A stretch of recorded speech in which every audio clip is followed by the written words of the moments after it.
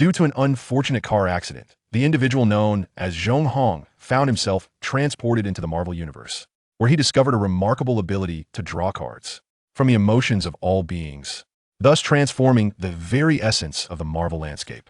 In the midst of a fierce clash between Iron Man and Ironmonger, the valorous sword of Galahad cleaved through Ironmonger. Chapter 1. The Emotion Card Drawing System. In Queens, New York, at 23 Prince Avenue, a young man with black hair and dark eyes stirred from a state of unconsciousness. "Am I traversing dimensions?" Zhong Hong murmured in disbelief as he beheld his intact hands. In his previous life, he was merely a factory worker, devoid of family ties, who, by a stroke of fate, had saved the father of a child, only to witness his own hands being gruesomely torn apart by machinery. His memories suggested he should have been lying in a hospital bed, yet the existence of his hands and the unfamiliar surroundings indicated that he was no longer in his former world. Ugh. Zhong Hong gingerly touched his still dizzy head and managed to sit on a nearby sofa. Surveying the scattered bottles and unfamiliar medications around him, he thought, "It appears this unfortunate soul has been leading a rather dismal life." Beep. Detection successful. Host has awakened. Beginner's gift package dispatched.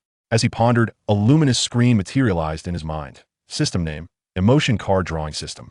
Host: Zhong Hong. Current world: Marvel Universe Earth 1008611 Film Universe Variant Cards. None items. Beginner's gift. Package special emotion points. 0 cards range from 1 to 10 stars.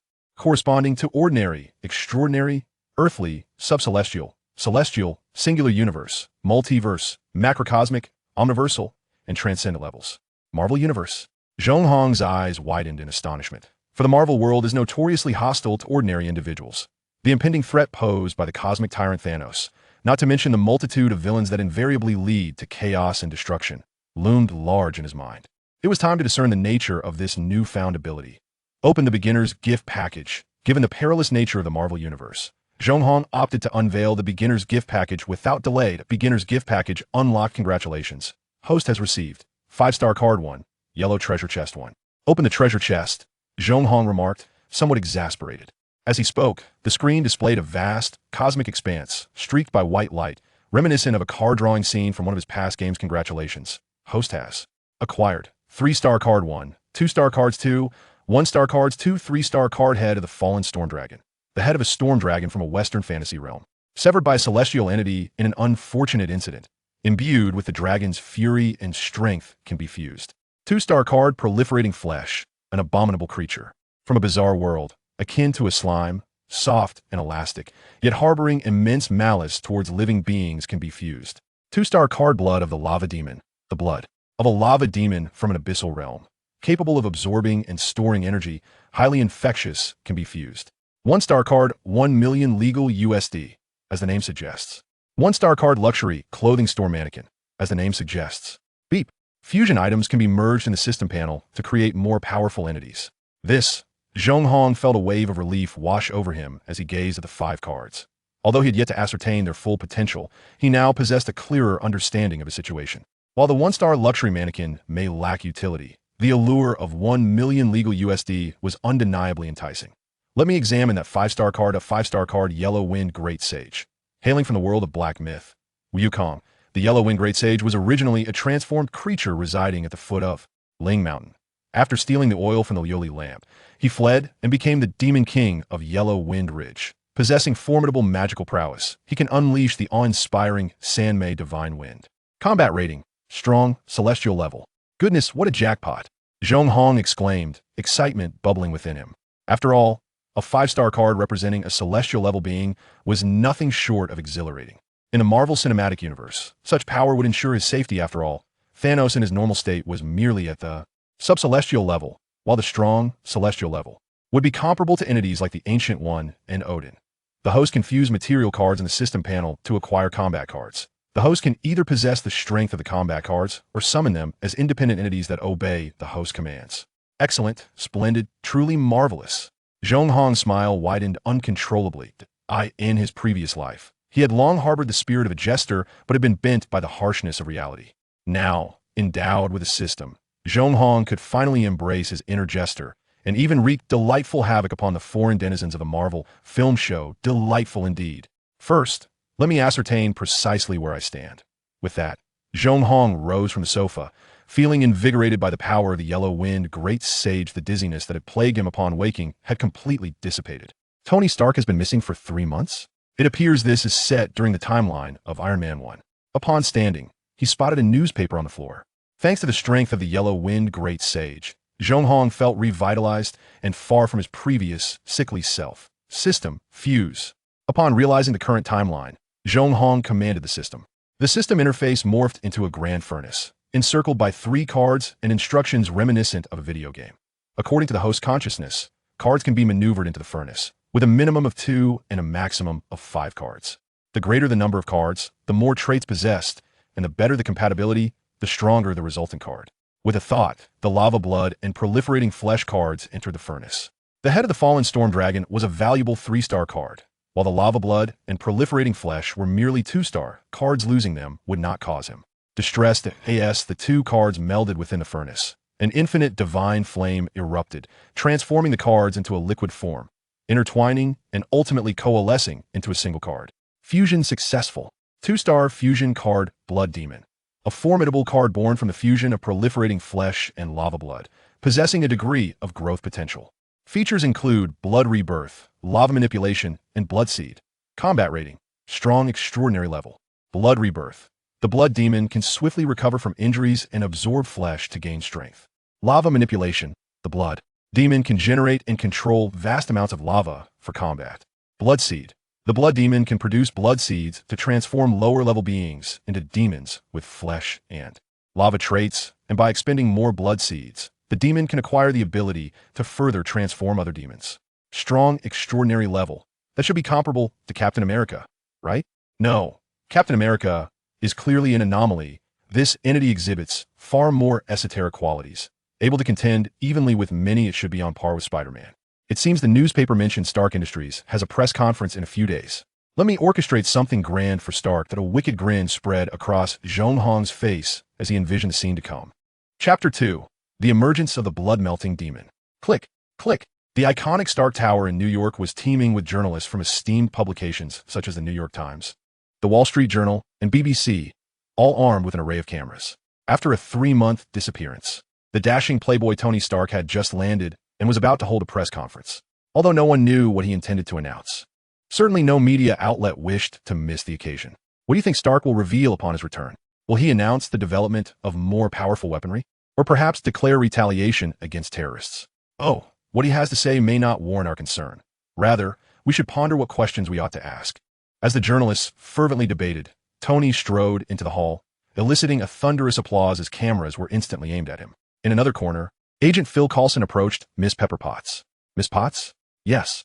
May I ask your question? I do not participate in the Q&A, but the press conference is about to commence. I am not a journalist. I am Agent Phil Coulson, affiliated with the Strategic Homeland Intervention, Enforcement, and Logistics Division. As he spoke, Coulson handed his business card to Pepper. That is quite a mouthful. Indeed, we are still refining it. The Department of Defense, FBI, and CIA have all reached out to us. We are an independent agency with a more focused mission. We need to inquire about Mr. Stark's escape in detail. I will add that to the agenda, if that is acceptable. Thank you. With that, both turned their attention back to Tony, who was addressing the crowd. A reporter posed a question. Mr. Stark, what did you experience during your time there? I gained a new perspective. I realized I could do more for the world than merely create explosions, Tony replied as he approached the podium. Therefore, effective immediately, I am shutting down Stark International's weapons production. Boom, boom, boom. Before Stark could finish, the sound of explosions outside captured everyone's attention. A massive fissure suddenly tore open the ground on the lawn just beyond, spewing forth a torrent of molten lava as if from a volcanic eruption. Roar! I have finally arrived in this vibrant realm. A deafening roar echoed throughout the Stark industrial complex. The journalists broadcasting live instinctively pointed their cameras toward the chaos, while countless Stark shareholders glued their eyes to their screens, witnessing the unfolding scene and hearing the ominous sound. Emerging from the chasm was a colossal figure, reminiscent of a demon from religious lore, an intentional act by Zhong Hong, knowing that believers would undoubtedly react with fervor upon seeing a representation of their faith's demon. Oh my goodness, is that a demon? This must be a punishment sent by the Almighty. The crowd was left in shock, while Stark shareholders watching the broadcast stared wide-eyed at their televisions. The demon towered over 3 meters, adorned with ram-like horns, cloven hooves, and a tail resembling a steel whip. its armor flowing like molten lava. As the blood demon descended, it seized an unfortunate soul, and with a mere exertion of strength, transformed that hapless individual into a sanguine paste, the flesh and blood slowly flowing toward the demon. The fresh sustenance was utterly delectable. I crave more. The thunderous roar of the blood demon jolted the S.H.I.E.L.D. agents led by Coulson back to their senses, prompting them to unleash a torrent of gunfire. Yet, the bullets proved utterly futile, failing to penetrate even the molten lava armor that encased the demon. Ignorant of its own peril, the blood demon conjured a long whip of molten rock and with a swift flick, severed several agents in two, their anguished cries echoing in the air.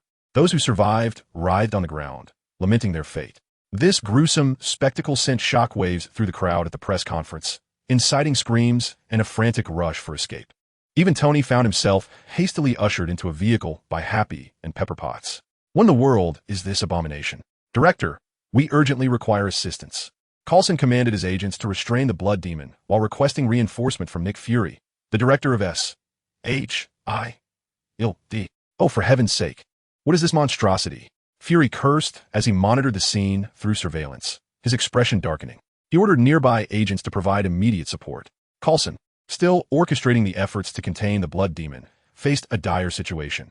The Star Tower's prime location attracted a plethora of affluent individuals, and a failure here would pose significant troubles for Fury. Scatter, everyone disperse quickly. As the blood demon prepared to strike again, Coulson's heart raced in terror, shouting at his subordinates. Yet, another agent fell, succumbing to the bloody ground. Ha ha ha, feeble humans. You are merely fodder for my kin.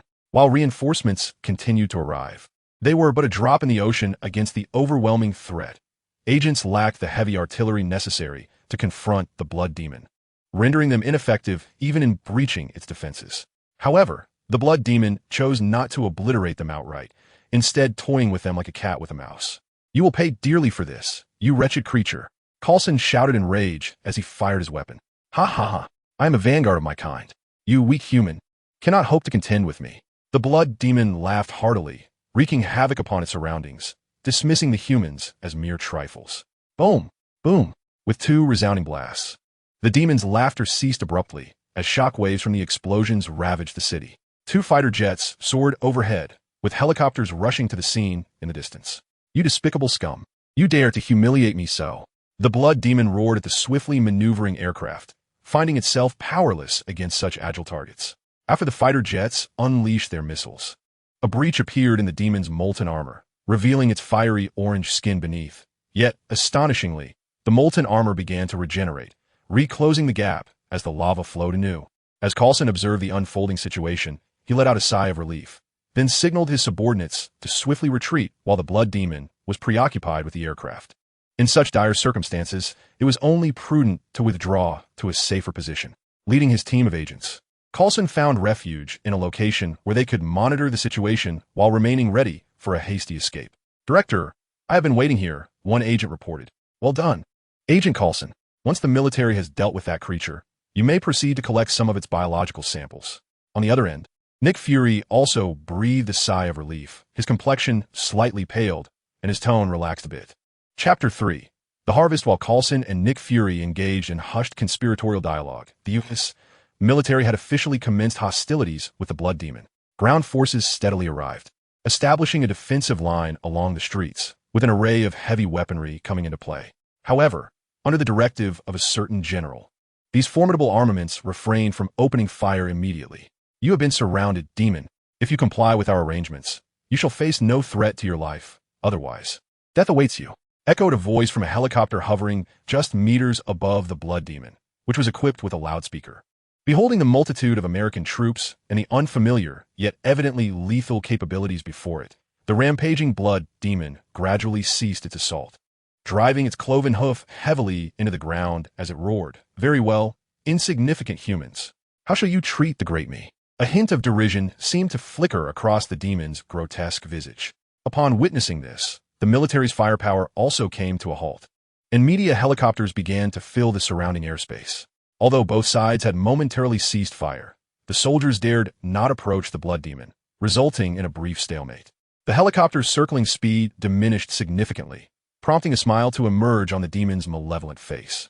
Before long, a gap appeared in the encirclement through which a military officer, dressed in the garb of an American soldier, stepped forth, his insignia indicating a rank of lieutenant colonel. Listen, demon, if you surrender peacefully, it will be for the best.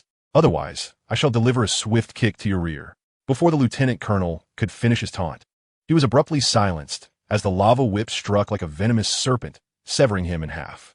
In that instant, as the blood demon unleashed its fury, columns of molten rock erupted beneath most of the heavy ground units, obliterating a significant portion of the military forces. The cries of despair drowned out the sound of the flowing lava. And you pesky flies. The blood demon glanced upward at the circling helicopters, its lava whip swelling rapidly. With a frenzied swing, it hurled countless molten projectiles into the air, creating a deadly barrage that hurtled toward the helicopters above. Oh, what the hell? The helicopter pilot of the American military watched in terror as a barrage of molten projectiles surged towards him, the hairs on the back of his neck standing on end. He frantically maneuvered the helicopter away from the onslaught, but his efforts were evidently too late. In an instant, the tide had turned. Aside from 2 aircraft soaring higher and faster, the remaining American forces suffered devastating losses, with 2 media helicopters tragically caught in the chaos, slowly descending amidst the anguished screams of journalists. From a distance, the cameras of several media helicopters captured the scene, where the blood demon, wielding its molten whip, appeared as a terrifying deity against the backdrop of numerous columns erupting with lava. Surviving American soldiers cried out in desperation as they retreated. What in the world is this power? Coulson, observing from afar, felt as though his jaw might drop to the ground, even inadvertently uttering his superior's catchphrase. Director, I believe we may need to withdraw momentarily. The area is nearly cleared of personnel. As he spoke, Coulson found himself involuntarily stepping backward. Your request is denied. His superior barked. Coulson, look at that demon. I see it, sir, but it appears to be restrained by something. Coulson halted his retreat, surreptitiously inching forward. Meanwhile, just as the blood demon prepared to wreak further havoc, it was ensnared by a chain of lava emerging from the fissure where it had first appeared, dragging its limbs toward the abyss. Humans, wait for me. We shall meet again when the fissure reopens. With a laugh, the blood demon leaped into the chasm. At 23 Princes Avenue in Queens, emotional values surged from various bystanders. 0-1 from one, 0-1 from another, 100 from Tony Stark, 90 from Nick Fury. The emotional value tally reached an astonishing 902-413. Watching the system panel's number skyrocket, Zhong Hong felt a wave of elation. Typically, a bystander would contribute around 0-1 emotional value, but those with significant roles in the Marvel Universe provided much more. Feeling the damage inflicted was sufficient, Zhong Hong retracted the blood demon through the system. The demon had performed remarkably well, seizing the opportunity in the absence of superheroes. Had there been a few present, it would not have been so easy for the blood demon to terrorize. In the future, he would have to be mindful of causing harm to ordinary people. This brief appearance had already resulted in over 1,000 casualties, though they were denizens of the Marvel world, and he felt no sorrow for the American losses. Sustainability remained a concern. Chuckling softly to himself, Zhong Hong mused about the time remaining until Thanos' arrival. This carefree existence was precisely what he had always dreamed of. He acknowledged that people's emotions could become numb over time. Excessive stimulation could lead to diminishing returns in emotional value. Currently, he had amassed nearly 100,000 emotional values, and in a couple of days they would stabilize. He looked forward to exploring what treasures he could unlock, anticipating another wave of amusement. As Zhong Hong sat at home, lost in foolish laughter, a heated argument unfolded outside Stark Tower between the military and S.H.I.E.L.D. You wretched agents allowed this monstrous thing to appear in the city. You shall be held accountable for this. The military's apparent attempt to shift blame did not incite anger in Coulson, who replied leisurely, Hey, my friend, that is not how the narrative unfolds. Our people have suffered significant casualties as well. Witnessing Coulson's demeanor, the late-arriving military officer's frustration intensified. The events of the day had not only inflicted severe losses on the military, but also placed them at risk of facing a military tribunal. Dealing with such supernatural entities is your job, isn't it? Don't think I'm unaware of your operations. As the confrontation escalated, Coulson, no longer inclined to indulge the aggression, coolly responded, I will, of course, report this matter to my superior. You have no authority to demand accountability from me. Your losses are your concern. Listen, my friend, this conversation ends here. With that, Coulson turned on his heel and walked away, leaving the furious military officer behind. Coulson and a few agents gradually approached the fissure from which the molten demon had emerged, where even now, lava bubbled beneath, and the acrid scent of sulfur assaulted Coulson's senses. Chapter 4. Reactions from all sides at the shield base. Nick Fury was swiftly dispatching research personnel to Stark Tower's vicinity while also engaged in a conversation with Coulson. Listen, Coulson, you needn't concern yourself with the military or any other agency. Your priority is to investigate where this entity originated, how it came to be, and what its intentions are, with utmost urgency. Understood, Director. As he heard Coulson's voice, Fury rose and gazed out the window at the distant sky. His resolve to assemble the Avengers grew ever more steadfast. Meanwhile, within the shield base, one of Hydra's leaders, Alexander Pierce, was conspiring with Crossbones. At Stark's villa, ever since Happy and Potts had whisked him away in a car, Stark had headed straight to his estate. Jarvis. What was that entity? Based on physical analysis, it resembles a demon. Jarvis. Arrange for several experts in this field and procure the following materials for me. At once, sir. At the Camartage Sanctum, the Ancient One released the Eye of Agamotto with a deep sigh. Not long ago, she had sensed disturbances in the flow of time within this universe and had used the eye to peer into its depths. However, she discovered that the subsequent timeline had descended into utter chaos. At times, it appeared singular, at others, dual, and occasionally, it seemed as though nothing existed at all. Just moments ago, she found herself completely unable to glimpse time, as the timeline she examined had utterly collapsed. Countless threads of time were intertwined like a tangled ball of yarn, making it impossible to discern any clarity.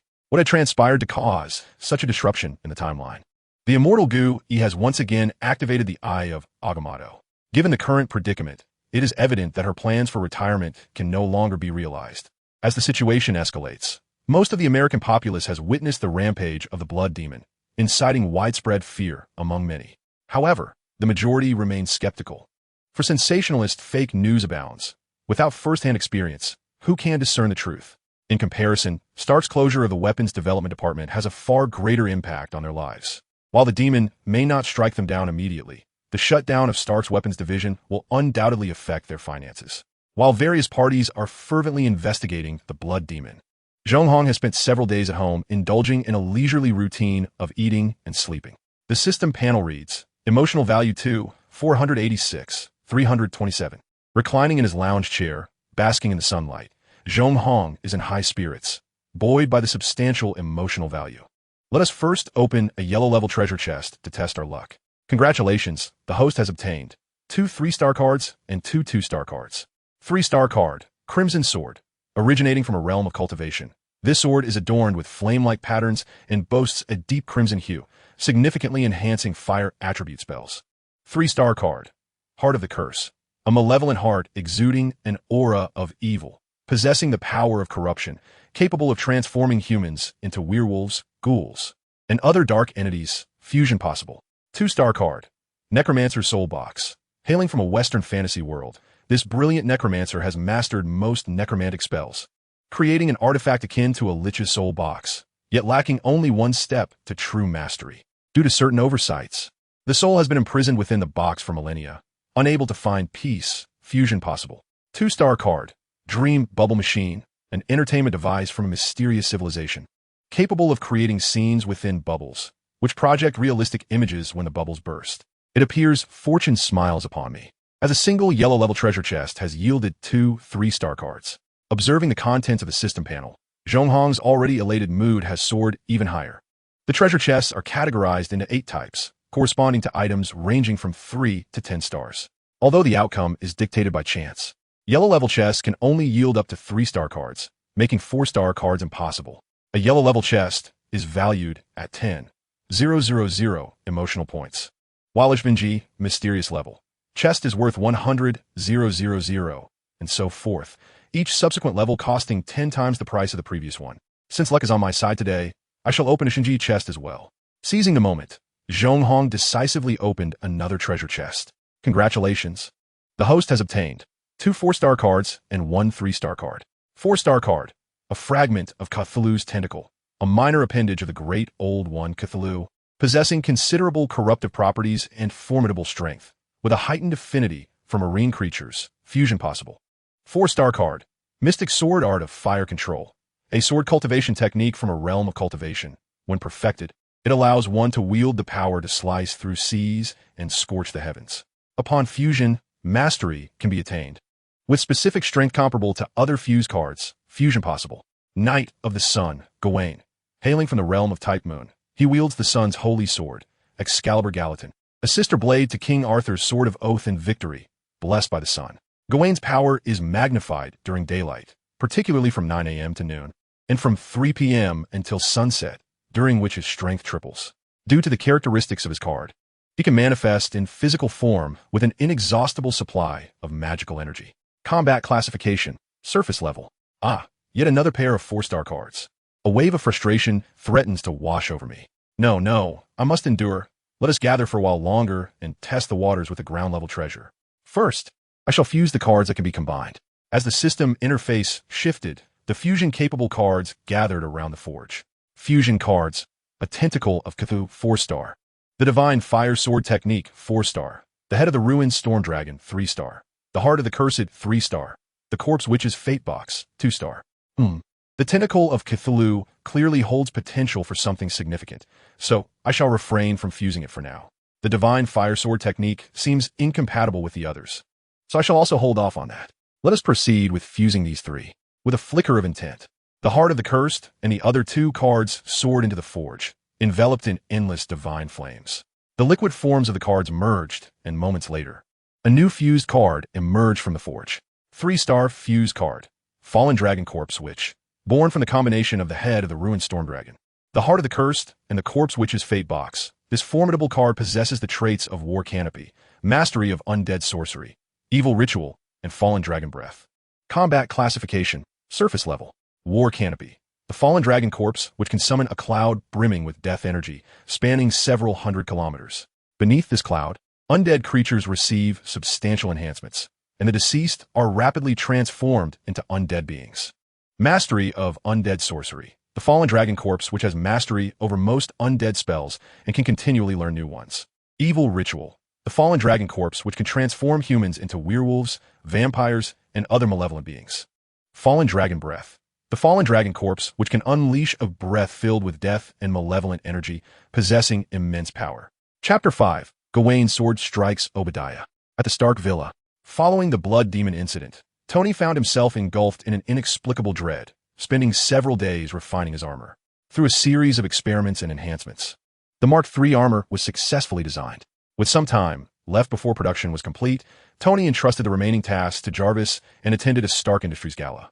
Shortly after entering the gala, Tony discovered that Stark Industries was selling weapons without his authorization. Just as he prepared to confront Obadiah, the latter approached him, claiming responsibility for Tony's ousting. Observing this so-called uncle using the guise of concern to justify his actions, a complex expression crossed Tony's face. Realizing he had lost interest in the gala, Tony soon returned home. Tony sat at home, watching news reports detailing how criminal forces were ruthlessly slaughtering the innocent with Stark Industries weapons, and yet no one dared to intervene. Witnessing this, Tony resolved to take action. The moment Mark III emerged, he donned the armor and swiftly dealt with the terrorists committing these heinous acts. This very operation drew Obadiah's attention towards Tony's iron armor, while simultaneously, Tony instructed Pepper Potts to investigate Obadiah. Sensing that his plans had been compromised, Obadiah abandoned pretense and directly infiltrated Tony's villa, seizing the arc reactor from Tony's chest to activate the Ironmonger. Nearby Stark Tower, the aftermath of the recent demon incident left several streets under DS surveillance, resulting in significantly reduced foot traffic during the night. After being released by Zhong Hong, Gawain was dispatched to patrol the streets as, according to the narrative of Iron Man, Obadiah was poised to make his move against Tony. With an abundance of villains, the confrontation was bound to be less favorable than a clash between heroes and villains, which would serve to protect the innocent and elevate morale. Thus, Gawain was assigned a role in combating the demons. Although Gawain's knightly attire clashed with the surrounding environment, no one dared to approach the seemingly formidable figure. SHIELD. Agents merely cast a cursory glance, for in America, eccentricities were commonplace, and a knightly costume was hardly worthy of attention elsewhere. Suddenly, a thunderous noise erupted on the streets of New York as Iron Man and Ironmonger clashed. "I love this suit," Obadiah thought, reveling in his newfound power. Feeling invincible as he lifted a car, causing its terrified occupants to scream in panic. Tony, you must understand the world has changed. We need more formidable force to combat such threats. Before Obadiah could finish, Tony unleashed an energy blast that sent him flying. Tony instinctively caught the terrified family, yet was inadvertently dragged a distance by the panicked female driver. Just as Tony attempted to rise, Ironmonger hurled a motorcycle at him with great force. As Obadiah prepared to pursue Tony further, he noticed a figure blocking his path. Get out of the way! Obadiah activated his thrusters and swung an arm towards the figure. To his astonishment, the individual effortlessly caught the attack without budging an inch, causing Obadiah's pupils to dilate in fear. Gawain retaliated with a push, forcing Ironmonger back. What exactly was that thing you referred to? Gawain asked coolly, not advancing further. Tony, witnessing this, widened his eyes in astonishment, muttering to himself. He asked like a Superman. Obadiah, equally stunned, quickly regained his composure and glared fiercely, exclaiming, "That thing is your demise." With that, he launched 2 missiles towards Gawain. "Watch out," Tony shouted, desperately warning Gawain, not wishing for the ally who aided him to perish under Obadiah's missiles. However, the ensuing scene left Tony utterly bewildered. Gawain unsheathed his sword, casually twirling it, and effortlessly shattered 2 missiles. "You treacherous scoundrel!" Gawain exclaimed, as he directed a swift stroke towards Obadiah, unleashing a golden beam of light that surged towards him, arriving in an instant. Witnessing this, Obadiah shouted in terror, "No." The emotional values registered were as follows: 86 from Obadiah, 168 from Tony, 08 from SHL, the agents, and 06 from Hydra operatives. Yet, Gawain's sword light did not claim Obadiah's life. It merely carved a large gash into the Ironmonger's chest, incapacitating him entirely. "Can we speak now?" Gawain inquired as he approached the Ironmonger, but Obadiah was too petrified to respond, having been momentarily gripped by the sensation of impending death. Observing this, Gawain's brow furrowed. "Ah, Sir Knight, I believe I can provide you with information regarding that matter." Tony rose and approached Gawain, speaking as he walked. Gawain glanced back at Tony, feeling a modicum of appreciation for this individual who had come to the aid of others. He was certainly more palatable than Obadiah, who treated people as mere weapons. However, it was evident that this was not the appropriate venue for a conversation. "Shall we proceed to my office?" Tony, having caught up with Gawain, lifted his visor and addressed him, having set aside his usual arrogance, for the man before him was almost superhuman in strength. "Lead the way." With those words, Tony breathed a sigh of relief and guided Gawain towards Stark Tower. Meanwhile, Pepper, arriving with a contingent of support agents, embraced Tony's armored form fiercely. In response, Tony reciprocated her embrace for comfort. "Me fine, Pepper. Please see to it that Obadiah is apprehended." With that, Tony led Gawain into Stark Tower. Pepper arranged for a team of agents to extract Obadiah from the Ironmonger, but given his state, they promptly took him to the hospital. The entity he mentioned resembles a demon. You can observe its likeness here. With that, Tony handed Gawain a tablet displaying footage of the blood demon wreaking havoc near Stark Tower. "Sir, if you possess any information, I believe you should share it with me. Perhaps I can offer you assistance," Tony carefully suggested, laced with subtle insinuations. Gawain rose and gazed out at the New York skyline, seemingly lost in thought. Not wishing to disturb him, Tony opened a bottle of red wine and settled onto the sofa, sipping quietly. After a considerable pause, Gawain turned to Tony, his eyes gleaming with a golden light that made Tony's scalp tingle. "Care for a glass?" Unable to withstand Gawain's penetrating gaze any longer, Tony stood and poured a glass of red wine, extending it towards Gawain. Chapter 6: The Council of Ashes and the Underworld. Accepting the wine with a word of thanks, Gawain took a sip.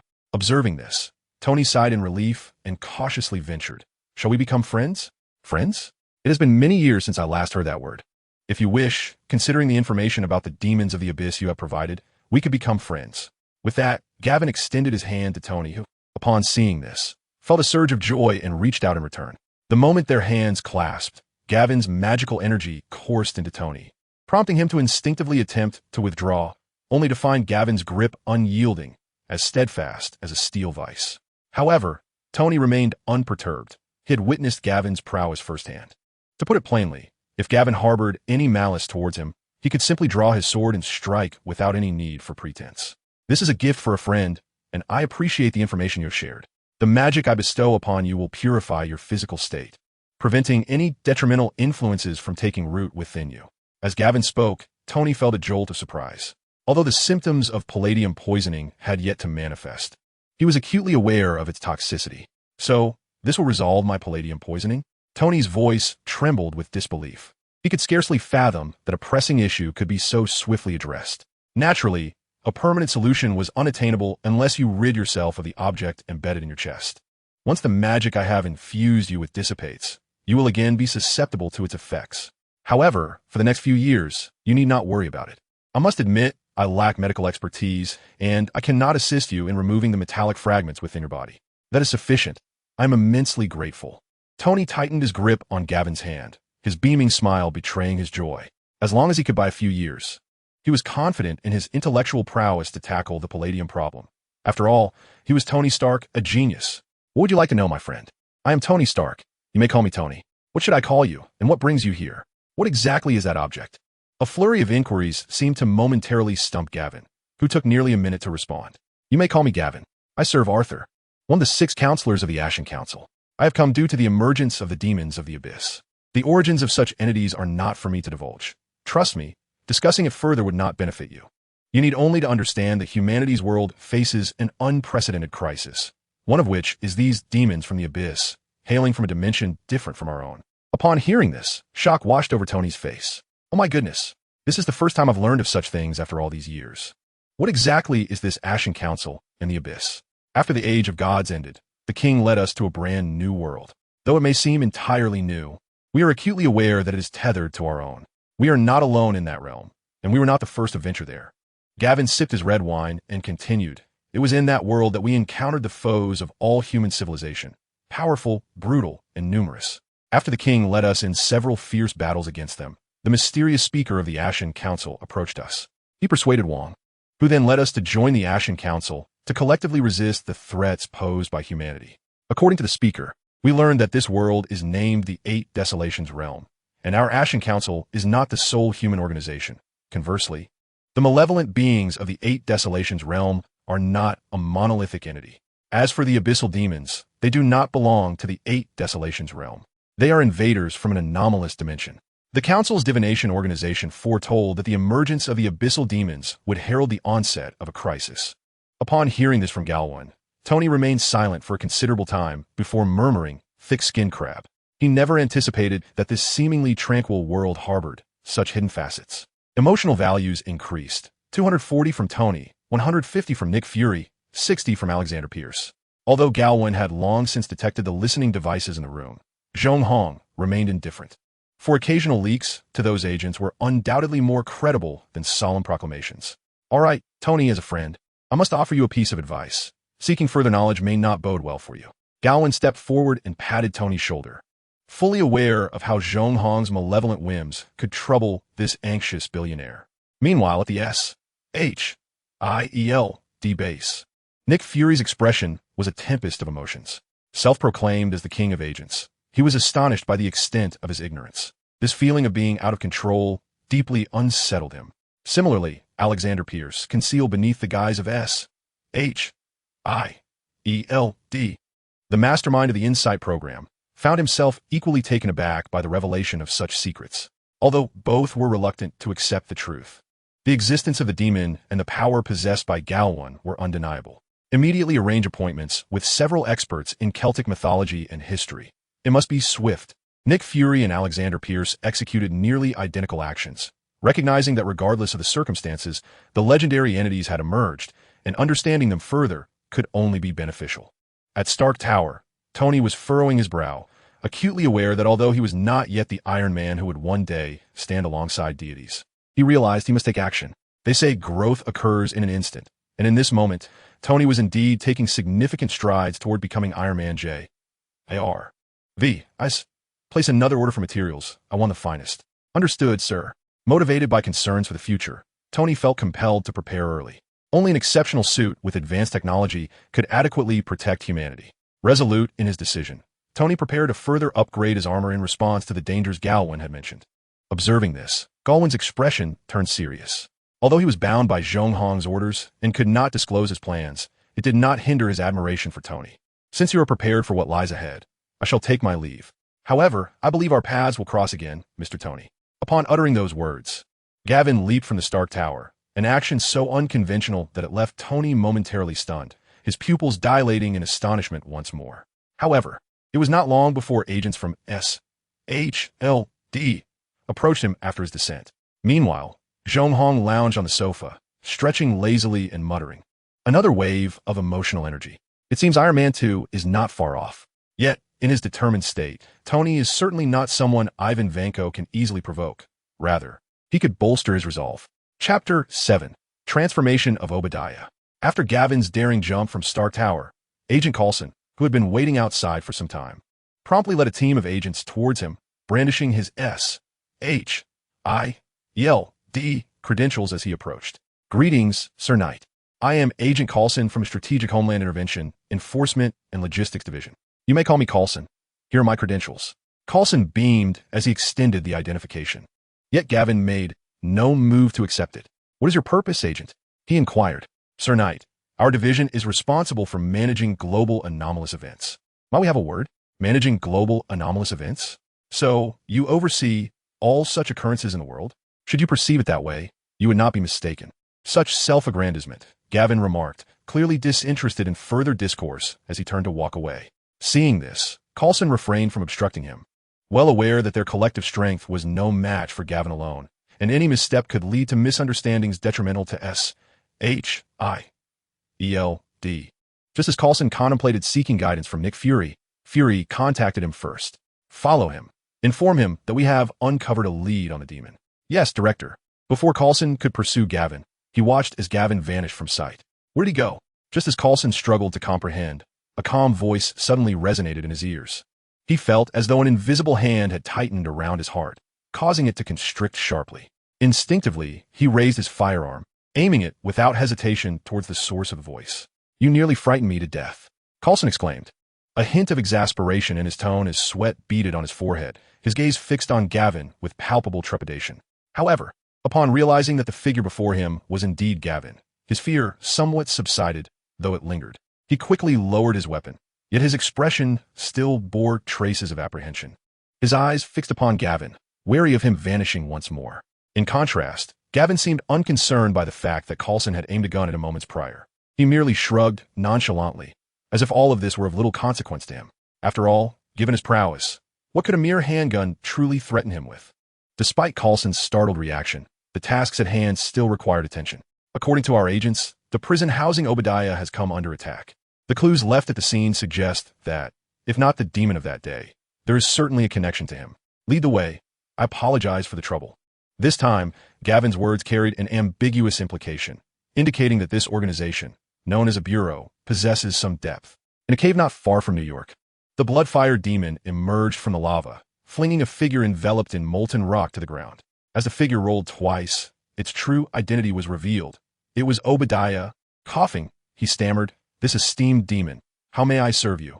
Rising shakily from the ground, he recalled his earlier expectation of facing retribution from Tony and SHIELD. Yet the appearance of his demon offered him a glimmer of hope. After all, the fact that the demon had spared his life indicated that he still held some value in its eyes, though the nature of that value eluded him. You wretched human. Since you seek power, I shall now grant you the opportunity to obtain it. With that, the Bloodfire demon extracted a blood-red seed-like object from its molten chest. The moment the seed was revealed, the surrounding air seemed to boil with an overwhelming heat that forced Obadiah to retreat. Just as he was about to utter a word, the demon lunged forward, thrusting the Bloodfire seed into Obadiah's chest. Ack, ack, ack. As the seed entered his chest, Obadiah felt an immensely savage energy surge violently within him, the pain causing him to collapse and writhe on the ground in agony. Gradually, his cries subsided, and he observed his body, now appearing to flow like lava, lost in contemplation. At that moment, he had been transformed into a demon seed, embodying both flesh and molten rock. As he felt the surging power within him, a satisfied expression spread across Obadiah's face.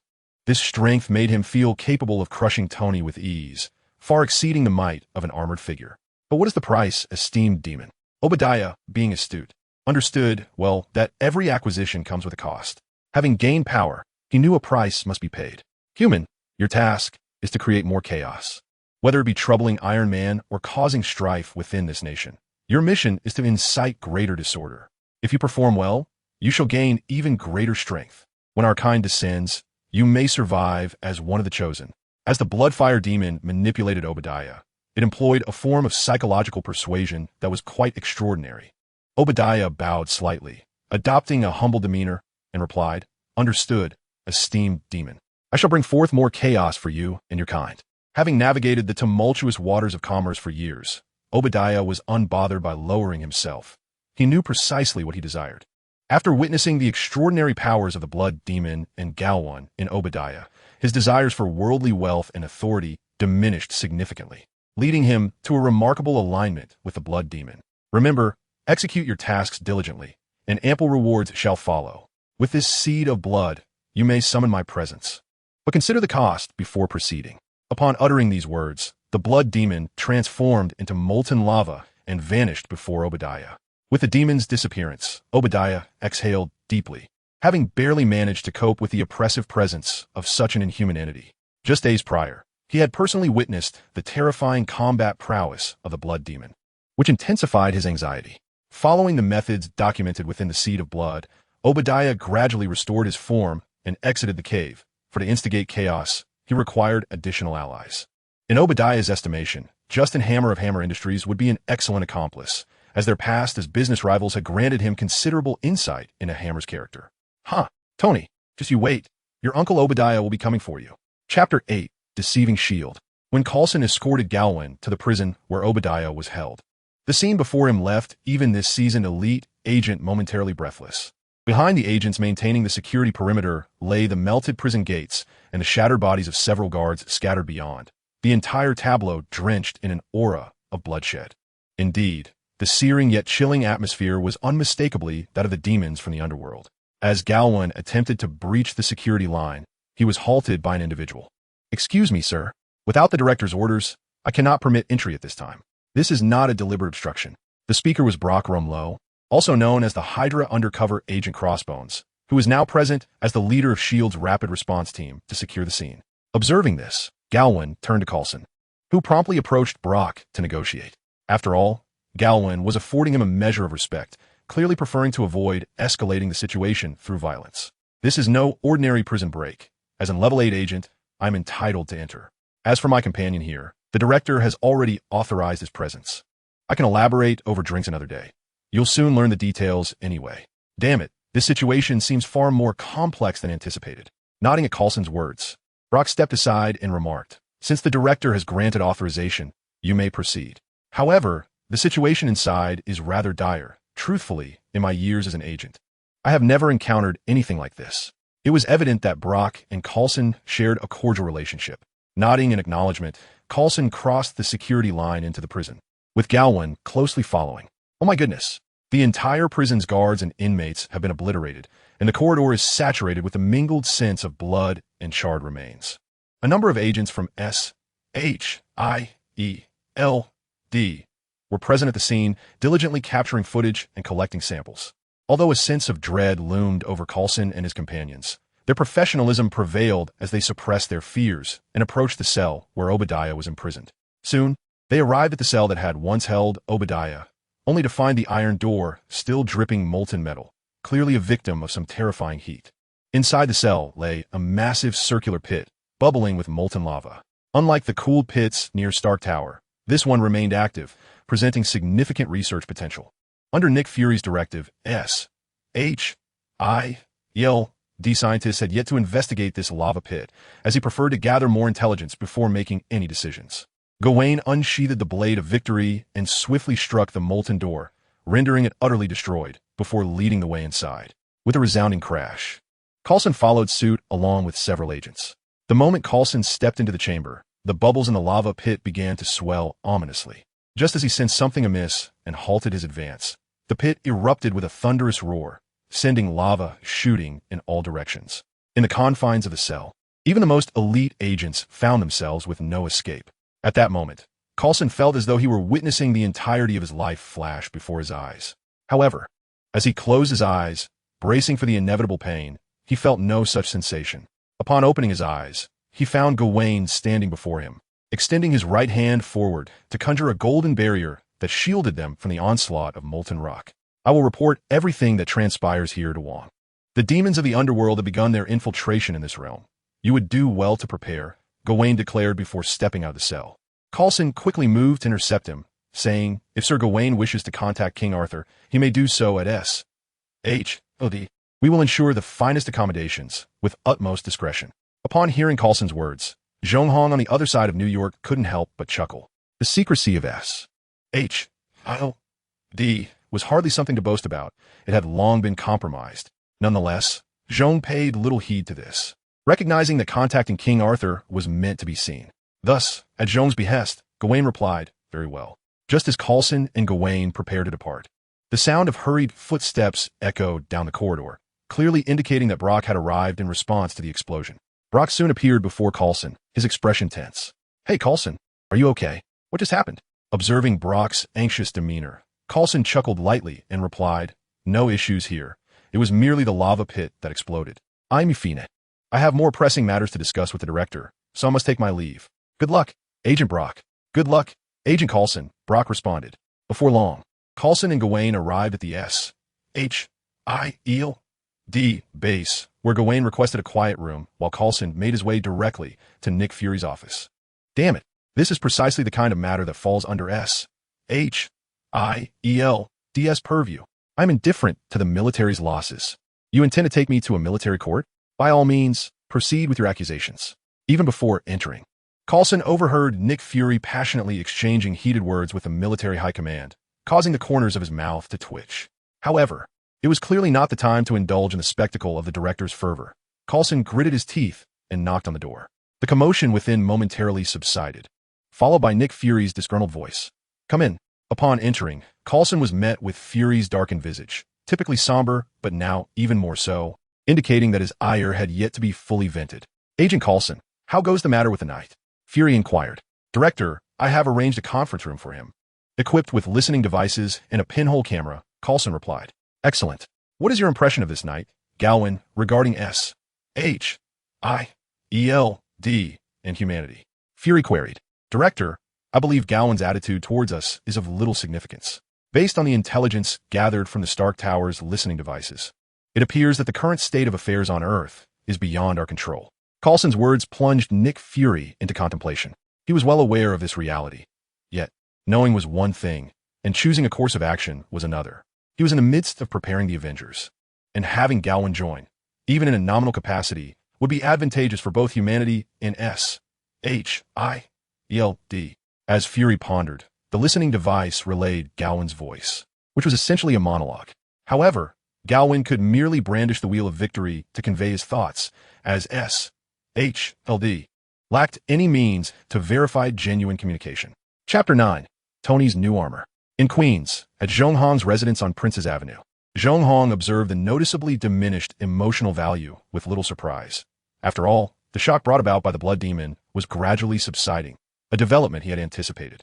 As for why he did not unleash the blood demon to wreak further havoc, it was due to the presence of the Ancient One, a formidable being of supreme mastery over Earth, acutely sensitive to dimensional incursions. A demon rampaging across the globe would undoubtedly trample upon her sacred ground. Having no opportune moment to unveil his trump card, the great sage of the Yellow Wind, Zhong Hong refrained from deploying such a powerful entity, as it would be an egregious waste to astonish mere mortals with someone of that caliber. Instead, he sought a fitting moment to elevate its prominence in the public eye. Perhaps it is time to enhance Tony's capabilities, he mused. Otherwise, in the forthcoming battles, he will merely serve as a bystander. With this thought, Zhong Hong dispatched Gawain to seek out Tony, confident that Tony's inquisitive nature would lead him to explore magic, as well as anti-demon and anti-Gawain armors. With that, Zhong Hong allowed Gawain to depart from S.H.I.E.L.D., having conveyed all pertinent information. There was little more he could fabricate in the limited time remaining. Meanwhile, upon exiting S.H.I.E.L.D., Gawain made his way directly to Stark Tower, while Nick Fury and Coulson once again fell into a contemplative silence. Coulson, find me some scholars who specialize in Celtic mythology. Ensure they all sign confidentiality agreements. Yes, sir. After Coulson exited, the office was left in solitude, with only Nick Fury remaining. He retrieved an old pager, caressing it thoughtfully before letting out a deep sigh and putting it away. In the early morning at Stark Tower, as Potts stepped out of the elevator, ready to embark on a day of work, she was taken aback to find a tall figure seated in Tony's office. Her previously drowsy mind instantly awakened. It was inconceivable for Tony to be at work at this hour, and recalling his mention of Obadiah, who had just entered prison and was now on the run, a sense of foreboding washed over her. Just as she contemplated retreating, a familiar voice called out to her. "Good day, madam. Might I inquire about the whereabouts of Mr. Tony Stark?" Upon hearing this voice, Potts recalled the night from the previous day. Considering his assistance to Tony, she deduced he posed no threat to her. Thus she exhaled in relief and replied, "At this hour, Tony should still be resting. How may I assist you?" The figure within the office nodded in acknowledgement, saying, "If he is resting, I can wait for a while. If you have work to attend to, please disregard my presence. Please hold on, sir, while I contact Tony." Noticing the knight's apparent disinterest in further conversation, Potts proceeded to dial Tony's number. After a few minutes of communication, she hung up and approached the knight, stating, "Greetings. Sir Gawain, you may call me Potts. Tony has instructed me to arrange transportation for you to meet him. Would that be agreeable?" "That will be most appreciated, Miss Potts," Gawain replied, rising from his seat. This time, he chose to take the elevator rather than leap from the building. Soon, the vehicle Potts arranged delivered Gawain to Tony's villa. To the astonishment of the driver, Tony was waiting at the door, an unusual sight for the proud and often arrogant billionaire. "You actually returned," Tony exclaimed with delight. He had been contemplating incorporating magic into his next suit and considering whether to take the risk of experimenting with the energy Gawain left within him. The unexpected return of Gawain felt like a stroke of fortune. "My king has instructed me to remain here, as his actions invariably bear significance, and surely events are destined to unfold." Gawain exited the vehicle and followed Tony into the villa, where Tony began to introduce him to the premises. The impact Gawain had on Tony was considerable, yet Gawain remained a figure from a bygone era. A touch of technological marvel served to balance Tony's perspective. Before long, they arrived at Tony's laboratory, which was significantly larger than in the original narrative. 3 suits of armor were under examination, one of which emitted materials that resonated subtly with Gawain's magical essence. This particular suit was a discovery Tony had made after a night of comparison with Jarvis, revealing similarities to the energy within him. Utilizing his financial prowess, Tony quickly acquired a batch, which was then brought to the laboratory for further exploration. However, Gavin seemed utterly uninterested in the matter at hand, casting a languid gaze towards Tony.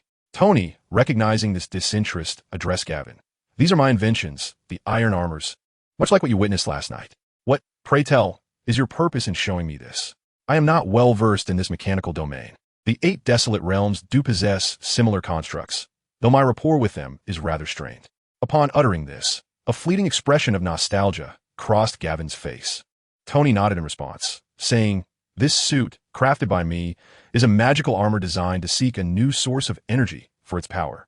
You merely need to infuse it with magical energy." After listening to Tony's explanation, Gavin extended his hand, conjuring a sphere of golden energy, which he then infused into the armor. Instantly, the armor glimmered with a faint light. Witnessing this, a smile of delight spread across Tony's face, confirming that the materials he had chosen indeed reacted to magic. "Jarvis, record the experimental data." "Yes, sir." Once Gavin had infused his magical energy, he looked at Tony with a bemused expression, unable to comprehend why such rudimentary magic elicited such joy from him. Ignoring Gavin's perplexed gaze, Tony proceeded to operate the armor, donning it with ease.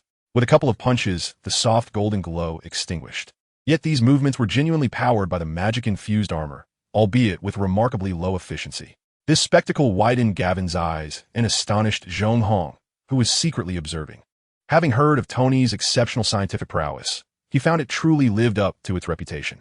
This prompted Zhong Hong to consider the potential of nurturing Tony, as cultivating talent could indeed be an enjoyable venture. "This is my latest research endeavor, the magical armor. Although it may appear ineffective at present, this is merely a matter of materials. Once suitable materials are discovered, it could vastly improve the armor's capabilities. A fusion of magic and technology in armor will undoubtedly catch the denizens of the underworld by surprise." As he spoke, Tony soared into the sky, leaving Gavin in a state of disbelief. While soaring above, Tony was captured by numerous cameras, yet he remained unfazed. Even if the public recognized him as Iron Man, it would bear no consequence. After all, this was America, where capital reigned supreme, and he, Tony Stark, represented the pinnacle of that capital.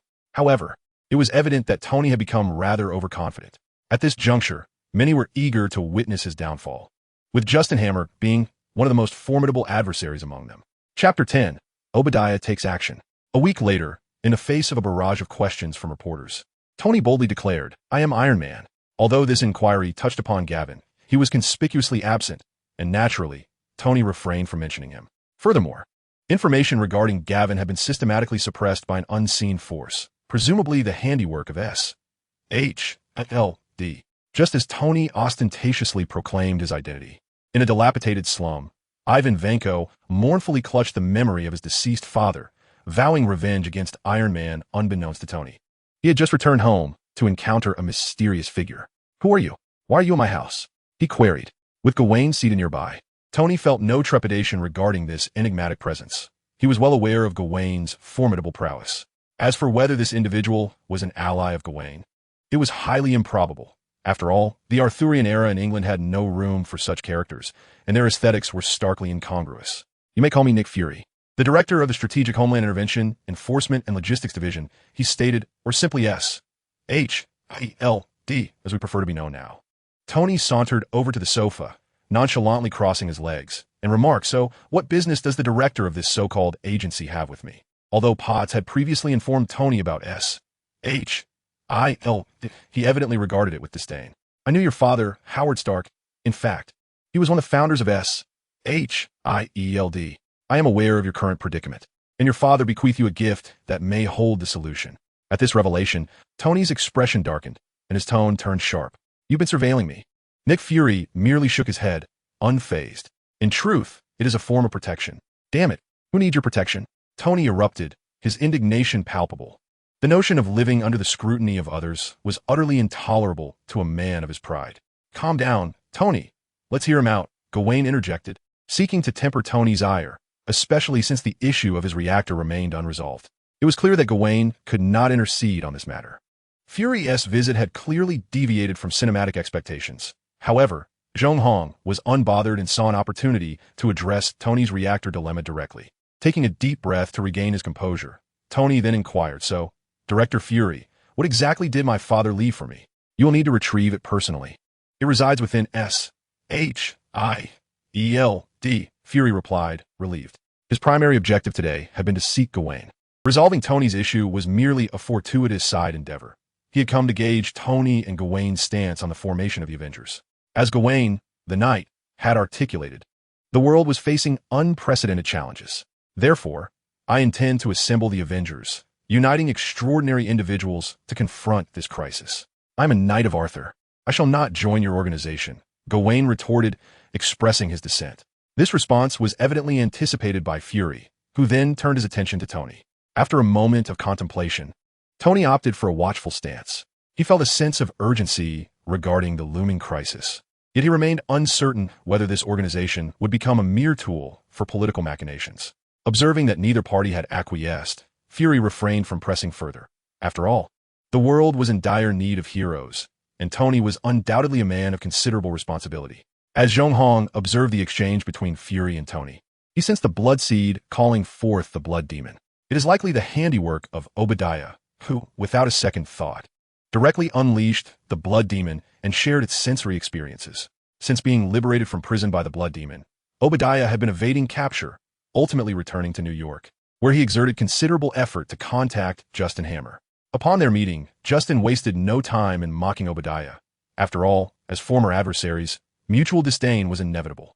However, once Obadiah demonstrated his extraordinary powers, all mockery dissipated. Justin Hammer had been keenly observing Stark Industries and was well aware of the recent events. "So, you have acquired the powers of the demon?" Justin Hammer gazed at Obadiah in disbelief, his expression filled with astonishment. "I know you wish to dethrone Tony, and I share that ambition. I believe we can collaborate. What do you require? I now possess strength, and you have resources. We must create more chaos to draw Tony and that detestable knight into the fray. Before that, we need greater power. What must I do?" Feeling the oppressive aura emanating from Obadiah, a flicker of intrigue appeared in Justin Hammer's eyes. Emotion value from Justin Hammer, 20. Emotion value from Justin Hammer's bodyguard, 1. Observing Justin Hammer's reaction, a smirk crept across Obadiah's lips. The exhilaration of displaying such power was intoxicating. "We require some vagrants. After all, the arrival of demons always demands sacrifices, does it not?" "Agreed." Justin Hammer promptly instructed his subordinates to take action.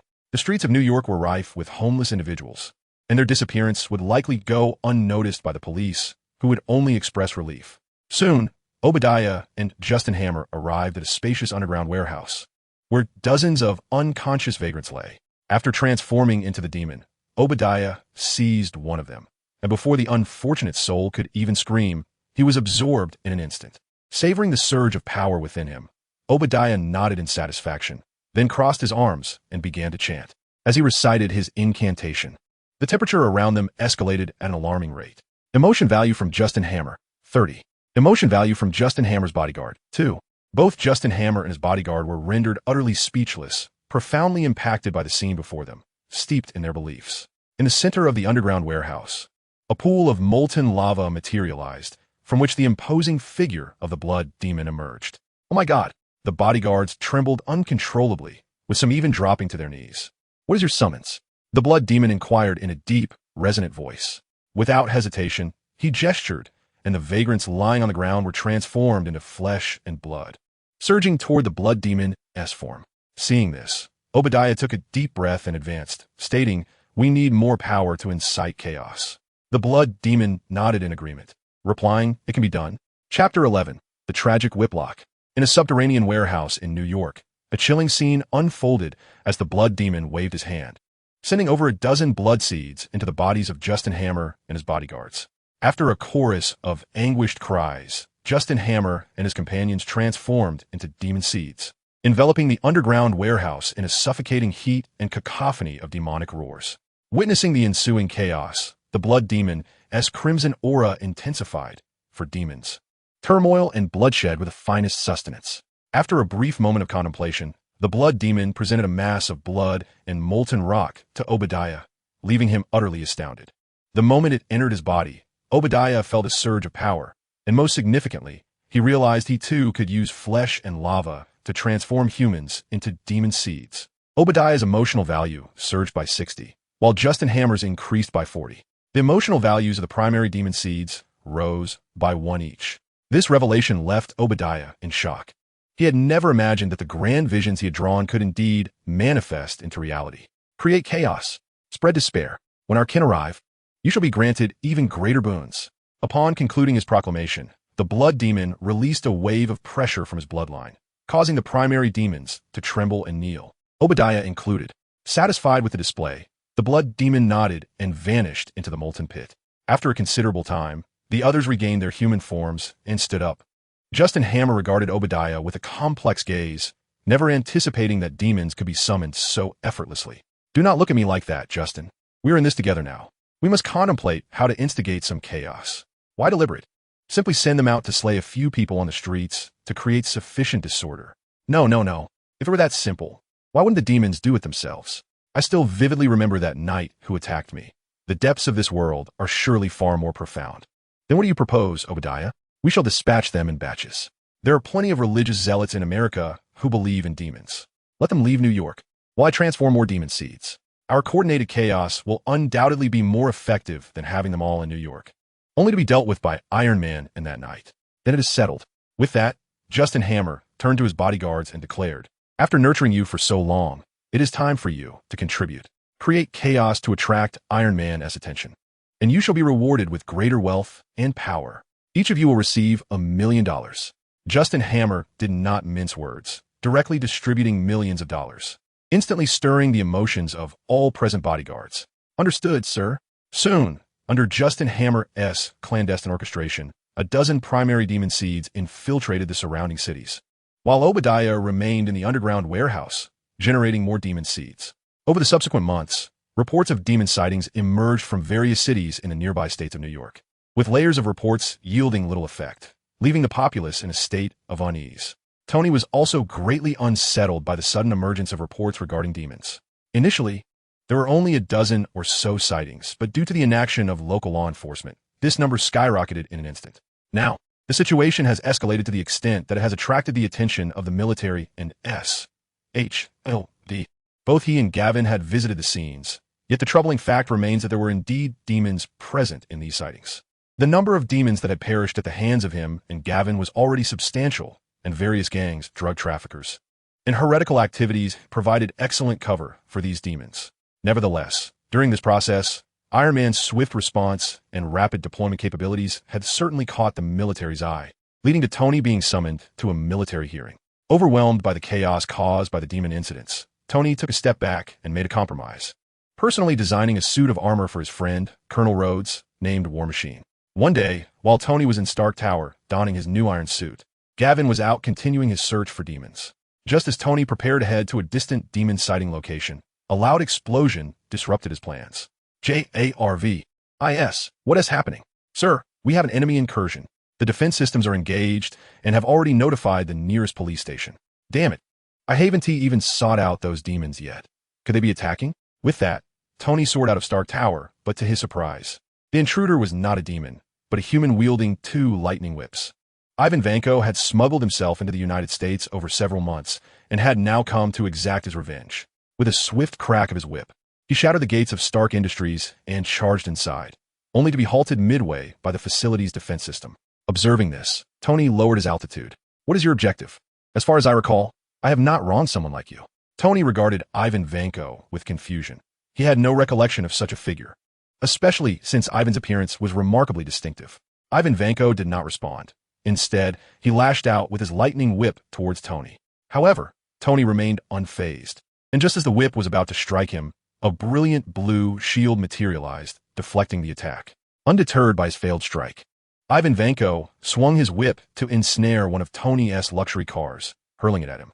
In response, Tony activated his jet boots, evading the projectile, though this act evidently incensed him. It seems I need to teach you some restraint. With that, Tony surged forward and landed a punch squarely on Ivan Vanko's face, sending him flying several meters and leaving him dazed. Yet, Ivan was no pushover. Gritting his teeth, he rose and lashed out again with his whip, only to have Tony seize it and fling him aside, incapacitating him. Tony approached and removed the arc reactor from Ivan Vanko's chest. Gazing at the reactor, which bore an uncanny resemblance to his previous model, Tony fell into deep contemplation. Where did you pilfer this technology? Beneath his iron mask, Tony's brow furrowed. He was confident that no one could have developed the arc reactor technology at this time. Upon hearing Tony's inquiry, Ivan Vanko erupted into laughter. Although he admitted to underestimating Iron Man, he firmly asserted that the technology of the arc reactor was not a mere act of plagiarism. Tony, you and your family are the real thieves. You're the ones who engage in theft. This assertion left Tony perplexed. However, before he could further question Ivan, he was swiftly apprehended by the hastily arrived police. The response time of the police for affluent individuals like Tony was remarkably swift. Thus, despite the chaos, Tony found himself tragically captured without sustaining any harm. After months of turmoil caused by the demon species, Zhong Hong's emotional value had surpassed the 1,000,000 mark, signifying that he was now eligible to open a terrestrial-level treasure chest. Chapter 12. The Hellish Demons of the Marvel Universe in Queens. Zhong Hong reclined leisurely on his sofa, engrossed in the television.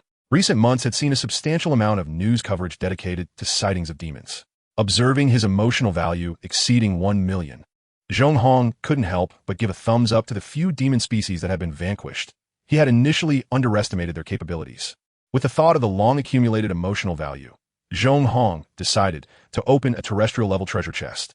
Congratulations, host, you have obtained 1 5-star card, 3 4-star cards, and 1 3-star card. 5-star card, Shattered Realm of Death. A realm that serves as the domain of the deceased, though fragmented, its core remains intact, teeming with the essence of death. The entire world is suffused with the laws of mortality, inhabited by a terrifying multitude of undead creatures that can grow and repair themselves by devouring other worlds. Fusion possible. 4-star card, Remnant of the Bear God. The incomplete body of a deity from a Western fantasy world, possessing divine qualities despite its fragmentation. A mere mortal gazing upon, it could even witness the immense bear roaring towards the heavens. Fusion possible. 4-star card, Thunder Crystal. Formed from the concentrated divine blood of a deity who mastered the laws of thunder. It possesses a faint power of the lightning laws. Fusion possible. 4-star card, Power of the Lich King. The power derived from the Lich King of the Warcraft universe. Capable of instigating apocalyptic wars and able to transform, create, and enslave undead creatures. Fusion possible.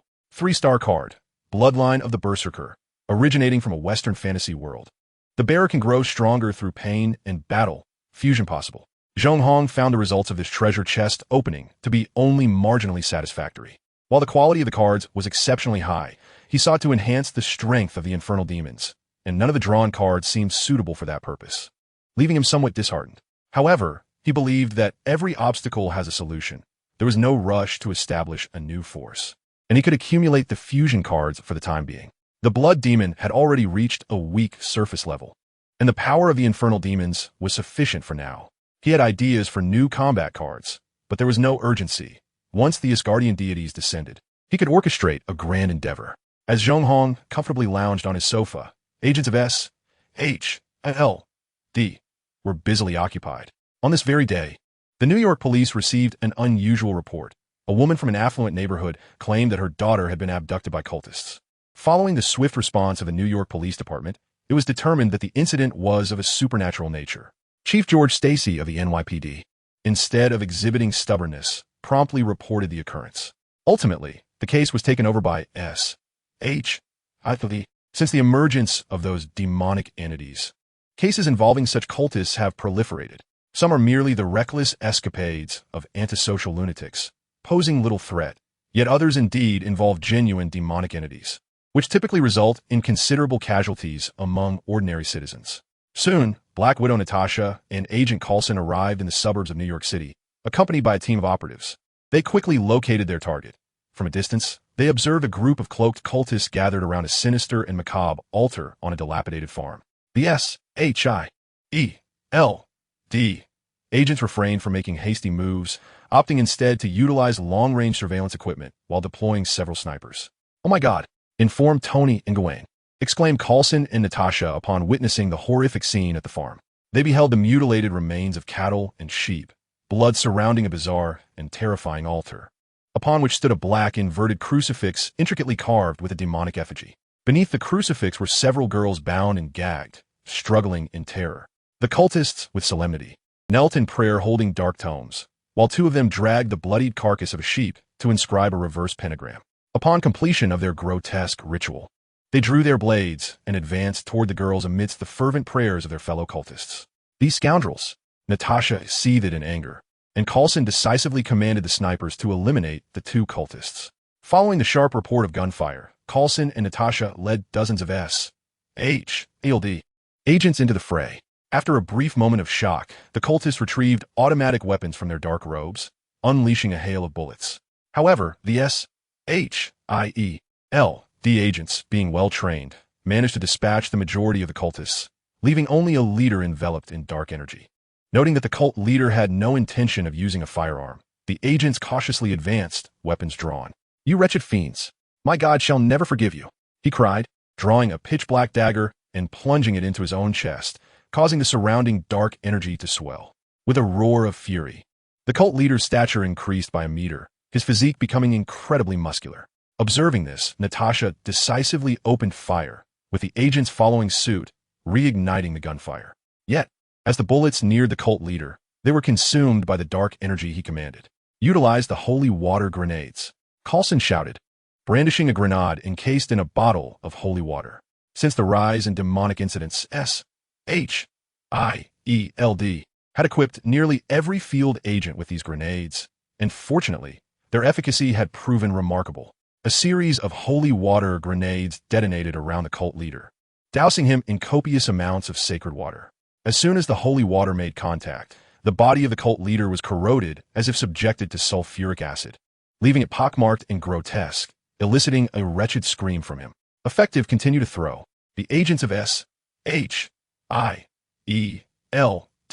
coordinated their efforts, with snipers controlling the operation from a distance.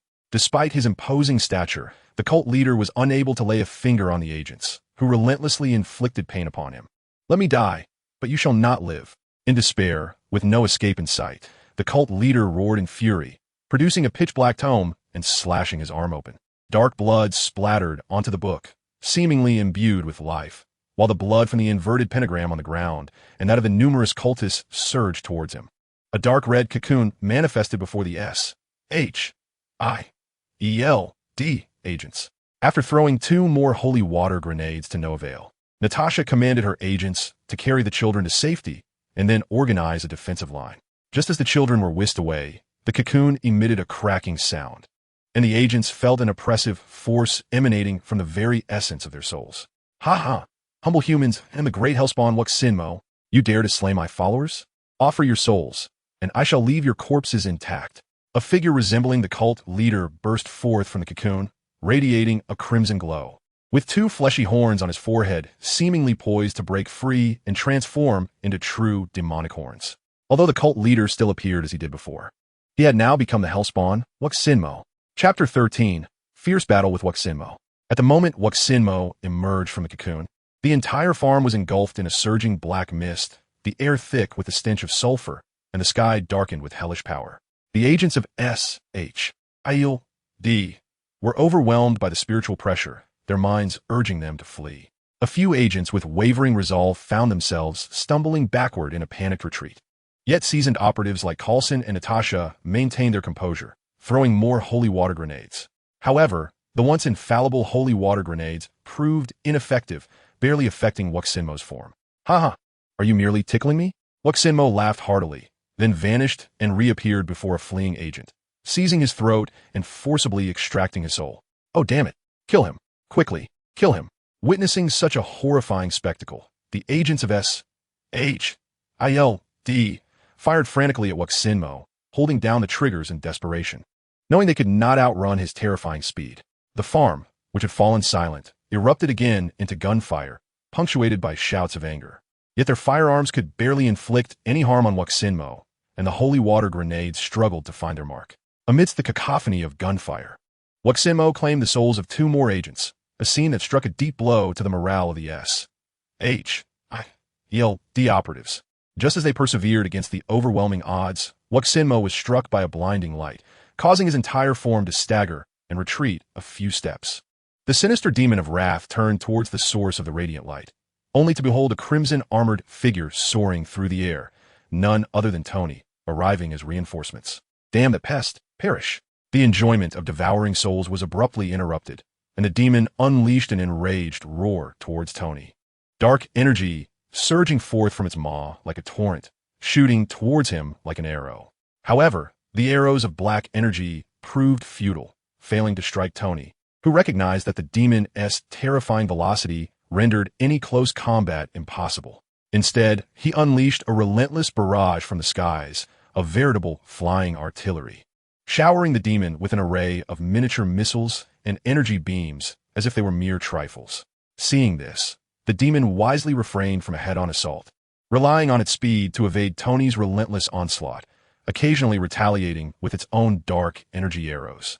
Thus, the two, one man and one demon, remained locked in a brief stalemate. The demon, realizing it could not best Tony in the immediate term, turned its malevolent attention towards the S.H.I.L.D.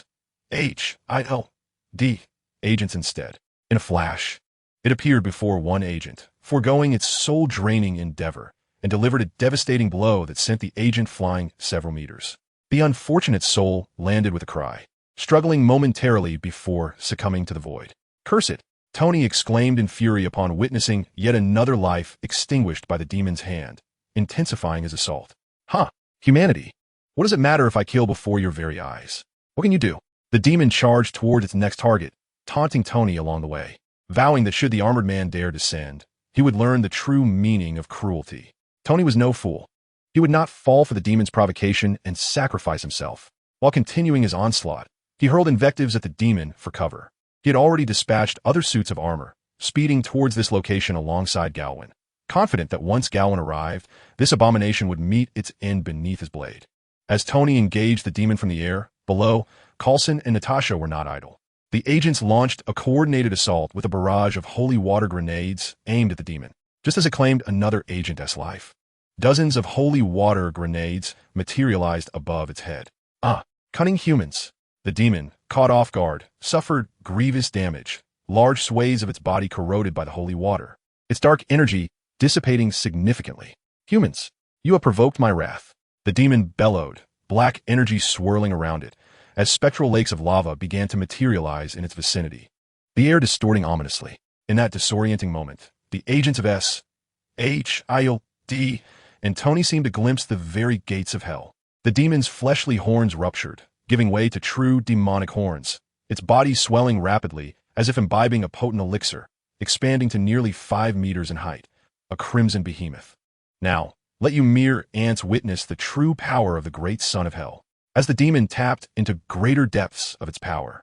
The triad of sacred sites on earth resonated, awakening the ancient sorceress supreme, the Ancient One, who was currently utilizing the Eye of Agamotto, the Time Stone, to weave the fabric of time. However, the Ancient One did not take immediate action. She sensed the formidable power of Dormammu. It was evident that this dimensional demon had become aware of the chaos engulfing Earth, his force gradually permeating the magical array. The Ancient One needed to address the significant threat posed by Dormammu first.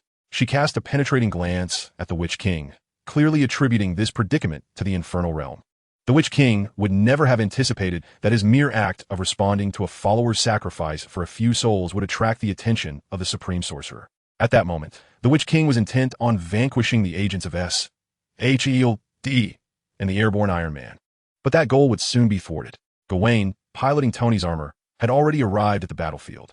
He leaped from the sky, delivering a powerful strike against the Witch King. As the Witch King sensed the impending threat, Gawain's sword was already poised above him. Realizing the strength emanating from blade, the Witch King hastily conjured a swirling mass of dark energy around his arms, blocking the impending blow. The instant they collided, the dark energy surrounding the Witch King's arms was seared through by the solar force of the Sword of Victory, sending him sprawling back with tremendous force.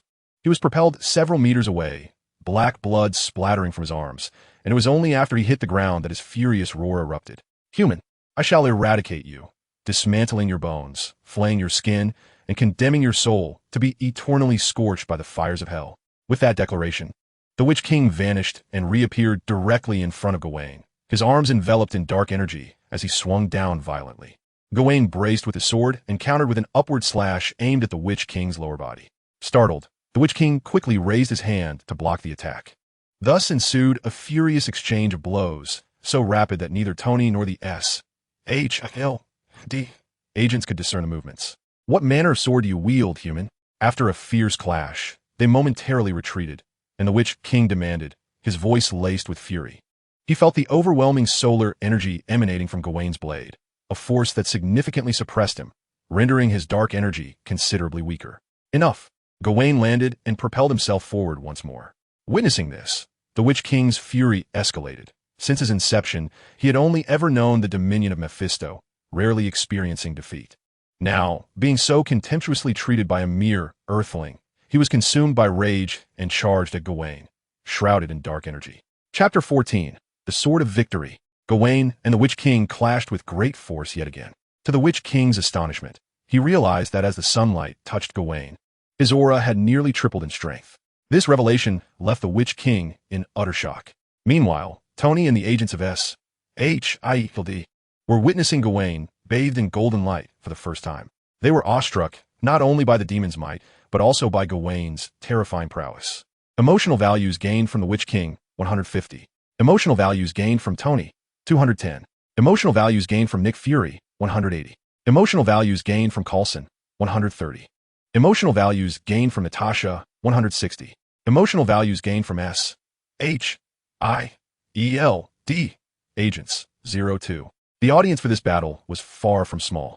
Numerous intelligence agencies and military officials from the United States became spectators. The fierce confrontation between the Witch King and Gawain stirred the hearts of many high-ranking officials. It was one thing for a demon to possess such formidable power, but the fact that a human also wielded such strength was astonishing. Empowered with triple the strength, Gawain unleashed a sword strike that sent the Witch King flying, and then charged at him once more. The Witch King felt a cold sweat threatening to break out. Though he did not actually sweat, despite being at a disadvantage, his years of experience battling in hell ensured that he would not be so easily subdued by Gawain. "Human, let's negotiate. Allow me to return, and I shall not come back," he declared, though inwardly he plotted to have his true form descend and obliterate this audacious human once the Ancient One was no more. Only a fool would believe a demon's words. "I shall not negotiate. I shall condemn you. Your body will perish here." As he spoke, Gawain's attacks grew increasingly fierce, the radiant sword of victory shining like a tempest as he swung it at the Witch King. The latter could only barely fend off the blows, lacking the strength to retaliate, and his fury intensified at being so brutally assaulted by a mere human. Were it not for his fear of the Ancient One and the magical barriers of the three sanctums, he would have personally dealt with this disrespectful human. Seizing an opening, Gawain struck the Witch King's chest with the radiant sword of victory, the brilliant light illuminating the battlefield as the blow sent the Witch King careening backward, his demonic blood splattering, indicating that he was gravely wounded. As he lay on the ground, the Witch King endured several missiles from Tony and a few holy water grenades from the agents, igniting his rage beyond control. You shall all perish. His roar echoed through the skies, and a hellish portal materialized on the farm, dark clouds swirling ominously overhead. Gawain charged forward again, only to be repelled by the suffocating black mist. Demonic runes appeared on the Witch King's form. Grotesque wings sprouted from his back, and twisted horns spiraled forth from his brow.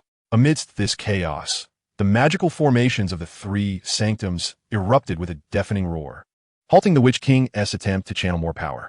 The Ancient One, engaged in resisting Dormammu, furrowed his brow, cursing silently as he pondered whether this was the Witch King's own volition or a directive from Mephisto. Dormammu, sensing the Ancient One's disturbance, cast his gaze upon the farm in the outskirts of New York, and upon witnessing the unfolding events, he could not help but laugh. Ancient One, if you do not return soon, your sanctum in New York may cease to exist. As the Ancient One contemplated sending other sorcerers to assist, a sudden shift occurred on the battlefield below. The agents and Tony, unable to withstand the escalating soul pressure, chose to retreat, leaving Gawain to face the Witch King alone. Gawain took a deep breath, raising the wheel of victory sword high above his head, his hands gripping the hilt firmly as he murmured incantations. This sword was the embodiment of the sun. With a single chant, the radiance of the sun pierced through the darkness, preserving the last remnants of light upon the ground. With another incantation, the surging power of the sun coalesced at the blade's edge of the wheel of Victory's sword.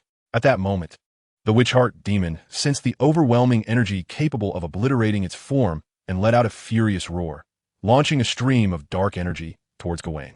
The wheel of Victory's sword. As Gawain's chanting reached its conclusion, an immensely powerful solar force transformed into a radiant sword, cleaving directly towards the Witch-Heart demon. Wherever the light sword ventured, neither the dark clouds nor the rushing tendrils of shadow could hinder its path, dissipating as swiftly as snow melts beneath the blazing sun. No! As the light sword approached, the Witch-Heart demon's desperate roar echoed, yet it bore no effect. Its corporeal form melted away as if it were butter meeting a hot knife, leaving not even a trace of ash behind. Emotion points gained from the Witch-Heart demon, 360. Emotion points gained from Ancient One, 280. Emotion points gained from Dormammu, 340. Emotion points gained from Mephisto, 320. Emotion points gained from Odin, 340. Emotion points gained from General Ross, 102. Gazing at the system panel inundated with substantial emotion points, Zhong Hong, who had already been elated by witnessing a display far surpassing the grandeur of Hollywood blockbusters, found his joy magnified, realizing the commotion had attracted the attention of numerous significant figures. Facing Dormammu, Ancient One chuckled softly. It appears you shall be disappointed. The sanctum of New York will not be destroyed.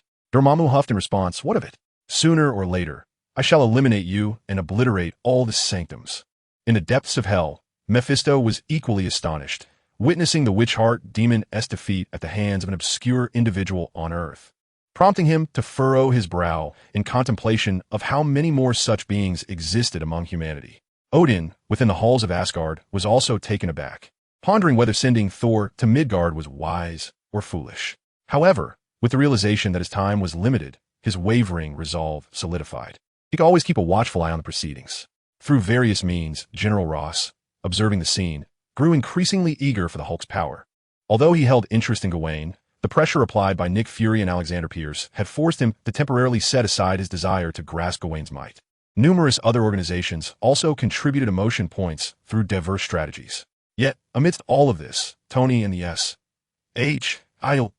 agents on site remained oblivious, rendered utterly numb by the overwhelming display of Gawain's power.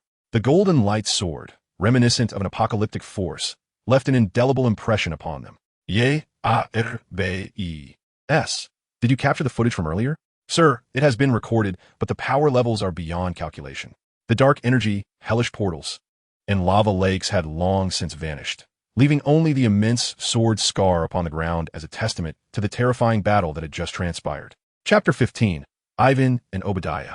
In a farm located in the suburbs of New York, Gavin stood with his sword sheathed when Tony flew before him, concern etched on his face. "Oh, Gavin, how are you?" he inquired. "I am fine," Gavin replied nonchalantly, yet his brow was furrowed tightly.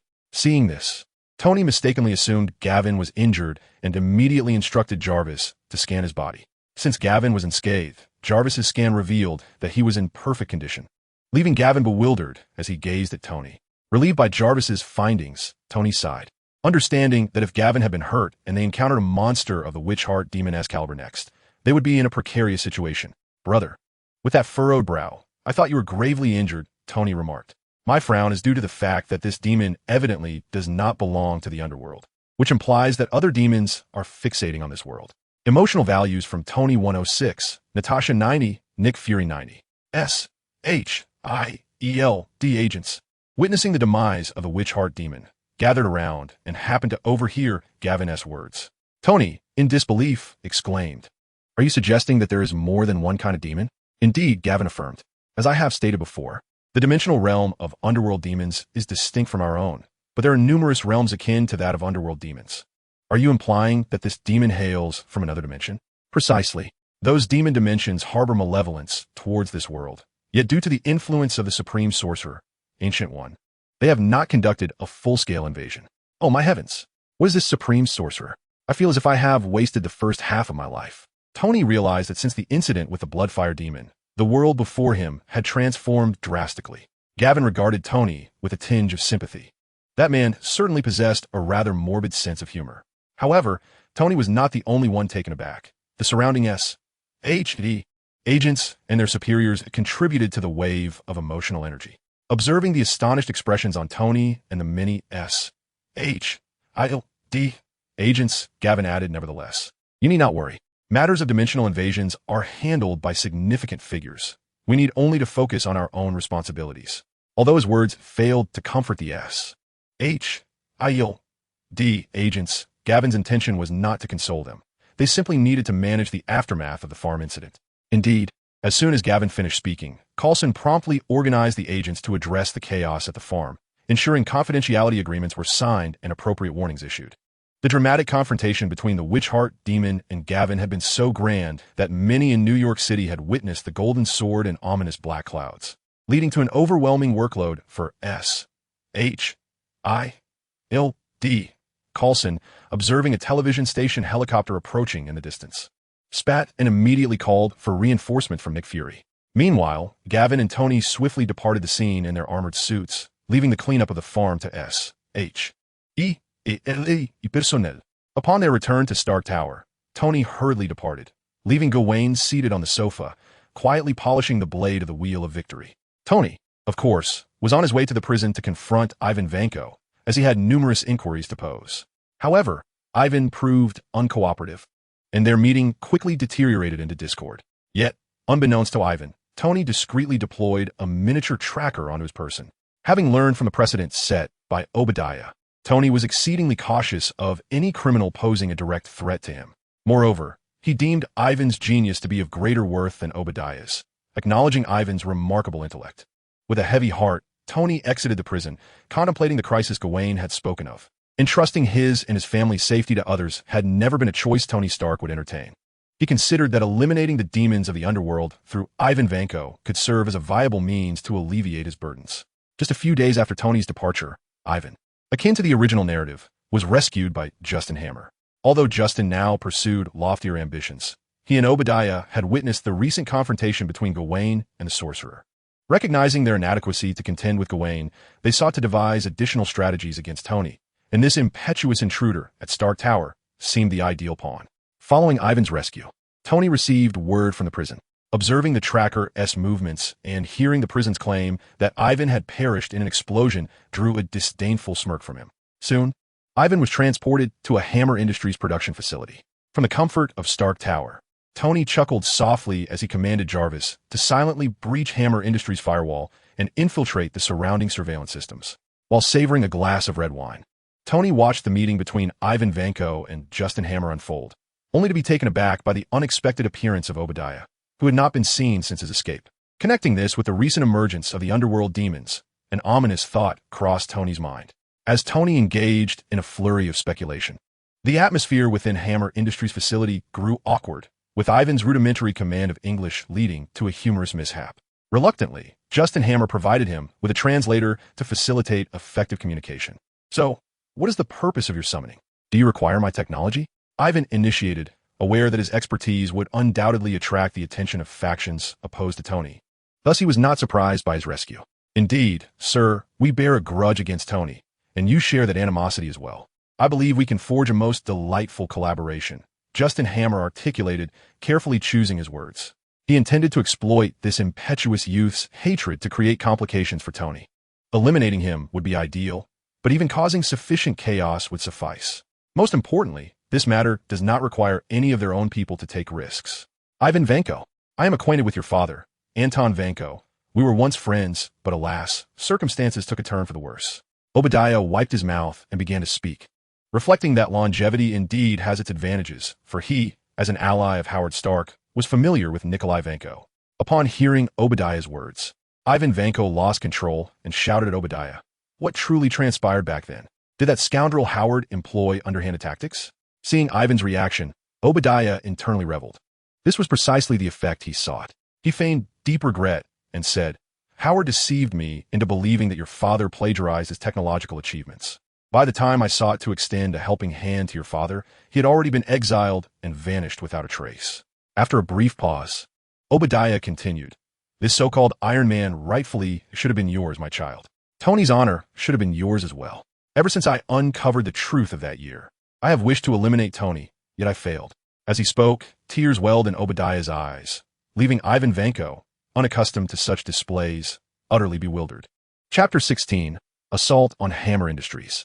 Observing the surveillance footage of Obadiah, Tony recalled the traces left by the prison break, realizing that this situation was likely beyond his control. With this thought, Tony decisively turned to the meditative Gavin, who sat cross-legged on the couch. While Tony was arrogant, he was not foolish in the current predicament. Sending another person would indeed be unwise. "Gavin, I believe we have another predicament to address. How is your health?" Gavin opened his eyes and regarded Tony, responding, "The reason I am accompanying you is to resolve such troubles. Of course, my health is fine." Several days had passed since Gavin's battle with the sorcerer, and he had sustained little exhaustion. At present, he was in peak condition. "Very well, I shall notify those agents.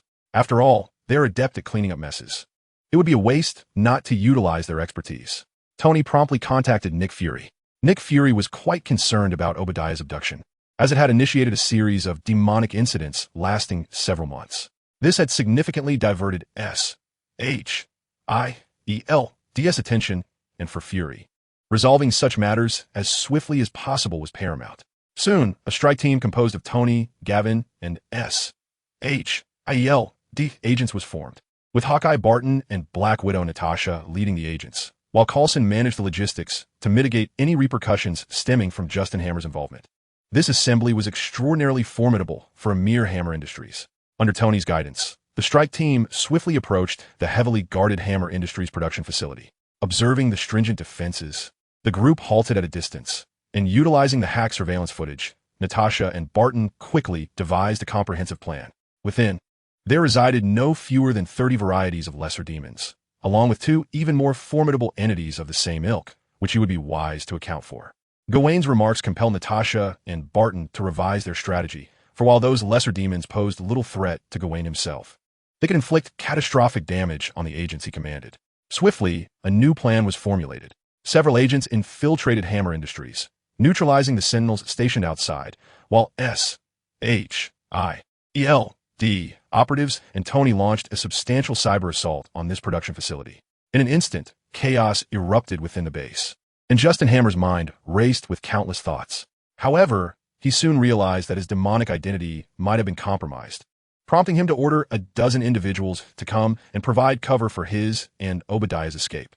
As for Ivan Vanko, he was intended to be the expendable pawn to sow confusion, rendering his presence unnecessary at this juncture. Moreover, Vanko had modified several robots, which could serve to delay Tony if he indeed arrived. Just as the bodyguards surged to Justin Hammer and Obadiah's side, a tremendous crash reverberated from the ceiling, followed by SHIELD agents deploying holy water bombs through various means. Holy water bombs rained down, and upon seeing this, Obadiah, in a state of sheer terror, seized 2 bodyguards to shield himself, with Justin Hammer doing similarly. The explosion of the holy water bombs engulfed a large number of bodyguards, with some disintegrating into ashes, while over a dozen others screamed as they transformed into demons. Fortunately, Obadiah and Justin Hammer were shielded from the holy water due to their timely defenses. As the holy water grenades detonated, more bodyguards rushed toward this direction, precisely as the S.H.I.E.L.D. operatives had anticipated, with several demon varieties falling victim along the way. Following the assault of the holy water bombs, Tony soared through the breach in the ceiling, only to be intercepted by Ivan Vanko. Vanko lunged at Tony, tackling him toward a cluster of robots, which then unleashed a barrage of fire upon him. A dense hail of bullets composed of steel enveloped Tony's armored suit. Although the bullets were repelled by the suit's shield, they swiftly drained its energy reserves. Regaining his composure, Tony exploited his mobility to swiftly distance himself. The hastily modified mechs by Ivan Vanko exhibited significant deficiencies in maneuverability.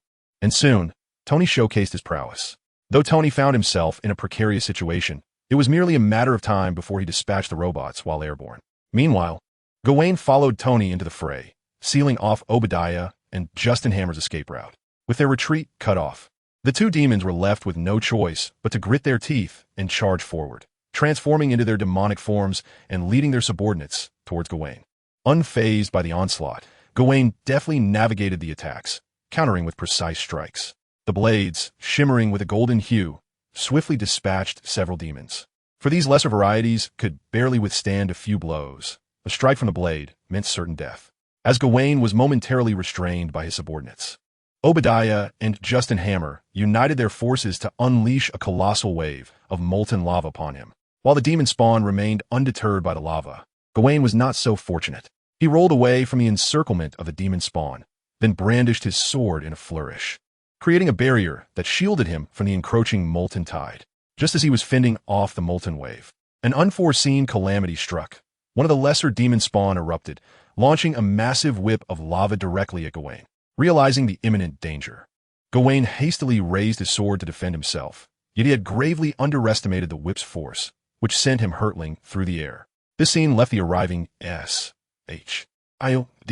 agents and Tony Stark, who had hastily entered the fray, utterly astonished. It was noteworthy that Gawain had not been so beleaguered even when confronting the likes of the Witch King just days prior. The sudden emergence of such a powerful whip of lava was shocking, but their astonishment quickly turned to dread as the molten blood demon's immense form materialized before them. Emerging from the remnants of the exploded demon spawn, scum of the Ashen Council, the arrival of our kind is unstoppable. This world shall inevitably fall under the dominion of the great king of sin, proclaimed the molten blood demon. As it spoke, it unleashed another molten sphere towards Gawain. However, Tony intercepted it with a well-aimed repulsor blast, causing it to detonate harmlessly in the distance. Gawain swiftly adjusted his position to evade the explosion, while Ivan Vanko, witnessing the scene, paused his own assault, murmuring in disbelief, "What is this creature?" Seeing that Gawain had evaded its attack, the molten blood demon snorted derisively and lashed out again with its lava whip. Forewarned, Gawain adeptly sidestepped the blow, countering with a decisive strike that severed a segment of the whip. Yet, the molten blood demon remained unfazed. It was aware that it was not a match for Gawain. Its purpose here was merely to stall him, and any skirmish was secondary. After all, why should a servant risk their life when their master had instructed them to safeguard these two humans? Thus, it resolved to fulfill its master's command. Chapter 17. The Molten Blood Demon Strikes Again. Gawain understood that these two individuals still held value for their master, so he focused his efforts on the Molten Blood Demon. Even if the demon were vanquished, it would merely return to its master, allowing Gawain no need for restraint. With this resolve, Gawain charged at the Molten Blood Demon, delivering a powerful strike. However, the demon's form transformed into lava, rendering Gawain's attack ineffective. Realizing his initial assault had failed, Gawain withdrew. Observing Ivan Vanko's cessation of hostilities, Tony swiftly flew to Gawain's side to join the battle. The hastily arriving S.H.I.E.L.D. agents were not idle either, deploying their advanced weaponry and holy water grenades against the molten blood demon. However, these attacks were effortlessly deflected by the demon's molten defenses, unlike the Witch King's dark energy. The molten blood demon's lava showed no fear of holy water. After repelling Gawain, The molten blood demon enveloped Obadiah and Justin Hammer in a protective shield of lava, subsequently conjuring a molten pit to entrap them within. The blood-melting demon, unencumbered by any concerns, lashed its lava whip and unleashed a barrage of molten orbs, instantly enveloping the entire Hammer industrial production base in a haze of lava. It cannot be denied that the demon's ability to alter the battlefield environment is formidable, and under identical circumstances, is exceedingly difficult to counter. Damn it, we must get out of here. Barton quickly commanded the shield agents to charge outward. But the demons that remained unvanquished became the greatest obstacle. Previously caught off guard by the shield agents' initial strike, the demons swiftly regrouped and retaliated. The lava zones created in the corridors posed significant challenges for the shield agents, and the inherent strength of the demons surpassed that of ordinary operatives by a considerable margin. Should a typical shield agent find themselves in close proximity to a demon, there would be no escape. As Tony observed the situation deteriorating rapidly, he resolutely took action, soaring forward and blasting a passageway with his palm cannon. Seizing the opportunity, the blood-melting demon retaliated by hurling a torrent of lava at Galwin, followed by a vicious strike of its whip aimed at Tony. Just as Tony was about to be struck, a robot was flung onto the lava whip, altering the trajectory of the impending blow. Astonished, Tony turned to see that it was Ivan Vanko who had saved him. "Tony, your life belongs to me. One day, I shall personally end it," Ivan shouted at Tony before turning to flee, clearly believing that this place was no longer safe. Confident that many in the United States would be intrigued by his technology. Having missed its opportunity, the blood-melting demon let out a cold snort and engaged Galwin in fierce combat. Galwin's swordplay was sharp and precise, while the demon's long whip lashed out, their duel expanding the area of conflict. Soon, Tony rejoined the fray, launching palm cannons and small missiles at the blood-melting demon in an attempt to disrupt its actions. Annoying pests, the blood-melting demon, agitated by Tony's interference, found it exasperating to contend with someone who continuously harried him while he fought. With a furious roar, the demon swung both whips to deflect Galwin, then stomped violently on the ground. Instantly, the earth trembled and numerous columns of lava erupted, some reaching heights of over 100 meters, visible even to many in New York City, starkly contrasting with the lava columns witnessed previously at Stark Tower. In an instant, all the structures within the Hammer industrial production base emitted mournful cries, poised to become ruins. The production facility, already compromised by a gaping hole in the ceiling created by Tony, collapsed, exposing Tony, Galwin, and the blood-melting demon within. In this terrain, the blood-melting demon could summon lava eruptions for both offense and defense at will, making it difficult for Galwin to gain the upper hand. Meanwhile, Tony was forced into the air by the lava columns, and launching a direct attack on the blood-melting demon under such perilous conditions seemed too risky. Tony clearly could not afford such a gamble. Oh shit, this thing is incredibly powerful. Soon, the U.S. military station near New York became acutely aware of the unusual happenings. It was impossible to remain oblivious, as the New York police were inundating military lines with frantic calls. Once within range, disregard everything else and open fire. I want that monster reduced to ashes, General Ross bellowed, issuing commands as he had finally tracked the Hulk's whereabouts. He had intended to capture him, but this unforeseen situation had interrupted his plans. Above all, such occurrences were absolutely intolerable. At the very moment General Ross issued his orders, several short-range missiles soared into the sky, followed by a barrage of rockets aimed at the blood demon. Learning from previous encounters, the military refrained from approaching and instead initiated a long-range strike. However, this assault proved futile. The blood demon sensed a hint of threat and immediately manipulated molten lava pillars.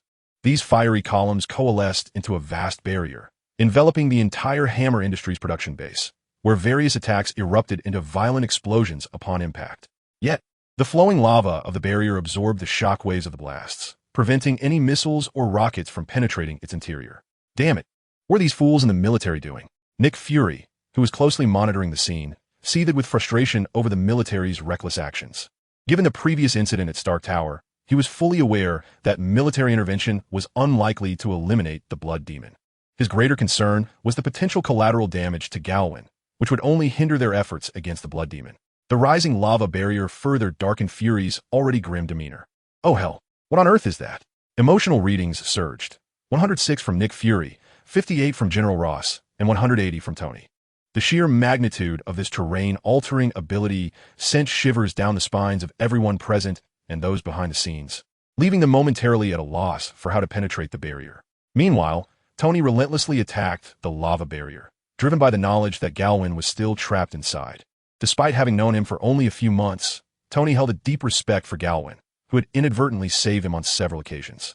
The energy within Tony's armored chest coalesced into a powerful beam, which he unleashed upon the lava barrier. This assault yielded some effect, causing ripples to dance across the surface of the barrier like splashes of water. Sensing the attack's efficacy, Tony increased the energy output, and to his astonishment, the lava barrier opened a passage for him. However, the scene that unfolded was shocking. He realized that his energy beam was now hurtling directly toward Galwin's back, who was locked in a standoff with the blood demon. No, Tony understood the destructive potential of his chest cannon and immediately severed the energy output.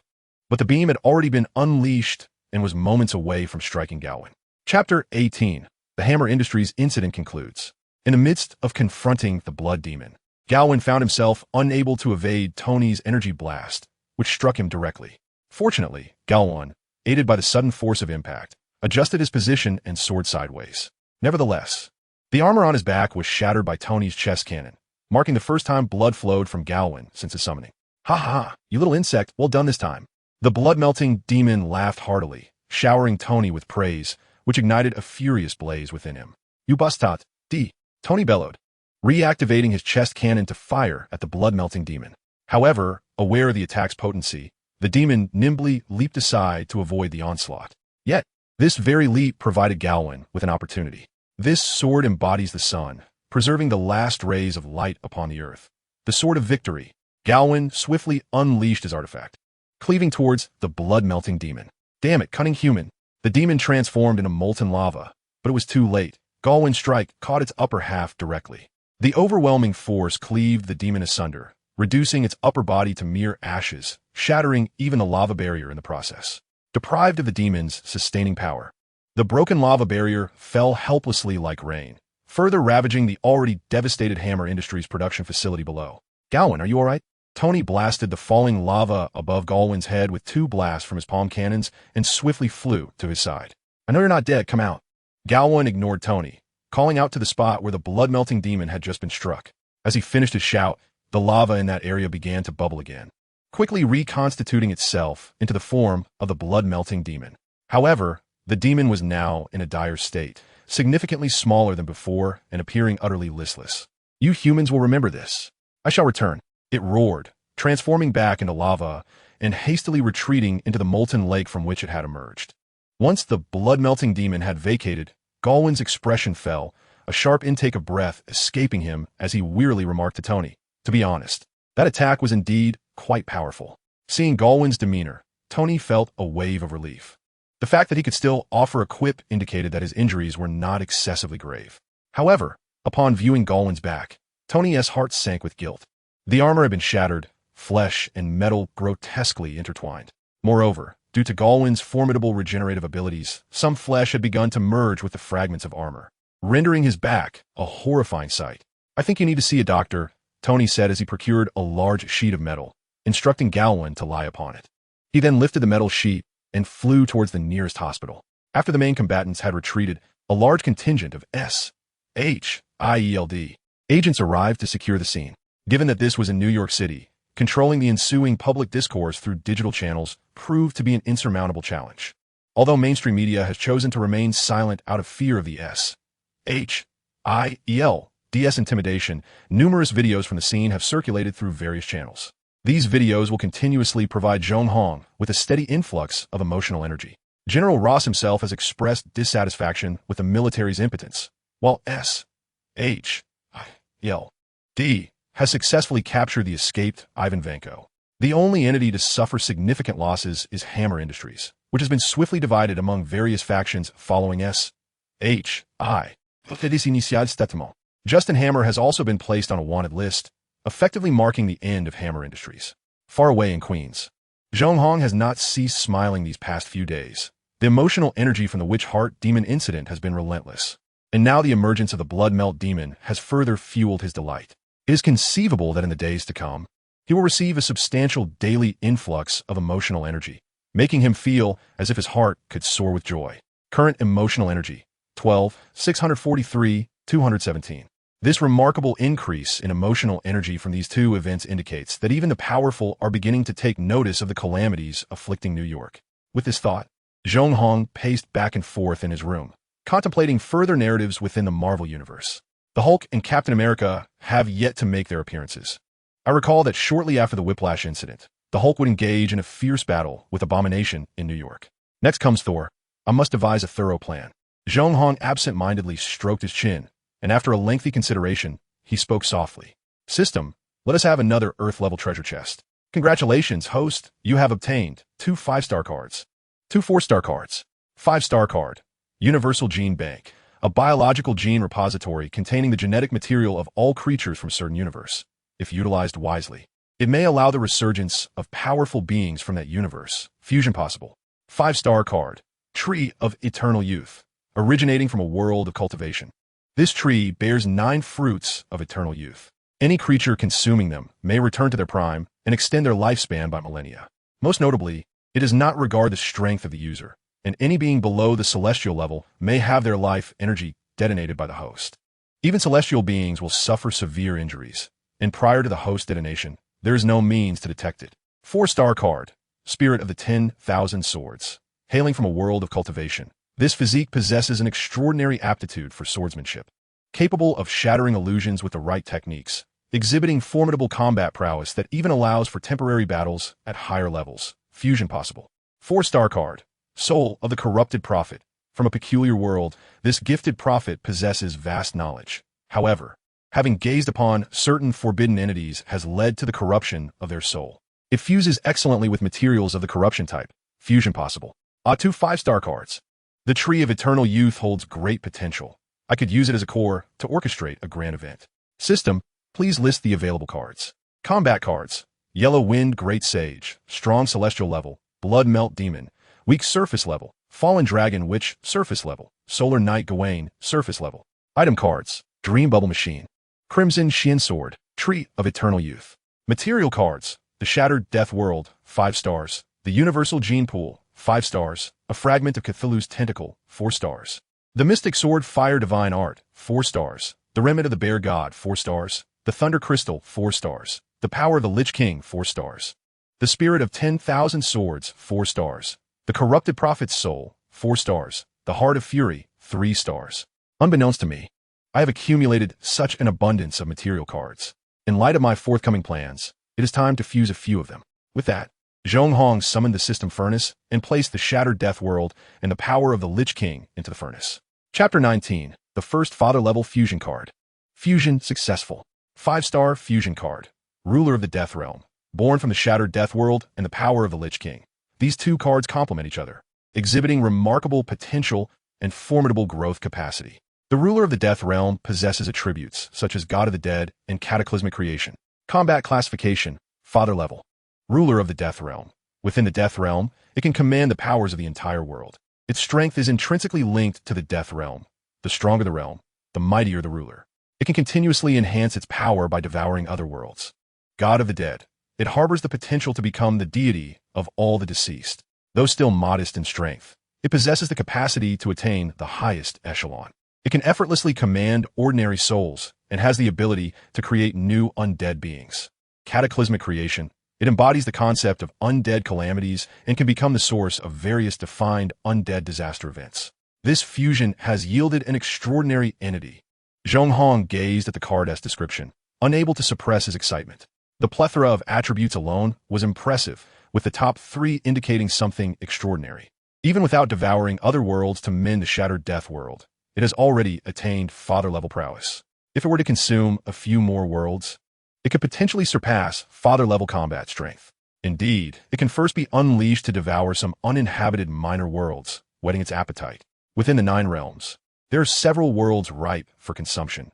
These realms, imbued with extraordinary power, could likely restore the Death World after devouring a handful. With this thought, Zhong Hong sought out a desolate expanse of cosmic space and projected the card forth. Suddenly, a world unlike any ordinary planet emerged within this cosmic void, a disc-shaped realm akin to a mundane Asgard, shrouded in dense mists of death at its periphery. However, upon closer inspection, the world appeared somewhat dilapidated, with cracks resembling grotesque scars enveloped in deathly fog, revealing numerous undead beings within. Once the death world materialized, it was immediately commanded by the ruler of the death realm, which began to consume the surrounding asteroids. With each asteroid devoured, the deathly mist thickened, and the grotesque cracks visibly healed at an astonishing pace. Yet, this was merely a superficial restoration. Much work remained before complete recovery could be achieved. From now on, you shall be called Elias, Zhong Hong uttered casually, to which the ruler of the death world nodded slightly and proclaimed, "Henceforth, my name shall be Elias." As these words resonated, the entire death world trembled, as if becoming more tangible. Far away on Earth, Zhong Hong nodded and cast the fallen dragon sorcerer into the realm of death, where the environment would greatly benefit its strength. He then withdrew his gaze, allowing Elias to manipulate the world to consume other substances for its own completion. Next, he aimed to synthesize a few more, as the forces of the 8 desolations needed reinforcement. With that thought, Zhong Hong guided the Xinjian fire god technique and the myriad sword spirit into the furnace. The fusion was successful. The 4-star fusion card, Xuanhua Sword Immortal, was birthed from the combination of the Xinjian fire god technique and myriad sword spirit. The divine technique forged the sword body, which in turn bore the divine technique. It possessed unparalleled attack power, with sword light blazing like flames piercing through clouds, and its moves concealed the laws of fire. It exhibited 4 remarkable characteristics: Heart Sword Candlefire, Nirvana Body, myriad swords returning to the ruins, and chaotic Xinjian. Its combat prowess was situated between strong sub-father level and father level. Heart Sword Candlefire. The heart of the sword nurtures the heart fire, a flame originating from within, capable of incinerating all in the world. Each move is imbued with the tyranny to annihilate everything. Nirvana Body. Through a unique technique, the inner fire can be fully ignited, granting immense power for a brief period while resisting adverse states akin to a phoenix in rebirth. However, excessive use necessitates a month of recovery before it can be utilized again. Myriad swords returning to the ruins. This divine power carried by the myriad spirits' sword body draws upon the might of the stars, condensing countless sword shadows to forge a world-destroying blade. Chaotic Xinjian. Fire divides into the duality of yin and yang. The heart sword flows through the dual fires. Once the 2 fires are ignited, the interplay of yin and yang transforms into chaotic infernal flames, capable of devastating ordered realms and inflicting irreversible damage. This was indeed excellent. It would be perfect to bestow the Qi Xian sword upon him, thereby enhancing the combat strength of the 8 desolations. As Zhong Hong perused the description, he nodded repeatedly. Although he would not engage directly, the mere thought of possessing such a graceful sword cultivator's power filled him with joy. While Elias's strength was indeed formidable, which man of Huaxia could resist the allure of a sword cultivator's might? There remained enough materials for another synthesis, which would supplement the non-human forces within the 8 desolations. Without hesitation, Zhong Hong placed the remnants of the bear god, the thunder crystal, and the heart of fury into the furnace. The fusion succeeded once more. The 4-star fusion card, Thunderstorm Bear God, emerged from the combination of the bear god remnants, thunder crystal, and heart of fury, representing the initial mastery of the thunderous laws. It possessed an indomitable physique, a blood-soaked battle spirit, and the embodiment of thunder, with combat strength positioned between strong sub-father level and formidable sub-father level. Indomitable physique. The bear god's robust body allows it to forcefully immunize against abnormal effects and withstand damage. Blood-soaked battle spirit. A thirst for combat and fury over past failures emboldens the bear god, making it fearless of pain and increasingly valiant in battle. Embodiment of thunder. The bear god channels thunder and lightning, enhancing its power, though this augmentation wanes over time. Thus, the strength of the 8 desolations was further bolstered. With a few more endeavors, perhaps a heavenly-level treasure chest could be unlocked. Zhong Hong pondered aloud as he contemplated his next steps. In a hospital in New York, Tony gazed at the prone figure of Gavin on the hospital bed, his heart heavy with guilt.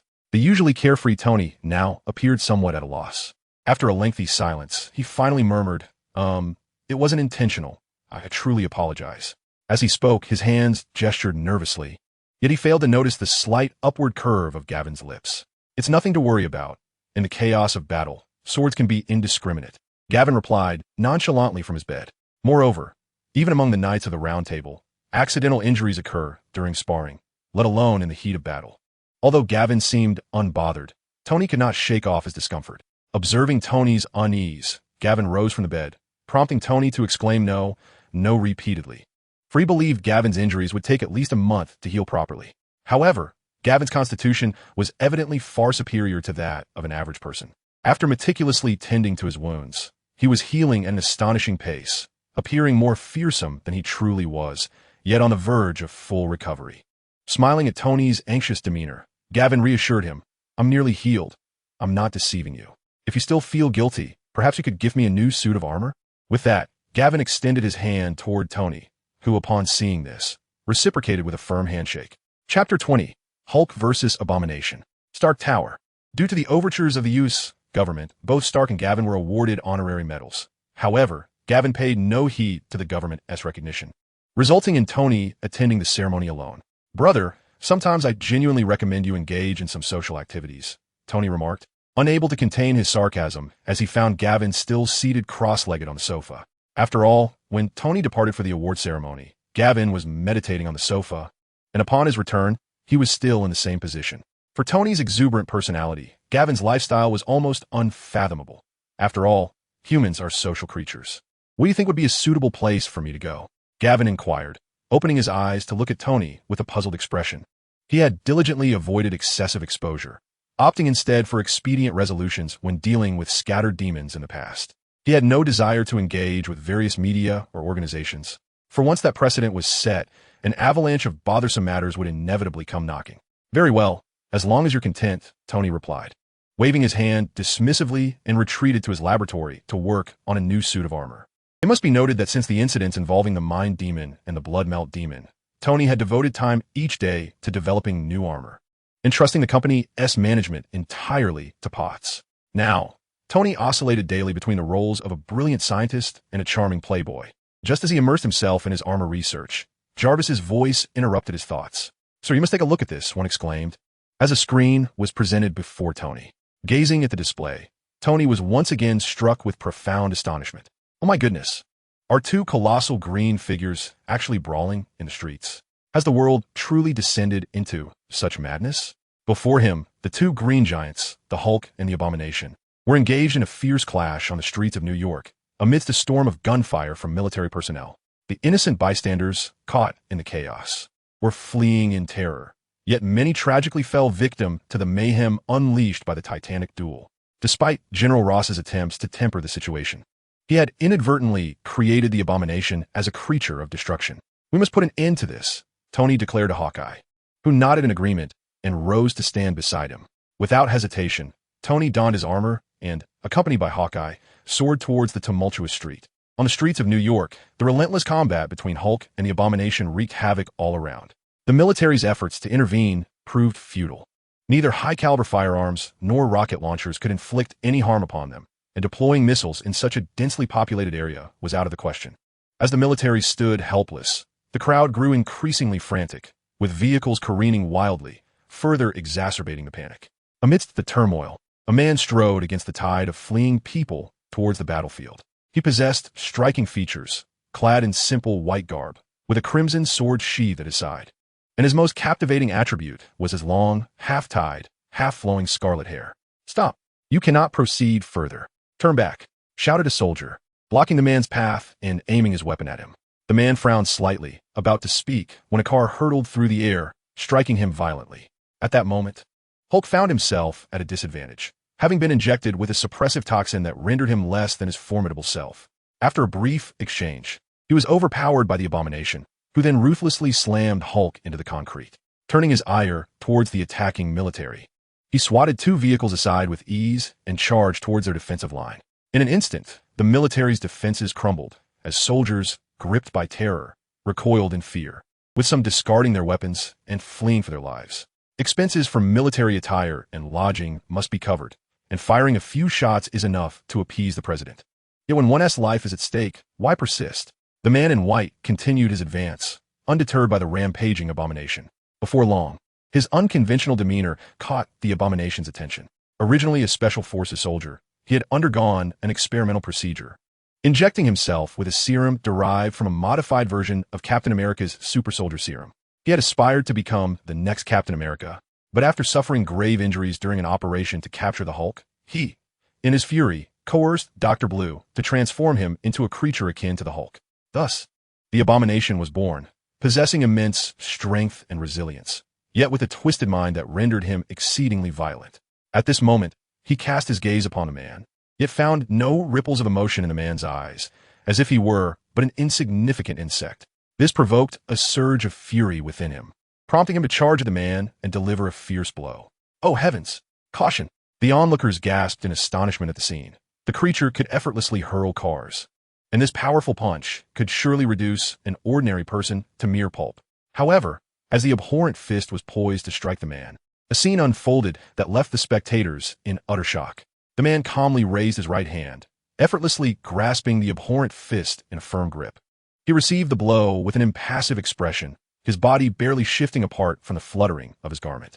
Were it not for the vehicles and debris swept away by the punch's force, the crowd might have believed the abhorrent had not exerted any effort at all.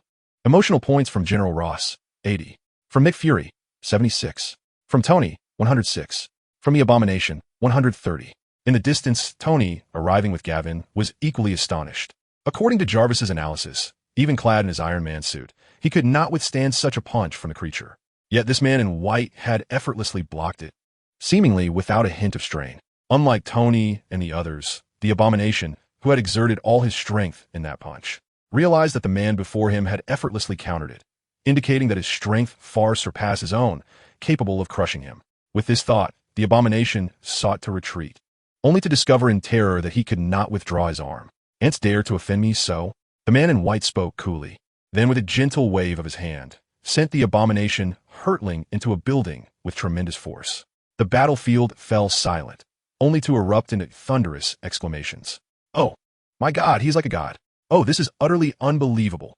Emotional points from the Hulk, 160. From Banner, 126.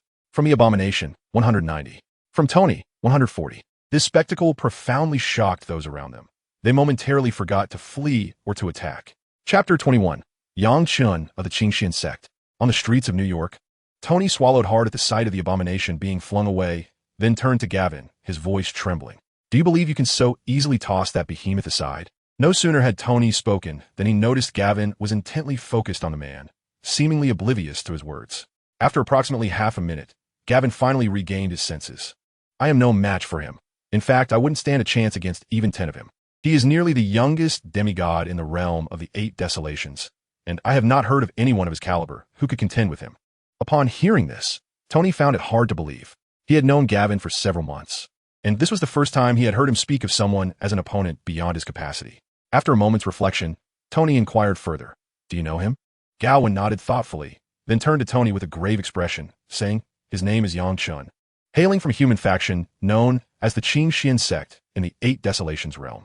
I have encountered him several times on the battlefield against the alien races." Yang Chun, Qingxian sect? Tony struggled to articulate these unfamiliar syllables, and then, with a furrowed brow, inquired of Gao 1, "Yang Chun is surely his name. But what is the Qingxian sect?" "All I can divulge about the Qingxian sect is that it is one of the most formidable human factions in the 8 Desolations realm, and also the most enigmatic. Beyond that, I cannot say. Merely knowing too much could invite misfortune." "Let's first tidy things up here," Gowan replied. With that, the two were about to approach the building where the Abomination had been thrown, but before they could make a move, an enraged roar pierced the air. The Abomination emerged from the building, its fish-like eyes fixed menacingly on the white-clad man named Yang Chun.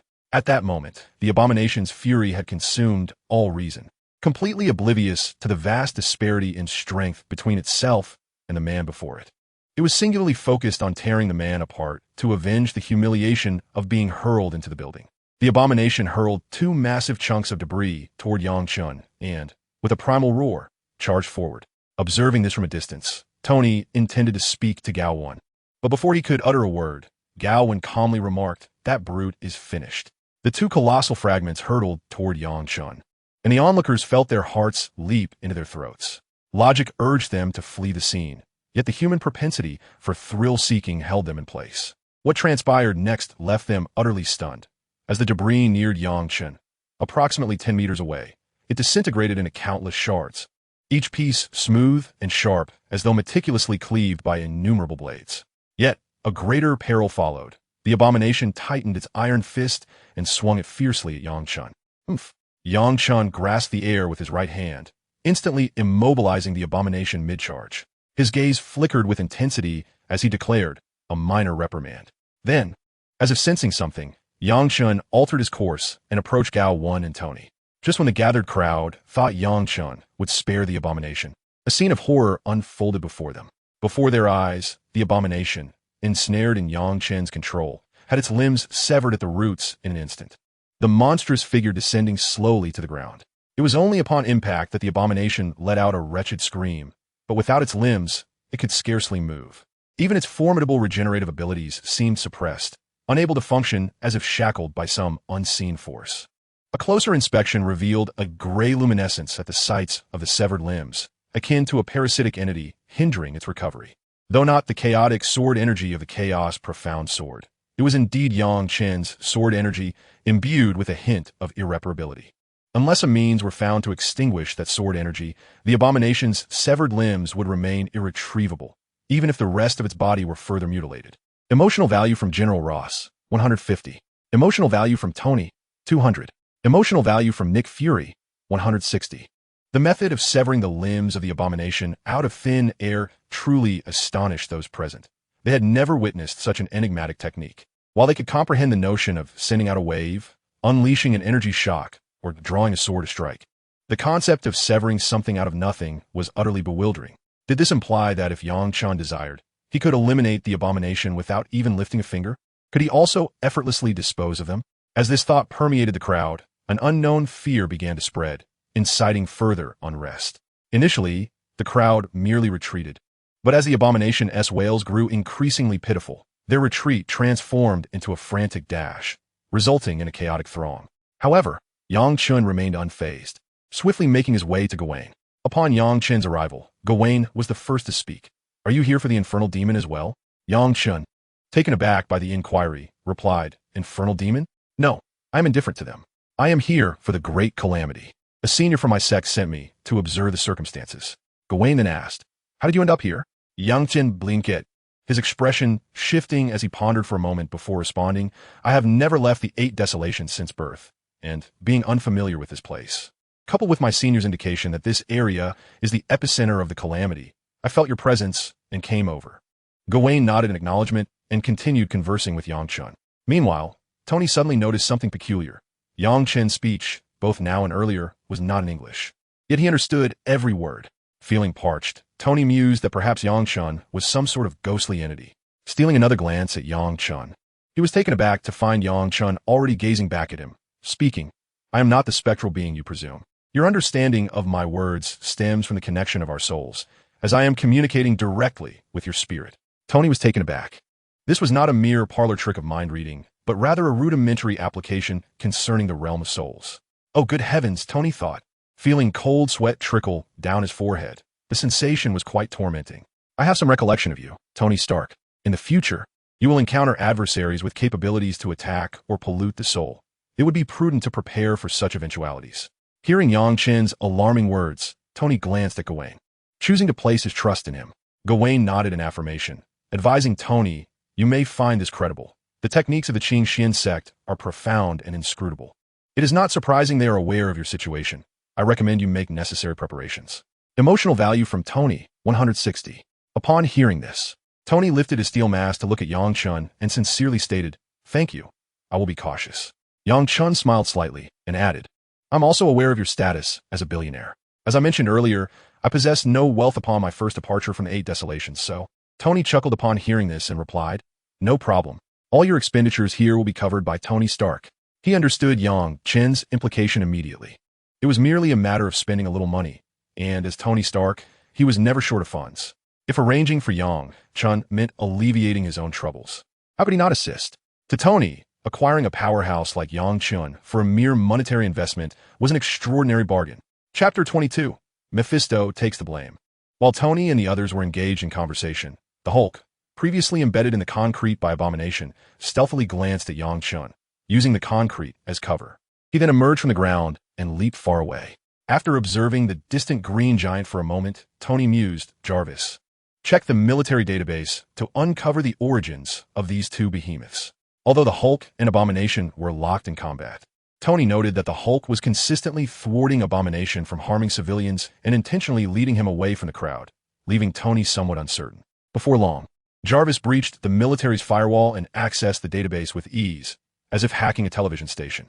Sir, the large individual is codenamed Hulk by the military, and his real name is Bruce Banner, possessing 7 doctoral degrees, including 1 in nuclear physics. A genius indeed. How did he become like this? Listening to Jarvis, Tony's curiosity was piqued. It seemed Bruce Banner was also a prodigy in the academic realm. According to the military records, the Hulk was a result of gamma radiation mutation, while the other giant, codenamed Abomination, was a soldier named Blonsky, who had likely been mutated by exposure to the Hulk's blood. So, all the chaos in the streets is the military's fault? Tony inquired. As it stands, yes, sir. Oh, for heaven's sake, those damned ambitious fools. General Ross's actions, and those of the military, clearly enraged Tony. If Yang Chun had not appeared today, many more people on the street might have been injured or even killed. After a moment's contemplation, Tony instructed Jarvis, modify the documents regarding the military's monstrosities, remove Dr. Bruce Banner's name, and release it anonymously to the media, ensuring it is disseminated forcefully. Yes, sir. Both Howard and Yang Chun observed Tony's actions closely.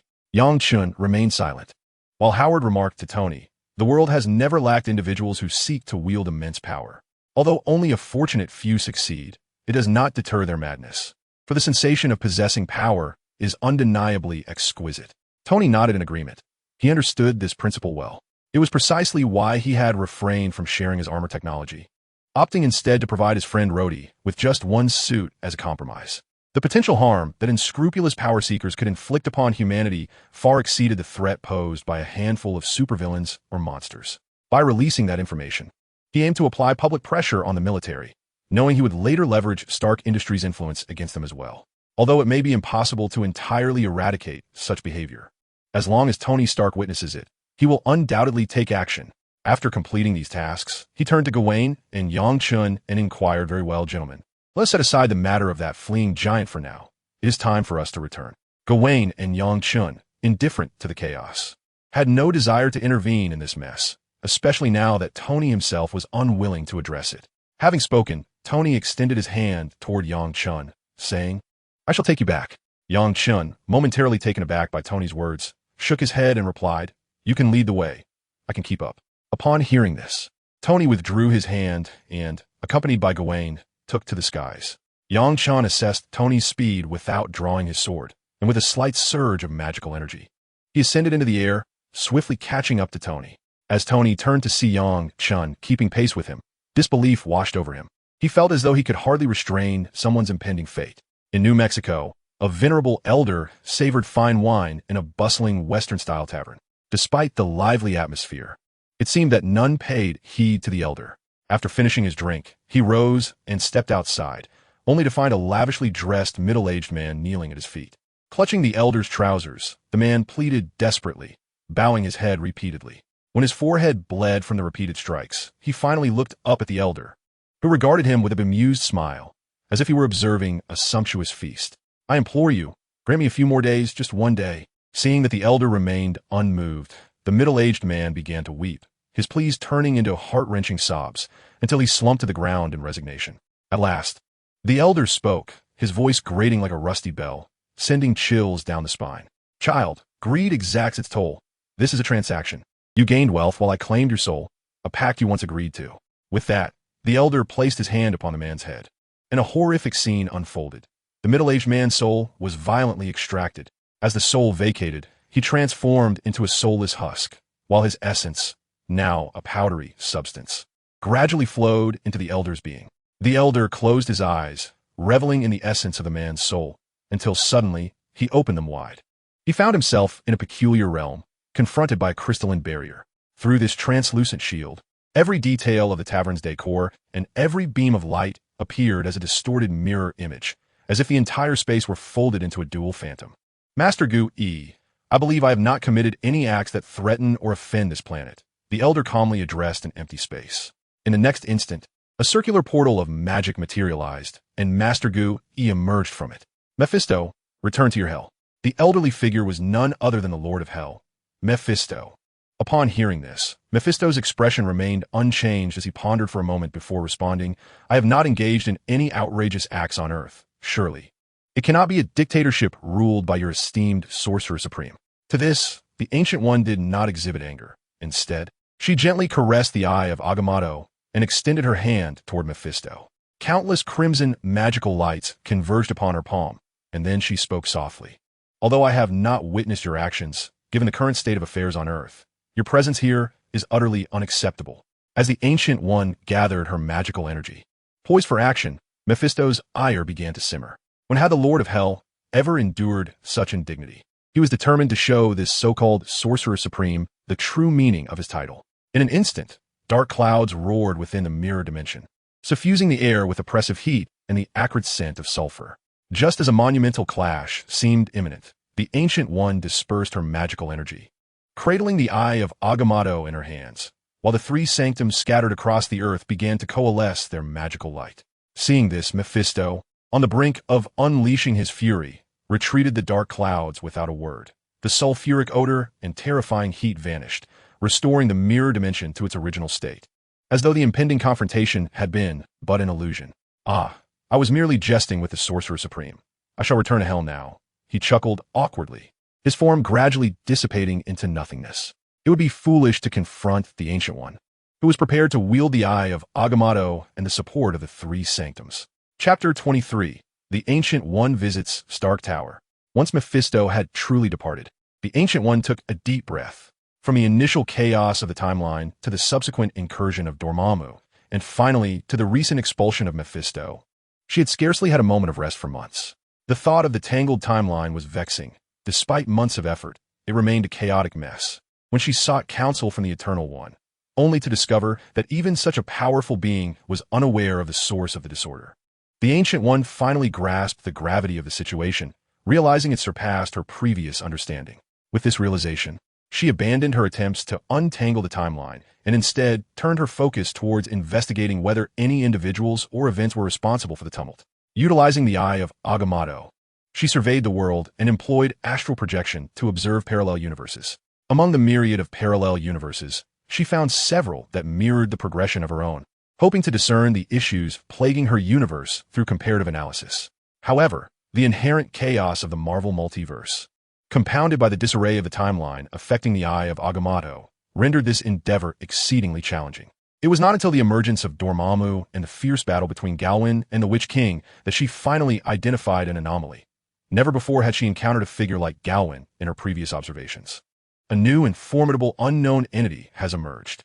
Initially, she intended to observe, but the actions of the infernal demon had crossed all bounds of decency. Both morally and rationally, she could not permit a demon of Mephisto's caliber to remain on Earth, not even in a fragmentary form. After expelling Mephisto, the Ancient One conjured a circular magical portal, which led directly to the penthouse of Stark Tower. Upon the portal's formation, she stepped through and immediately invoked the mirror dimension. In the penthouse of Stark Tower, Tony Stark and his companions swiftly returned to this location after vacating the scene where the Abomination and the Hulk were engaged in a fierce battle. As the green light at the laboratory entrance illuminated, a smile graced Tony's face as he addressed Gawain. The armor I designed for you is ready. Shall we take a look? Without waiting for Gawain's response, Tony strode toward the laboratory, conversing with Yang Chun along the way. Mr. Yang, I have notified my assistant. Please feel free to communicate any requests to her, or you may also reach out to Jarvis. Upon entering the laboratory, Tony pointed to a sleek silver suit of armor and introduced it to Gawain. This suit is tailored to your combat style. I have eliminated extraneous weaponry, significantly enhancing its agility while allowing for long-range flight akin to my own armor. Most importantly, I have altered its operational functionality.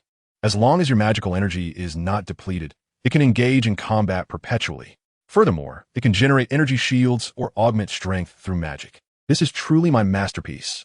As Tony expounded on the suit, he gestured animatedly, pride evident in his voice, for it was unlikely that any scientist other than he, Tony Stark, could create such a fusion of magic and technology. Indeed, Gawain was exceedingly pleased with the armor. What he lacked was high-speed maneuverability, and he was confident that with this technological marvel, his combat prowess would undoubtedly be enhanced. Before long, under Tony's guidance, Gawain donned the armor. However, upon their exit, the sight before them was utterly astonishing. There lay Yang Chun, reclining nonchalantly on the sofa, legs crossed, fingers deftly manipulating a newly released handheld gaming device, creating afterimages as he played. The table before him was laden with various beverages, including the ubiquitous happy drink, and he no longer exuded the ethereal, sword-like demeanor he had previously displayed. Tony could hardly believe his eyes, feeling as though he were caught in a dream. He blinked rapidly, only to discover that the scene remained unchanged. Were it not for witnessing the spectacle firsthand, he would never have associated the unassuming figure of this seasoned gamer with the formidable adversary they had just faced. Just then, Pepper Potts entered, accompanied by several Stark employees bearing an array of gaming equipment. Upon seeing Tony, she approached briskly, her eyes fixed on him, her voice tinged with surprise as she inquired, "Is this the esteemed guest you mentioned?" Pepper had been engrossed in her work when Tony reached out, alluding to the arrival of a distinguished visitor, urging her to cater to the guest's needs. Surely, someone whom Tony referred to as a guest would not be an ordinary individual. Upon contemplating this, Potts hastily abandoned her current tasks and rushed over. However, upon arrival, she encountered a man clad in white with striking red hair, exuding an extraordinary presence accompanied by an air of intimidation. Initially, Potts anticipated that this individual would make requests capable of leveraging substantial resources from the company, pondering which departments would need to cooperate. Yet, to her astonishment, the man merely requested the latest handheld gaming device and some beverages. Although surprised, Potts nonetheless arranged for the requested items to be prepared for him. As Tony emerged, Potts couldn't restrain her curiosity and voiced her questions to him. Tony, equally taken aback, noted the man's unexpected demeanor. Sensing the peculiar gazes directed at him, Yang Chun paused his gaming, lazily addressing Tony and the others. "What? Never seen a sword cultivator play games?" Tony instinctively uttered a soft huh. As he listened to Yang Chun continue, "It's dreadfully dull in the Eight Desolations realm. Apart from combat and cultivation, there's little else to engage in. Now that I finally have the chance to step out, I must experience the outside world." After finishing his words, Yang Chun opened a can of soda, savoring it with a few satisfying smacks before resuming his gameplay. Observing this, Tony shrugged at Potts and remarked, "Let them set up the equipment. You can attend to your other matters." Potts said nothing further, and, once the staff had installed the gaming devices, she departed with them. Just as Potts exited, a brilliant light enveloped the entire top floor of Stark Tower, swiftly drawing Yang Chun, Galwan, and Tony into a unique space. Yang Chen, seated on the sofa, narrowed his eyes, and with a swift motion, drew his crimson sword. He then executed 4 swift sword strikes toward the surrounding space. Each strike unleashed a torrent of fiery sword energy that surged violently against the boundaries of the mirrored realm, causing the entire space to tremble as if on the verge of collapse. Upon concluding his assault, Yang Chun sheathed his sword, allowing his piercing gaze to soften. Only after this display did Galwan regain his composure, instinctively shielding Tony, who, at that moment, was unarmored and vulnerable to harm. Yang Chun scanned the space and called out to a particular area. "I summon Master Ancient One to present herself." Chapter 24, The Iron Man Learning Magic. Upon Yang Chen's declaration, the Ancient One materialized from the open space, her expression marked by confusion as she inquired, "Do you know me?" Yang Chen responded with a calm demeanor. "I am indeed aware of the supreme sorcerer who has protected Earth for centuries. The esteemed elders of my sect hold you in high regard." While Yang Chun spoke with nonchalance, his words stirred a tempest within the Ancient One. She was unfamiliar with Yang Chun, a formidable figure even among those of semi-divine caliber, let alone the elders he mentioned. Not only had she failed to observe Yang Chun in this universe, but he was also absent from her observations in other parallel realms. The unfolding events prompted deep contemplation within the Ancient One, as she had never encountered a situation of this nature and had no intention of resorting to coercive measures. At least until Yang Chun and the forces behind him pose a threat to Earth, she is not prepared to employ coercive measures. However, how to deal with Yang Chun and his supporters compels Gu Yi to deliberate with utmost caution. It was not until approximately half a minute had passed, from a moment the three were drawn into the mirror space by Gu Yi to her deep contemplation, that Tony realized he had found himself in a peculiar realm. Should Gu Yi harbor malevolent intentions towards him, he would undoubtedly face a grim fate if left unguarded. This thought sent a chill down Tony's spine, and beads of cold sweat began to form on his forehead, prompting him to retreat further behind Gavin. Perhaps Tony's movements disturbed Gu Yi, for she emerged from a reverie. She then turned to Yang Chun and spoke. "I hope you will refrain from actions that threaten the Earth. I do not wish to be your adversary." Yang Chen, upon hearing this, smiled and assured Gu Yi, "You need not worry. In fact, the human race of the 8 Desolations has always been dedicated to safeguarding this planet and the universe." "Is that so? Why have I never heard of you before?" Gu Yi did not immediately acknowledge Yang Chen's assertion, but instead seized the opportunity to extract more information. Unfazed by Gu Yi's inquiry, Yang Chun displayed the composure of a sword cultivator, responding earnestly. The 8 desolations do not exist within this universe. Rather, they parallel it, yet possess far greater strength. After a brief pause, he continued, "In truth, had it not been for the impending catastrophe, our paths might never have crossed, as arriving here was no simple feat." Emotion value from Gu E, 350. Emotion value from Tony, 240. Though Gu E maintained her composure, she was internally astonished by Yang Chen's words. Had it not been for Zhong Hong's vigilant observation of the system panel, she might have been deceived. Yet, Zhong Hong was steadfastly monitoring the panel. Far away in the Queen's district, a smile crept across Zhong Hong's lips. If he could successfully mislead Gu E, their subsequent actions would proceed more smoothly, even allowing for certain oversights to be rectified by her own hand. After all, Gu E is only human. People tend to believe what they wish to believe. As for the sword cultivator's honesty, nonsense. It is merely that sword cultivators disdain deceit. Moreover, it is Zhong Hong who is deceiving, not Yang Chen. In the mirror space, despite her astonishment, Gu E spoke calmly. "What do you mean by impending catastrophe? And as for your assertion that it was difficult to arrive here before, is it now easy?" Yang Chen took a couple of steps before responding. The specifics of the catastrophe remain unclear to anyone. When such a calamity is on the horizon, the heavenly mechanisms become chaotic. This phenomenon has already manifested in the 8 desolations. Consequently, the elders within the sect are unable to ascertain the particulars of the catastrophe, only that it may lead to the annihilation of the entire multiverse. Regarding the exchanges between the two realms, it may be influenced by the impending catastrophe. Recently, several void gates have emerged in the 8 desolations realm, leading into this universe. Most of the void gates appearing within our human territory seem to connect to Earth. However, we remain uncertain whether other races' territories or other realms of the 8 desolations have similarly manifested such gateways. Upon hearing this, Gu E nodded. Although she was unaware of the specifics, maintaining her composure was imperative lest she unwittingly find herself at a disadvantage. This information represents the sincerity of our Qingxian sect. Now, what of your sincerity, Master Gu E? Gu E paused momentarily before responding. That depends on your needs. Even the most earnest intentions hold no value if they fail to meet the other party's requirements. Might I inquire if our sincerity has met with your approval, Master Gu E? At this, Gu E fell silent for a moment, ultimately opting for honesty. Naturally, it is satisfactory. This information is precisely what I require at present. What is it that you seek in return? Yang Chen smiled faintly, turning to Tony Stark, who stood behind Gawain, before addressing Gu E. In the days to come, it is likely that Mr. Stark will require your guidance. Perhaps it would be prudent for him to learn some useful magic from Master Gu E? Gu E nodded in agreement. Certainly, I shall provide Tony with some magical instruction. Upon hearing this, Tony, who had been standing behind Gawain, became somewhat agitated. So, you have decided my upcoming itinerary for me? Though he voiced his concerns, he did not refuse. Despite his arrogance, he was not foolish, recognizing the advantages this opportunity presented. Gawain then interjected, advising Tony, "It would be wise for you to take this seriously. You have already experienced the benefits of magic. While I cannot provide a systematic approach to magical education, Master Gu E undoubtedly can. Learning well will be advantageous for you." Tony nodded in agreement, acknowledging the arrangement, and the discussion ended on a positive note. Gu E, having discerned Tony's potential, was optimistic about his talents, given that in certain parallel universes, he had attained the status of a supreme mage. The opportunity to learn magic would undeniably benefit him. The future integration of technology and magic would undoubtedly enhance Iron Man's capabilities significantly. As for Yang Chen and Gawain, while they appeared to gain little on the surface, Gu E would not take action against them until she had conducted a thorough investigation, nor would she likely permit other celestial beings to do so.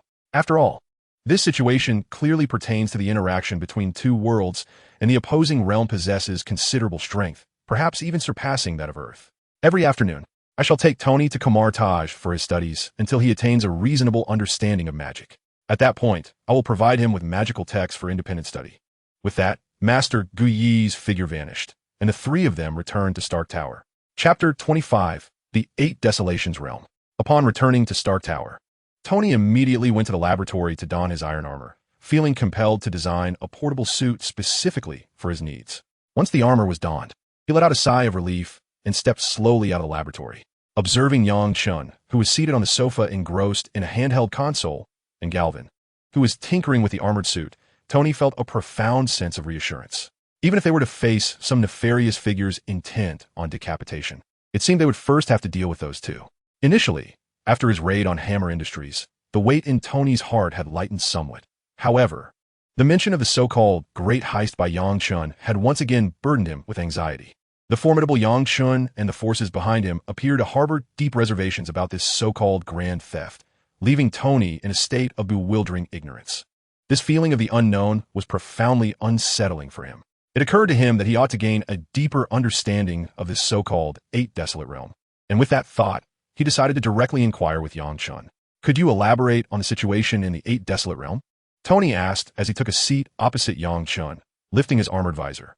Yang Chun glanced at Tony and then at Galvin, before responding with a hint of confusion. "Hasn't Galvin informed you?" At this, Galvin, who had been preoccupied with the armored suit, approached with a tone of resignation. "Ever since I arrived in the Eight Desolate Realm, my time has been consumed by missions and combat. I surely know far less about it than you, a native." Yang Chun was momentarily taken aback, and just as he was about to speak, he sensed a gaze observing them from a distance. Although subtle, it was nonetheless perceptible to someone of Yang Chun's caliber. A slight smile tugged at his lips as he contemplated the lingering doubts of Master Gu Yi. Since that was the case, he would play along. Far away in the Queen's district, Zhong Hong received Yang Chun's cue and subsequently deployed a bubble produced by the Dream Bubble machine towards him. For quite some time, Zhong Hong had not been idly passing the days. Ever since the extraction from the Dream Bubble machine, he had been crafting the scene of the Eight Desolate Realm.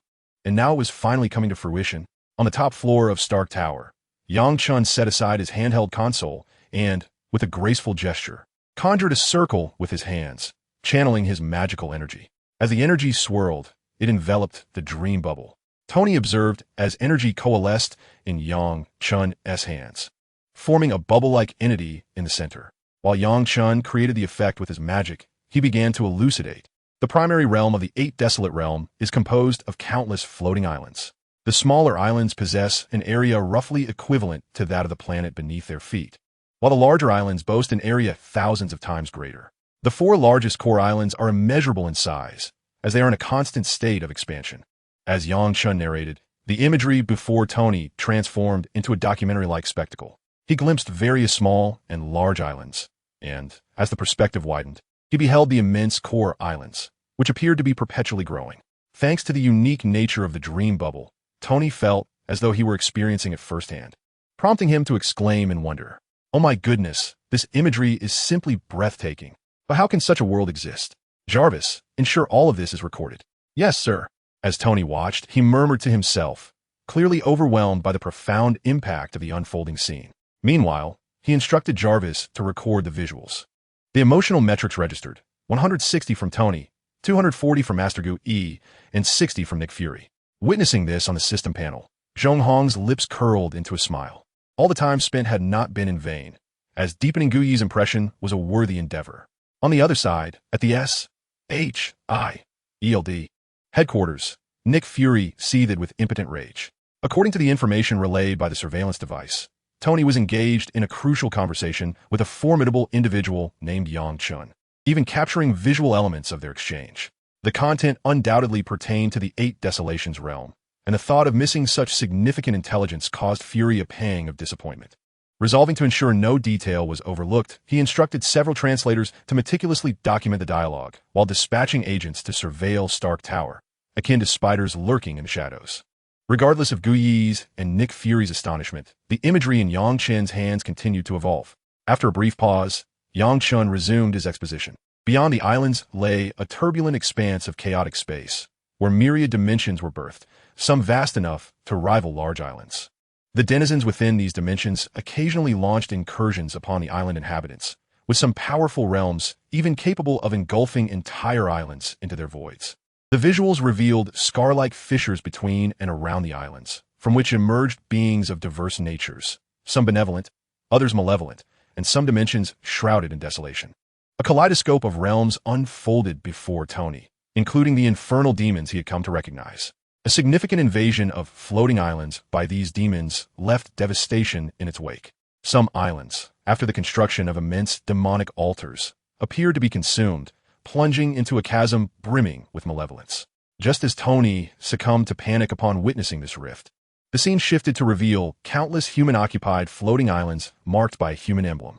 These islands were gradually expanding in all directions, with substantial areas even established on 2 core islands.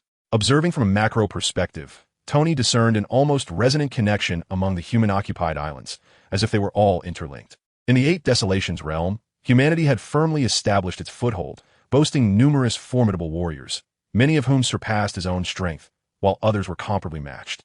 There were even several supreme beings among them, although their presence remained scarce due to the delicate balance of power among various races. At this moment, Tony was utterly mesmerized. The visual feast combined with Yang Chen's elucidation deepened his understanding of the 8 Desolations realm. The emotional metrics reflected this: 250 from Tony, 260 from Gu E, and 160 from Nick Fury. Next comes what I refer to as the Calamity, Yang Chen remarked, subtly drawing Tony's attention back to the unfolding narrative. Upon hearing this, Tony swiftly regained his focus, his full attention fixed upon the bubbling phenomenon. Far away, in Kamartaj, the Ancient One was equally engrossed in the surveillance magic before her. Initially, she had only harbored a slight belief in Yang Chen's assertions. However, upon returning to Kamartaj and reflecting on the still chaotic timeline, coupled with her current act of eavesdropping, she had come to fully accept the existence of such a world. Thus, the Ancient One was now fervently eager to comprehend the nature of this so-called Great Calamity. Consequently, she paid even greater heed to this act of observation. Oh, for heaven's sake, what on earth are they witnessing? Inside the S.H.I.E.L.D. office, Nick Fury felt an increasing sense of urgency. The forthcoming topics of discussion were undoubtedly of paramount importance, yet he lacked any means to perceive the unfolding events. The dispatched agents reported that a peculiar space enveloped the top floor of Stark Tower, and within this space, they could hear nothing, often becoming disoriented. From a distance, the top floor appeared shrouded in a dense fog, obscuring all visibility. Chapter 26, The Setup in New Mexico. Stark Tower. Noticing Tony's intense concentration, Zhong Hong, who had been closely monitoring the situation, understood that the moment had arrived, prompting him to allow Yang Chen to continue his narration. Yang Chen's hands moved in intricate patterns, his magical energy surging forth, transforming the entire bubble of imagery once more. In truth, calamities occur roughly every 1,000 years within the 8 Desolation realm. However, these tribulations pale in comparison to the current Great Calamity. The scene revealed the floating islands of the 8 Desolation realm gradually enveloped in a layer of crimson light. Initially faint, the red hue deepened over time until it transitioned from a light crimson to a rich, dark red. Subsequently, radiant brilliance erupted from the various floating islands, revealing terrifyingly powerful beings of diverse races emerging to engage in fierce combat. Countless formidable entities clashed amidst the islands, while a few even stronger beings battled fiercely, resulting in numerous smaller islands crumbling and several larger ones being shattered. Finally, from 4 core islands emerged 2 towering figures, soaring into the boundless chaos of the outer space. These 2 majestic beings stood defiantly against the perilous turbulence of the spatial chaos, which they regarded as inconsequential. Their forms were indescribable, only faint outlines visible to the observer. Suddenly, the 2 towering figures struck simultaneously, causing the surrounding spatial turbulence to convulse violently, akin to cold water splashing into hot oil. Returning to the 8 Desolation realm, innumerable small islands were reduced to ashes, and many large islands were annihilated by an overwhelming force. Even the vicinity of the 4 core islands crumbled under the strain. Eventually, several more towering figures emerged, each employing their own abilities to safeguard the 4 core islands and the remaining floating islands. Gradually, the crimson glow in the imagery dissipated. The 2 towering figures withdrew, returning to their respective core islands, while the destroyed and shattered floating islands were consumed by the 4 core islands, with the remnants collapsing from these core islands forming new and various islands.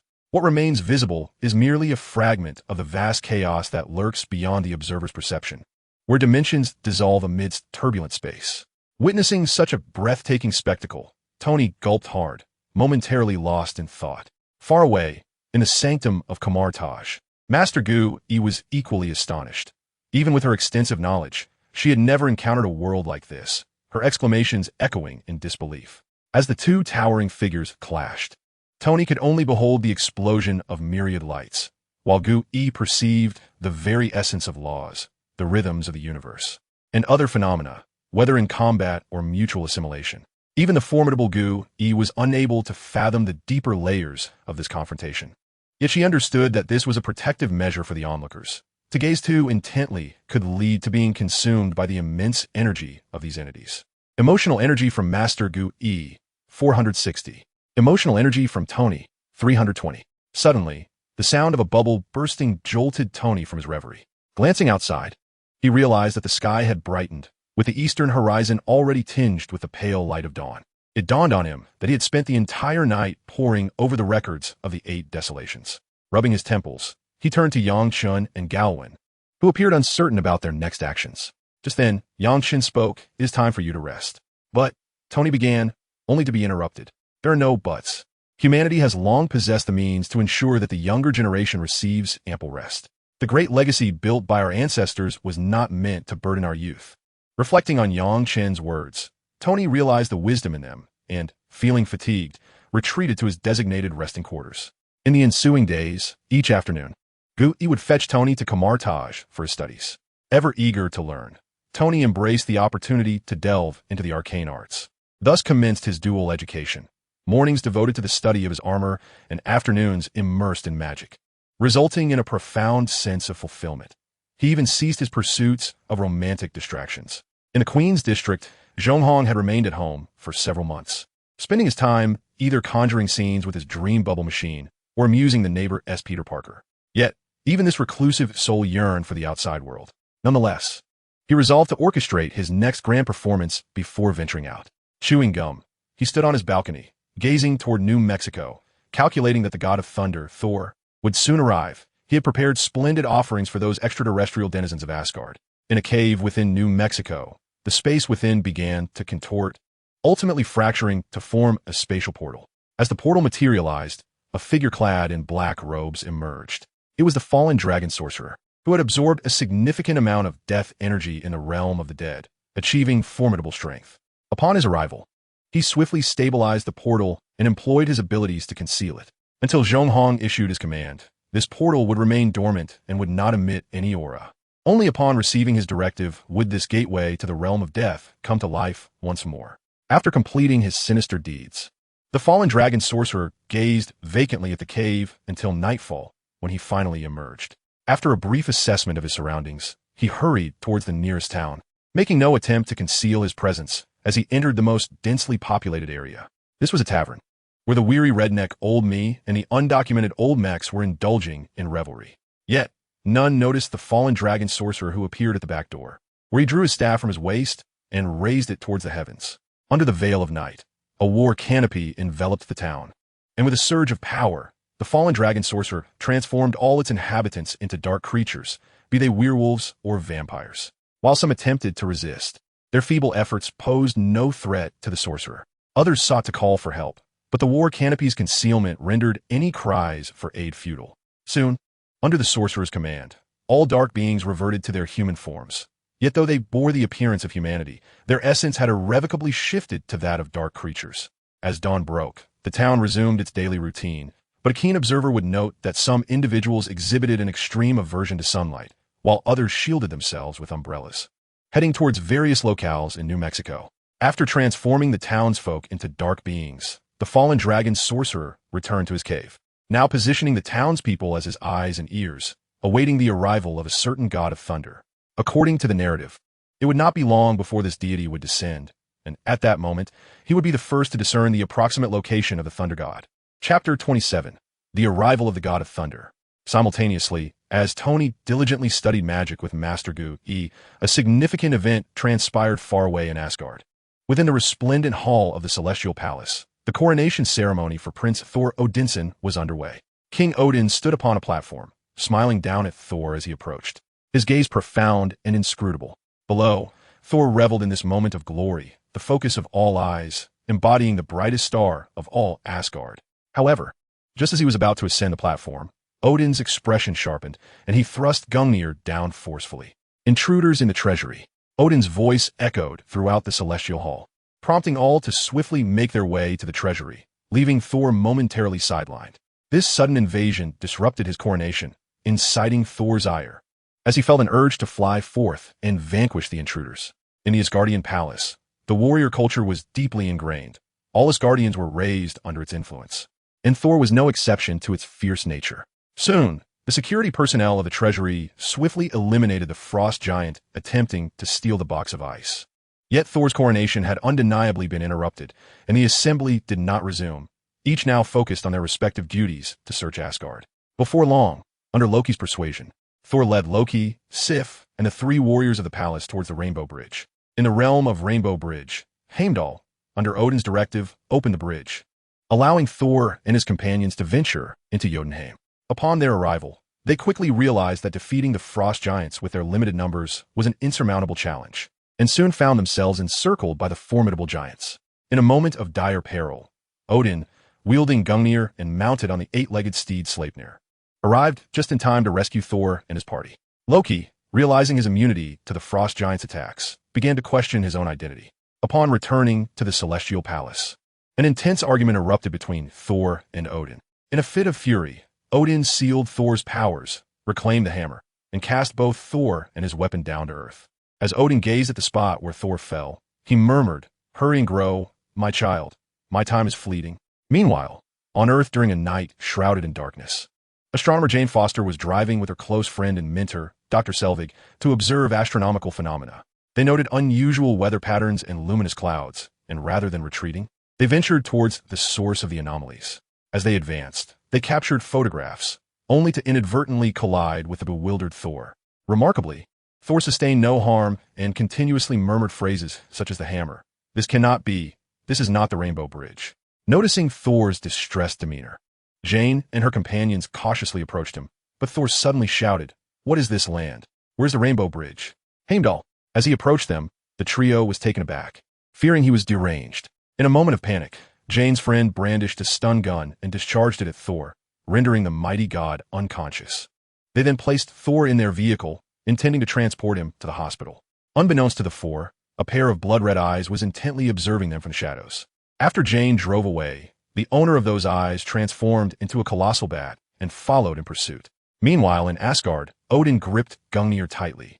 But after a moment of contemplation, he relinquished the hammer. Concurrently, in a secluded cave, the fallen dragon sorcerer's eyes ignited with the flames of the soul. And far away in New York, Zhong Hong immediately discerned Thor's location. "Excellent. Now we merely await the arrival of those S.H.I.L.D. agents to create chaos," he mused. At the S.H.I.L.D. base, Nick Fury scrutinized photos urgently transmitted from agents in New Mexico, revealing an unidentified object in the sky. Amidst the peculiar celestial phenomenon, something had fallen from the heavens, its nature still unclear. But the agents were certain it was a supernatural event. In the town's sole hospital, Thor gradually regained consciousness, only to be met with a sharp pain. As he focused his gaze, he saw a peculiar figure in a white coat inserting a pointed instrument into his body. Upon witnessing this scene, Thor erupted with a furious roar. "Unbelievable. How dare you assault the son of Odin?" The doctor, taken aback by Thor's outburst, realized that the patient was not in his right mind. "Quick, someone assist." Before the doctor could act further, Thor forcefully shoved him aside. Subsequently, Thor leaped off the hospital bed, causing the surrounding medical staff to panic. A few attempted to restrain him, but they were no match for Thor. Even with his divine powers sealed by Odin, he had engaged in combat for over a millennium. His battle experience far surpassed that of these doctors. Soon, security, alerted by the commotion, rushed in and, leveraging their numbers, managed to subdue Thor, though he continued to resist, rendering them increasingly ineffective. At that moment, a doctor produced a syringe filled with a tranquilizer and swiftly injected it into Thor. "You cannot overcome the great." Thor's proclamation was cut short as he succumbed to a sleep akin to that of a helpless infant. Meanwhile, within the S.H.I.L.D. quartier, Nick Fury summoned Agent Coulson. As Coulson entered the director's office, Fury retrieved a document from his jacket. "This is your next mission, Agent Coulson. Our satellites and agents have captured this footage." Coulson accepted the file and perused its contents, which were filled with photographs. "In New Mexico, an extraterrestrial object has crash-landed. Your task is to locate it promptly and retrieve it. I've arranged for assistance. Agent Barton will be dispatched to support you." Coulson responded with a serious demeanor. "Understood, sir." Elsewhere, 50 miles west of the quaint town of Pandianago, Thor's hammer descended from the heavens, creating a circular crater several dozen meters wide. Early that morning, the townsfolk, upon discovering the hammer, gathered in an attempt to lift it. Yet, due to Odin's enchantment, no one could budge it, even damaging a pickup truck in the process. Laughter erupted among the crowd, but their merriment was short-lived as agents soon arrived on the scene. Agent Coulson was the first to emerge from the vehicle, brandishing his credentials and announcing, "Ladies and gentlemen, this area is now under the jurisdiction of SHA. For your safety, please vacate the premises immediately." "Hey, we were here first," came the chorus of dissent, but despite their protests, the townspeople obediently dispersed. In the following chapter, titled A Frightening Rainy Night, SHILD, personnel attempted to lift the hammer, but, predictably, none succeeded. However, SHIELD acted swiftly, erecting a makeshift research station. During this time, Coulson led a team to retrieve Jane Foster's research notes and experimental equipment, inciting her resentment towards SHIELD. Yet, her mentor, Dr. Selvig, understood the formidable nature of such clandestine organizations. Jane argued her case, but ultimately could not outmaneuver Coulson, as her research notes were taken during a heated exchange with other agents. Naturally, Jane could not endure the situation in silence and was poised to take action. However, she was promptly halted by Dr. Selvig. After all, he had lost an acquaintance, an expert in the realm of gamma rays, due to the inexplicable disappearance of SHILD, and he was unwilling to follow in the footsteps of that unfortunate soul. Reluctantly, Jane, stymied by Dr. Selvig's intervention, could only watch as SHIELD agents absconded with her hard-earned research. Yet, it was clear that Jane would not simply acquiesce to this injustice. Seizing an opportunity, she managed to divert Dr. Selvig and her friend Darcy, setting off alone in her car to reclaim her research notes. On her journey, she encountered Thor, who was also intent on retrieving his hammer, and together they drove toward their shared destination. As the sky darkened, Jane and Thor arrived at the vicinity of where Mjolnir had fallen. After a brief observation, Thor resolved to take advantage of the impending downpour. In the meteor crater, Coulson was engaged in light banter with Barton. "Oh, this cursed weather forecast. It clearly predicted a sunny day." "Director, I trust only what my own eyes can see," Barton replied. Coulson nodded, acknowledging, "Indeed, everyone knows Agent Barton is a marksman of remarkable skill." However, before Coulson could continue, he was interrupted by Barton's sudden alertness. "Something amiss. It's too quiet around here, don't you think, Director? Even with this torrential rain, it shouldn't be just the sound of raindrops." Coulson, a seasoned agent, recognized the gravity of the situation upon Barton's warning. He swiftly drew his firearm and communicated over the intercom, "All personnel, arm yourselves and heighten your vigilance. There's something unusual in the vicinity." "Understood, Director," came a chorus of responses from the SHIELD agents, who readied their weapons and heightened their alertness. Clad in raincoats and wielding firearms, they illuminated the surroundings with their spotlights, scanning for potential threats. Meanwhile, Jane, concealed nearby, felt her heart racing within her chest, especially as Thor had just entered the temporary base under such heightened alert. However, the glare of the spotlights forced her to retreat closer to her vehicle. Just as she was about to call Dr. Selvig, she became aware of the unsettling quietness surrounding her. The inky rain-soaked night was unnaturally still, with only the sounds of rain and thunder echoing, while the surrounding darkness seemed to engulf all other sounds. Suddenly, two eerie wolf howls pierced the night, sharp and chilling, causing the hair on the backs of the SHIELD agents' necks to stand on end. Yet, as the spotlights swept the area, no suspicious figures were revealed. "Barton, take your weapon and head to the platform." Barton nodded in acknowledgement, grabbing his bow and making his way to the elevated position. Soon, the vigilant Hawkeye spotted something suspicious and swiftly loosed an arrow. This arrow evidently struck its mark, as a flash of lightning illuminated the night sky, revealing a startling scene. A massive pack of dark wolves was advancing toward the temporary base, a foreboding mass concealed within the veil of the stormy night. An astonishing scene unfolded. The colossal wolf struck by Barton remarkably rose to its hind legs and forcefully extracted the arrow embedded in its body. Soon, the tense voice of SHIELD agent crackled through Coulson's radio.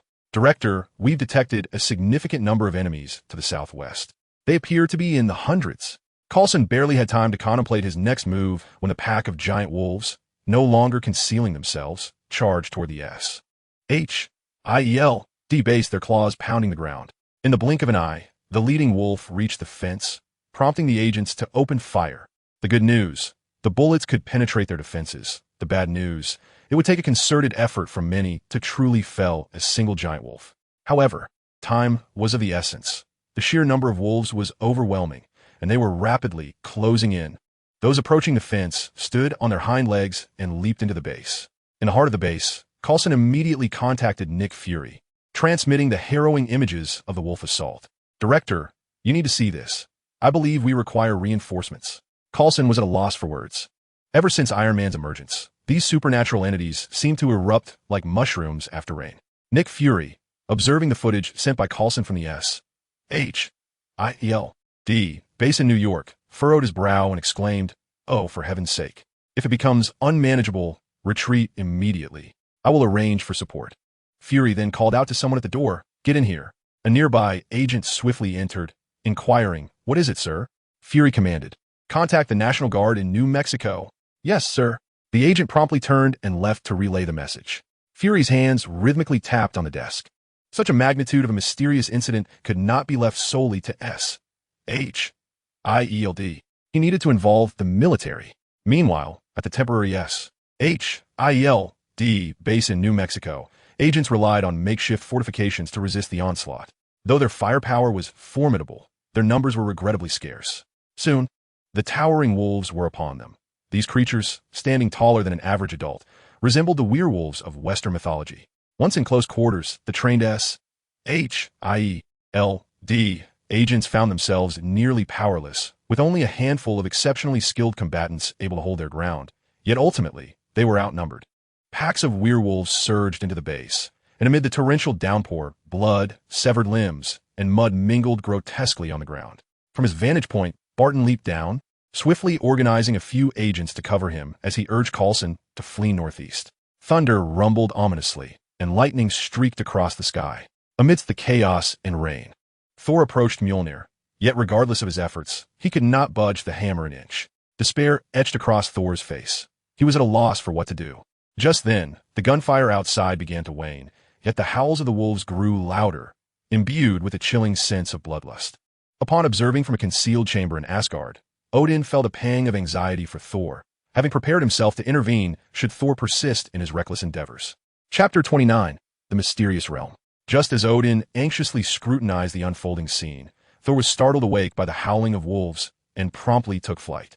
It was evident that Thor was merely heartbroken, yet he had not succumbed to madness. With a heavy sigh of relief, Odin feigned entering the Odin sleep, ostensibly delegating trivial matters to Loki, while in truth, he resisted the slumber, maintaining vigilant watch over Thor.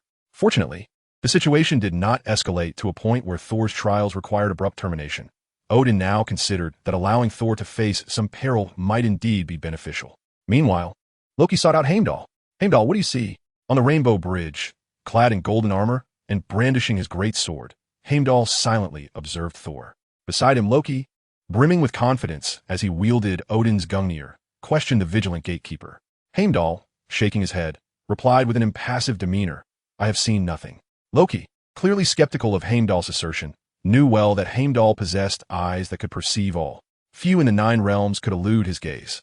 If he claimed to have seen nothing, it could only mean he was either distracted or deliberately focused on Thor. The former was implausible. The thought of Heimdall being preoccupied with Thor ignited a sense of danger in Loki's eyes. With Thor exiled, Odin in slumber, and Gungnir firmly in his grasp, Loki now stood as the de facto ruler of Asgard. The audacity of a mere gatekeeper to disregard him incited within Loki a desire to devise a lesson for this insolent guardian. Heimdall, aware of Loki's nefarious intentions, remained unfazed.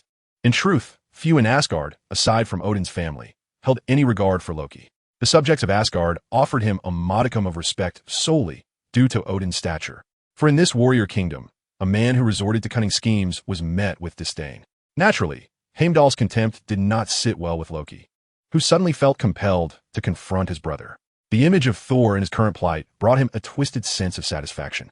With this thought, he flared his nostrils at Heimdall, thrusting Gungnir into the ground as he declared, "Gatekeeper, I command you in the name of the king of Asgard, open the Rainbow Bridge. I shall personally visit Thor in Midgard." Hearing Loki's words, Heimdall furrowed his brow, contemplating the dangers surrounding Thor's situation while weighing the implications of Loki's journey to Midgard. Before he could deliberate further, Loki's impatient voice broke through, Gatekeeper, what are you waiting for? Do you intend to defy the will of Odin's son? Faced with Loki's slightly threatening tone, Heimdall reluctantly responded, Loki, the situation in Midgard is perilous. Perilous? Loki, dare to venture into Jotunheim. What peril could Midgard possibly hold? Loki, his exclamation abruptly interrupted Heimdall, who was about to speak. Address me as your majesty, the king of the gods. Very well, your majesty. Now, in the name of the king of Asgard, I command you to open the Bifrost. Reluctantly, Heimdall complied, responding, yes, your majesty. He then seized his golden sword and plunged it into the nexus of the Bifrost, unleashing a formidable surge of energy. A vibrant beam, connecting the 9 realms, enveloped Loki, transporting him to Earth. Thor dashed toward the direction they had come from, while Hawkeye, accompanied by Coulson, also hurried in that direction, soon encountering them. Hey, Thor, over here. The trio had scarcely reached the periphery of the base when they encountered Jane, who had been waiting anxiously. Having heard the howls of wolves followed by gunfire, she had already prepared the vehicle. She had been anticipating Thor's return, but after a lengthy wait, she was on the verge of departing when Thor finally appeared. Not only did Thor arrive, but he was also accompanied by the individual who had previously stolen his equipment, along with an unfamiliar face. The joy of their reunion was palpable. The absence of gunfire from the temporary base indicated that the SHALD agents had likely been defeated. With Jane's vehicle, they could swiftly escape. Coulson had already called for reinforcements, and it was prudent to devise a plan once they arrived. Just as they were about to board the car and make their escape, a radiant beam descended from the heavens. It was Loki, emerging from a Bifrost. Asgard has arrived, Thor exclaimed with elation, even his earlier frustrations with Mjolnir dissipating. However, the expressions of the other 3 darkened, as such a commotion would undoubtedly attract the monstrous horde.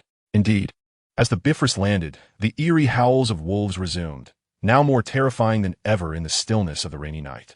Oh, for heaven's sake, you'll draw those creatures here. We must hurry. Barton decisively pulled Coulson and Jane toward the vehicle. Observing this, Thor rushed to grasp Loki, only to be forcefully rebuffed. Brother, since your arrival in Midgard, you have grown timid. I am a god. What harm could the realm of mortals inflict upon a deity? Loki scoffed. Yet no sooner had he turned than a werewolf pounced upon him. Gazing into the werewolf's gaping maw, Loki's eyes widened in terror. Fortunately, Gungnir instinctively protected its master, emitting a golden beam that reduced the beast to ashes. Thor swiftly pulled Loki to his feet, and upon seeing the werewolf dispatched by Gungnir, Loki's spirits lifted. Yet before he could utter a word, he beheld an endless throng of werewolves charging toward them. In response, Loki fled in the direction Barton and the others had taken. The speed was so astonishing that even Thor, who stood nearby, was momentarily taken aback. However, despite his surprise, his body instinctively responded, and he dashed towards Jane's vehicle. Fortunately, the distance to the car was not great, and under the cover of Barton's arrows, Loki and Thor managed to board the vehicle. Once the 2 brothers were inside, Jane pressed the accelerator to the floor. The RV sliced through the curtain of rain and sped forward, but a pack of werewolves on all 4s relentlessly pursued them from behind. With no other option, Jane continued to accelerate, even as the road ahead became increasingly indistinct. Yet, the primal urge for survival compelled her to push on. Suddenly, a swirling vortex materialized in front of the RV, and before Jane could react, the vehicle plunged headlong into it. A dozen werewolves, unable to halt their momentum, followed suit, while others hesitated, fear evident in their eyes, choosing not to enter the vortex. At that very moment, Heimdall, stationed at the Rainbow Bridge, widened his eyes in alarm, realizing that Thor and Loki had vanished from sight. Meanwhile, Odin, observing the scene of his son and Loki disappearing, felt a wave of concern wash over him. However, with a swift motion of his right hand, the image of Thor and Loki reappeared, a contingency he had prepared within Gungnir. It appeared they were in a distinct realm, one that seemed poised to merge completely with Midgard. Chapter 30. The mysterious fruit tree and the giant bear beneath it. After Thor and his companions traversed the vortex, Jane's mismanagement caused the vehicle to stall. Watching the werewolves that had pursued them closely, their hearts raced as if they might leap into their throats. Just as they braced themselves for a desperate fight against the werewolves, an unexpected phenomenon occurred. The werewolves that had dashed in suddenly collapsed to the ground, trembling as though confronted by some unspeakable terror. Boldly, Loki approached, yet even after he pierced one werewolf with Gungnir, the creature did not resist. The others remained motionless, quivering on the ground. Emotional responses surged. 360 from Odin, 200 from Thor, 150 from Coulson, 140 from Barton, and 240 from Loki. This bizarre scene sent cold sweat cascading down Loki's brow. The once ferocious werewolves now lay defenseless, and something was amiss in the vicinity. Realizing the gravity of the situation, Loki abandoned the idea of dispatching the remaining werewolves and raised Gungnir towards the sky, calling out, "Heimdall, send me back. Heimdall, open the rainbow bridge. Heimdall." However, his cries fell on deaf ears, for Heimdall could neither see nor hear him at that moment. Frustrated by the lack of response from the rainbow bridge, Loki cursed inwardly and, in a fit of rage, killed a few more werewolves. Seeing this, Barton and the others quickly sprang into action, eliminating the werewolves that had entered.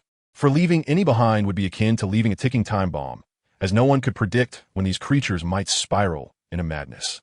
Fortunately, only a dozen werewolves entered, which was not many, so the men swiftly dispatched them.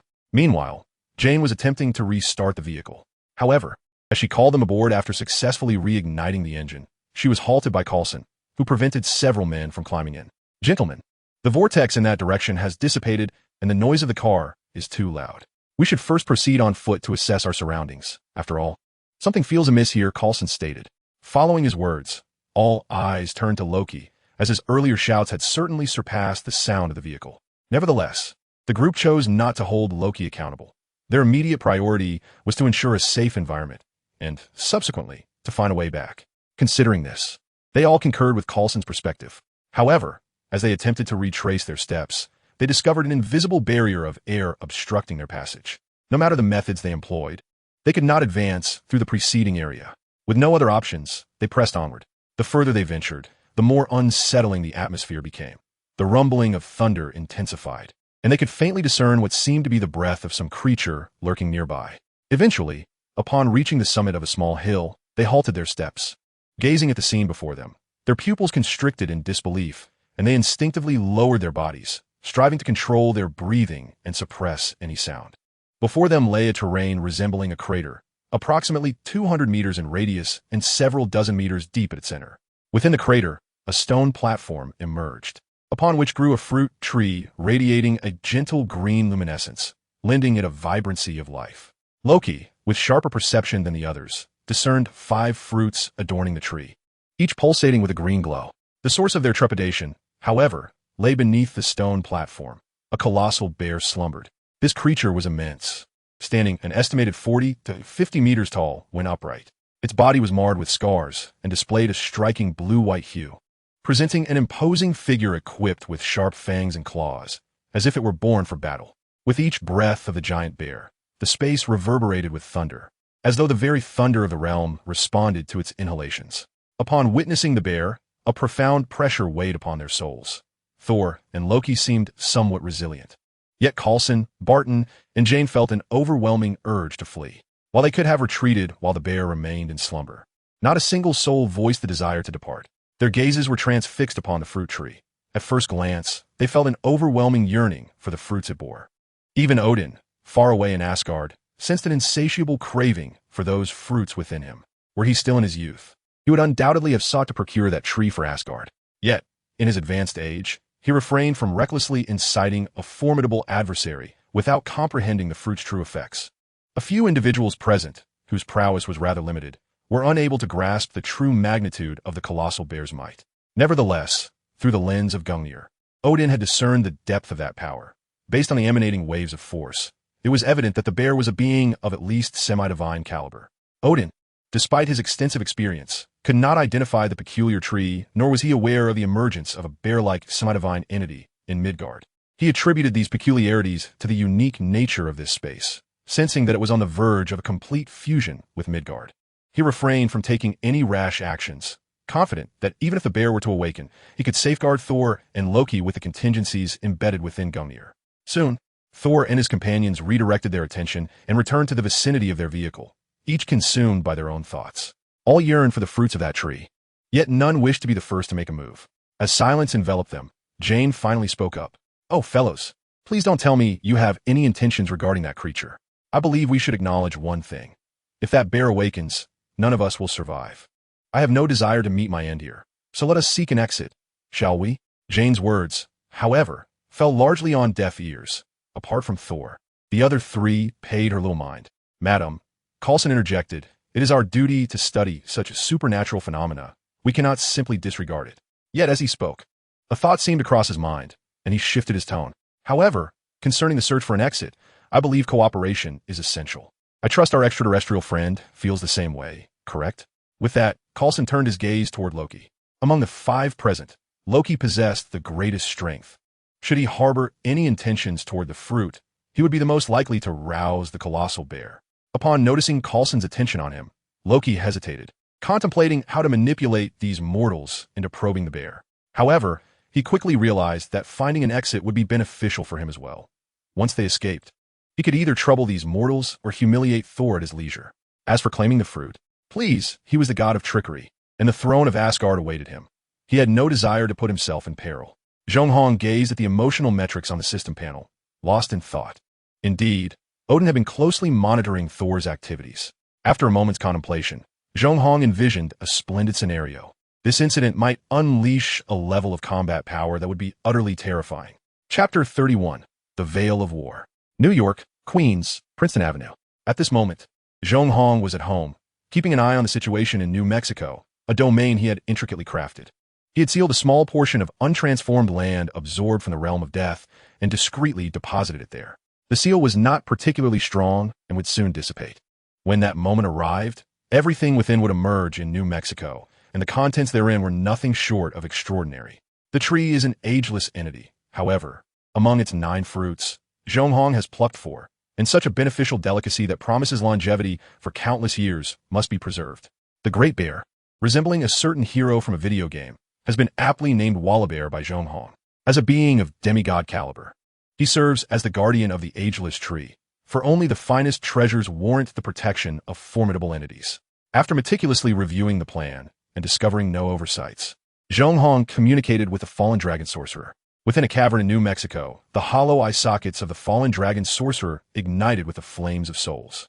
The sorcerer rose immediately, and with a flick of his staff, the portal within the cave began to whirl chaotically, unleashing a multitude of undead beings. As the portal activated, far away in Kamartaj, the Ancient One opened her eyes. Was this an incursion from a new dimension? She sensed the intense spatial fluctuations and the malevolent world beyond. The Ancient One promptly prepared to obliterate the source of the spatial disturbance. But before she could act, she felt a powerful presence emerge near Kamartaj. The Ancient One furrowed her brow. However, given the significance of Kamartaj, she prioritized addressing the immediate threat. Above Kamartaj, the Lord of the Dead, Ilias, materialized, clad in deep black knightly armor and wielding a colossal sword, his aura openly menacing. Ilias had come to stall the Ancient One. Although the realm of the dead was not nearby, he was confident in his ability to delay her, who possessed the Eye of Agamotto. Soon, the Ancient One confronted Ilias, refraining from launching an immediate assault, as she had already sensed that this formidable entity shared a connection with the sinister energy emanating from New Mexico. The chaos in New Mexico was inextricably linked to this stranger, prompting the Ancient One to utter, "What is your intention, unfamiliar force? Do you seek to invade this planet as well?" Ilias chuckled at her words and nonchalantly replied, "Do not misunderstand. I have come here merely to seek enlightenment from the esteemed sorcerer of Earth, who is also a being of demigod caliber." His voice was reminiscent of the depths of the underworld, unsettling to the ears. "I have matters to attend to. Perhaps you could choose another time for our discourse, and I shall gladly oblige." At this juncture, the Ancient One wished to avoid unnecessary conflict, with Dormammu having recently attempted an invasion and the lurking threat of Mephisto. Further antagonizing another demigod would jeopardize the stability of Earth. Yet, Ilias remained unmoved, his oppressive presence intensifying, as death energy from the realm of the dead darkened the clouds above Kamartaj.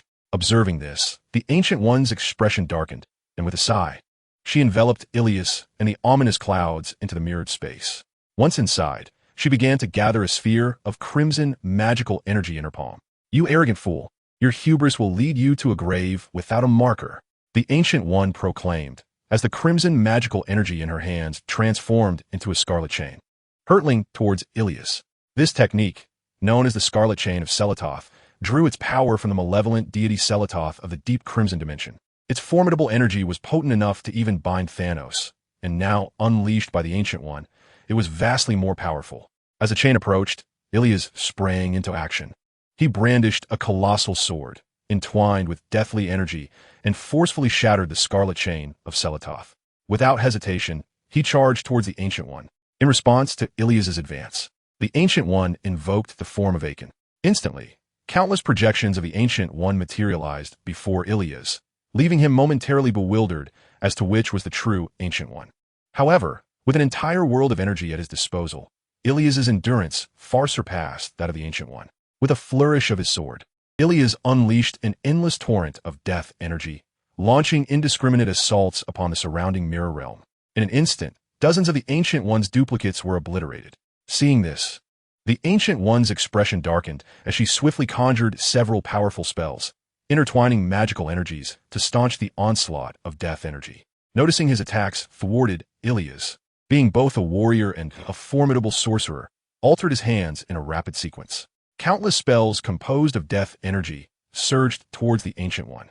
The mirror realm soon brimmed with a dazzling array of colors. Any sorcerer witnessing this spectacle would be astounded, for each streak of light represented an immensely powerful spell. As the Ancient One and Ilias exchanged magical onslaughts, neither could gain the upper hand, despite Ilias possessing the entire realm of the dead as his ally.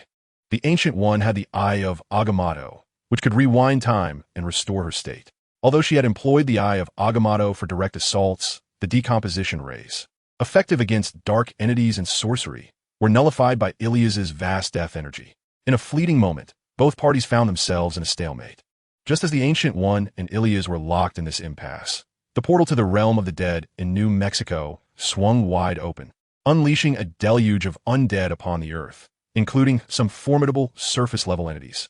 Following the portal's activation, the fallen dragon sorcerer did not remain idle. The war canopy was deployed in full force, casting a shroud of deathly clouds over an expanse of over 1 million square kilometers, quickly enveloping all of New Mexico. The devastation extended beyond New Mexico, affecting several other states and parts of northern Mexico. Beneath the war canopy, countless deceased were resurrected, plunging all areas under its shadow into chaos. Fortunately, the National Guard of various states responded promptly, aided by numerous concealed superheroes and the general populace armed with firearms, preventing the newly risen low-level undead from causing more than mere disorder. Atop the Bifrost Bridge in Asgard, Heimdall's brow furrowed in concern at the sudden appearance of the ominous clouds, obscuring his vision of the situation in that vicinity. He found himself torn over whether to report these developments to Queen Frigga. Meanwhile, in the depths of Marvel's hell, Mephisto watched with keen interest as the scene of New Mexico unfolded amidst the crimson mist. Chapter 32. The Cataclysm of the Undead. At the pinnacle of Stark Tower, Tony was abruptly roused from his slumber by Jarvis's alarm. Initially still groggy, he found his fatigue vanishing instantly upon glimpsing the contents on Jarvis's screen, exclaiming in astonishment, "What on earth? Jarvis, are you certain this isn't a jest? These appear to be elements straight out of a horror film. I regret to inform you, sir, that this is no joke. As you can see, for heaven's sake, this defies all scientific rationale." Tony was on the verge of losing his sanity, grappling with the realization that he had begun to question the purpose of his past endeavors over the last few months. "Sir, based on reports from Stark Industries satellites and various analyses from New Mexico, the information is indeed accurate." "Oh, great. Then I presume we are in for quite the predicament." With that, Tony anxiously raked his fingers through his hair, swiftly donned his Iron Man suit, and made his way to where Yang Chun and Gavin waited. Observing Gavin meditating and Yang Chun, evidently having pulled an all-nighter gaming, Tony felt a slight alleviation of his anxiousness. In his estimation, given their combat prowess, especially Yang Chen's, he believed that identifying the source of their troubles would not pose a significant challenge. Thus, Tony addressed Gavin and Yang Chun directly. "Gentlemen, I fear we have a situation that requires our attention." At his words, both turned to face Tony, and after setting aside his handheld console and downing a sizable bottle of cola, Yang Chun responded, "You should take Gavin to change his gear first. Once he's ready, we shall embark." Having faced little turmoil of late, Gavin had removed his armor, typically engaging only in meditation or practicing various techniques. His disinterest in the internet had rendered him oblivious to the current situation in New Mexico, or rather, he preferred to remain uninformed. Before long, Gavin had donned his battle armor and taken up the sword of victory. Upon seeing Gavin's armor, Tony couldn't help but display a proud smile. Through his recent studies with the Ancient One, he had acquired some rudimentary magical skills and had been enhancing Gavin's armor with magical attributes. Now, Gavin's armor was capable of providing him with genuine enhancements, and Tony was confident that as his mastery of magic deepened, these augmentations would only grow more substantial. As for his own suit, it was a harmonious fusion of technology and magic. Through his tests, he had determined that this suit's capabilities surpassed any previous designs. Turning to Yang Chun, Tony suggested, "Perhaps I could craft a suit for you as well." With a lollipop dangling from his mouth, Yang Chun gazed towards the direction of New Mexico, then turned to Tony upon hearing his proposition. Noting Tony's earnestness, he chuckled and replied, "My cultivation system differs from magic. And besides, I have my sword, which suffices. Superfluous possessions hold no value for me." Tony nodded in acknowledgement. "Very well, then let us proceed." He had already arranged the company's affairs through Jarvis, and Tony contemplated that perhaps he needed to find a mistress for Stark Industries. Subsequently, Tony took the lead in taking off, with Yang Chun and Gavin closely following. However, before they had the chance to exit New York, Yang Chun suddenly accelerated to catch up with Tony, exclaiming, "There are treasures emerging over there. I shall investigate first. You may take your time."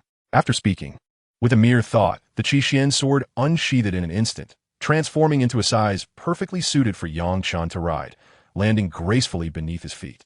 Once on the sword, Yang Chun soared through the air at remarkable speed, becoming a streak of crimson light, vanishing from Tony's sight in the blink of an eye. Tony, still pondering Yang Chun's words, was startled as he caught a glimpse of the fleeting light, only to realize Yang Chun had completely disappeared. "Jarvis, how fast was Yang Chun's flight?" "Sir, Mr. Yang Chun's speed was so rapid that the system could not measure it." "Oh, thick-skinned crap." It was not until they found themselves in the early morning that Thor and his companions emerged from that space. Not because they had located an exit, but rather because the space had fused with Earth. They naturally stepped out, and at the moment they emerged, Heimdall, far in Asgard, vaguely perceived the divine radiance of Gungnir. Before he could discern clearly, he heard Loki's call, confirming his return to Earth. Loki beheld the war canopy enveloping the entire sky, and the overwhelming energy of death saturating the area caused his complexion to pale. As he pondered whether to flee, the thunderous rumbling behind him grew increasingly louder, and he sensed that the terrifying giant bear was about to awaken. With this thought, Loki hastily raised Gungnir and shouted to the heavens, "Heimdall, by the authority of Odin's son, I command you to open the Bifrost. Send me back." Hearing Loki's plea, Heimdall, with no other choice, inserted his golden sword into the Bifrost nexus. Instantly, the entire Bifrost activated, unleashing a powerful surge of colorful energy toward Earth. However, what transpired next took Heimdall by surprise. As the Bifrost entered Midgard, it encountered a stalemate with the obstruction that had hindered his vision, just as he considered intensifying his efforts to break through this impasse. The obstruction unexpectedly chose to yield. Meanwhile, in New Mexico, beneath the war canopy, the fallen dragon sorcerer set down his staff before an assembly of thousands of necromancers, death mages, and other spellcasters. The earlier stalemate with the Bifrost was a result of their collective assault. The power of the fallen dragon sorcerer alone was far too feeble against the world-destroying energy of the Bifrost. Nonetheless, their own consumption was considerable. Fortunately, behind them lay the portal to the realm of death, granting them an abundance of death energy and souls to replenish their losses. However, confronting the Bifrost head-on did not align with Zhong Hong's plans and would prove detrimental for the realm of death.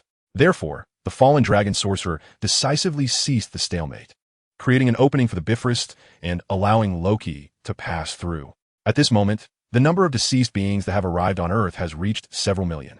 These entities have been steeped in the deathly energies of the underworld for an extended period, their power far surpassing that of the newly transformed undead beneath the war's shroud. With unwavering determination, they advance toward the location where the tree of the undying has manifested. A legion of over 1 million skeletal warriors and plague-ridden corpses forges a path, interspersed with dreadful undead beasts, while behind them, hundreds of thousands of death knights provide formidable support, safeguarding larger undead monstrosities. The skeletal soldiers and other lesser undead scarcely have the opportunity to reveal themselves. Countless souls and gargoyles swirl ominously above the undead army, accompanied by thousands of colossal bone dragons and over 1,000 spectral dragons gliding through the chaos. The sky is engulfed in dark winds, presenting a scene reminiscent of an apocalyptic nightmare under the ominous backdrop of war. Due to the Rainbow Bridge, a breach has opened in the war's shroud, attracting the attention of various nation satellites to the tumultuous scene within New Mexico. Instantly, the leadership of powerful nations around the globe erupted into a frenzy akin to a boiling cauldron, with vehicles congesting the vicinity of their decision-making venues. Chapter 33. The the assault from the U.S. military. In New York, at the S.H.I.E.L.D. base, Nick Fury's phone was inundated with calls. A situation he could scarcely have anticipated. Initially, he believed it would merely involve some troublesome supernatural incursions, but the situation had spiraled into utter chaos. The potential casualties and repercussions stemming from a mismanaged response were far beyond his capacity to bear. The calls were filled with insipid inquiries, and Fury found himself exasperated by these fools, yet he was compelled to address certain matters. He had intended to keep the news under wraps, but the scale of the supernatural occurrences was far too vast, and the speed at which events unfolded rendered concealment impossible. Despite the shroud of the fallen dragon sorcerer capable of obscuring signals, the immense influx of emotional energy was too significant to squander. Thus, Zhong Hong deliberately instructed the fallen dragon sorcerer to lift the signal suppression. Fury was forced to gather S.H.I.E.L.D. agents while simultaneously fielding questions from all directions. One should not underestimate the number of S.H.I.E.L.D. agents. As the largest intelligence organization on Earth, their numbers were more than sufficient to wage war, with even level 10 agents theoretically able to deploy nuclear weapons, the pinnacle of human military might. Whether specific combat operations were necessary remained to be seen, but the capacity to respond to the unfolding crisis was imperative. While Fury grappled with the situation, the U.S. military in New Mexico and surrounding states had already commenced their offensive.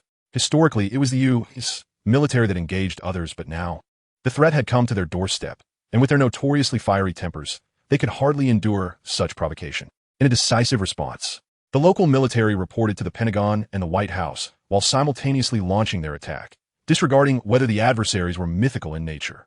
They resolved to strike first with missiles. Dozens of missiles were swiftly launched from missile bases and launch vehicles in New Mexico and several surrounding states, directed towards the areas most afflicted by the departed souls.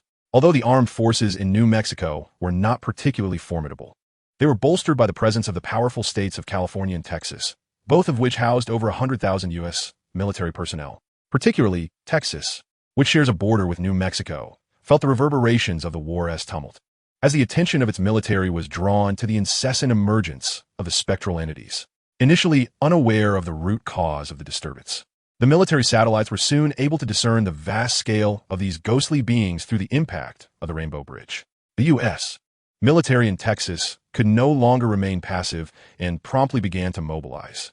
In no time, the first wave of their assault, comprising those missiles, soared towards the skies above the spectral army. Yet, as if sensing the destructive potential of the missiles, dark thunder surged within the war's canopy, obliterating the majority of the midair. The few that managed to evade interception were caught by several gargoyles, resulting in merely a handful of casualties among the gargoyle ranks. Quickly, the second wave of the military's offensive arrived, led by an airstrike formation of F-22s attacking from multiple directions against the spectral forces. Instead of plunging directly into the vast assemblage of gargoyles and phantoms, they engaged in skirmishes from the periphery, a strategy that yielded commendable results. Thousands of gargoyles perished beneath the formidable firepower of the military aircraft, as most of these agile entities were rendered helpless against such swift assaults. Those stronger gargoyles and phantoms that ventured too far were swiftly targeted and eliminated.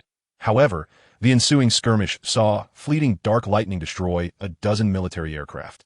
Witnessing the effectiveness of their assault, the military commanders opted not to continue targeting the ground-based spectral army. Following the analysis of their strategists, they prioritized focusing their fire on the densely packed flying spirits.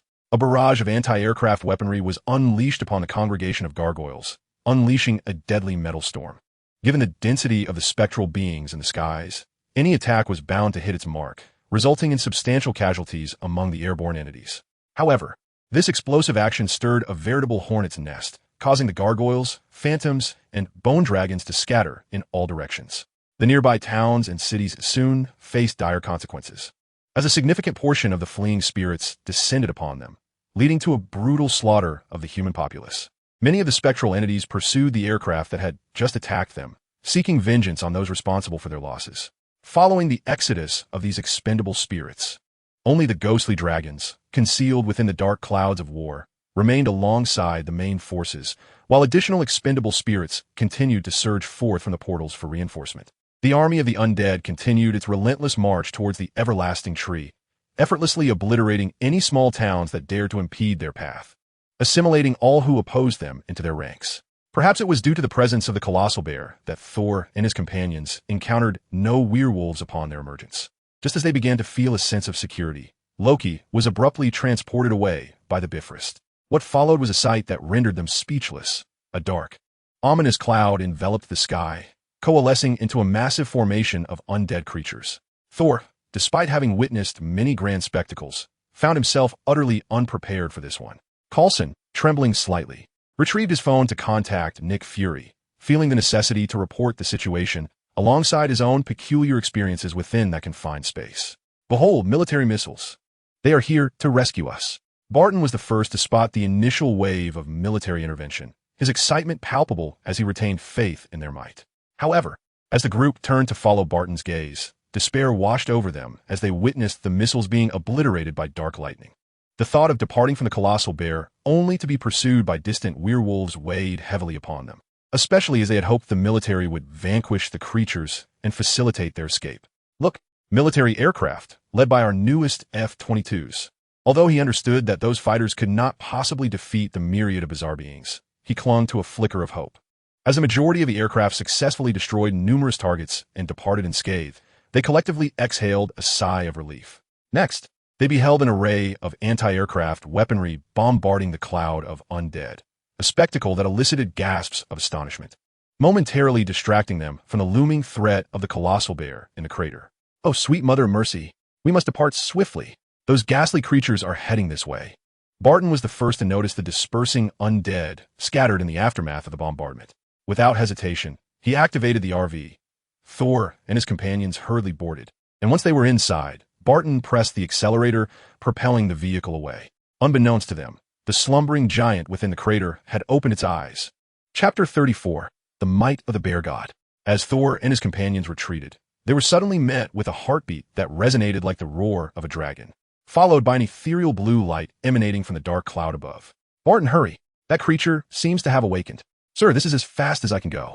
The occupants of the RV, save for the driver Barton, turned to gaze at the crater, where an immense figure began to emerge. The colossal silhouette exuded an air of regal confidence, as if it were a monarch surveying its domain. Upon fully exiting the crater, it stood upright, its massive claws outstretched, and unleashed a thunderous roar. In an instant, the skies erupted with fury, and the azure clouds above seemed to morph into the visage of a giant bear, its immense form visible even from distant states. This awe-inspiring sight left those who had yet to experience the onslaught of the undead in a state of stunned disbelief. After the mighty bear's roar, several bolts of thunder descended from the heavens, coalescing around the crater to form a cerulean shield, intermittently illuminated by flashes of lightning.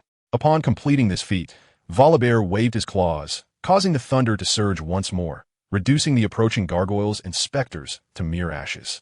He then turned his gaze towards the distant undead army, his voice resonating like thunder itself. Do you dare challenge me? He bellowed, laughter booming forth as dozens of lightning strikes cleaved through the sky, resembling swords of divine wrath aimed at the undead horde. The spectral dragons hovering above the army unleashed their deathly breath, each bolt of lightning meeting numerous streams of necrotic essence. Despite this, the lightning could not be entirely thwarted, as many gargoyles had already positioned themselves in the path of the impending storm, attempting to shield against the strikes with their own bodies. Consequently, hundreds of gargoyles were reduced to ashes, yet had it not been for the penetration of the deathly breath, their sacrifice might have been in vain. Nearby, the fallen dragon sorcerer, observing through the eyes of other undead beings, raised his staff once again. Countless necromancers followed suit, their collective power augmenting the war's canopy significantly. The dark clouds of the war canopy clashed against the cerulean storm, both colors eroding one another in a fierce struggle. The sky over New Mexico was irrevocably divided, with the two hues spreading ominously in all directions. On the ground, a multitude of undead creatures stirred, their fiery souls flickering within their skulls as they surged towards Volibear.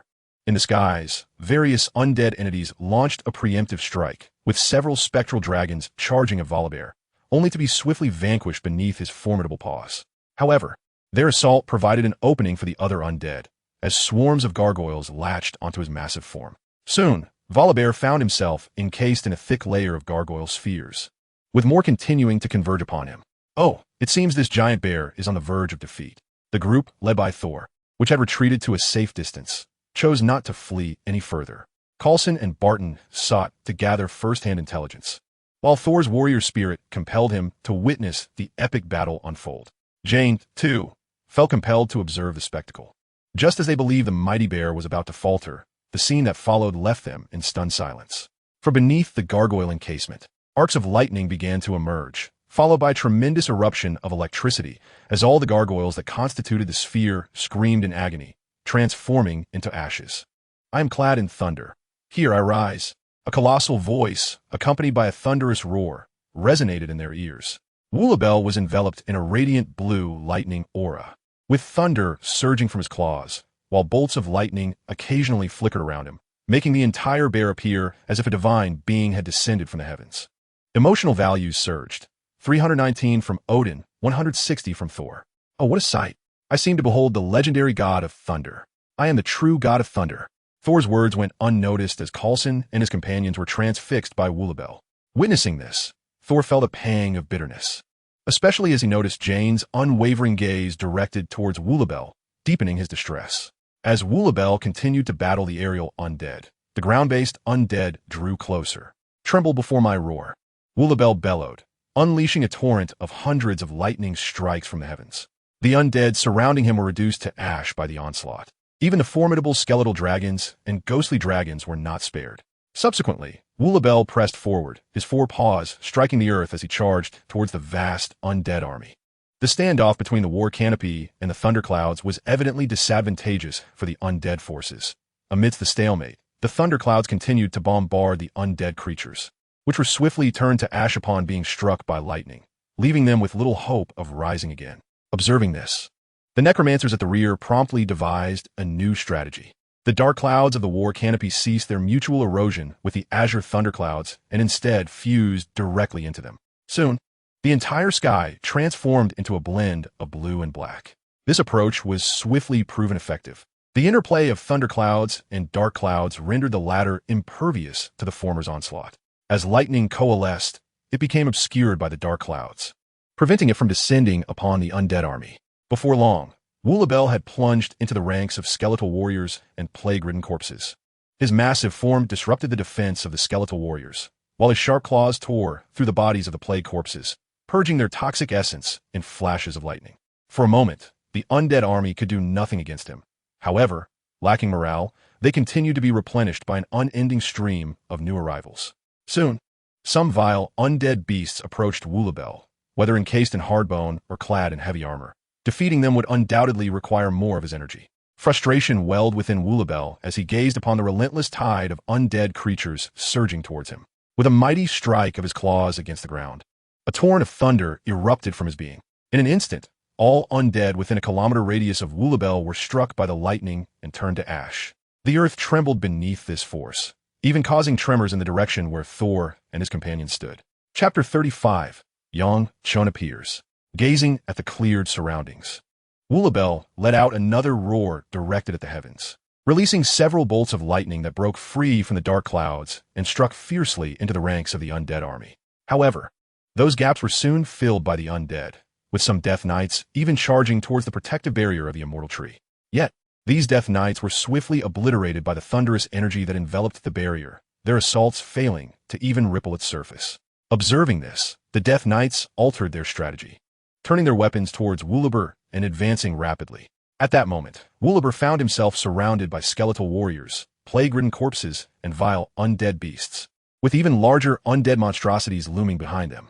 Above, gargoyles swooped down relentlessly, interspersed with attacks from bone dragons and ghostly serpents, with Death Knights now charging from behind. One might perceive Woolabel as being gravely ensnared in a dire predicament. However, he remained unfazed, having utilized merely 30% of his strength. He understood that the appearance of the immortal tree was not merely a lure for these undead. It was an exhibition for their amusement, and there was no necessity to exert himself fully to vanquish them.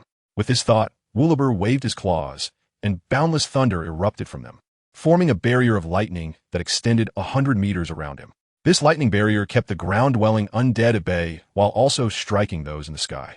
As the war canopy mingled with the thunderclouds, the original concealment began to dissipate, and soon not only Heimdall of Asgard could witness Wulliber battling the undead horde. Even several major nations on Earth with satellites observed this epic confrontation, with numerous think tanks analyzing the powerful giant bear. What was he doing? Separating himself from those undead. Was he exhausted? No, that was not the case. He was far from spent. The thunder emanating from him could obliterate the errant undead in the skies. It appeared he was on guard against something. At that moment, the think tanks of various nations were in a frenzy over Wulliber's actions, their usual composure completely lost. Yet, before they could deduce anything further, a shocking scene unfolded before them. In the footage, Wulliber stood upright, gazing intently at a specific location where, astonishingly, a human figure materialized out of thin air. Indeed, it appeared out of nowhere. This bizarre spectacle left the leadership of various nations in a state of profound shock, prompting them to instruct their subordinates to investigate the sudden appearance of this human. That human was none other than Yang Chun, who had been present for some time, concealed in this very spot. "You are Yang Chun." Wulliber's low voice was tinged with uncertainty, as if astonished to encounter him. "Know my name. Produce a fruit of the immortal tree, and I shall refrain from intervening in this matter," Yang Chun declared, standing aloft with crossed arms, exuding an aura of commanding presence. Starkly different from his demeanor at Stark Tower. In the vicinity of 1,000 meters around him, no undead creatures dared to linger. Any that approached within that distance were effortlessly shredded by invisible sword energy. "Do you think a mere utterance from you will compel me to surrender the fruit of the immortal tree? That would be a gross underestimation of the bear." The voice of Warliber suddenly erupted, accompanied by dozens of lightning strikes from the heavens. However, none of these bolts targeted Yang Chun, indicating a profound apprehension that Warliber harbored towards him. Observing this, Yang Chun remained silent, continuing to gaze at Warliber, who, in turn, regarded Yang Chun with equal gravity. Thus, an air of silence enveloped them both. After a considerable duration, during which the lightning barrier obliterated numerous undead and the invisible sword energy fragmented many more, Yang Chun unsheathed the Qixuan sword and slowly uttered 7 words. Do not say it was unforeseen. Upon witnessing Yang Chun's readiness for combat, Warliber emitted a cold snort, then waved his right claw, propelling a fruit from the ancient tree in the distance, ensnared by lightning, hurtling towards Yang Chun at breakneck speed. Several undead attempted to seize it, yet all were instantaneously reduced to ash by the thunderous energy enveloping the fruit. Before long, the fruit reached Yang Chun's hand. With a flicker of his consciousness, he sensed no other means of defense and casually extinguished the lightning before stowing it away. Yang Chun had already detected the presence of Tony and Gavin nearby, but they seemed to be embroiled in some trouble. With a swift motion, he darted towards their direction. Although the loss of the ancient fruit was anticipated by Warliber, it still left him feeling irked. Consequently, after Yang Chun departed, Warliber retracted the lightning barrier and, with claws aglow with thunder, plunged into the horde of undead, unleashing a devastating rampage. Meanwhile, Tony and Gavin found their path obstructed by 2 skeletal dragons leading a multitude of gargoyles. Fortunately, Gavin, having received enhancements from Tony, had acquired aerial combat capabilities. Otherwise, the consequences might have been dire. "Tony, hold on. Once I dispatch this behemoth, I will come to your aid," Gavin exclaimed, clinging tightly to the spine of one skeletal dragon. The dragon realized that if Gavin continued to ascend its body, it would soon meet its demise at his hands. After all, the other dragon that had accompanied it in confronting the 2 aerial fighters had already been reduced to a pile of bones on the ground. The dragon flitted about, executing intricate maneuvers in an attempt to dislodge Gavin. As for Tony, he was besieged by a throng of gargoyles. While each gargoyle was no match for him individually, their overwhelming numbers forced Tony to fight and flee simultaneously, evading the relentless pursuit of the gargoyle swarm. "Gavin, don't worry about me. These creatures can't catch up. Just give me a bit more time, and I will eliminate them all," Tony shouted, firing his weapon as gargoyles fell under his onslaught. Nevertheless, given the sheer quantity of gargoyles, it would take Tony a while to completely eradicate them. He couldn't help but wonder about Yang Chun, who had ventured into the very heart of the conflict. "Don't fret, Tony. With Yang Chun's prowess, not a single one of these undead beings can pose a threat to him." The 2 even found time to converse, as the undead creatures merely presented an inconvenience, and barring any unforeseen events, they were unlikely to encounter peril. Just as they exchanged words while laboriously battling their adversaries, Yang Chun had already arrived. A flash of fire illuminated the scene, reducing the gargoyles pursuing Tony into mere ashes, their cries stifled before they could escape. Several beams of sword light swept through the air, shattering the bone dragon that Gawain had captured into fragments, its acrobatic maneuvers abruptly ceasing as it crumbled before Gawain's gaze, plummeting helplessly to the ground. Chapter 36, The Voice of Heaven Shatters. Upon witnessing this, both Tony and Gawain recognized that Yang Chun had arrived, and they exhaled in relief. With Yang Chun on the scene, the presence of additional undead beings posed no concern. He would undoubtedly intervene. Moments later, Yang Chun appeared before them. As soon as he materialized, Tony approached eagerly. "Hey, Yang, what's the situation inside?" Yang Chun, upon hearing Tony's inquiry, replied, "Let's talk as we walk. The circumstances within are rather intriguing." Without wielding the Qi-Xian sword, Yang Chun maintained a pace that allowed Tony to keep up as they flew towards the battleground where Woolabel faced the undead. Intrigued by Yang Chun's description of the situation, Tony hastened to catch up, asking, "What makes it so interesting?" Noticing that the two had distanced themselves, Gawain quickly followed. As they proceeded, Yang Chun elaborated, in simple terms, "Something valuable has emerged, drawing these undead creatures forth. A guardian from the demon clan is currently engaged in battle with them." "Wait, what exactly is a demon clan?" Tony's question took Yang Chun aback. A demon clan is simply a demon clan. It is not merely an object, he thought, yet he could not articulate it that way. After a moment of contemplation, Yang Chun responded, "Well, you can look it up online. In essence, it refers to a type of supernatural life form." Tony nodded, somewhat understanding, and resolved to delve into global myths and folklore upon his return. With that decision made, he inquired, "And what is this valuable thing? A fruit tree, or rather, the fruit upon it? What?" In Tony's mind, something valuable should resemble a divine artifact. Yet according to Yang Chun, it was merely a fruit tree. "Look, that big fellow seems to be in trouble." Hidden within a ravine, Thor and his companions were observing the battlefield of Woolabel through binoculars when Barton suddenly pointed in a direction, addressing the other three. Following Barton's gesture, they spotted several distinct figures rapidly approaching Woolabel amidst the throng of undead. The closest was an unusual ghostly dragon, utilizing the gargoyles as cover as it descended to a striking distance. Seizing an opportunity as Woolabel's claws momentarily opened, the ghostly dragon flapped its wings, enveloped in dark, deathly energy, and dove toward Woolabel. The tremendous force from its aerial plunge brought it before Woolabel in an instant. Its jaws agape as it unleashed a torrent of dragon breath to inflict maximum damage. "Ah, now this is more like it." Woolabel, sensing the formidable onslaught of the ghostly dragon, felt a surge of excitement rather than fear. He gathered the power of thunder in his hands and reached out toward the descending specter. Boom! Upon their contact, a tremendous explosion erupted, sending the surrounding spirits hurtling away from the shockwave. Yet, astonishingly, Woolabel effortlessly absorbed this formidable strike, while the phantom dragon found itself destabilized, its massive head teetering on the brink of shattering, even its breath weapon failing to inflict any harm upon Woolabel. Although Woolabel had easily thwarted the phantom dragon's assault, the offensive of the undead creatures was evidently far from over. Thousands of plague-ridden corpses, previously torn apart beneath Woolabel's claws, now bizarrely fused together, forming a grotesque mass reminiscent of a mound of pestilence.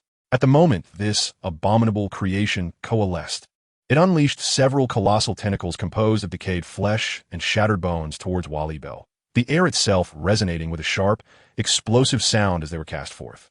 Observing this, Woolabel discarded the phantom dragon and, with a flurry of strikes from his formidable claws, shredded the advancing tentacles. However, the plague mound persisted, relentlessly flailing its appendages, ultimately ensnaring Woolabel within its entirety. Though it could only momentarily bind him beneath Woolabel's terrifying grip, that fleeting moment proved sufficient. A colossal undead beast, resembling a rhinoceros but towering over 40 meters high, approached with earth-shaking strides, charging fiercely at the ensnared Woolabel. In response, Woolabel unleashed a surge of thunderous energy, obliterating the plague mound. His claws then spread wide to absorb the impact of the undead behemoth. At the moment of collision, Woolabel was pushed back, his legs carving deep furrows into the ground. Nevertheless, he halted his retreat after only a few meters, both parties locked in a contest of strength. As Woolabel grappled with the undead giant, a swift figure burst forth from the ranks of the Death Knights, akin to a streak of black light. This dark figure was indeed a Death Knight, a paragon of the underworld, having attained formidable strength at the surface level. Now, he had assumed a charging stance with his lance, which was brimming with the accumulated death energy of his comrades. At an alarming velocity, the lance pierced into Woolabel's lower back, shattering upon impact and leaving a white mark upon his fur. Caught in a struggle with the undead beast, Wally Bell suddenly felt a sharp pain in his lower back, a sensation he had never experienced before, especially from such a minor adversary. Enraged, Wally Bell roared furiously, the inky black war sky swiftly dissipating, revealing azure clouds that roiled like a tempest of thunder. With a mighty leap, Wally Bell ascended, and in an instant, thousands of bolts of lightning struck him, cascading downwards as he plummeted to the ground with unstoppable force. The thunderstorm shall devour you. His descent resembled an asteroid's impact, and in that moment of collision, the entire world seemed to fall silent, as if muted. Subsequently, a shock wave radiated from the point of impact, spreading outward like a tsunami unleashed upon the land. Accompanying the shock wave, the earth surged as if it were a living entity, and the buildings throughout New Mexico suffered an inexplicable catastrophe, with countless structures collapsing. Even 280 seconds later, monitoring stations in New York detected tremors, plunging the entire southern United States into a state of panic. The Legion of the Deceased, facing the onslaught of the Wally Bear, witnessed hundreds of thousands of souls reduced to mere dust, while even more spectral beings were swept away by the shockwave, scattering in all directions, with few likely to survive. At the moment Wally Bear leapt into action, Odin's pupils constricted far away in Asgard, disregarding any tests for Thor. The hammer of the Thunder God appeared instantaneously at Thor's side, restoring his divine power. It was only through Thor's desperate efforts that he managed to shield Coulson and his companions, the force of the shockwave unveiling new dimensions of power, even to Thor, enlightening him on the myriad applications of Thunder's might. In the depths of the Hell Dimension, Mephisto observed the scene with uncertainty, not because he was perturbed by a mere subdivine being, but rather pondering why such events transpired without the intervention of the Ancient One. Could it be that the Ancient One had been detained by some force? Intrigued by this notion, he began to rally his infernal army, seizing the opportunity to harvest souls from the earth while the Ancient One was precluded from intervening. Chapter 37. The Efficacy of the Immortal Fruit. It appeared that the behemoth was enraged. As they soared ahead, Yang Chun suddenly addressed Tony and Gawain, and moments later, a crimson barrier enveloped the three of them. Before Tony could articulate his question, a colossal shockwave surged forth, carrying a multitude of spirits with it, prompting him to instinctively shut his eyes. When he reopened them, he beheld a distant mushroom cloud flickering with lightning, a sight that made him swallow hard and murmur, "Oh, what a heavy gift." Observing Tony's reaction, Yang Chun remarked playfully, "Do you wish to proceed? Can you handle what lies within?" Of course, Tony replied affirmatively, though he would have turned back if it were solely his decision. However, with Yang Chun present, he felt compelled to witness more. Nodding in agreement, Yang Chun maintained the crimson barrier as they sped towards the unfolding chaos. Soon, they arrived at the site, and what lay before Tony left him utterly astonished. "Oh my God," he exclaimed, as he surveyed a massive crater several thousand meters in diameter, within which a towering creature, over 100 meters tall, brandished its claws, while not far from the pit, a dome crackled with lightning. "Look, there's still people over there." Gawain's words jolted Tony from his shock. Yang Chun, hearing this, promptly drew Thor and his companions into the crimson barrier, conjuring a cloud-like substance for their footing. As Thornton stepped into the barrier, he exhaled a sigh of relief. The relentless shock waves had made his resistance quite taxing. Had it been solely him, the situation would have been significantly more manageable. But with Jane, Coulson, and Barton, three ordinary humans, Thornton found himself compelled to expend even more energy. "Are you Agent Coulson?" Tony inquired, his voice tinged with uncertainty as he gazed at the disheveled figure before him. Coulson appeared utterly battered, resembling someone just pulled from a mire. Had it not been for their recent encounters, Tony might not have recognized him at all. Upon seeing Tony and his companions, Coulson felt a wave of relief wash over him. Their presence meant a reinvigoration of strength, and it was undoubtedly feasible for Tony and his allies to utilize their aerial advantage to facilitate their escape. "Ah, Tony, you finally arrived. Did the director send you? Nick Fury?" "No, not at all. Given the magnitude of the situation in New Mexico, I had to come and see for myself."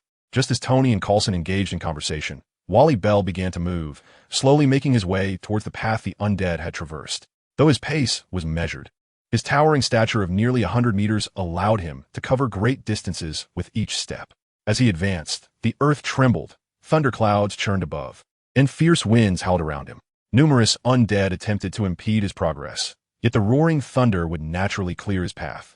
"With each step I take, the winds gather and the tempest brews." Wally Bell's thunderous voice resonated, intensifying the gale as the lightning in the sky seemed to awaken, swirling with vitality.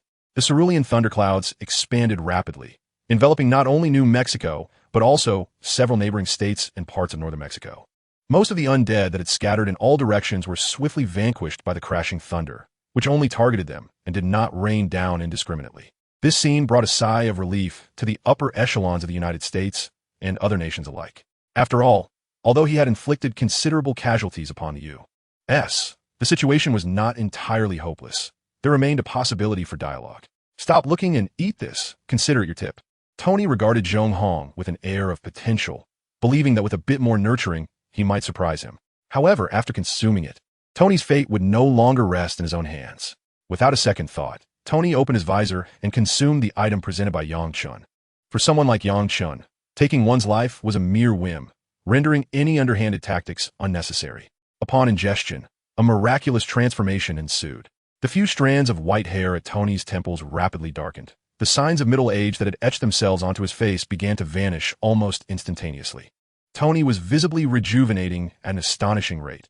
In mere moments, he transitioned from middle age to youthful, and one could confidently assert he appeared to be merely 20 years old without drawing any skepticism. Emotional energy from Odin, 500. Emotional energy from Mephisto, 360. Emotional energy from Thor, 260. This scene astonished all present, as well as many who were eavesdropping. For who could have imagined that such a diminutive fruit could bestow the gift of youth? Odin, in Asgard, crushed the armrest of his chair in the secret chamber, his heart brimming with excitement. If he could regain his youth, the formidable burden of Ragnarok need not fall upon the still tender shoulders of Thor. Indeed, in Odin's eyes, the millennia-old Thor was still but a child. However, upon further contemplation, his fervor began to wane. The treasury of Asgard was not devoid of artifacts capable of prolonging mortal life, yet such treasures held no efficacy for one of his divine stature. Sighing, Odin resumed his surveillance, pondering the limited number of artifacts that could sway him. Yet what if this one could? In the depths of hell, Mephisto was transfixed by the effects of the fruit of the everlasting tree, momentarily unable to sense Tony's soul, signifying that Tony's life had been significantly extended. To Mephisto, this was akin to disturbing the very ground beneath a sovereign. Yet, alongside his ire, an intense curiosity towards the everlasting tree fruit blossomed within him. He was determined to acquire it. Witch-heart demon, lead my army to retrieve that artifact. My avatar shall accompany you. Understood, father. The kneeling witch-heart demon immediately set forth, his heart ablaze with the desire for vengeance against Gawain and Tony. He swore to wash away the humiliation of their last encounter with their blood. He harbored no fear of failure. The absence of the Ancient One suggested that she was preoccupied with another matter, and to him, a mere semi-divine bear was no match for Mephisto's avatar, not to mention the legion of demons at his disposal. Yang Chun, what on earth did you give me? Tony exclaimed, disbelief etched across his face. After consuming the fruit, he felt an exhilarating surge of vitality. His mind was exceptionally clear, as if he had returned to his prime, with many of his hidden injuries mending.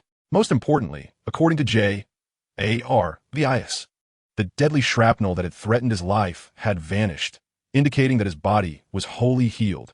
The thought brought tears of joy to Tony's eyes. Although the arc reactor technology had rendered the shrapnel a mere nuisance, who wouldn't desire a body in perfect health? Chapter 38. The Return of the Witch-Heart Demon. Upon hearing Tony's words, Yang Chun shrugged and replied, It's the treasure I mentioned to you. Consider it your lodging fee. I feel invigorated, and the shrapnel within me is gone. What's the name of this treasure? Yang Chun responded, This is the everlasting tree fruit, containing immense, gentle life force. Consuming it can restore youth and extend one's lifespan. The revelation left all present in a state of astonishment. Such a thing was beyond their comprehension. Yet, before they could utter another word, Yang Chun's voice echoed once more. Most importantly, any powerless mortal can absorb this energy, which also purifies all hidden ailments within the body. It makes sense now. I was wondering why the fragments within me had vanished. Wait, how did you acquire such a powerful essence from the everlasting tree? Lost in joy, Tony suddenly realized a pressing question. Given the immense potency of this everlasting fruit, it must be exceedingly rare. How then did Yang Chun come by it? With this thought in mind, Tony decided to inquire directly, but as soon as the words left his mouth, he regretted it, hastily adding, of course, if it's inconvenient. You need not share. In response, Yang Chun pointed to the formidable bear, Woolly Bell, wreaking havoc not far from them, and casually remarked, There's nothing inconvenient about it. Do you see that bear over there? It was a gift from him. What? Upon hearing this, everyone wore a befuddled expression.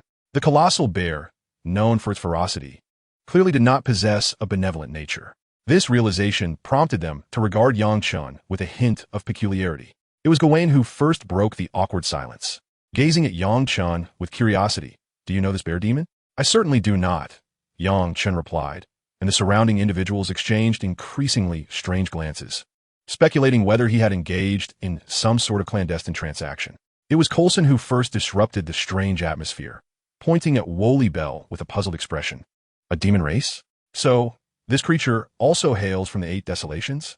Yet Yang Chun merely nodded in tacit agreement, offering no further explanation.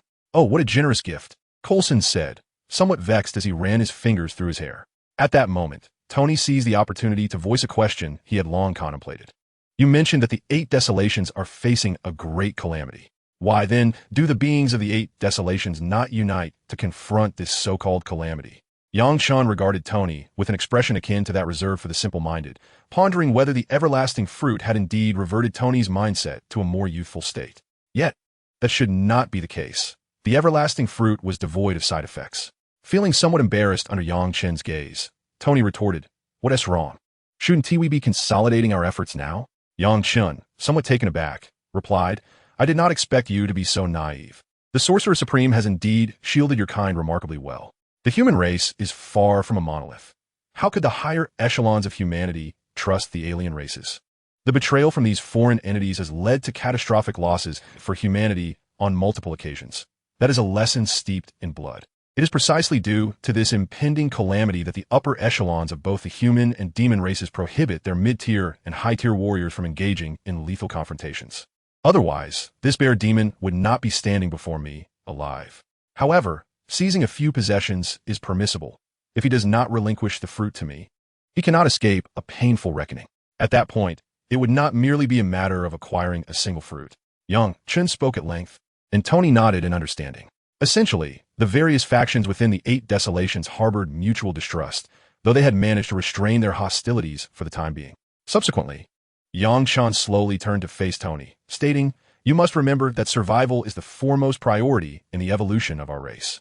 The communication between the higher echelons of humanity and the other races is solely to preserve the strength of our kind.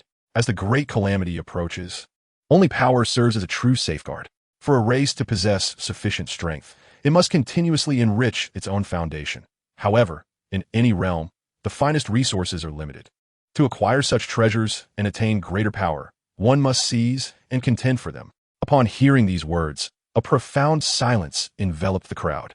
Thor, of course, understood this principle. Asgard, even in its current state, was filled with warriors, a fact only subdued by Odin's recent defeat at the hands of celestial beings and his advancing age. The seasoned veterans among Tony's companions were equally aware. Regardless of their inclinations, they had already reaped the benefits of plunder. As they remained silent, a new development unfolded before them. The distant sky began to twist, resembling a shattered surface of water, emanating ripples throughout the atmosphere. The sky, tinged blue by thunder, suddenly split open, revealing a gaping, menacing fissure. With a deafening roar, a mountain crumbled to dust beneath, as countless fiery meteors, suffused with the scent of sulfur, cascaded from the rift, transforming the New Mexico plains into a crimson furnace. This infernal spectacle captured everyone's attention, even causing Vala to cease his actions, his face etched with gravity as he gazed at the rift. Following the meteors was a billowing mass of dark mist, which stained the vicinity of the mountain a deep black, attempting to ensnare the clouds above, only to be repelled by the surging thunder. Amidst this swirling darkness, a colossal portal began to materialize at the fissure. "By my entrance into the city of sorrow, by my entrance into eternal anguish." As the portal took shape, a voice, desperate and hoarse, echoed in the minds of all present. It was the gate of hell. The knowledgeable Coulson uttered the name of the portal in a trembling voice, revealing it to be the legendary gate of hell. Through this portal, one could glimpse the horrifying scene beyond, where the world was drenched in a scarlet hue, and countless burning contracts flickered ominously within the blood-red haze. A massive wall loomed over the crimson earth, adorned with luminous contract emblems, each sealing humanity's most depraved desires. The gold of the greedy burned, while the daggers of cowards dripped blood. Swarms of skeletal demons were seen chaining the corrupted souls, and the sight of these tormented spirits momentarily filled the humans with a haunting echo of their anguished cries. "Awaken!" Just as Coulson, Barton, and Jane felt their souls teetering on the brink of detachment. Yang Chen's light utterance pulled them back from the precipice. As the gate of hell fully manifested, a horde of demons, long prepared, surged forth from the portal, unleashing chaos and wails. Insignificant mortals, I have foretold my swift return. The Wuxin demon, in its true form, descended, supported by its colossal spiral horns, its massive frame accompanied by grotesque wings. The entire demonic form radiated an overwhelming aura of power. However, ever since the fissure emerged, a relentless force has sought to seal it, while dark miasma surges forth from the gates of hell, resisting that very energy. Simultaneously, the Ancient One, engaged in battle with Ilias, sensed the rapid activation of the three sacred formations, and her previously somber expression darkened considerably, with her magical onslaught intensifying. Powerful spells surged forth from her hands. Chapter 39. Mephisto takes action. Upon the arrival of the infernal demons, they did not congregate in one place. Mephisto commanded them to traverse the realms and harvest human souls. However, these demons quickly clashed with the undead creatures emerging from the portal, as both parties were drawn to human souls, inherently at odds with one another. The more formidable forces among the demons congregated around the Witch King, their gazes fixed upon the ageless tree ensconced within the Thunder Barrier. Under Mephisto's orders, although the Witch King had noticed Tony and his companions, he refrained from attacking them. Seizing the opportunity while Wally Bear was at a distance from the Thunder Barrier, the Witch King charged towards it, conjuring a massive magic spear with flames swirling around his hands. He thrust the spear down upon the Thunder Barrier, yet this strike merely caused ripples to emanate across its surface. Observing this, the Witch King turned his attention to Wally Bear, sensing the profound connection between the barrier and the colossal bear. Indeed, he noticed a rune on Wally Bear glowing with lightning. Realizing that the strength of this barrier was inextricably linked to that rune. Very well, let the great son of hell have an audience with you. With that declaration, the Witch King, accompanied by a throng of minions, charged towards Wally Bear. Wally Bear, undeterred by the scattered undead, charged towards the Witch King as well. The Witch King's offensive alleviated the pressure on the beleaguered undead, allowing them to swiftly reorganize their ranks, while more flying undead dispersed in all directions. Soon, Wally Bear found himself engaged in combat with the Witch King and his demonic entourage, bolstered by the infernal dimension and the support of his minions. The Witch King fought fiercely against Wally Bear, their clash causing mountains to crumble and the earth to fracture. As the physical confrontation was accompanied by a cacophony of external forces colliding, the sky crackled with thunderous storms while hellfire surged from the ground, creating a dramatic spectacle of celestial thunder and infernal flames. This grand scene offered a visual feast for those present, yet Jane was moved to tears. Her distress left Thor momentarily bewildered, prompting him to gently pat her back and inquire what was wrong. The others also turned their attention to Jane, who soon provided an answer through her sobs. I don't know what has happened to the professor and Darcy, if they are in peril. With that, Jane broke down again, and Thor, witnessing her anguish, bravely declared, I remember that town. I will go to rescue them. As he prepared to fly out of the barrier, Yang Chun intervened, dissuading him from his course of action. There is no need to go. There are no living souls for hundreds of miles around us. Jian Wenyin cried out loudly, and Thor was at a loss, merely offering her constant comfort. Suddenly, Jian seemed to have a breakdown, shouting at Yang Chun, You possess such immense power. Why do you not save them? Upon hearing her words, Coulson and Barton felt a chill of sweat trickle down their spines, casting wary glances at Jian, both wishing to silence her. Their eyes seemed to communicate a silent plea. No, my dear, do you truly know him? Let's not forget that he is the one who saved your life. As they exchanged glances, they took a couple of steps toward Tony's direction. Mianwile, Yang Jian, who was engrossed in the battle between Woolly Bell and the demon of the witch heart, furrowed his brow at Jian's outburst. Just as she was about to shout again, she felt as though her mouth had been sealed by an unseen force, rendering her unable to open it no matter how hard she tried.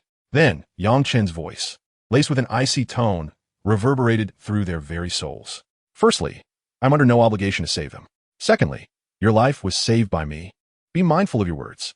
Observing Jian still attempting to pry her mouth open, Yang Chen added, as this is your first offense. You may speak again at this time tomorrow, or nod, and I shall cast you out.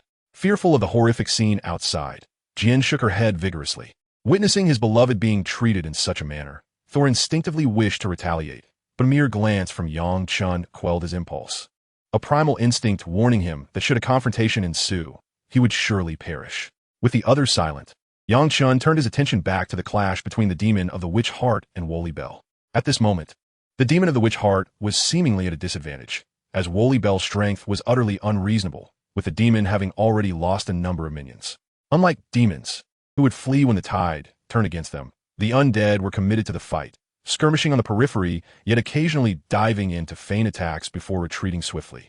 The demon of the witch heart, disheartened, lamented internally about Woolly Bell's overwhelming might. Was this truly a being of subdivine status? Even bolstered by the infernal dimension, he too was of subdivine caliber, yet now felt as though he were merely a punching bag. In terms of strength, he could not compete with this colossal bear. In terms of speed, he was outmatched as well. His only advantage lay in the concept of immortality granted by the infernal dimension, allowing him to withstand the bear's onslaught. Yet the most alarming aspect was that with each blow, the bear only grew stronger. The battle ignited a fervor within. Woolly Bell, with his thunderous claws, unleashed a flurry of strikes, leaving afterimages in their wake, while the skies echoed with thunderbolts raining down upon the demon of the witch heart and the other demons. However, the thought of Mephisto possibly observing him rekindled the demon of the witch heart's resolve, prompting him to engage Woolly Bell once more, retaliating with the dark energy of the underworld. Though his dark energy could not compare to Woolly Bell's thunder, it was inexhaustible, thanks to the gates of hell. Colossal Bear, you are a formidable opponent. You have earned the right to know my name. Listen well, I am the demon of the witch heart, child of hell. Colossal Bear, reveal your name. As they exchanged blows, the demon of the witch heart secretly regained strength while employing words to buy precious time. They call me Valhalla, Volibear, the thunderstorm. Yet my true name is one you are unworthy to know. Volibear's final proclamation incited the wrath of the witch heart demon, who bellowed furiously in response. You wretched creature, are you seeking your demise? With a sweeping motion of his arms, the demon summoned a surge of dark energy, coalescing into a seemingly tangible pitch-black magic spear. The moment the spear was fully formed, it surged forth with world-destroying force, aimed directly at Volibear. Following this attack, a void of black mist appeared beside the witch heart demon, indicating the immense expenditure of dark energy. Observing this, Volibear harnessed the surrounding thunder, channeling it into his claws, and with a mighty roar, he managed to catch the spear. However, the tremendous force behind it still propelled him backward. Just as Volibear focused intently on warding off the spear, a shadow stealthily emerged from within the witch heart demon, racing toward him in a concealed state. This shadow was none other than a manifestation of Mephisto, though merely a fraction of his essence. It was nonetheless under Mephisto's direct control, possessing power rivaling that of the Father. The Lord of the Hell Dimension was now prepared to intervene personally. Chapter 40. Has Mephisto secured his victory? Taking advantage of the moment, while Volibear defended against the witch heart demon's onslaught, Mephisto's shadow had deftly approached from behind. With fierce intent, it struck at the runes adorning Volibear's form. Blood erupted forth as a gash spanning over 10 meters appeared on the Titan's towering frame, the wound exuding a swirling black mist along with the crimson tide. With his attack successful, Mephisto withdrew, his expression darkening. He had anticipated that this blow would at least take a considerable toll on the bear, yet he quickly realized that Volibear's hide was far more resilient than he had expected. The strike had merely inflicted a wound. At this moment, Volibear finally extinguished the magic spear of the witch heart demon. Turning to inspect the blood streaming from his back, his eyes gradually took on a crimson hue. It had been far too long since he had seen his own blood. At that instant, Mephisto spoke, his voice akin to the grating of a rusty bell, yet oddly endearing, imbued with a supernatural resonance. Great Bear, you have exerted yourself to the utmost. Should you summon your strength once more, the energy I have left within you will grant you a taste of excruciating torment. Mephisto had no desire to continue this confrontation, for who knew when Agamotto would intervene to deal with him? His immediate priority was to acquire that fruit tree. Observing that Volibear was ignoring him, Mephisto spoke once more. If you relinquish that fruit tree, I shall spare your life and heal your wounds. Volibear erupted into laughter at these words, his mirth resonating with the thunder that roared across the sky. His eyes had now completely transformed into a deep crimson. What does one more scar matter among countless others? After a ferocious roar, Volibear landed on all fours and charged towards Mephisto with the swiftness of lightning, catching Mephisto off guard. Even Mephisto, towering over 10 meters, appeared diminutive before Volibear. With his enormous bear paws, Volibear seized Mephisto's body, and in an instant his gaping maw clamped down. Mephisto let out a piercing scream as his blood, akin to molten lava, splattered everywhere. Subsequently, Wally Bear struck Mephisto with such force that he was sent flying over 100 meters before he could halt himself. Amidst the swirling dark energy, Mephisto's wounds rapidly healed. Yet he seethed with rage. Although merely a projection, he found himself in such a dismal predicament. "Very well, Great Bear, you have enraged me." As Mephisto's voice echoed with fury, the hellgate behind him expelled a torrent of black mist, enveloping the surroundings. Mephisto vanished within this shroud, and in that moment, countless arrows of dark energy coalesced and shot towards Wally Bear. The onslaught of dark energy arrows fell like a tempest, compelling Wally Bear to rely on his formidable physique and the ever-forming thunderous shield to withstand the barrage. These arrows, capable of corrupting vast swathes of land upon landing, could not even pierce Wally Bear's fur. Observing this from his concealed position amidst the black mist, Mephisto was not taken aback. He had anticipated that even his ambush would only leave a minor wound. However, what perplexed him was that despite his energy exerting force within the giant bear, it seemed to have no effect, as if Wally Bear were devoid of pain, rendering the torment he inflicted utterly inconsequential. Realizing that the energy had no impact on Wally Bear, Mephisto decided to detonate it. With a thunderous boom, a portion of Wally Bear's flesh was obliterated, yet he remained standing. In fact, the absence of that energy allowed the wound to heal at a visibly rapid pace. "Found you." Amidst the relentless barrage of dark arrows, Wally Bear, following the explosion behind him, turned towards a specific direction. He then leaped into the air, with thunder gathering around him. "The storm shall consume you." Seeing Wally Bear vaulting towards him, Mephisto's eyes widened in alarm, yet he did not hesitate. As dark energy surged, the positions of Mephisto and Witch-Heart Demon switched. The bewildered Witch-Heart Demon gazed in terror at the descending Wally Bear, but being suddenly transported, he had no time to react, only able to watch helplessly as Wally Bear crashed into him. With a resounding thud that echoed across the land, the ground erupted like the surface of water struck by a boulder, sending massive waves of earth soaring. The force was even more formidable than Wally Bear's previous strike against the undead army. The Witch-Heart Demon screamed as he felt his body being torn apart. In truth, his body was being torn asunder, yet the surrounding dark energy swiftly reconstructed him after each fragmentation.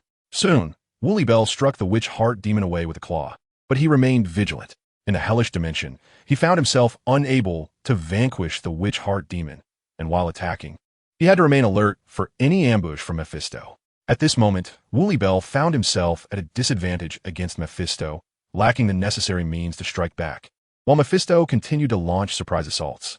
Although Mephisto could not swiftly eliminate Woolly Bell, he understood the principle of the peril that lingered with delay. Amidst Mephisto's relentless attacks and provocations, Woolly Bell pursued the location where Mephisto's blood had fallen. Upon arriving, an anomaly erupted. The blood on the ground seemed to act as a bottomless pit, absorbing a substantial amount of dark energy. Woolly Bell watched this scene with caution, wishing to retreat from his position, but it was already too late. Mephisto's blood, in conjunction with the dark energy, subtly formed a barrier-like entity that ensnared Woolly Bell within its confines. Woolly Bell relentlessly assaulted this barrier. However, neither the thunderous roars from the heavens nor the formidable power of his massive claws could swiftly dismantle the dark enclosure. It appeared that this colossal bear had been trapped. "Yang Chun, do you wish to intervene and procure a few more fruits?" Tony, noticing Yang Chen's inaction, couldn't help but inquire, for if he had sufficient strength, he certainly would not let such an opportunity slip by. "Such a mere longevity item holds no value for me, and you cannot consume it repeatedly." Tony nodded in response, acknowledging that while he desired to procure one for pots, requesting Yang Chun to obtain another was evidently impractical. Meanwhile, Thor grasped his hammer, a serious expression adorning his face as he turned to Yang Chun and asked, "Can this item extend the lifespan of a god-level being?" Thor had resolved that if Yang Chun ascended, he would risk his life to bring back an immortal fruit for Odin.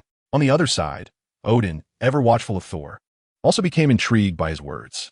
Although he held little hope, he still yearned for a response he wished to hear. Chapter 41, Thor's Injury. A god-level being? Does a god-level being require such a thing to extend their life? In the 8 desolations, god-level entities would not regard this item for longevity. Its greatest utility lies in allowing mortals to prolong their lives without side effects, yet its growth is exceedingly slow, rendering it a poor investment. Upon hearing Thor's words, Yang Chen regarded him with an expression of disbelief. Thor, his face reddening, repeated his question. Yang Chun nodded, stating longevity is indeed possible, but for a god-level being, it merely extends life. Other benefits, such as purifying the body, are absent. That's sufficient, that's sufficient, that's sufficient, Thor exclaimed thrice, then expressed his gratitude to Yang Chun before heading towards the barrier with his hammer in hand.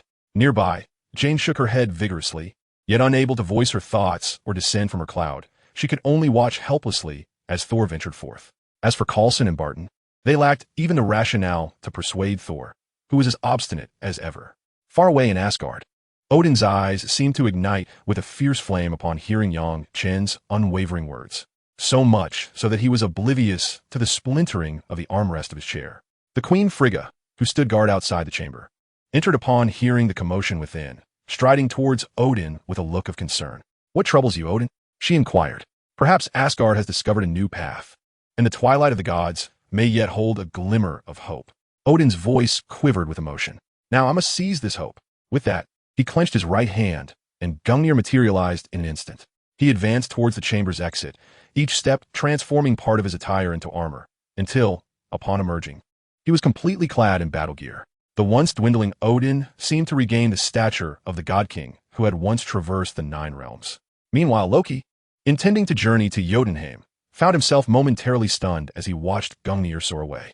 Instinctively, he assumed that Odin had awakened, a cold sweat trickling down his brow. Nevertheless, he pressed on towards Jotunheim, dismissing the trivial matters of Midgard. In his view, the pressing concern lay with the frost giants of Jotunheim. Swiftly, Loki navigated through secret passages, successfully eluding Heimdall's watchful gaze. After Valander was ensnared by Mephisto, the demon lord, having recovered from his injuries through the dark energies of hell, led a horde of fiends in an assault on the thunder barrier surrounding the immortal tree. Although they could not shatter the barrier outright, the power of the thunder barrier was evidently diminished since Mephisto had destroyed the runes sustaining it, causing ripples to emanate under the onslaught of the demons. Emerging from the barrier, Thor wielded his hammer, unleashing lightning upon the horde, which sent them scattering in fright. Only after they had retreated a considerable distance did they realize it was Thor who had struck fear into their hearts. It was one thing to be bested by Valander, but to be frightened by this brash young god was another matter entirely. Anger surged within them, leading them to charge at Thor. "Come forth. The son of Odin fears nothing," Thor bellowed as he charged into the fray, his solitary defiance leaving Jane momentarily speechless. "What bravery! He shall make an excellent knight," Gawain exclaimed, while Tony and the others nodded in agreement, acknowledging Thor's unyielding spirit as he dared to confront any foe. Yet, Yang Chun, observing from the sidelines, sighed and remarked, "It is unfortunate that, in most cases, sheer bravery alone does not suffice." As soon as Yang Chen's voice fell, Thor charged into the midst of the demonic horde.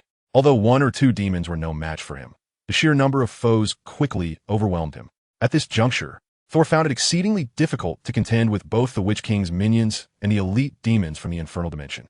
However, these demons hesitated to unleash their full wrath. After all, he was the son of Odin, and while they might deliver a beating, they would not kill him, not while Odin still lived. Thor was soon brought crashing to the ground, yet he clutched tightly to his mighty hammer. Pain coursed through his body, for although the demons refrained from lethal blows, they employed every torturous tactic at their disposal. The thought that the fruit could prolong Odin's life fueled Thor's resolve, and gritting his teeth, he managed to support himself with the hammer, trembling yet rising to his feet. Despite being cast out by Odin, Thor had always held his father in the highest regard, viewing him as the finest king and the most admirable father. As he strained to stand, Thor's mind began to blur, but within that haze, he seemed to glimpse Odin's silhouette. In the next moment, an immense power surged within him, sweeping away his agony. He felt invigorated, as if he were suffused with strength. Lightning crackled around him, and he realized that even without Mjolnir, he could command the storm. Uncertain of how long this state would last, Thor resolved to seize a piece of the fruit first, transforming into a bolt of lightning as he raced toward the tree of immortality. The demons, taken aback, rushed forward to obstruct him, but Thor's speed allowed him to deftly evade their grasp, even eluding the Witch King's interference. In mere moments, he burst through the encircling demons. Just as he was about to charge toward the tree, an unexpected turn of events unfolded. Having stabilized the barrier imprisoning Valibel, Mephisto finally exhaled in relief. But as he turned his attention to seizing the tree of immortality, he beheld Thor eluding the demonic throng. Enraged by this unforeseen complication, he unleashed a torrent of dark energy, a wicked lash aimed squarely at Thor. Thor attempted to evade it, but it was too late. He was struck by Mephisto's assault and sent hurtling away, blood spilling from his lips as he soared through the air. Thor was propelled hundreds of meters by the force of Mephisto's strike, landing with a thud, bloodied but still alive, though unable to rise again. Mephisto, satisfied with the sight of his handiwork, nodded approvingly. The earlier encounter with the massive bear had shaken his confidence, but witnessing Thor's plight restored it. Casting a glance around, Mephisto noted the stillness of Yang Chen's faction and chose not to provoke further trouble. Instead, he transformed into a wisp of dark energy and surged toward the tree of immortality. However, as he neared the lightning barrier, an unexpected event transpired. Chapter 42, The Might of Odin. As Mephisto coalesced into dark mist, a sudden wave of trepidation washed over him. Following this unsettling feeling, he gazed upward. The thunderous clouds above split open, revealing a glimpse of the starry expanse beyond Earth, and from that rift, a brilliant light emanated from the cosmos. Before he could react, a brilliant light traversed the heavens in an instant. It was only when the light drew near that Mephisto discerned its true nature, a long spear radiating divine brilliance, its shaft inscribed with mysterious runes. Before Mephisto could utter another word, his form was struck, the impact akin to a celestial star plummeting to Earth. In the aftermath, there was no trace of Mephisto. Only a vast circular pit remained, within which one could glimpse the slow flow of molten rock beneath. That radiant light was Gungnir, the legendary spear of destiny, once again wielded by Odin after an untold number of years, and its long dormant edge had now been tasted by Mephisto. At this moment, Mephisto's avatar, submerged in the molten rock, was enduring excruciating agony, the piercing wound of Gungnir and the power of the runes gnawing at its essence. This avatar of Mephisto was gradually succumbing to destruction under Odin's strike. Odin, however, paid no heed to the fallen Mephisto and instead appeared beside Thor. Gazing at his prostrate son, Odin's eyes radiated paternal warmth. Despite Thor's foolishness, his devotion stirred Odin's heart. What father could remain unmoved upon witnessing his son risking everything for him? Thor, upon seeing Odin, attempted to rise but was gently restrained by Odin. Supporting Thor, Odin channeled his gentle power into his son, mending his injuries. A furious roar erupted from the gaping maw of hell. Countless parchments, inscribed with strange runes, surged forth, expanding to reinforce the infernal passage. As the portal widened, a colossal figure slowly emerged. Mephisto, the Lord of Hell, had descended to Earth in person. As the true form of Mephisto materialized, the struggling avatar transformed into a wisp of black mist, swiftly merging with its master, while Gungnir returned to Odin's grasp. The essence of this world was intoxicating. Delectable souls awaited his claim. With Mephisto's arrival, the storm clouds were entirely consumed by dark miasma, rolling black vapors coalescing into ominous clouds, intermittently illuminated by sinister flashes of lightning. The environment surrounding Mephisto began to morph into a hellish landscape, the ground cracking and wilting, shattered mountains belching forth lava, and the sky taking on a grotesque crimson hue. As Mephisto's true form emerged, the demons surrounding him erupted in ecstatic cries. Reveling in the transforming environment, feeling as if they had returned home. Mephisto, return to your hell. Odin's frigid voice reverberated through the realm, tinged with a barely concealed fury. In his youth, Mephisto would not have dared to be so brazen before him. Odin, you nearly obliterated my avatar. I have yet to settle that score with you. Despite his avatar's frantic probing, the Ancient One had not revealed herself, evidently ensnared by some unseen force, leaving her unable to intervene for the time being. It was precisely with this thought that Mephisto dared to descend in his true form. Now, not only did he aspire to seize the sacred tree, but he also intended to harvest a multitude of souls in this realm, brimming with confidence. As for Odin's threat, he was a sovereign lord of hell, and even in his youth, Odin had harbored a modicum of fear towards him. Now, in his advanced age, Odin likely struggled to contain the power within himself. Perhaps due to Odin's prolonged inactivity, Mephisto had forgotten the extent of Odin's might, even daring to provoke him with words. As Mephisto's voice faded, the witch-heart demon and other fiends encircled Odin and his son, creating a palpable tension that suggested violence could erupt at any moment. Witnessing this scene, Odin was nearly driven to laughter by his ire, realizing he had been inactive for too long, so much so that some had indeed forgotten the power of the sovereign of the Nine Realms. Contemplating this, Gungnir in Odin's hand suddenly radiated a brilliant divine light. As runes began to flow gracefully along the spear's shaft, feeling the demonic presence surrounding him. A surge of fury welled up within Odin. It seemed necessary to impart a lesson. With those words, Gungnir vanished from Odin's grasp. In the next instant, a nearby demon was struck and obliterated by a radiant beam, which appeared to serve as a signal. The speed of the radiant light surged, and countless demons exploded in the sky like fireworks. Those demons, filled with dread, fled the scene, yet their attempts were in vain.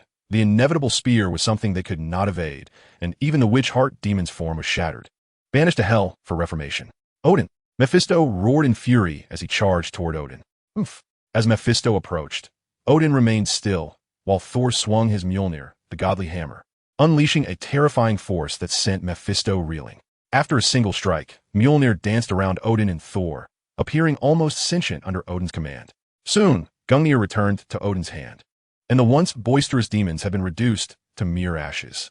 The Tree of Immortality belongs to Asgard, Odin declared, his voice imbued with undeniable authority.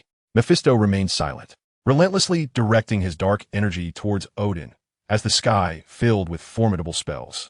However, these incantations could not even approach Odin, whose powers had only strengthened with age. In accordance with the Asgardian trait of growing more potent over time, Odin gripped Gungnir firmly, the runes reappearing upon its shaft before he hurled it forth, enveloped in darkness. Mephisto was convinced that Odin would not perceive him, yet what transpired next was beyond his expectations. Gungnir struck his form directly, its immense power eroding his corporeal reality. Mephisto had no time to contemplate as a multitude of demonic runes emerged at his wound, forcing Gungnir out. From a distance, Yang Chun observed with keen eyes. While the layman watched for spectacle, the connoisseur discerned the significance of Odin's throw. It was the force of causality. Before Odin cast his spear, Gungnir had already struck Mephisto. This inversion of cause and effect rendered one utterly defenseless. Mephisto, retreat to your hell. The hidden Mephisto, obscured by darkness, bore an expression of dismay. He had not anticipated that Odin could hit him with but a single throw without even needing to lock onto his position. Chapter 43. Mephisto's withdrawal clearly shaken by Odin's strike. Mephisto's body erupted with a multitude of blasphemous runes that surged forth in every direction. Soon, these runes coalesced into new manifestations of Mephisto. Observing this, Odin gripped Gungnir once more. In his perception, the essence and presence of these Mephisto duplicates were indistinguishable. It was as if a singular Mephisto had divided himself, with each being a true embodiment of the original. Yet, despite employing such a tactic, Mephisto hesitated to make any further moves, for he greatly valued his life. Who could say what other means Odin possessed? Upon noticing Mephisto's inaction, Odin too breathed a sigh of relief. His body had reached its limits, with the overwhelming power within gnawing at his very being. At that moment, Odin's form stood on the brink of collapse, and he was naturally reluctant to engage in any strenuous confrontation. Thus, the two godlike beings found themselves locked in a stalemate. Hey, Yang Chun, I think we should leave, Tony remarked to Yang Chun. He had just exchanged intelligence with Coulson and Barton, and that towering figure who introduced himself as Thor, the god of thunder. If indeed he was who he claimed, then the venerable elder before him must be the fabled All-Father, Odin. The massive demon opposite Odin, referred to as Mephisto, was none other than the infernal lord of European mythology, clearly a formidable adversary. The sheer impact of witnessing such mythological entities was immense for Tony. His desire to observe further and gather intelligence was palpable. However, the peril inherent in a clash of these supreme beings was too great. Should Yang Chun fail to withstand the aftermath of their confrontation, they would all meet their demise here. You are not in danger. You need not worry, Yang Chun reassured Tony, seemingly aware of his concerns. Upon witnessing Yang Chun's unwavering confidence, Tony refrained from further comment. He merely voiced his thoughts, while Coulson and Barton also yearned to gather more information. They had no intention of leaving without cause. Since Odin's appearance, they had lost all communication with SHOD headquarters. Every means of contact had proven futile, as if they had been severed from Earth itself. Asgard, a civilization capable of traversing the stars, was not merely advanced in martial prowess. Their technology was extraordinarily developed, rendering earthly communication methods ineffective with ease. Even Jane, despite her desire to leave, found herself at a loss for words. If she attempted to depart forcefully, she would find herself unable to navigate the clouds, and even if she could escape, survival would be impossible. Gawain wore a nonchalant expression, seemingly indifferent to the confrontation between Odin and Mephisto. Moreover, there was the prospect of acquiring something truly valuable. Noticing the silence among the crowd, Yang Chun spoke again. Tony's interest was piqued as well. The last time Yang Chun mentioned a valuable item, it rejuvenated him. What could this genuine treasure do? What treasure? Tony could not restrain his curiosity. Yang Chun pointed towards Wally Bear, which left Tony somewhat bewildered. Are you referring to that giant bear? Indeed, a creature of demigod caliber is brimming with treasures. Huh? Tony was perplexed. What was so special about a bear? At most, it had formidable combat strength. Reflecting on this, Tony continued, isn't it said that your high-ranking officials prohibit lethal force between humans and demons? Yes, they do forbid lethal force. But if the demon is slain by another entity, I can retrieve the remains without objection from their side. So it could be done this way? It feels reminiscent of certain agents' tactics. As he spoke, Tony cast a glance at Coulson and Barton, recalling how agents had taken the Iron Patriot armor without his consent, and how he had previously ignored them due to Gawain's influence. Coulson, upon hearing this, felt a bit awkward, yet maintained his composure. After all, the Iron Patriot was technically Stark Industries' property, and DS actions were indeed somewhat unscrupulous. The standoff in the distance concluded, with the scattered Mephisto reuniting before retreating back to Hell. For Mephisto, the Tree of Immortality was not an urgent need. He did not require the fruit of the tree to prolong his life. His existence was limitless as long as the dimension of Hell remained stable, making it unnecessary to engage Odin in a deadly struggle over it. The dark clouds in the sky rapidly dissipated, restoring the hellish scene, while the gates of Hell slowly closed, with numerous demons gradually returning. Soon, tranquility enveloped the world, interrupted only by the remnants of collapsed mountains and shattered earth, which bore witness to the recent battle. With Mephisto's departure, the barrier imprisoning Wally Bear shattered, and the now normal-sized Wally Bear emerged, gazing solemnly at Odin in the sky. Seeing Mephisto leave, Odin breathed a sigh of relief. He was reluctant to act unless absolutely necessary, and Mephisto's withdrawal was undoubtedly favorable for him. Now, there were no obstacles between him and the Tree of Immortality, and he dismissed the formidable demigod bear from his thoughts, even if it disagreed with his command of Gungnir. It would have to acquiesce. Contemplating this, Odin addressed Wally Bear with a commanding voice. The Tree of Immortality belongs to Asgard. The prospect of possessing such a treasure stirred Odin's heart. Should he master the tree and nurture it wisely, the royal lineage of Asgard would see an abundance of powerful beings. The attribute of growing stronger with age, coupled with a means of prolonging life, was a divine artifact tailor-made for the Asgardian royalty. But was this not a form of coercive plunder? Please, within the treasure vault of his celestial palace, lies an immeasurable wealth of plundered artifacts, a source of immense pride for him. You are well aware that you cannot thwart my intentions. If you submit to me, I shall assist you in transcending to the level of the Celestial Father. Nevertheless, Odin refrains from seizing forcefully. He aims to nurture the Tree of Immortality to yield more fruits, yet he remains oblivious to the methods required for cultivating this precious tree. However, the colossal bear before him is likely to possess some knowledge on the matter. Woolabear pays no heed to Odin's attempts at persuasion. Instead, he brings his claws together and performs a series of peculiar gestures directed towards the Tree of Immortality, reminiscent of some arcane ritual. As Woolabear continues his enigmatic movements, a gentle breeze suddenly stirs, lifting swirling sands that seem to meld into the wind, creating the illusion of a yellow tempest from afar. Accompanying this yellow wind is a growing sense of unease within Odin, as if something beyond his anticipation is unfolding. Chapter 44. The Rise of the Yellow Wind. Initially, the yellow wind manifests merely as a whisper of a breeze, yet following Woolabear's further strange gestures, it escalates to the scale of a sandstorm. As Odin's feeling of losing control intensifies, he decides to take action against Woolabear. Although it is regrettable to lose the opportunity to nurture the tree, its preservation is paramount. Gungnir sweeps across the sky, arriving before Woolabear in the blink of an eye, yet Woolabear remains utterly motionless. Gungnir passes through him, but the sensation it imparts causes Odin's brow to furrow. It is not the experience of piercing flesh, as if he has traversed through the sands. Realizing this, Odin scrutinizes Woolabear's form, only to witness him transform into a wisp of dust, dissipating with the wind. This spectacle causes Odin's eyes to narrow. He becomes acutely aware of the changes around him, subtle yet profound, as he unknowingly falls prey to an obscured perception. Emotion points from Odin, 640. Emotion points from Thor, 360. Odin promptly hurls Gungnir once more, this time directing it towards the location of the Tree of Immortality, as he recalls it. A resounding clang echoes in Odin's ears as Gungnir is unexpectedly obstructed. However, this confirms to Odin that the Tree of Immortality indeed resides in that very spot, prompting him to swiftly maneuver alongside Thor to appear near the tree. "Whoever you are, reveal yourself," Odin proclaims with authority towards the Tree of Immortality. As the barrier of thunder collapses entirely beneath his strike, it seems a formidable opponent has arrived, indicating that the remains of that monstrous bear may slip from his grasp. Yang Chun muses to himself, then addresses the group behind him. "Prepare for departure. We shall leave shortly, as this incident appears to be drawing to a close." Tony and Galwan nod in agreement, with Tony harboring a tinge of regret for his lack of involvement in this affair. Coulson and Barton exhale deeply, lamenting, "Had it not been for this sudden sandstorm, we could have gathered far more information." They were eager to acquire more information, as it was crucial for the next course of action for SHIELD,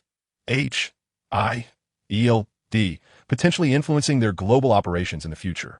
This was no ordinary sandstorm. It was the Samadhi wind, an exceptionally formidable divine power from the Eight Desolations.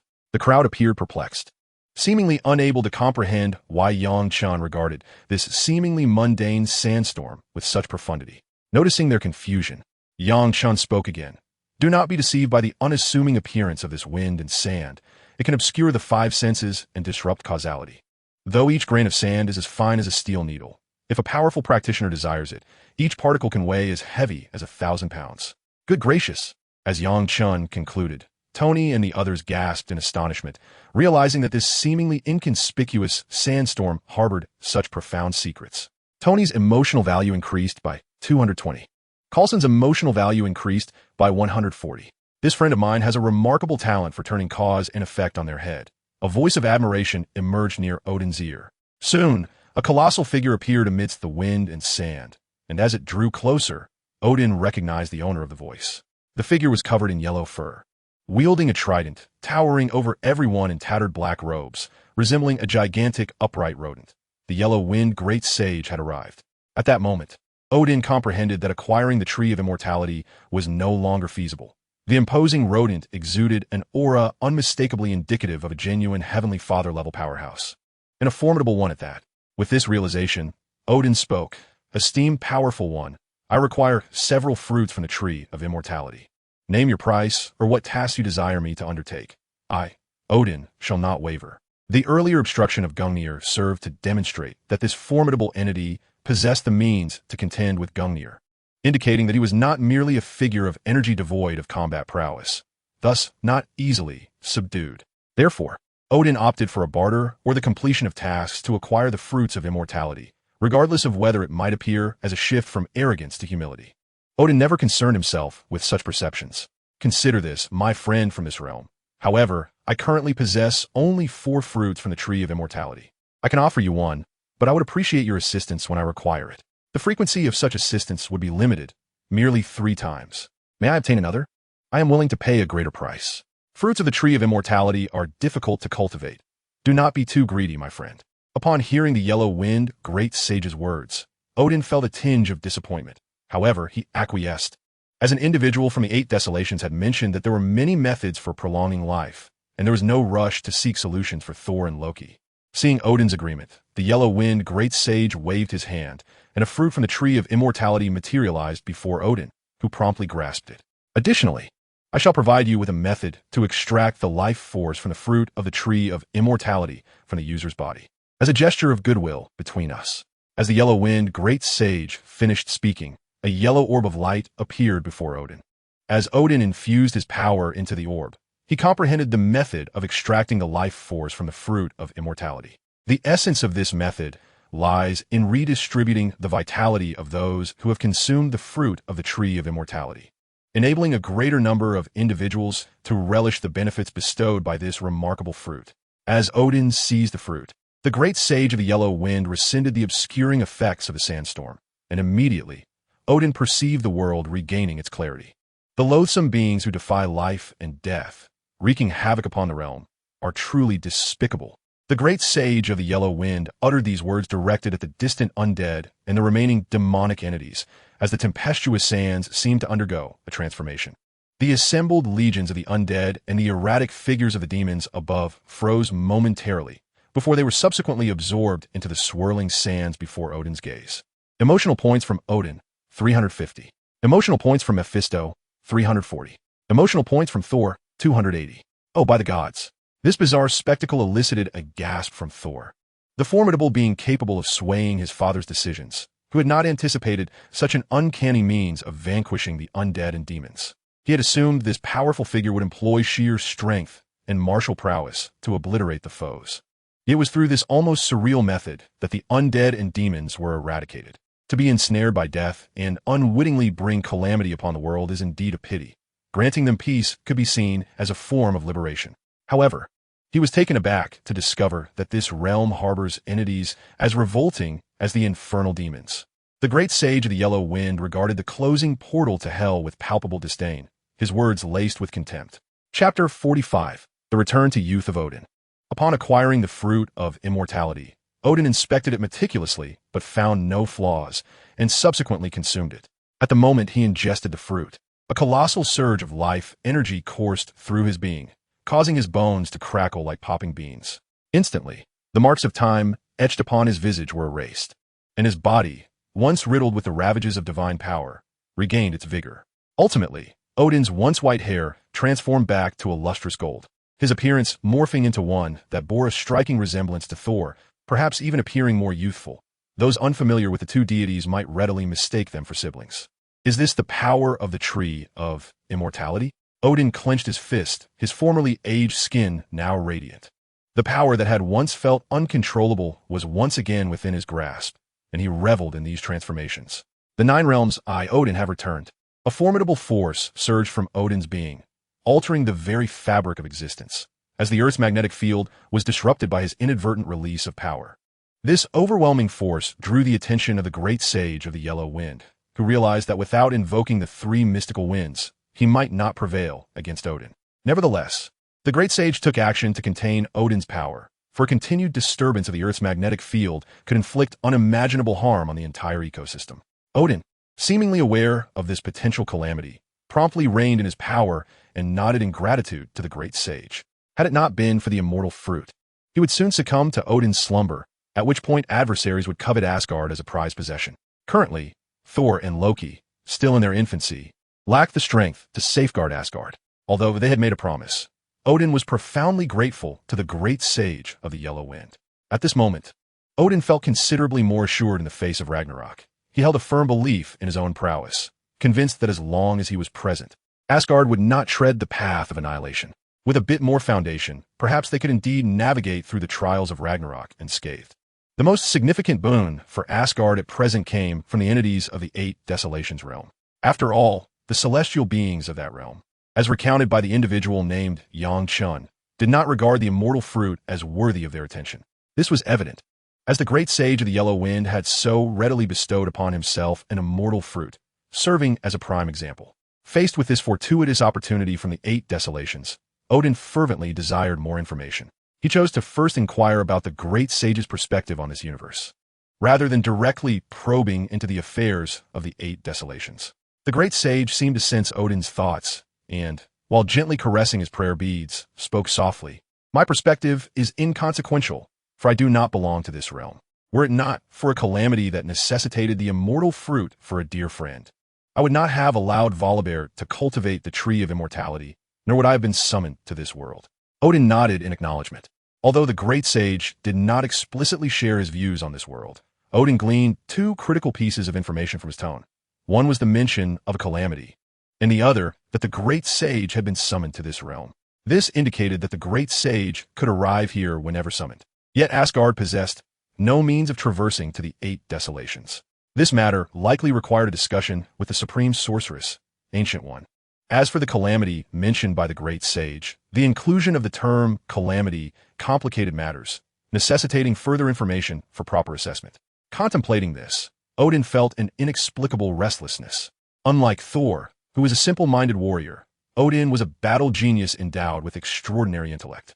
He detested such inequalities in information. His irritation grew as he observed Yang Chun and Gawain in the distance. Neither had appeared in previous prophecies. Coupling this with their recent conversation, it it became evident that both hailed from the Eight Desolations, especially Yang Chun, who seemed to possess extensive knowledge of that realm, and with his mere demigod-level power, he might serve as a pivotal entry point to deepen Odin's understanding of the Eight Desolations. With this thought in mind, Odin bid farewell to the great sage of the Yellow Wind, and, with a swift motion, seized Thor and appeared before Yang Chun and his companions, who were preparing to depart. Witnessing this, the great sage displayed an intrigued gaze, mirroring Yang Chun's earlier demeanor as he observed the unfolding events. As Odin suddenly appeared, a palpable tension enveloped Tony, Coulson, and the others. The mythic stature of the All-Father, coupled with the formidable power he had just exhibited, left them somewhat apprehensive. They pondered the reason behind Odin's obstruction of their path. Before Odin could utter a word, Yang Chun took the initiative to speak, displaying neither reverence nor trepidation towards the king of the gods. Young travelers from another realm, I harbor no malice towards you. However, it appears that this mortal beside you, who has consumed the fruit of the tree of immortality, may need to accompany me to Asgard. With a gesture towards Tony, Odin revealed another of his intentions, to share some of the fruit's life-giving essence with Thor, thus benefiting him as well. What? Is it Tony's vitality that has caught your eye, Lord Odin? Yang Chun raised an eyebrow, countering with a question. Odin, unfazed by Yang Chun's words, continued in due time. The Celestial Palace will present you with a satisfactory gift. Yang Chun frowned at this. Odin's suggestion to place Tony's fate in his hands seemed nothing short of divisive. Thus, Yang Chun spoke again, his voice tinged with a hint of indignation. Lord Odin, this matter must ultimately be decided by Tony himself. He then turned to Tony, adding, follow your own will. Whether to accept or decline is your choice, and no one can compel you. Relieved, Tony looked at Yang Chun with gratitude, having feared that Yang Chun might speak on his behalf, but fortunately, he was not that kind of person. Subsequently, Tony addressed Odin, saying, thank you for your kind offer, but I have no interest in a legendary celestial palace. I wish to return to New York. Odin's gaze flickered momentarily as he observed Thor, who was amusing a mortal woman, and he let out a barely perceptible sigh. Thor should have been opposing him at this moment. If Thor took a stand against Odin, it would naturally instill greater trust in him among these mortals, including Yang, Chun, and Gavin, as long as Thor could integrate himself within their ranks and forge friendships. Acquiring intelligence about the 8 desolate realms in the future would no longer be a concern. Chapter 46. Yang Chun battles Odin. You have no say in this. Odin's voice suddenly rose, emanating an overwhelming aura of authority. This outburst jolted Thor, who had been engrossed in playful banter with Jane. He quickly stepped in front of Tony, asserting, Father, they are my friends I have made on earth. Are you willing to defy your father for the sake of these so-called friends?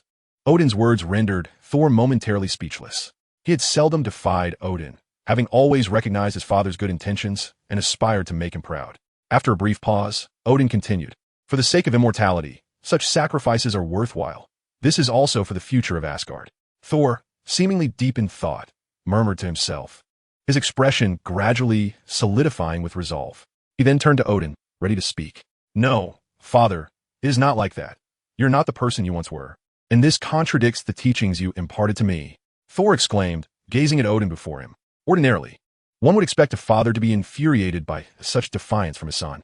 Yet, within Odin's profound eyes, there flickered an undeniable glimmer of joy. Could it be that this foolish giant was finally beginning to think for himself? The fleeting joy in Odin's gaze did not escape Yang Chun's notice, plunging him into contemplation. It was inconceivable that Odin would harbor any rift with Thor due to Tony's vitality, indicating that Odin's words carried a deeper significance. At that moment, Tony fell silent in response to Odin's intervention. He was reluctant to place Yang Chun and Gawain in jeopardy because of his own circumstances. But Thor's appearance seemed to herald a turning point. However, before Tony could devise a strategy, Odin brusquely pushed Thor aside and spoke. Some matters you will come to understand in due time. As he spoke, Odin extended his hand, unleashing a force aimed at seizing Tony. Observing this, Yang Chun swiftly drew his sword and shattered the force. I have stated that it depends on Tony's will. If he does not consent, you cannot take him away. Yang Chun replied with an even tone, as if stating an undeniable fact. Though he remained unaware of Odin's true intentions, there was no time for further contemplation. He would not allow Odin to simply abscond with Tony. He was unafraid to confront Odin in battle. Tony cast a glance at the imposing figure of Odin, radiating authority, and then turned to Yang Chun, who appeared unassuming in his white attire, devoid of any oppressive aura. He approached Yang Chun and whispered, How confident are you against Odin? If necessary, I shall accompany him to that celestial palace. With that giant present, I should be safe from mortal peril. At this moment, Tony had resigned himself to the prospect of acquiescing to Odin's demands, feeling that there was little chance of victory should a confrontation arise. In response, Yang Chun stepped forward to confront Odin directly, declaring, "Your Excellency Odin, your strength is formidable, yet I am still capable of engaging you in combat." This proclamation astonished all present. Odin's might was well documented in both myth and recent displays, making Yang Chen's assertion all the more remarkable. Either he had lost his senses or he possessed true strength. Reflecting on Yang Chen's earlier gift of the ageless fruit to Tony, coupled with his calm demeanor, it seemed plausible that Yang Chen could indeed stand against Odin. Odin regarded Yang Chen with keen interest, his eyes narrowing. Such youthful audacity from a demigod was indicative of extraordinary talent. Perhaps he genuinely had the confidence to challenge Odin. The thought crossed Odin's mind that this could also serve as a means to acquire information about the 8 desolations, provided he controlled his power to avoid harming this young man named Yang Chen. There was no way he would falter against a young demigod. With this in mind, Odin spoke, "Young man, does this imply that you are resolutely intent on obstructing me? Are you aware that in the vastness of the 9 realms, there are many who have harbored similar intentions, yet they have all met with failure?" Upon hearing this, Yang Chen clasped his hands towards Odin and spoke. "Should you insist on taking Tony, I would not mind experiencing your esteemed skills." He then added, "However, we are somewhat restrained on Earth. Let us venture beyond." Nodding in agreement, Odin swiftly departed from their location, instructing, "Wait here, I shall return shortly." With that, Yang Chun transformed into a crimson sword light, soaring through the heavens into the vastness of space. Before long, both Odin and Yang Chun found themselves in the cosmos, separated by a considerable distance, gazing at one another. "Young man, you're the first opponent I have encountered since extending my lifespan. I hope you will not prove to be merely a facade, for that would greatly disappoint me." Odin's voice resonated within Yang Chun's mind, employing a method to transcend the challenges of sound propagation in the vastness of space. Without a moment's hesitation, Yang Chun unleashed 3 strikes of terrifyingly heated crimson sword energy, followed by the sudden disappearance of his figure. In an instant, the 3 sword strikes reached Odin, who deftly parried them with a few graceful maneuvers. However, Yang Chun seized the opportunity to launch a direct attack with a sword. Although Odin swiftly blocked the strike, the force behind it caught him off guard, propelling him several dozen kilometers through the cosmos. "Well done, young one. Your strength is formidable. Now allow me to show you mine." With that, Odin brandished Gungnir and charged at Yang Chun with remarkable speed. In response, Yang Chun was equally resolute, and thus commenced a fierce exchange of blows, beams of energy colliding and dispersing, interspersed with flashes of sword energy. Despite the apparent intensity of their clash, it was merely a mutual test of abilities between Yang Chun and Odin. Following another exchange, both combatants were sent reeling backward. This time, they refrained from rushing back into the fray, instead taking a moment to gather their strength for a new offensive. Yang Chun began to wield the Qi sword, and with his movements, a colossal dragon formed of sword energy emerged in the cosmos, stretching 1,000 meters in length. With a series of intricate gestures, Yang Chun conjured flames of crimson that enveloped the dragon, solidifying its form and endowing its eyes with a glimmer of sentience. Meanwhile, Odin was engaged in the creation of multiple runes, which swirled around him, each representing a different essence of magic. Under Odin's command, these diverse magical forces gradually coalesced into a hybrid spell. Almost simultaneously, both warriors completed their respective actions. The sword energy dragon roared and surged towards Odin, who, undeterred, sent forth his mixed magic, bolstered by the runes, hurtling toward Yang Chun. The ensuing clash between them erupted into a cataclysmic explosion, akin to a collision of worlds, the brilliance of which was so profound that it could be witnessed by Tony and others on Earth with the naked eye. Beside the ageless tree, the great sage of the yellow wind gazed with keen interest, occasionally nodding in approval, as if observing a promising junior whom he found particularly commendable. In the hellish dimension, Mephisto also watched the unfolding battle, for this was Odin's first foray into youth rejuvenation, and he was eager to discern Odin's current prowess. Had he anticipated Odin's strength, the unfortunate incident of being struck would not have transpired. Similarly, the illustrious Ancient One, engaged in fierce combat with Eliza's within the mirrored realms, was also attuned to the ongoing conflict.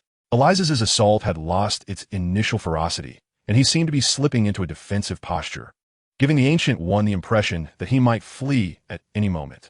despite being momentarily overwhelmed by Eliza's formidable resistance. The Ancient One remained vigilant regarding the situation on Earth. The appearance of Wally Bell did not faze her. The emergence of the Undead Legion was anticipated. And although the Infernal Dimension's opportunism caused her slight concern, she did not hasten to escape. The miraculous effects of the ageless tree's fruit stirred her emotions, and she felt elated by Odin's return to youth and the absence of mortality concerns for Tony. However, the clash between Odin and Yang Chun sent shivers down her spine. The Ancient One was acutely aware of Odin's formidable strength. Though he had not yet unleashed his full power, she recognized that Yang Chun, being merely a sub-god-level entity, could not possibly contend with Odin. Should Yang Chun suffer a grave injury, or worse, be slain by Odin, the Eight Desolation Realm would inevitably find itself at odds with Earth or directly send emissaries to seek accountability, complicating matters significantly. Contemplating this, the Ancient One intensified her offensive, desiring to conclude the skirmish. Prolonging it would serve neither side well. Yet, a decisive victor among godlike beings is rarely determined easily, hinging instead on the value of the coveted prize and the stakes already in hand. In the cosmos, the confrontation between Odin and Yang Chun had escalated into a new phase, with formidable sword energies and spells being unleashed as if they were of no consequence. Young man, among the sub-god levels I have encountered, you are the strongest. This is the endorsement from the King of Gods, and you may take pride in it. Odin's assertion held truth. Few could withstand the weight of his runic-enhanced magics. Then I am truly honored. As the battle progressed, Odin discerned an unexpected thrill emanating from Yang Chun, akin to a warrior who reveled in combat for combat's sake, seemingly treating himself as a touchstone. This notion sparked an absurd thought in Odin's mind. Could this young man be waiting solely for him? With this realization, a flicker of irritation ignited within Odin. The illustrious king of the gods was being regarded as a mere benchmark by youth, an affront to his stature. Oof.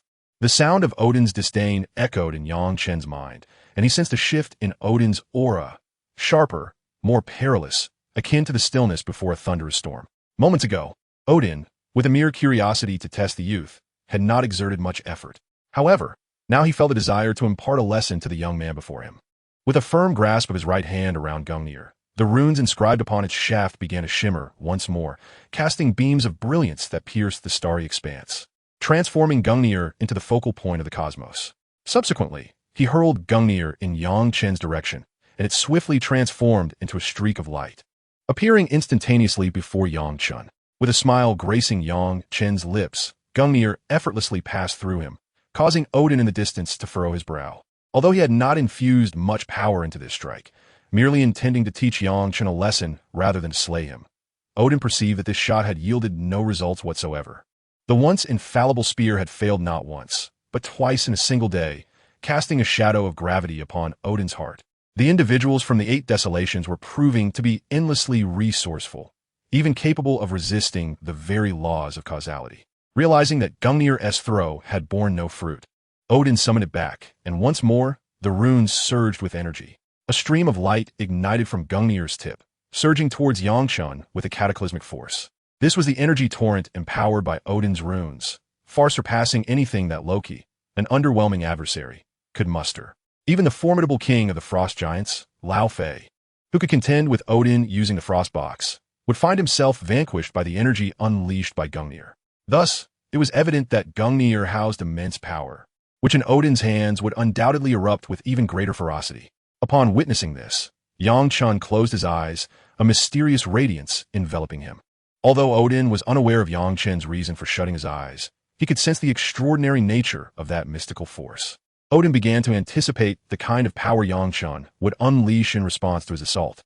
Indeed, the subsequent scene confirmed Odin's expectations. The stars, already shimmering in the night sky, grew even more resplendent. A mysterious force was drawn from the celestial bodies and converged upon Yang Chun, manifesting as if it transcended time and space, directly augmenting him. This technique was none other than Yang Chen's innate divine ability, known as the return of 10,000 swords. As the energy coalesced, countless sword shadows imbued with stellar energy swirled around Yang Chun. When he finally reopened his eyes, all the starry sword images converged upon the Qi sword held in his grasp. At that moment, the Qi sword had been suffused with the power of the stars, adopting a deep gray hue, and radiated a celestial glow. The might contained within the Qi sword even drew Odin's attention. With a single swing of the sword, that stellar energy surged forth as if seeking release, and Yang Chen's already formidable sword aura became utterly unstoppable under its influence. Soon, the blade of starlight collided with the energy wave emitted by Odin, and in that instant of contact, the outcome was evident. The sword of stars sliced through the shockwave emitted by Odin as effortlessly as a hot knife through butter, even charging towards Odin against the force of the impact. Observing this, Odin's gaze flickered, revealing a hint of astonishment. Could such power truly emanate from a being of demigod caliber? Was the foundation of the Eight Desolations realm truly this formidable? In this moment, concern finally surfaced in Odin's eyes, a worry that was vividly etched upon his youthful visage. However, before he could delve further into contemplation, Yang Chen's sword of stars was already upon him. Realizing the urgency, Odin had no choice but to amplify the force he exerted on Gungnir. Instantly, the brilliance emanating from the tip of Gungnir intensified, yet it still could not match the might of the sword of stars, prompting Odin to continually bolster his strength. Ultimately, as the sword of stars was extinguished, Odin nearly exerted his full power, his expression turning grave. The fact that Yang Chen, as a demigod, could compel him to unleash his maximum strength was astonishing. Yet, surely this was his final trump card. It was inconceivable that he could truly falter here. Young man, you have done your utmost. Concede, for no one shall underestimate you. Odin's voice resonated within Yang Chen's mind, laced with a complexity that mirrored his own tumultuous thoughts. On one hand, Odin hoped that Yang Chen's power would cease here, that no further surprises would emerge. On the other hand, he yearned for the young man to astonish him even further. In this moment, Odin even fantasized about what it would be like if Thor could one day reach such heights. That would likely disappoint Lord Odin, for you have yet to witness my true strength. Yang Chen's words echoed in Odin's mind, accompanied by an overwhelming aura of pressure. Upon realizing this, Odin felt a surge of delight. This young man from the Eight Desolations realm had indeed provided an abundance of surprises. Upon closer inspection, Odin beheld Yang Chen's current state, which evoked memories of the fire giant, Surtur. However, unlike Surtur's colossal form, a fusion of energy and matter, Yang Chen had transformed into a being of flame. Yet his power was remarkably solid, as if the flames had coalesced into a tangible entity. In this form, Yang Chen radiated a true demigod-level might that left even the experienced Odin in a state of shock. Though he had encountered beings reaching demigod caliber through external means, he had never witnessed such profound strength emanating solely from one's inner essence. Now, let Lord Odin experience my true power. With a resounding shout, Yang Chen's figure vanished like a phantom within the vast cosmos, only to reappear as he struck at Odin with a sword. Yang Chen's voice brimmed with exuberance and audacity, leading Odin to suspect that this audacious individual might burst into laughter mid-battle. However, Odin did not dare to be negligent. At this moment, he had already classified this battle as a confrontation of divine magnitude. Channeling his divine power, Odin raised a spear to parry Yang Chen's longsword. Then with a vigorous sweep, he sent Yang Chen staggering backward, immediately following up with a powerful thrust. This strike aimed directly at Yang Chen's face. It was deftly deflected. However, after this block, Odin retaliated with a swift kick that sent Yang Chen reeling. As he was propelled backward, Yang Chen wielded the Qi sword, creating a flurry of afterimages, instantly generating countless sword shadows that ensnared all the surrounding space around Odin, rendering escape impossible. Nevertheless, Odin deftly countered Yang Chen's onslaught with a series of precise thrusts, then launched himself at Yang Chen. Observing Odin's successful parry, Yang Chen was neither surprised nor dismayed. Stabilizing himself, he too surged forward to confront Odin. In an instant, the two engaged fiercely, with Odin's Gungnir striking repeatedly, each thrust accompanied by a dazzling display of force. Yang Chen responded with the Qi sword, thrusting, flicking, cleaving, and slashing, every movement imbued with overwhelming power. The exchange was no longer a mere test of strength, but a deadly dance of lethal intent. As a result, the scattered small asteroids in the vicinity bore the brunt of their clash.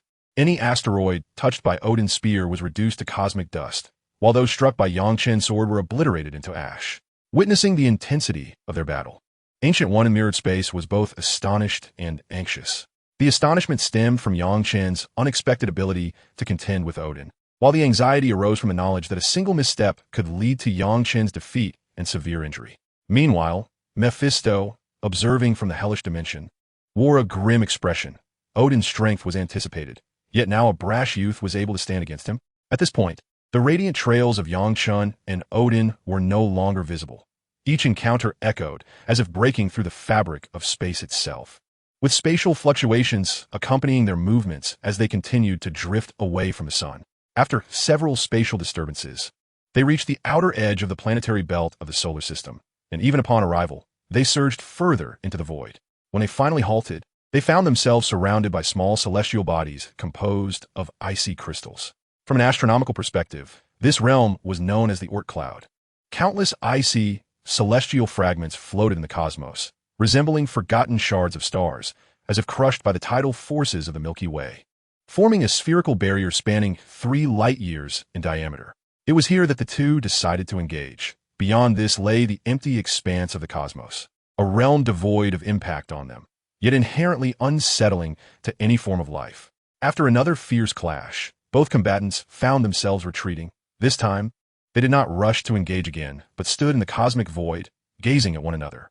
Yang Qin's nirvana body shimmered, transforming the surrounding millions of miles into a realm of flames, as if this fire had materialized from nothingness, slowly burning within the cosmic expanse. The celestial bodies within the fiery domain either became part of the inferno or were reduced to ash. Yang Qin conjured this fiery domain merely to hinder Odin momentarily. He now raised the Qi Xin sword once more, and at that moment, the distant starlight erupted anew as boundless stellar power surged wildly into the Qi Xin sword. Sensing the horrific power emanating from afar, Odin's expression grew grave. In the absence of Gungnir's ability to prevail, he found himself unable to thwart Yang Qin's maneuvers in the short term. However, he was not without his own trump card. With this thought, Odin summoned the destroyer, which slowly vanished from the treasury of Asgard, while a layer of shimmering silver and gold armor gradually enveloped his form. At this moment, clad in the armor of the destroyer, Odin was even capable of contending with a singular deity from the divine assembly. As Odin donned the armor, Yang Qin executed the technique of 10,000 swords returning to the void once more. Yet this time, he did not concentrate all his power within the Qiyuan sword, but instead truly manifested the myriad sword shadows of countless stars. These stellar sword shadows floated within the cosmos, radiating a brilliant glow. The energy of the sword shadows, in their ebb and flow, absorbed the fiery domain that had previously surrounded Yang Qin, merging it into the star sword. Then, with a mere thought, Yang Qin propelled these star swords, imbued with stellar might, towards Odin. In an instant, they surged forth, arriving before Odin, who found himself ensnared in a space that had been sealed off. Chapter 49, The Sword of Chaos. Each star sword, possessing the power to shatter mountains and split the earth, surged through the fabric of space, converging upon Odin. In that moment, a magnificent brilliance erupted from the very location where Odin stood. Although engulfed by Yang Qin's assault, a look of solemnity graced the face of Yang Qin, reborn in body. For in his perception, all the star swords had been shattered. Before Yang Qin's watchful gaze, Odin, adorned in the armor of the destroyer, emerged unscathed from the boundless light of the stars, without a trace left on the armor. Soon, all the star swords were expended, yet Odin remained utterly unharmed, even provocatively accepting each one of them. Witnessing Odin clad in the armor of the destroyer, Master Gu Yi began to wield the Eye of Agamotto with increasing frequency to enhance her own power. Despite the considerable toll this exerted on her, she could not afford to hesitate. Her singular desire was to swiftly vanquish the foe before her. Meanwhile, the pressure on Eliza's intensified greatly. He found himself contemplating retreat, for the grand spectacle was nearing its conclusion. At this moment, Zhong Hong was focused on the battle between Yang Qin and Odin. Although Eliza's and Gu Yi's confrontation was not lacking in intensity, it transpired within the confines of mirror space, lacking the visual grandeur of the clash between Yang Qin and Odin in the Oort cloud. Since Thor's arrival, the system panel had been inundated with emotional values, and although various factions on Earth would strive to suppress the fallout of this incident, the emotional values accrued were undeniably substantial, greatly uplifting Zhong Hong's spirits. Young man, this shell of the destroyer armor is forged from the indomitable URU metal of the Celestial Palace, further blessed by the gods of Earth. To be defeated by me in this form is a testament to your prowess. Odin spoke with an air of concealed pride. The destroyer was indeed remarkably powerful, and it had been a long time since Odin had donned it. Now, as he returned to his youth, the experience evoked fond memories of times long past. Now, "It is my turn." In an instant, Odin's figure traversed an immense distance, appearing before Yangchun. Although his opponent was merely a youth, Odin had not experienced such an evenly matched sensation in quite some time. The destroyer armor, with each of its moves, possessed the inherent power of disintegration, enhanced further by the blessings of the gods of earth. This rendered the seemingly cumbersome armor a comprehensive augmentation for Odin. Confronted with such a formidable state, Yangchun dared not to be careless. However, Odin, relying solely on the overwhelming attributes of the destroyer armor, adopted an aggressive offensive stance, leaving Yangchun momentarily at a disadvantage. Faced with Odin's relentless assault, Yangchun could only evade by nimbly dodging and employing various techniques, resorting to enduring the blows only when he could no longer escape. Fortunately, in his current state of resurrection, typical attacks could not harm him. Yet, Yangchun's strikes proved ineffective against Odin clad in the destroyer armor. Realizing the situation was unsustainable, Yangchun gathered his strength and delivered a powerful strike that sent Odin reeling, allowing him a moment to retreat swiftly. Once Odin regained his footing, he wasted no time in closing the distance again, but Yangchun had managed to buy himself some precious seconds. With his left hand forming a seal, he summoned a flicker of flame from his heart, the flames swirling in a mesmerizing blend of red and black, incinerating the surrounding space. He then directed the flames onto the crimson Xian sword, which instantly transformed in hue. Afterward, Yangchun bit his tongue, allowing a drop of blood to flow onto the sword. The blood was absorbed by the blade, and the flames gradually shifted to a gray hue. As the gray engulfed the sword, Odin, now nearing Yangchun, sensed an ominous and formidable power emanating from it. "Odin, prepare to receive my strike," Yangchun proclaimed, executing a diagonal slash from the upper left to the lower right with the sword. As the crimson Xian sword sliced through the air, the space around it emitted an eerie wail, as if it were tearing apart reality itself, striking Odin directly. Yet at the very last moment, Yangchun chose to hold back. With no means of evading this space-shattering blow, Odin was forcefully repelled by the immense power contained within the sword, as if the once indomitable destroyer armor had become as fragile as parchment. After being sent flying for nearly 10,000 miles, Odin finally stabilized himself. However, a significant gash marred the chest of the destroyer armor, revealing glimpses of flesh beneath. The blessings of the gods of earth attempted to mend this vast wound. Yet their once unfailing power faltered in this moment. Odin gazed incredulously at the smooth, mirror-like surface of the gash on his chest, realizing that the strike had encountered no resistance whatsoever. He also sensed that Yangchun had deliberately restrained his power at the final moment, or else he might have sustained severe injuries. Contemplating this, Odin looked at Yangchun with a complex expression. It was evident that further combat was unnecessary. Regardless of the strength or weakness of the forces behind this young man, his own prowess was sufficient for self-preservation within this universe. Odin was suddenly inclined to seek a graceful exit. Just as he pondered how to approach the vigilant Yangchun across from him, a wisp of yellow sand, seemingly from nowhere, began to manifest between them. This incessantly emerging sand eventually coalesced into the formidable figure of the yellow-winged great sage, who stepped forth from the swirling sands. The appearance of the yellow-winged great sage filled Odin with both astonishment and delight. He was astonished that, despite the space being shattered by Yangchun's earlier strike, the great sage could still materialize, and delighted that the sage's arrival presented him with an ideal opportunity to gracefully withdraw, before Odin could formulate his escape. The great sage's voice resonated in both his and Yangchun's minds. "You two should cease your hostilities for now. A friendly spar is sufficient. But do refrain from igniting true flames of conflict." As the great sage spoke, he emanated an overwhelming aura, a celestial pressure that served as the most effective means of de-escalation. Coincidentally, both Odin and Yangchun were already inclined to halt their confrontation, and thus they willingly took this opportunity to step back. The two then soared towards the yellow-winged great sage, and soon all three were gathered together. Under the auspices of the great sage, Odin and Yangchun clasped hands in a gesture of reconciliation, creating a scene of collective joy. However, just as they prepared to return to Earth, the great sage suddenly exclaimed, "Alas, my tree fruits." With that, he transformed into a whirlwind of yellow sand and vanished. Following the great sage's disappearance, Odin seemed to sense something amiss and promptly hurled Gungnir. Chapter 50. The event concludes. Meanwhile, the entangled Eliza's had adopted a defensive posture against the Ancient One, though this defense was merely a facade, as he was secretly gathering his strength for an escape. As the battle between Yangchun and Odin intensified, the Ancient One's focus inevitably wavered. Seizing the opportunity, Eliza's launched a direct assault on a corner of the mirrored space. With a sound that sent chills down one's spine, that area shattered under Eliza's onslaught. Ancient One, farewell for now. Ha ha ha. In a flash, Eliza's seized the moment to dash through the breach, making his way toward the Tree of Immortality. His speed was terrifying. The space before him was obliterated, and he plunged headlong into it, causing the fragments of space to continue expanding. After dismantling the mirrored space, the Ancient One furrowed her brow at the sight of the crumbling reality. If left unaddressed, the shattered space could potentially jeopardize the sanctity of Kamartaj. Reluctantly, the Ancient One abandoned her pursuit of Eliza's and invoked the Eye of Agamotto to rewind the time within that space.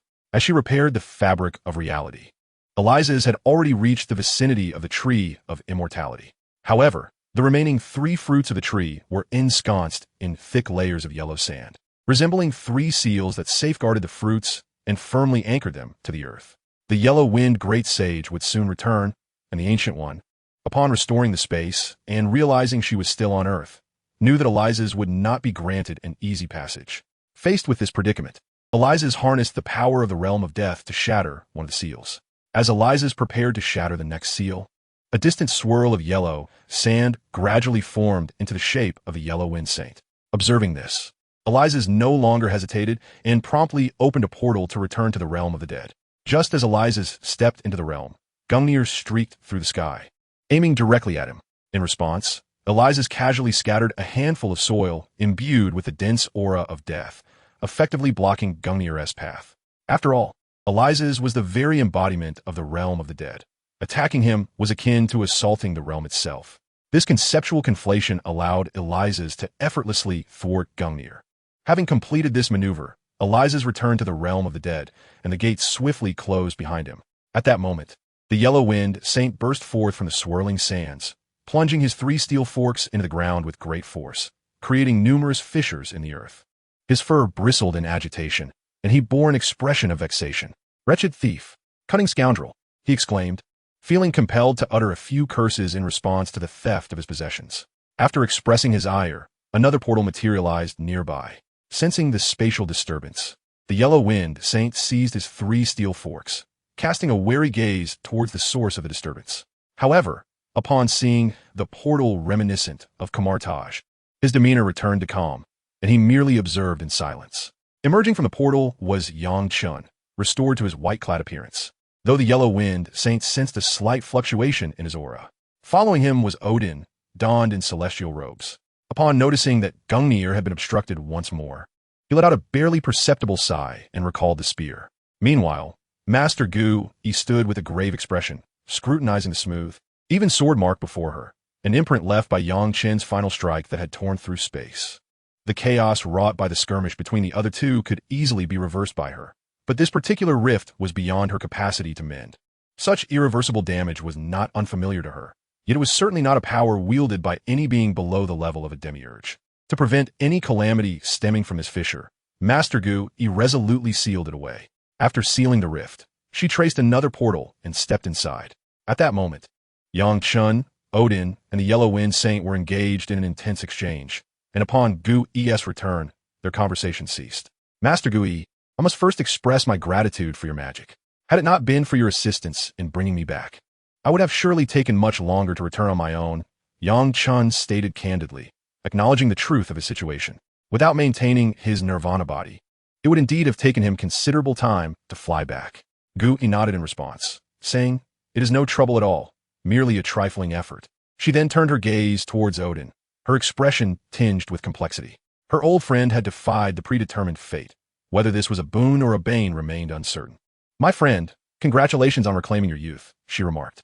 However, regarding the matter of old friends returning to their youthful selves, the Ancient One offered a heartfelt congratulations. Upon hearing this, a smile graced Odin's lips, for the prospect of reclaiming youth was the most joyful occurrence he had experienced since entering his twilight years. Subsequently, Odin nodded in gratitude towards the Ancient One and expressed, "It seems this incident will require quite a bit of energy from you, Master Ancient One. Is that not so? We are about to embark on a significant temporal regression. Shall the rest of you bear witness?" At this moment, The Ancient One's tone bore a hint of urgency, considering there were 3 celestial-level beings present, along with Yang Chun, who was no less formidable than a celestial-level entity himself. The congregation of such powerful beings was evidently not a favorable situation. Nevertheless, the group appeared oblivious to the urgency in the Ancient One's words, remaining steadfastly in place. In fact, Odin and Yang Chun even brought Thor and Tony along. Observing this, the Ancient One was not angered, but merely remarked with a hint of resignation, "Very well. If you wish to observe, then so be it." In response, Yang Chun offered a respectful nod to the Ancient One, saying, "Thank you, Master Ancient One." For Yang Chun, witnessing the Ancient One's temporal regression was of considerable benefit, as the eye of Agamotto's manipulation of time mirrored the cosmic principles of the universe. After all, one can learn from the stones of another mountain. The great sage of the Yellow Wind harbored similar intentions, eager to comprehend the operational rules at play in this realm. As for Odin, he had his own motives. Thus he accompanied Thor in the observation. The Ancient One ascended to the heavens, cradling the eye of Agamotto in her hands, continuously channeling her power into it.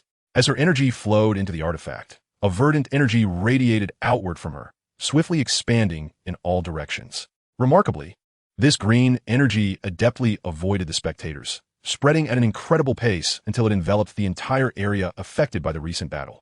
Everything then began to revert as if a cinematic rewind button had been pressed. Crumbling mountains, fissured earth, and shattered structures rapidly restored to their former states. However, souls ensnared by the dimensions of the underworld and the realm of the dead could not be revived. Fortunately, such unfortunate souls were few, as most had perished in the aftermath of the conflict. Following this, the Ancient One employed the eye of Agamotto to cast a global enchantment, under which the populace would incessantly forget the battle, and various records of the conflict would swiftly lose their significance. Chapter 51. The Departure of the Yellow Wind. Upon completing her task, the Ancient One returned to the group, her complexion noticeably paler. Although the majority present were ordinary individuals, the extensive temporal regression had taken a considerable toll on her. Yang Chun, after observing, appeared contemplative and introspective, while Odin remained silent. The great sage of the Yellow Wind, visibly moved, was touched by the Ancient One's benevolent deed. "My dear friend, your compassion is truly commendable. In a realm devoid of a clear cycle of reincarnation, rescuing so many innocents from the machinations of malevolent forces is indeed a meritorious act of immeasurable virtue. Allow me to express my gratitude on behalf of these innocent souls." As the Yellow Wind great sage clasped his hands before the Ancient One, this unexpected gesture left her momentarily taken aback. After years of garnering reverence from others, this expression of gratitude was a novel experience for her. Though the Ancient One did not attach much significance to it, the sentiment was undeniably intriguing. "In my capacity as the Supreme Sorcerer, I bear the responsibility to safeguard this planet," she replied with a slight nod towards the Yellow Wind great sage. "But what benefit do you seek in return?" After a moment of contemplation, she continued, "Having been born and raised here, what need have I for any reward?" Upon hearing her words, the Yellow Wind great sage's eyes widened in astonishment, as if he had encountered a kindred spirit. His inherently righteous nature and sense of justice had led him astray, ultimately leading to his demise at the hands of celestial machinations. Thus, witnessing the Ancient One's guardianship filled him with admiration. Observing her less than optimal state, he promptly retrieved an immortal fruit from the tree of eternal youth. He presented the fruit to the Ancient One, who gazed at it in confusion and inquired, "Are you intending to gift this immortal fruit to me?" Aware of its rarity, she posed the question, as she indeed desired the fruit, but feared misinterpreting his intentions would be unbecoming. The Yellow Wind great sage nodded in affirmation, indeed. At this juncture, Odin, witnessing the exchange, became visibly perturbed. Hadn't they set out to rescue someone? Was he now giving the fruit away? Thus, he interjected, "Did this esteemed friend from another realm not state his intention to use the immortal fruit to save someone? Why then offer it to another?" By now, the Yellow Wind great sage had already bestowed the fruit upon the Ancient One. Upon hearing Odin's inquiry, he suddenly realized he had neglected to introduce himself. Thus, he spoke again, "I am a mouse demon who has attained enlightenment. My true name is of little consequence, fraught as it is with troubles. You may call me the Yellow Wind great sage." The Ancient One, intrigued, chose to voice her questions directly. "King Odin mentioned you intended to use the immortal fruit to save someone. May I inquire why you are now offering it to me?" The Yellow Wind great sage, upon hearing her question, replied earnestly, "One fruit suffices for saving a life, yet the tree has borne 5. 3 have already been used for salvation. I now offer this remaining fruit, believing in the power of fate. I observe that your methods consume life force, and you have selflessly expended considerable energy for others. I have also heard of your guardianship over this realm, and thus I recognize the alignment of fate. Nodding and understanding, the Ancient One expressed her gratitude. Thank you, Yellow Wind Great Sage. Should there be any matters requiring my assistance in the future, I shall not hesitate to respond. Aware of her own condition, she reflected on how over the centuries she had continuously drawn life, force, and magic from various dimensions, though she was not obliged to repay those debts. The borrowed energy was never truly her own. Excessive consumption often left her weakened, but with the immortal fruit, her condition would significantly improve. Witnessing the Ancient One's commendable alignment with the great sage of the Yellow Wind, a sense of admiration stirred within him. The Ancient One was indeed a figure deserving of respect, and should future plots necessitate her involvement, the great sage could readily step forward. The Ancient One discreetly employed the Eye of Agamotto to investigate the immortal tree fruit, finding no apparent issues. Subsequently, she consumed the fruit. Odin, observing this, couldn't help but feel a twinge of regret, yet he refrained from intervening, while not one of his own. It was a joyful occasion to see an old friend gain a substantial amount of vitality. At the very moment the Ancient One ingested the immortal tree fruit, a vast surge of life energy enveloped her, eradicating the latent hazards left by the borrowed interdimensional power within her. Given that the Ancient One's physical form lacked formidable strength, the fruit was able to purify her body. Conversely, for one of Odin's caliber, the fruit lacked the efficacy to cleanse his form. His restoration was a consequence of his body rejuvenating itself to its youthful state in response to the encroachment of divine power. Noticing the marked improvement in the Ancient One's demeanor, the great sage of the Yellow Wind gathered the remaining immortal tree fruit along with the tree itself, and addressed the assembly. This matter is concluded, and I must return. May we all remain safe amidst the impending calamity. Odin, the Ancient One, and Yang Chun offered their farewells in kind. As a gentle breeze swept through, stirring up a swirl of dust, the great sage transformed into a wisp of yellow sand, dissipating into the ether. Has the great sage truly departed? Odin inquired of Yang Chun, who confirmed his suspicions. Upon receiving Yang Chun's affirmation, both Odin and the Ancient One exchanged glances of astonishment. The great sage's departure had transpired without them sensing anything beyond his gradual disappearance. Had they closed their eyes, it would have seemed as if he had vanished into thin air, an astonishing phenomenon for beings of their caliber, indicating that their extraordinary soul perception had failed them. Then, Thor and I shall return to the celestial palace, Odin proclaimed, summoning the Bifrost. Thor, upon noticing this, made a promise to Jane. Do not worry, Jane. Once I return to Asgard and attend to matters there, I shall seek you out. Rest assured, I will return. With that, the Bifrost descended, and Thor promptly joined Odin's side. As the beams of the Bifrost shimmered once more, both Odin and Thor vanished from sight. Once Odin and Thor had departed, the Ancient One reminded Tony not to forget the magic class schedule for the following day before she too opened a portal and left. The sun was now setting, casting a warm glow, while in the distance, vehicles belonging to S.H.L.D. appeared on the road. Coulson and Barton contemplated how best to report to Nick Fury. At that moment, Tony gazed pensively at the distant mountains and the small town, which had begun to illuminate with lights. He felt as though he were in a dream, yet the records meticulously compiled by J.R.G.I.S. incessantly reminded him that the cataclysmic battle had indeed transpired. Reflecting on the overwhelming conflict in which he felt utterly disengaged, Tony furrowed his brow, a sense of anxiety creeping over him. After documenting the scene before him, Tony, Yang Chun, and Gavin took to the skies, hastening towards New York. Moments later, Coulson and Barton were escorted away by S.H.I.L.D. agents, while Jane had to wait until nightfall for her ride. Upon reuniting with her close friend, she threw herself into her arms, weeping profusely, though her words were muffled, reduced to mere sobs.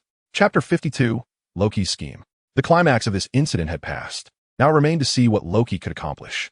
Zhong Hong watched as the crowd dispersed, murmuring to himself.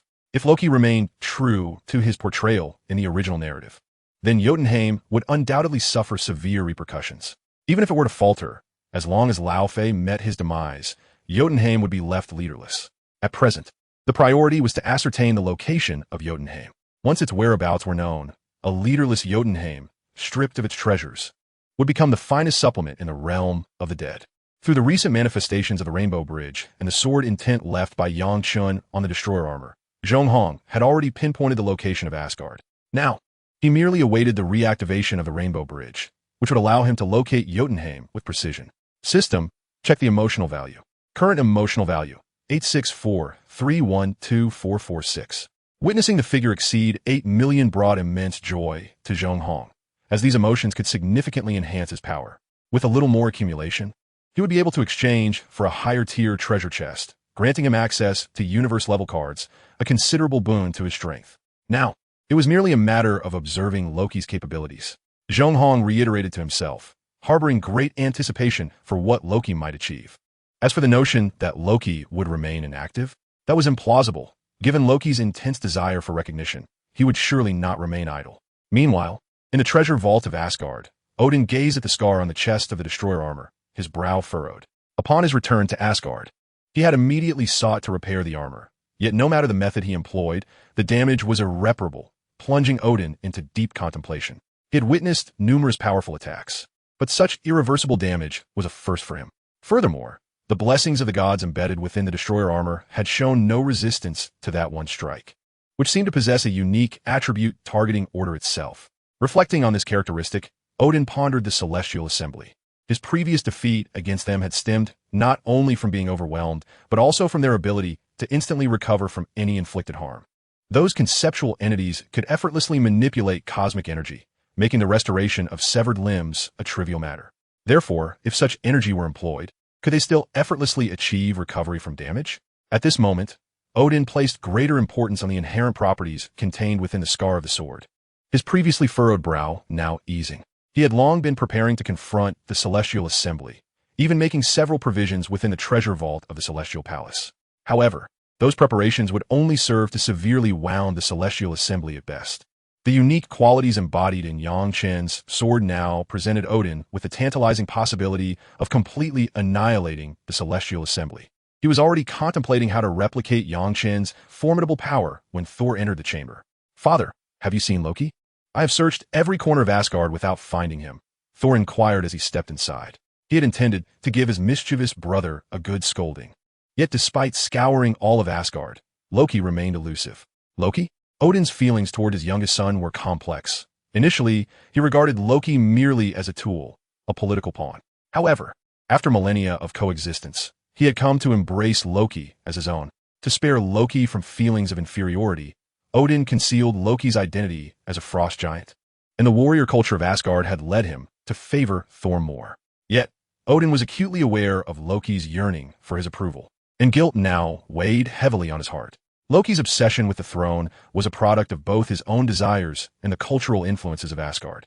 This fixation was merely a facade. What Loki truly craved was the recognition and significance from his family. Odin's eyes gleamed with golden light as his will swept across all of Asgard, but soon his brow furrowed once more. Loki was not in Asgard at that moment. Where could he have gone?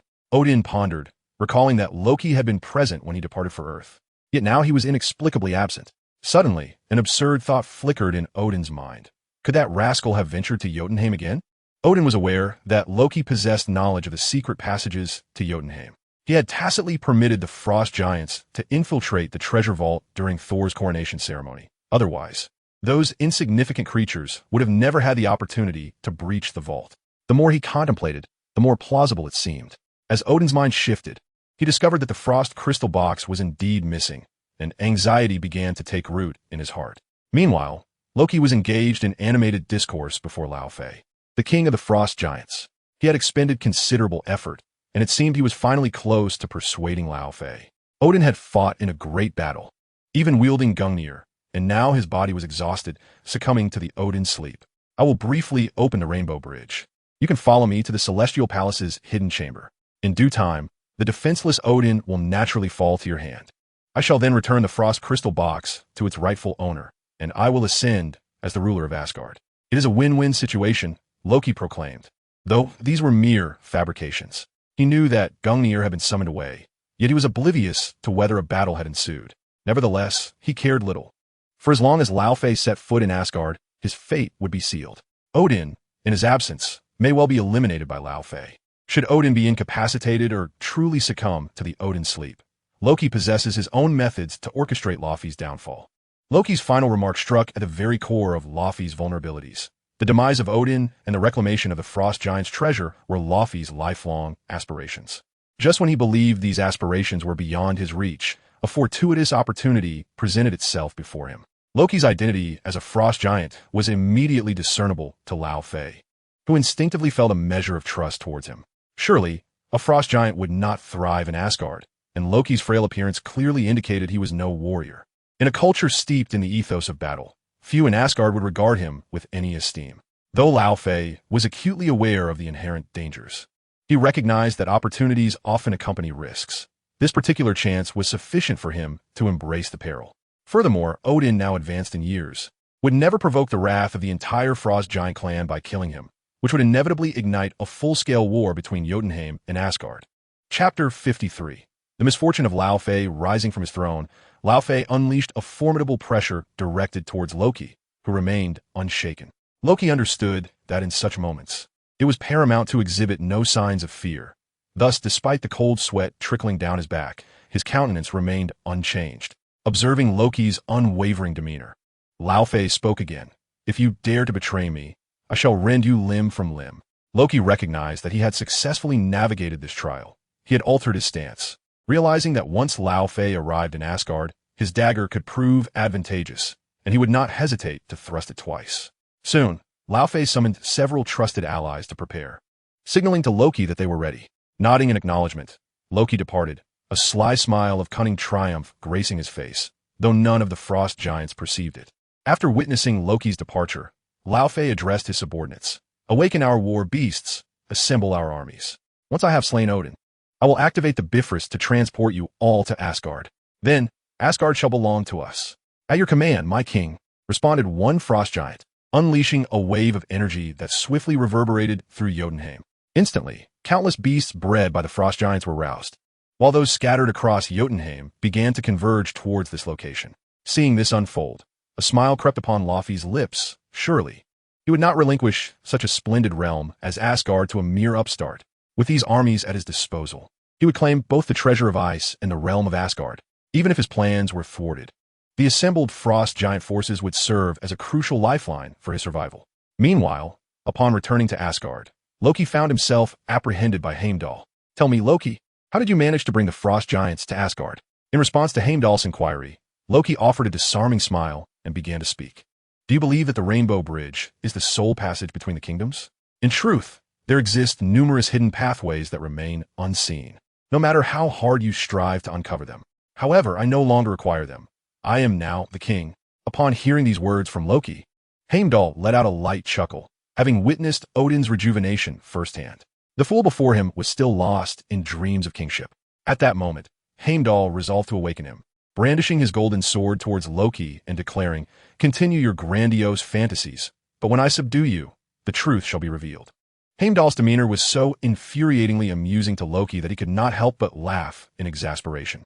In response, Loki produced the Frostbox, freezing Heimdall before his golden sword could strike. Subsequently, Loki seized the golden sword from Heimdall's grasp, the very weapon capable of controlling the Rainbow Bridge, pivotal to the fruition of Loki's scheme. With the golden sword in hand, Loki approached the heart of the Rainbow Bridge. Taking a deep breath, he resolved to thrust the sword into its core. The energies of the Rainbow Bridge surged to life once more, an immense force erupting towards Jotunheim. At that very instant, a smile crept onto Zhong Hong's lips in New York. "Found you." With a thought, Zhong Hong propelled the realm of the dead, now fully operational, hurtling towards Jotunheim. At the moment he sensed its presence, Jotunheim's fate was irrevocably sealed. Is this indeed Asgard? At this moment, Laufey's words brimmed with sentiment, his gaze towards Loki imbued with complexity. Despite having engaged in numerous conflicts with Asgard, this was Laufey's first genuine visit to the realm. Yet Loki paid him no heed, merely forging ahead. As Laufey left two Frost Giants to guard the Rainbow Bridge, he trailed closely behind Loki, marveling at the splendor of Asgard. Thanks to Loki's guidance, Laufey and the Frost Giants traversed unimpeded to the underground palace, swiftly approaching the place where Loki claimed Odin lay in slumber. Loki had prepared extensively for this moment.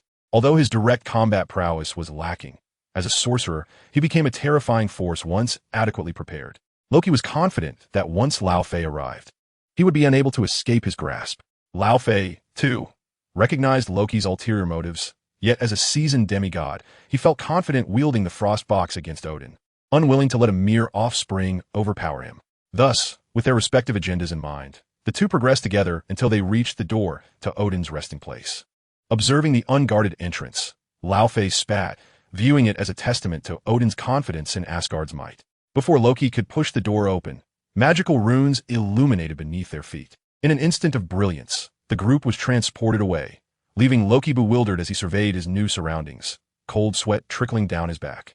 In the heart of Asgard's golden palace, within the grand coronation hall, 32 colossal pillars, each exceeding 10 meters in diameter, rise majestically, accommodating a multitude of Asgardian soldiers clad in golden armor. Odin, wielding Gungnir, sits regally upon the throne, while Thor, donning battle attire and grasping Mjolnir, stands at his side. The atmosphere in the coronation hall resonates with the same solemn grandeur as Thor's own coronation ceremony. At this moment, Loki is rendered speechless, his mind a blank slate of astonishment. As he struggles to compose himself, Lao Fei lets out an astonished exclamation. "Odin, you!" He gazes incredulously at Odin, who has seemingly regained his youth. Knowing Odin's formidable strength, Lao Fei realizes that even with the casket of ancient winters in his possession, he could not stand against Odin. Now, he feels an even greater sense of dread. Before Lao Fei can utter another word, Odin's powerful voice, imbued with divine authority, reverberates throughout Asgard. "My son, Loki Odinson, has bravely infiltrated the enemy camp and brought before me the mastermind behind the theft of our treasures, the frost giant King Lao Fei.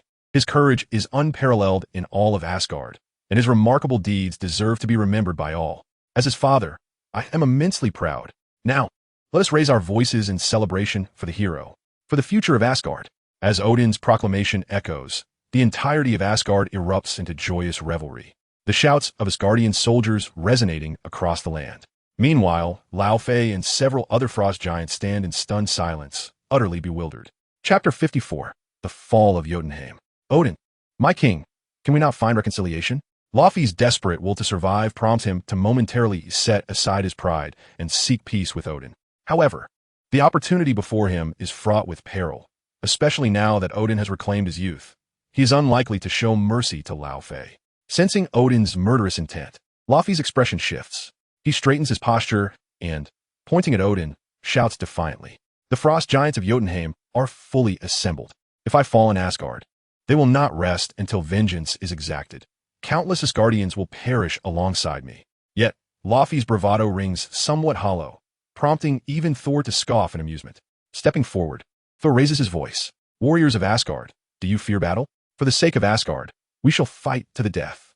For Asgard! For Asgard!" Thor's challenge ignites the atmosphere in the coronation hall, with every Asgardian warrior joining in a resounding chorus, even Loki succumbing to the fervor and shouting alongside them. Tears well in Loki's eyes as he realizes that Odin has fulfilled the desires he has long sought. He yearns for recognition, and now Odin, before the assembled warriors, declares his pride in him.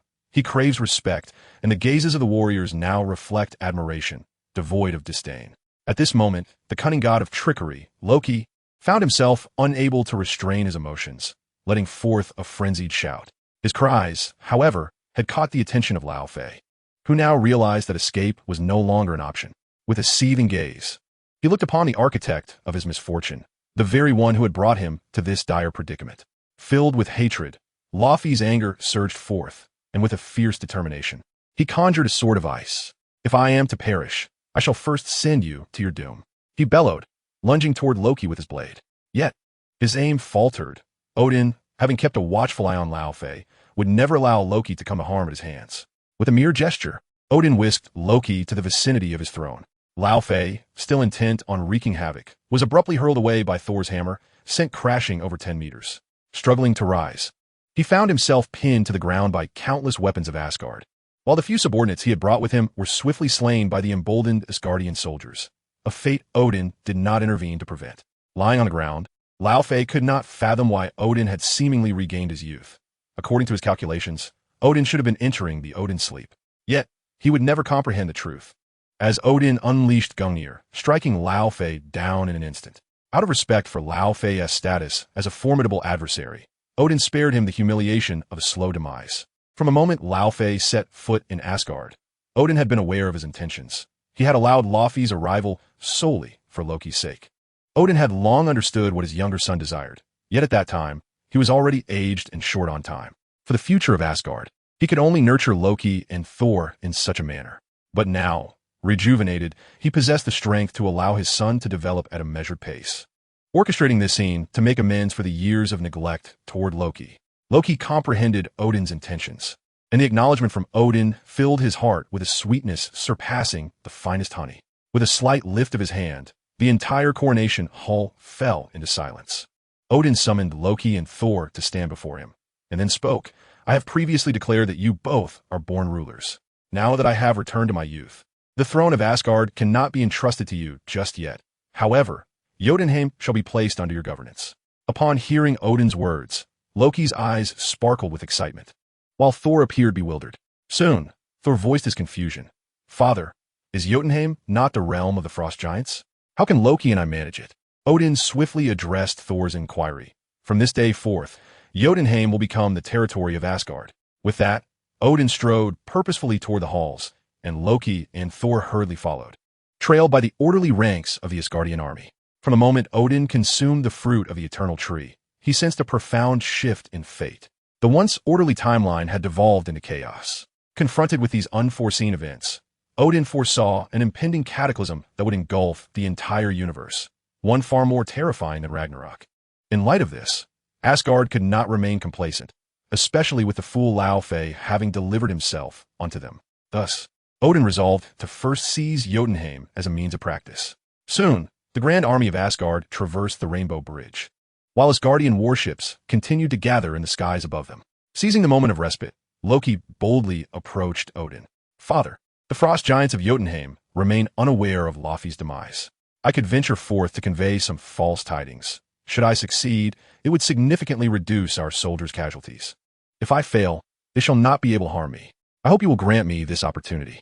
Gazing upon Loki, who willingly offered to aid, Odin's eyes brimmed with pride. Even Heimdall, recently thawed, looked at Loki in disbelief. Soon, Odin nodded in agreement. As Loki prepared to depart, Odin reminded him to exercise caution, which elicited a smile from Loki.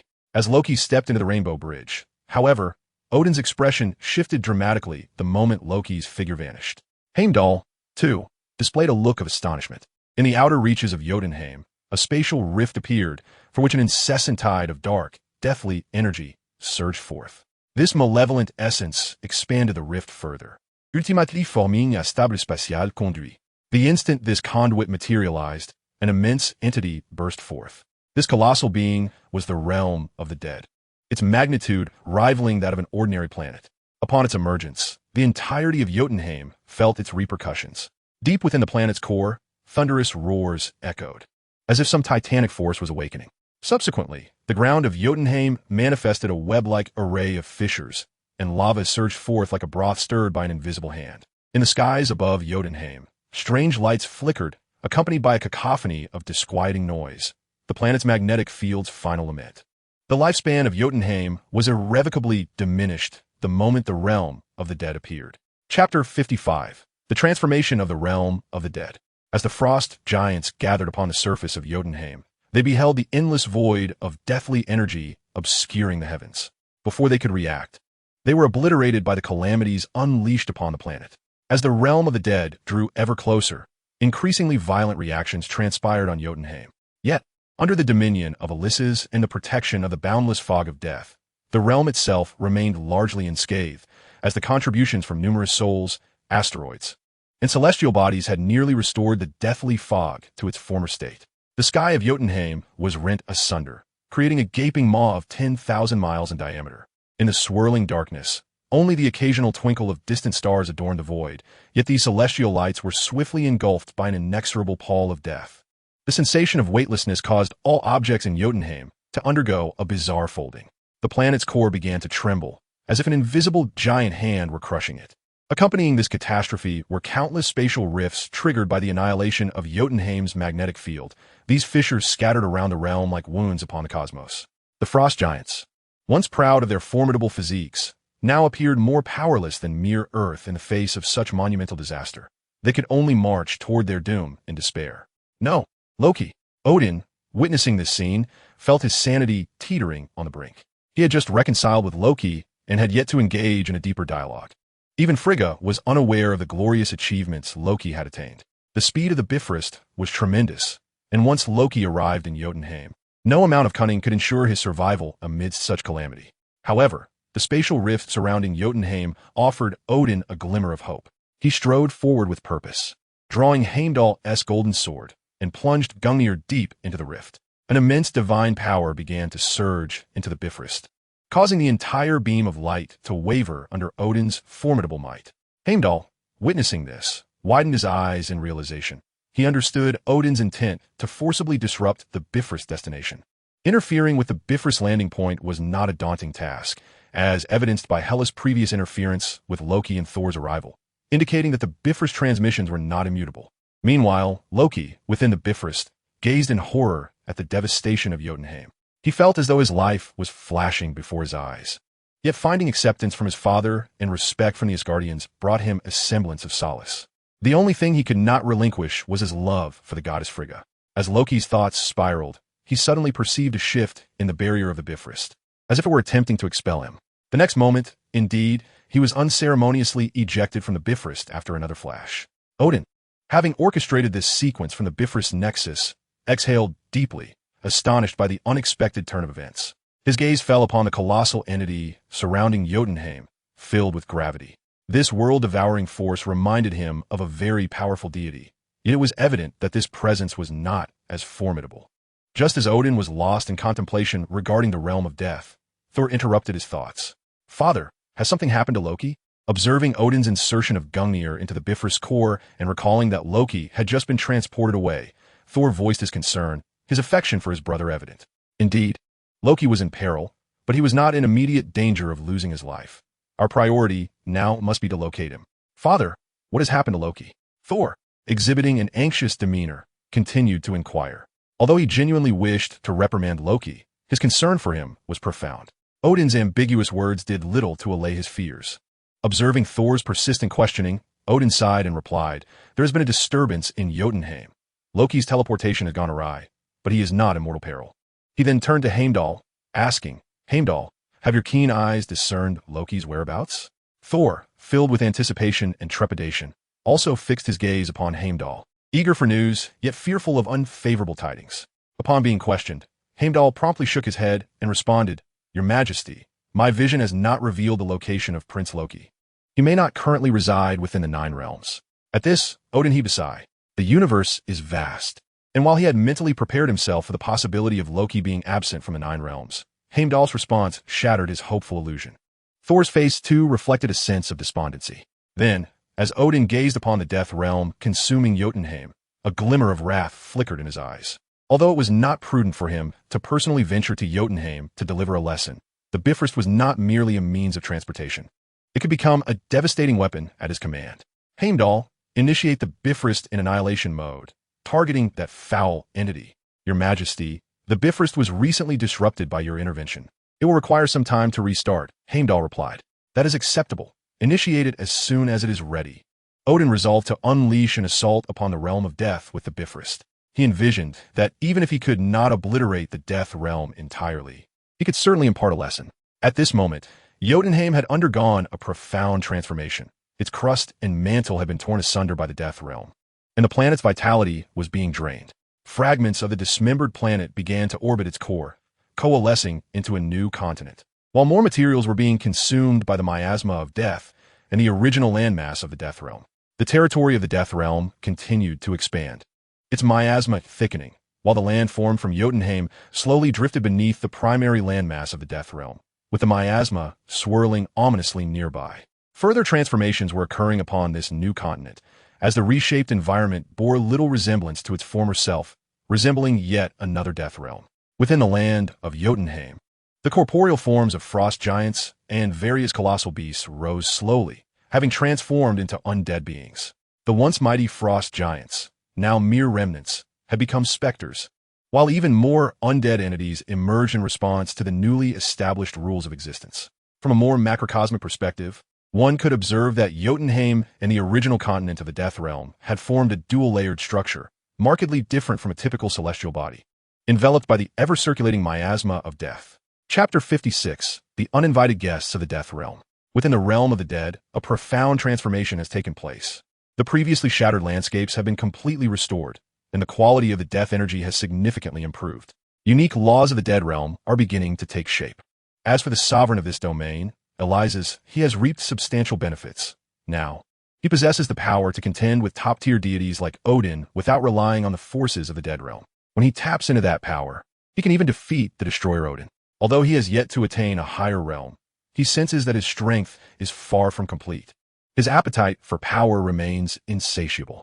Once he has consumed more worlds, he will undoubtedly grow even stronger. While Eliza's was relishing his continuously augmenting power, he noticed an incongruous presence in a certain part of the dead realm, one that he only detected after nearly completely devouring Jotunheim. From the perspective of the dead realm, that area appeared devoid of anything. However, Eliza's was acutely aware that something was amiss. Faced with this situation, he felt compelled to investigate personally.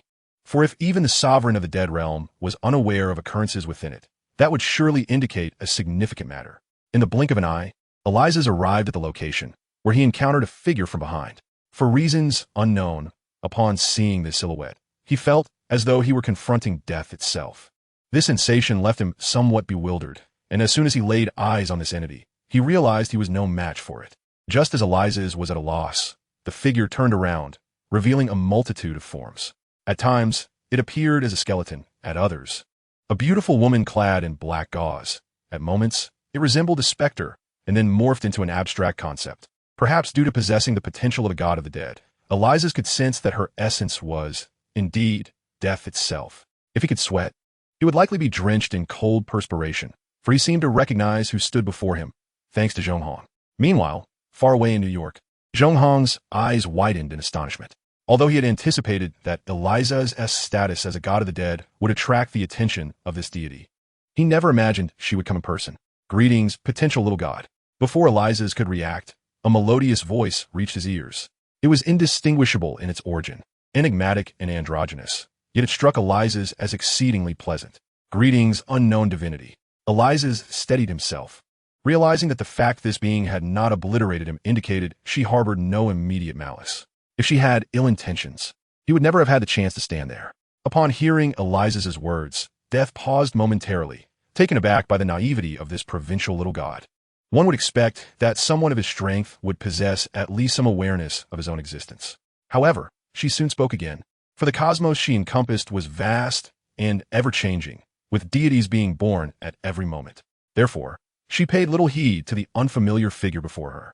You may refer to me as Death. Upon hearing this, Eliza's instantly grasped the essence of the being before her. It was an ineffable sensation, for the term death carried an abundance of meaning.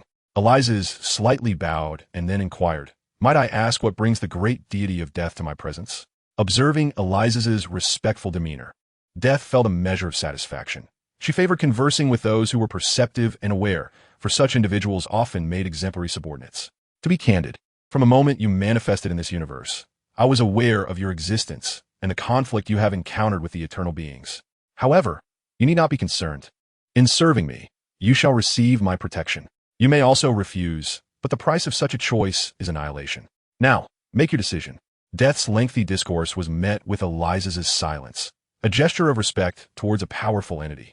Internally, Eliza's reveled in the prospect of aligning with Death, recognizing the immense advantage it represented. Additionally, under the aegis of Death, the realm of the deceased could proceed with its harvest more openly, for this was indeed a task bestowed by Death herself. Eliza's promptly nodded, exhibiting a humble demeanor, and declared, "I am willing." Witnessing Eliza's acumen, Death nodded in acknowledgement and continued, "In this vast multiverse, new deities are born with each passing moment, while countless lives journey towards death. You are fortunate. You possess the potential to ascend to a higher existence."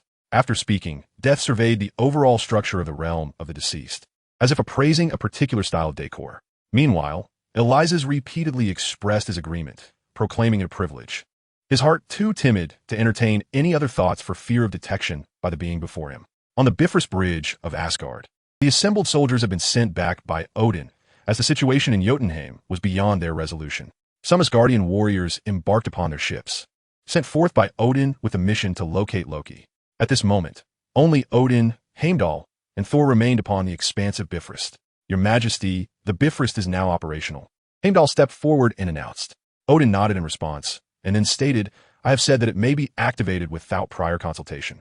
With Odin's consent, Heimdall plunged the golden sword into the heart of the Bifrost. This activation released an energy vastly different from previous instances. Earlier, the Bifrost served merely as a means of transportation, but now it transformed into a formidable annihilation weapon.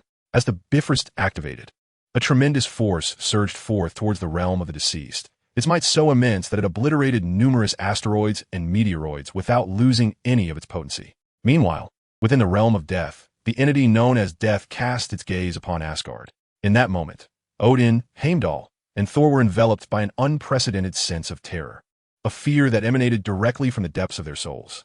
However, this dread was fleeting. The weakest among them, Thor, even questioned whether he was experiencing an illusion, while Odin and Heimdall felt a more profound resonance of this sensation. In the next instant, a truly horrifying scene unfolded before their eyes. The annihilating beam emitted by the Rainbow Bridge experienced a dramatic shift beyond the realm of death. Upon reaching a certain point, the beam gradually dissipated, and the potent energy returned to a state of silence. To Odin and Heimdall, it felt as though the energy of the Rainbow Bridge had perished at that location. Chapter 57. Anxious Tony. Heimdall, halt the Rainbow Bridge. The momentary sensation left a deep impression on Odin. That life-threatening feeling was exponentially more intense than anything experienced among the pantheon of deities. He recalled some legendary entity and urgently instructed Heimdall to close the Rainbow Bridge. Heimdall decisively ceased the function of the bridge, as he too had been profoundly affected by that experience. With the cessation of the Rainbow Bridge, the surging energy also came to a halt, and both Odin and Heimdall inclined their bodies slightly towards the realm of death, recognizing that before such an existence, the identity of the king of gods was rendered insignificant. Seeing Odin's perceptiveness, Death nodded in satisfaction and then addressed Eliza's. A new recruit, indeed. I have high hopes for you. Your potential surpasses that of several others in this universe. With that, the figure of Death vanished, as if it had never existed. Yet, Eliza's, Odin, Heimdall, and Zhong Hong understood that a fragment of a great presence had graced this universe with its visitation. Once Death departed, Eliza's maneuvered the realm of death away from the nearby star systems, now capable of seeking out planets teeming with life to consume. Should any deity question him for his actions, he could easily claim it was part of his duties. Such gods would find no reason to engage with a mere worker like him, albeit such occurrences were exceedingly rare. The unusual behavior of Odin and Heimdall caught Thor's attention, prompting him to recall the earlier illusion. Trusting Odin in the present moment, he refrained from posing his inquiries directly, opting instead to wait for a more opportune time to seek clarification. At that instant, having just concluded his magical studies, Tony returned to Star Tower and immediately plunged into the research lab. Although the crisis had been somewhat mitigated by the spell cast by the Ancient One, which induced gradual forgetfulness, Tony found the sensation even more unsettling. However, the Ancient One's magic merely erased the records of the items noted at that time. Any information re-recorded based on memory would remain intact, which was the Ancient One's true intention. After all, ordinary individuals lacking the foresight to document promptly would swiftly forget such knowledge, while those truly attentive would need to prepare accordingly. As for the media, they would be silenced, and any rare utterances would be dismissed by those who had already forgotten. In today's magical studies, Tony has specifically requested a focus on the creation of magical artifacts, runes, and enhancements applicable to his armor. He has long held the belief that the fusion of magic and technology would unleash a force far beyond what either could achieve in isolation. However, he currently faces the challenge of lacking the requisite materials. The last interaction with the material that reacted with Gawain's magic proved to be exceedingly inefficient, and he has consulted with the Ancient One. According to her, within the 9 realms, only the URU metal from Asgard is most suitable for harnessing magical energy. Although there are other metals capable of this, their availability is woefully inadequate. This has led Tony to concentrate on 3 potential avenues: the URU alloy from Asgard, the creation of an entirely new metal by himself, and materials from the 8 desolations. Yet, none of these solutions can be realized overnight, leaving Tony in a state of anxiety. At that moment, Jarvis reminded him that he needed to address matters concerning Stark Industries, which only added to his frustration.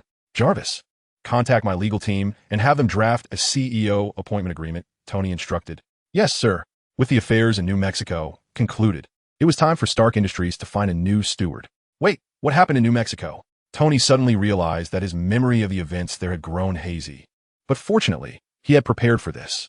Jarvis, retrieve the records you compiled after my return from New Mexico. Yes, sir. Retrieving classified documents now.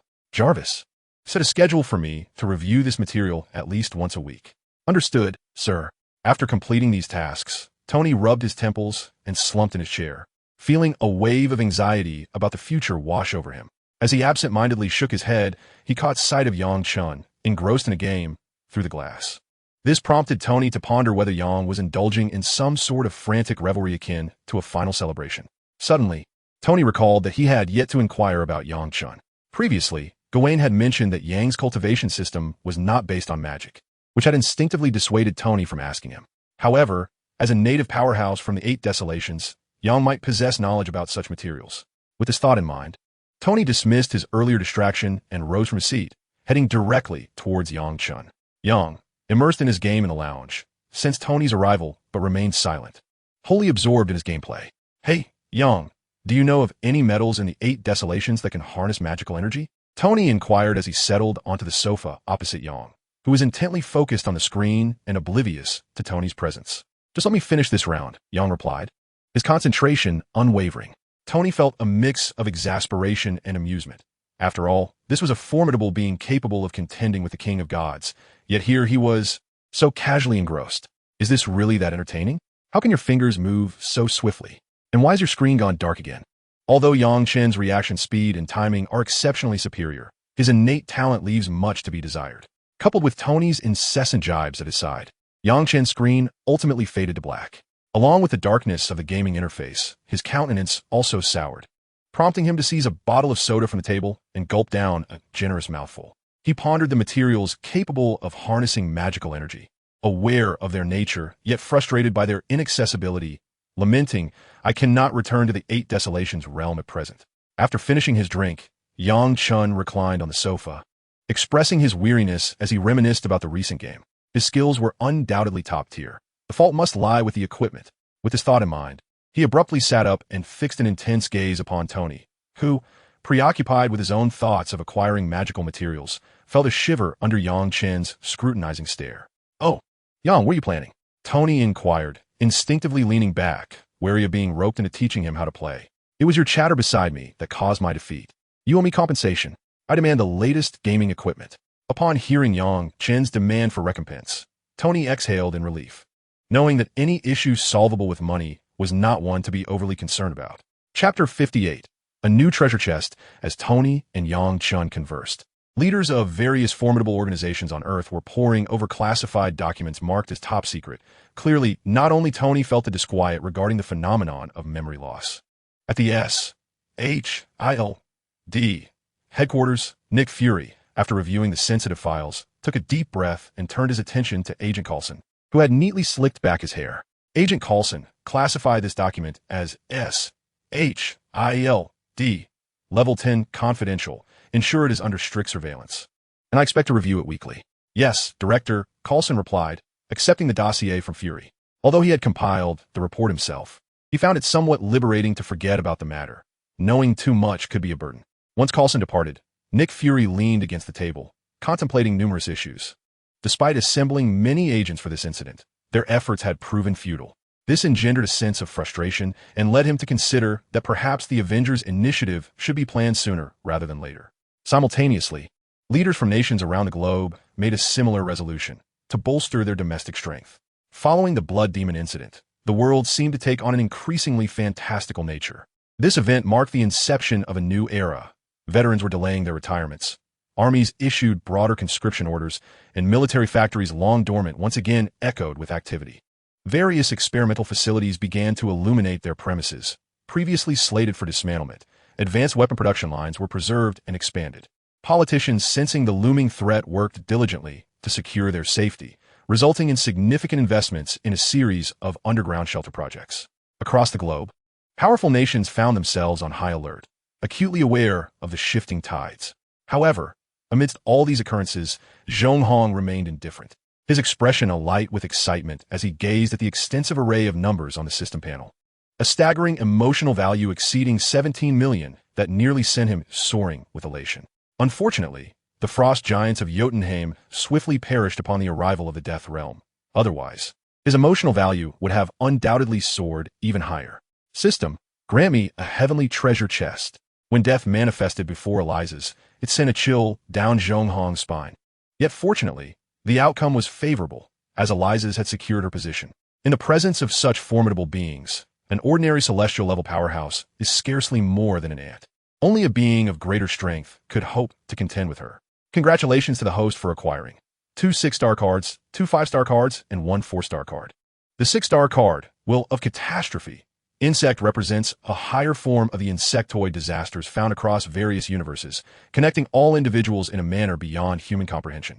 In this will, information transmission transcends the concepts of space and time, allowing all sub-individuals to share knowledge instantaneously. Moreover, it inherently possesses the qualities of a creator, fusion possible.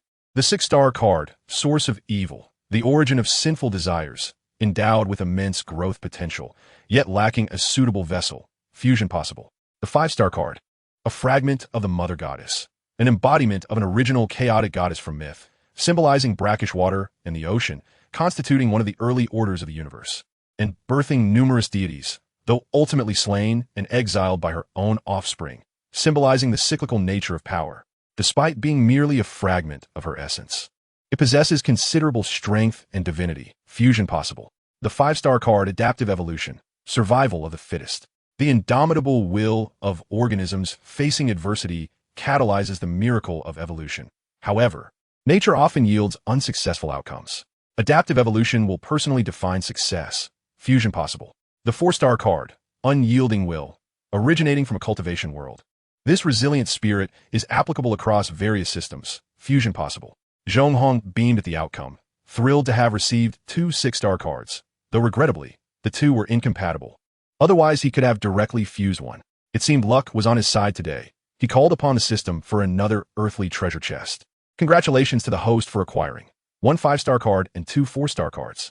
The 5-star card, Void Spawn Larva, hailing from a powerful race in the stellar universe. Its birth coincided with the demise of a life-bearing planet, yet the larva itself is an exquisite vessel, fusion possible. The 4-star card, Unyielding Body, a physique from a cultivation world, a natural warrior's constitution. The more precarious the life becomes, the stronger the fighting spirit. It can store incoming attacks and unleash them for devastating counterstrikes, fusion possible. The 4-star card, Resistance to Death, a special state where the union of will and body creates a fleeting miracle that temporarily defies death. However, should this state persist beyond its allotted time without escape, true death will ensue. Upon witnessing the shipment volume of this treasure chest, Zhong Hong's initially jubilant expression swiftly succumbed to disappointment. Indeed, it appears that fortune does not come in pairs. Resolutely, Zhong Hong silently vowed to refrain from dual operations in the future, as this particular land-level treasure chest proved to be exceedingly barren. Fortunately, the predominant heavenly-level treasure chests were commendable, which somewhat assuaged his spirits. Upon closer inspection, the items were quite satisfactory. System, please enumerate the materials available for fusion. Material cards, Will of Calamity, 6 stars, Source of Evil, 6 stars, Gene Pool of All Spirits, 5 stars, a Fragment of the Mother Goddess, 5 stars, Adaptive Evolution, 5 stars, Void Spawn Larvae, 5 stars, A Tentacle of Cthulhu, 4 stars, The Soul of the Corrupted Prophet, 4 stars, Unyielding Will, 4 stars, Unyielding Body, 4 stars, Resistance to Death, 4 stars. Now equipped with suitable materials, he could finally venture into the cosmos to seek amusement among other civilizations. The considerable emotional value derived from the annihilation of Jotunheim stirred Zhong Hong's interest. However, he had long refrained from focusing on other cosmic civilizations due to a lack of appropriate cards. Certain materials now appeared perfectly suited to disrupt the universe, with the insectoid species being particularly apt for such a role. With this thought in mind, Zhong Hong summoned the fusion furnace, noticing an unusual change within it, as if it had become more tangible. Nevertheless, he paid little mind to this alteration. Whether it was a scheme devised by the system crossed his mind not. Even if it were true, he reasoned that a life as thrilling as his own was worth the risk of being manipulated by the system. This time, Zhong Hong placed the Will of Calamity, Void Spawn Larvae, Gene Pool of All Spirits, and Adaptive Evolution cards into the furnace. Chapter 59. System evolution. Fusion successful. The 6-star fusion card, Calamitous Insectoid, was born from the will of Calamity, Insect, gene pool of all spirits, adaptive evolution, and void spawn larvae, all exhibiting a remarkable synergy. The potential of this card was formidable, boasting a terrifying capacity for growth. It possessed characteristics such as Calamitous Incarnation, Infinite Evolution, Gene Creation, Insectoid Will, and Calamitous Insect Fleet. Combat positioning. Weak single unit cosmic. Calamitous Incarnation. The materialization of the insectoid calamity, mastering the summoning of units and evolution to an unparalleled degree, coupled with extreme resource utilization and conversion efficiency.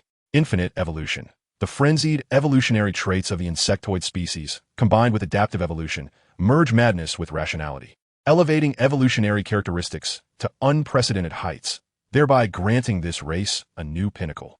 Gene Creation. The genetic technology of the insectoid species, in conjunction with adaptive evolution and supplemented by the gene pool of all spirits, enables the Calamitous Insectoid to create a vast majority of life forms.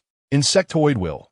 Every insectoid being is an integral part of the species, with each individual's strength harmonized by the insectoid will, and every birth contributes power to this collective will.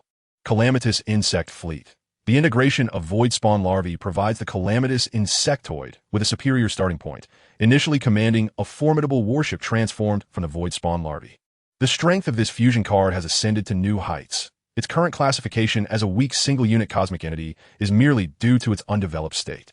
Zhong Hong caressed his chin, murmuring to himself that with this card in hand, he could officially set his sights on the cosmos. Although the realm of death could also enact civilization extermination, such actions relied on a surprise assault in proximity to Jotunheim. If thwarted, achieving success in that realm would prove quite troublesome. In stark contrast, the Zerg represented a race explicitly designed for cosmic invasion. In terms of speed, they undoubtedly surpassed the realm of death, and, as their momentum increased, the scale of their incursion expanded exponentially. With this thought, Zhong Hong promptly deployed the Zerg Cataclysm.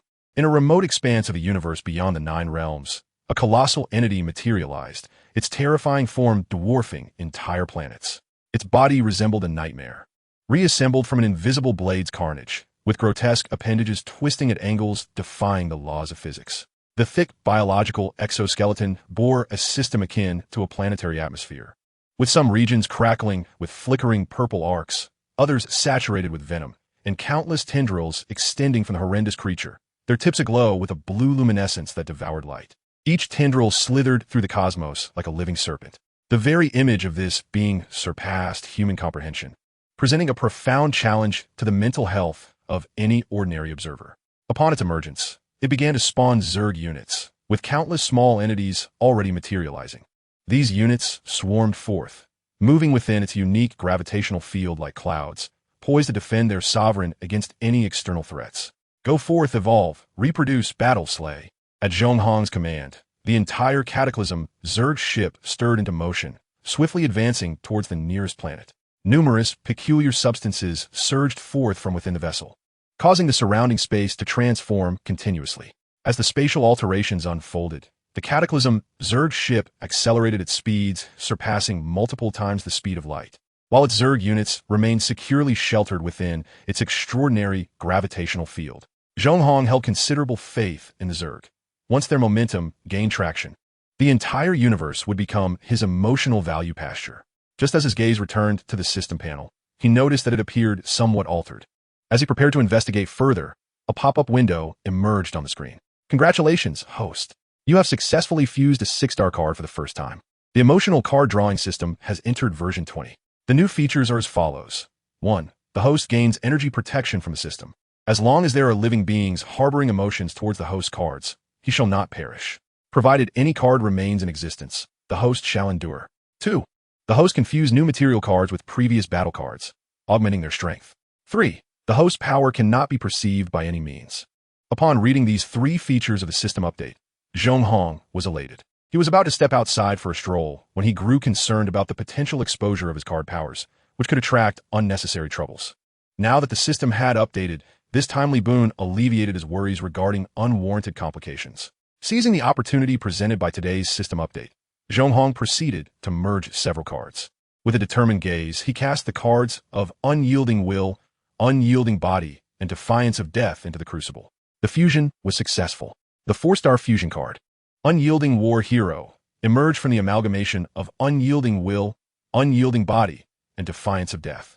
The synergy between unyielding will and unyielding body endowed him with formidable combat prowess and resilience, while defiance of death significantly augmented his fighting capabilities. Combat classification, sub-deity level. Contemplating the vast lore of the 8 desolations, Zhong Hong mused that it might be feasible to devise a cultivation method reminiscent of that realm. Given its extensive and diverse practices, he absently caressed the armrest of the sofa, his mind racing with thoughts of the identity he could craft for himself. Never mind. Opportunities will arise in due time. For now, let me merge some other cards. Subsequently, he cast the fragment of the Mother Goddess, a tentacle of Cthulhu, and the contaminated prophet's soul into the crucible. The fusion succeeded. The 5-star fusion card, Fallen Deity, was born from the amalgamation of the Mother Goddess' fragment, a tentacle of Cthulhu, and the contaminated prophet's soul. The faint divine essence belonging to the Mother Goddess became tainted by an indescribable power, and upon witnessing the forbidden visage through the eyes of the contaminated prophet's soul, it underwent a transformation, becoming a unique entity endowed with traits such as the projection of Lalai, affliction of the progeny, and forbidden assimilation. Combat classification, weak subdeity level to strong deity level. Projection of Lalai. When the moonlight ceases to illuminate the sunken tombs and the chimes echo in eternal silence, the gates of Lalai shall open for you. The Mother Goddess's dominion over the sea shall intertwine with the power of the Cthulhu tentacle, allowing the fallen deity to summon the projection of Lalai, thereby creating its own realm. Affliction of the progeny. The synthesis of the Mother Goddess's creative authority with forbidden knowledge and taint attributes means that, unless the fallen deity exerts intentional control, all life within its influence will gradually transform into the progeny of the fallen deity. Forbidden assimilation. The contamination brought forth by the visage of forbidden existence compels the fallen deity to inevitably mimic such entities, allowing it to be nourished by madness and fear, rendering its mental contagion exceedingly perilous. Chapter 60, The Fall of Loki. This new card is quite intriguing. Its combat classification exhibits such significant variability. He queried the system. This mental contagion won't affect me, will it? The system assured him. The host will not be influenced by any card. The newly fused fallen deity indeed piqued Zhong Hong's interest. Merely perusing its description suggested it could invoke monumental events. After receiving the system's affirmative response, he immediately imbued himself with the power of the fallen deity. As the power coursed through him, Zhong Hong experienced an unusual sensation. This feeling differed from the overt strength exhibited by the yellow-winged great sage and was distinct from the clear, world-consuming power of the death realm. It seemed to emphasize a profound mental fortitude. With but a slight exertion of this power, Zhong Hong perceived the thoughts of all sentient beings on Earth, as if they were laid bare before him. Moreover, this profound insight continues to extend beyond the confines of Earth.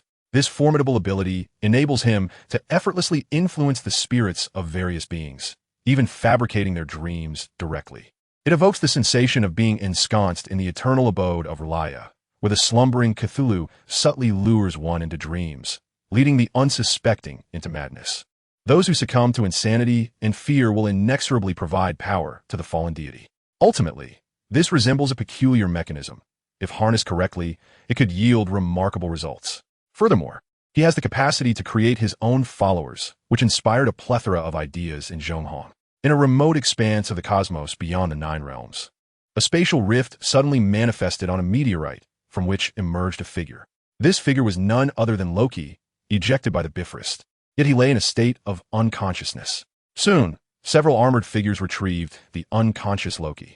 They swiftly transported him to a colossal fleet of warships belonging to the Chitauri. Within one of these vessels, Loki underwent comprehensive examination and treatment. Through the fusion of Chitauri technology and Loki's formidable physical constitution, he eventually regained consciousness. However, before Loki could take any action, the tip of a staff pressed against his chest, emanating a radiant blue light. Unaware of the unfolding events, Loki's recently healed mind was once again shrouded in confusion. "Do not touch my body with such a thing, you fool." Loki's gaze suddenly turned fierce, and he forcefully wrenched the mind control staff away, unleashing a surge of magical energy that sent the blue-skinned armored figure sprawling. The Chitauri soldier was hurled several meters before landing, prompting the guards outside to rush in upon hearing the commotion. In an instant, Over a dozen advanced weaponry were aimed at Loki. Faced with such a formidable array, Loki refrained from making further moves, his rationality urging him against reckless actions. As both parties engaged in a tense standoff, the Chitauri warrior whom Loki had dispatched spoke up. Given his position encircled by Chitauri, he was presumably their leader. This formidable one, Loki coldly interrupted his discourse, asserting his dominance verbally despite refraining from physical aggression. "I am a god." As he emphasized his status, he discreetly conjured a magical duplicate to replace his true self. Although this maneuver could hardly escape the notice of the Chitauri leader, who had tampered with Loki's condition. Nevertheless, the Chitauri leader paid little heed to Loki's subtle trickery and continued, "I believe we can negotiate a deal." Intrigued by the prospect of a transaction, Loki responded with keen interest, "What sort of deal?" "Doing leaguing me. How could a god exist without dominion? We Chitauri shall assist you in conquering Earth within the 9 realms, and in return, you must relinquish to us an artifact from Midgard. This staff may also be loaned to you for your use." "Ah, indeed, there are formidable beings on Earth, such as that colossal bear. What are your plans regarding it?" Due to Loki's swift retreat, he failed to witness the actions of Yang Chun, the great sage of Yellow Wind, and the Ancient One. "What colossal bear? Even if such a creature were to appear, our fleet would undoubtedly respond. It cannot possibly contend with warships, can it?" Upon hearing the Chitauri leader's words, Loki nodded in agreement. Surely, that bear cannot truly rival a warship, especially considering the inherent superiority of warships in the cosmos. Seeing Loki nod, the Chitauri leader promptly presented the Mind Scepter with both hands. Loki, not one to refuse, accepted it without hesitation. At the moment the Mind Scepter was in his grasp, Loki discerned the manipulations of the Chitauri leader within himself. However, he chose to remain silent and instead attempted to unravel the enchantment with his magical prowess. The Chitauri leader, filled with self-satisfaction at that moment, believed that if he succeeded, he would surely earn the favor of Lord Thanos, thereby securing greater benefits for his race. After a brief attempt, Loki realized that his magical energy was insufficient to dispel the enchantment. Reluctantly, he resorted to the power of the Mind Scepter. Loki's mastery of magic was evidently far beyond that of the Chitauri leader, and in mere moments, he dismantled the leader's scheme. However, the Chitauri leader, having lost possession of the Mind Scepter, remained oblivious to this fact. Loki chose not to reveal his understanding. Instead, he intended to play along, eager to uncover the true intentions of these Chitauri who dared to invade the 9 realms. "What do you seek from Earth?" Loki inquired calmly, now intrigued by the earthly artifacts the Chitauri desired after sensing the potency of the Mind Scepter. At that moment, Loki contemplated that perhaps it was time to reassess Midgard. From initially descending and facing humiliation to now finding even the technologically advanced Chitauri with needs in this mortal realm, it indeed suggested that this seemingly mundane nation harbored hidden potential. "To speak frankly, we require the Tesseract. That artifact once belonged to your Asgard. You must use it to transport our army to Earth." Upon hearing the Chitauri leader's demand, Loki suppressed a cold laugh, thinking to himself how these wretched extraterrestrial beings dared covet Asgardian treasures. Nevertheless, Loki verbally acquiesced to the Chitauri leader, yet in his heart, he schemed for Asgard's greater gain. He needed to strategize meticulously. Not only should the Tesseract belong to Asgard, but this scepter must also be reclaimed. As for accusations of betrayal, please, he is the god of trickery. Chapter 61, Hydra in Action. Following their negotiations, a Chitauri took Loki to rest. Without the Rainbow Bridge for swift travel, Loki could not easily reach Earth. However, once the Tesseract was activated, Loki would be able to journey to Earth expeditiously. After escorting Loki to rest, the Chitauri leader entered the command room, where a massive display screen loomed before him. The moment the screen illuminated, the Chitauri leader knelt profoundly, paying homage with utmost reverence. Once a formidable civilization that reigned supreme, the Chitauri had been utterly vanquished by the being known as Thanos through sheer power. Fortuitously, he had made the decisive choice to become a vassal race to Thanos, sparing at least half of his kin from certain demise. Serving as Thanos' subordinate, however, proved advantageous. Their strength had significantly augmented since then, and he often felt a sense of gratitude for his choice. As another beam of light flickered across the screen, the Chitauri leader fervently uttered various blessings in his language. He then proceeded to report all matters concerning Loki to Thanos, who expressed his intent to maintain vigilance and encouraged the leader to persevere. As for rewards, Thanos would not bestow any upon the Chitauri, who would become mere fodder for his ambitions. Soon, the conversation between the Chitauri leader and Thanos came to a close. Just as it ended, Ebony Maw, standing beside Thanos, inquired, "My lord, why did you entrust the Mind Stone to Loki? Given the current state of affairs on Earth, even with the Mind Stone in his possession, his success seems improbable." Thanos cast a sidelong glance at Ebony Maw before responding with indifference. "Loki is but a pawn, and the Chitauri are mere cannon fodder. Their purpose is to probe the remaining forces on Earth. The situation across the 9 realms is tumultuous, and neither Odin nor the Ancient One appears inclined to withdraw. Without the Mind Stone, Loki would lack even the qualification to be a pawn." Contemplating the 9 realms' precarious state, a wave of melancholy washed over Thanos. He recognized that both Odin and the Ancient One were formidable opponents. As long as they remained, his quest for the Infinity Stones would be fraught with difficulty. This endeavor was merely a test of potential powers that might still exist on Earth. Should Loki succeed, reclaiming the stones from him would be considerably less challenging. If he failed, the individual stones would hold little value for Thanos. Thus, strengthening Loki to explore Earth's latent forces seemed the wiser course. Time progressed to November. Within a clandestine base of SHIELD, Ivan Vanko found himself in a lounge, visibly fatigued and bearing marks indicative of recent electrical shocks. Following his escape from Hammer Industries, he had been apprehended by SHIELD. Yet, the anticipated hospitality eluded him, for he had fallen into the clutches of Hydra. Although Hydra sought to exploit his technological prowess, they had a greater need for compliance, which Ivan clearly lacked. Having succumbed to Hydra, Ivan was devoid of the strength to escape or resist and was confined within the base for reconditioning. Meanwhile, his captor, Rumlow, received a call from Alexander Pierce. "How goes it? Has the fellow spoken yet?" Rumlow observed Ivan, who lay heavily unconscious in the lounge, and replied, "He is indeed a tough nut to crack. However, he has now yielded. Once we complete the next phase of reconditioning, he will be ready for preliminary usage." "Very well," Pierce responded. "Accelerate the pace a bit. The current global situation has become exceedingly intricate. There have even been proposals from members of the Security Council to establish a coalition of humanity." Hearing Alexander Pierce's words momentarily stunned Rumlow. It seems this crafty old fox has been under considerable pressure lately, even confiding such matters to him. Nevertheless, this was clearly not a topic for discussion. So he continued in the vein of Alexander Pierce's dialogue. "Do you concur with such a plan? That is no longer your concern. Your priority should be to expedite the utilization of that individual's technology for our purposes." With that, Alexander Pierce abruptly terminated the call, though Rumlow remained unfazed. In a clandestine base, Alexander Pierce rubbed his temples, feeling an overwhelming burden. Recent significant events had sown seeds of doubt regarding the efficacy of the Insight Project, a sentiment that weighed heavily on him.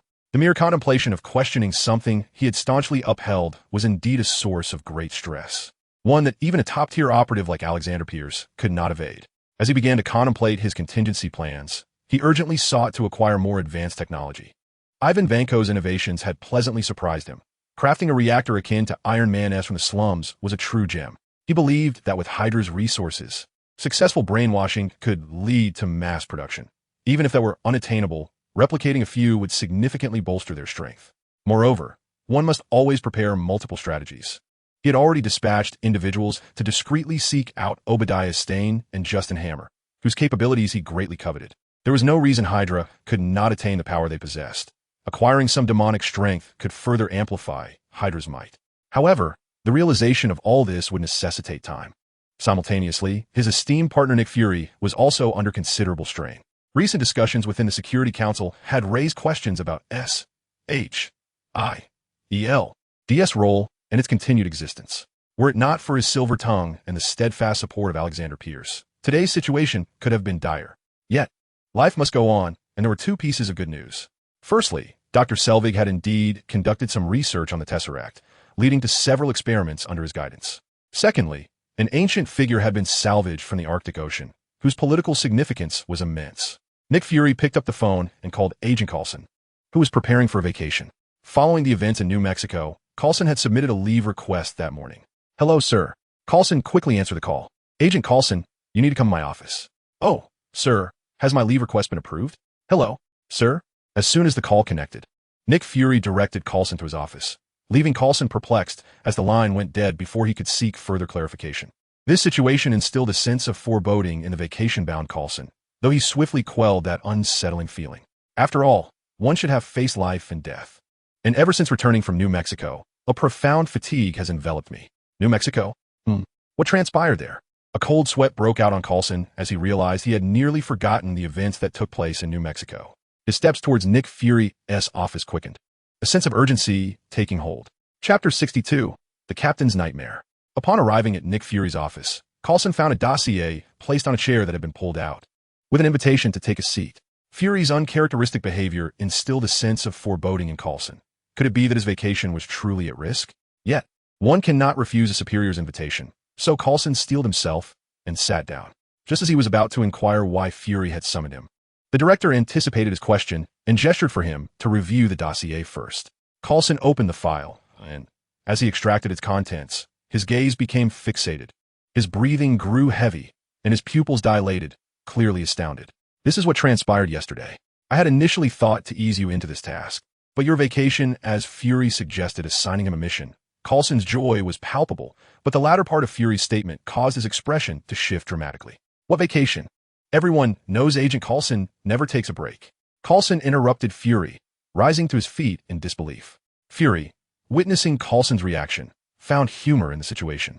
He was adept at managing his subordinates. However, he maintained a stoic demeanor, quietly observing Coulson. After the initial surge of excitement, Coulson recognized he had perhaps acted too impulsively, realizing that his potential bonus for this mission might evaporate. Regaining his composure, he did not sit back down but cleared his throat and spoke. Director, please assign me this task.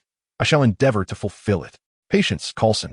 The captain is still in a state of stasis, but the good news is that for him, it may feel akin to a mere slumber. Your task is to assist him in acclimating to the current society upon his awakening. We need the captain. Coulson nodded eagerly at this news. He relished the assignment, which was neither perilous nor strenuous, and did not require fieldwork. Most importantly, it involved Captain America, his idol since childhood. However, after accepting the task, Coulson did not immediately depart. Noticing his hesitation, Fury intuitively sensed Coulson had something further to express, prompting him to speak first.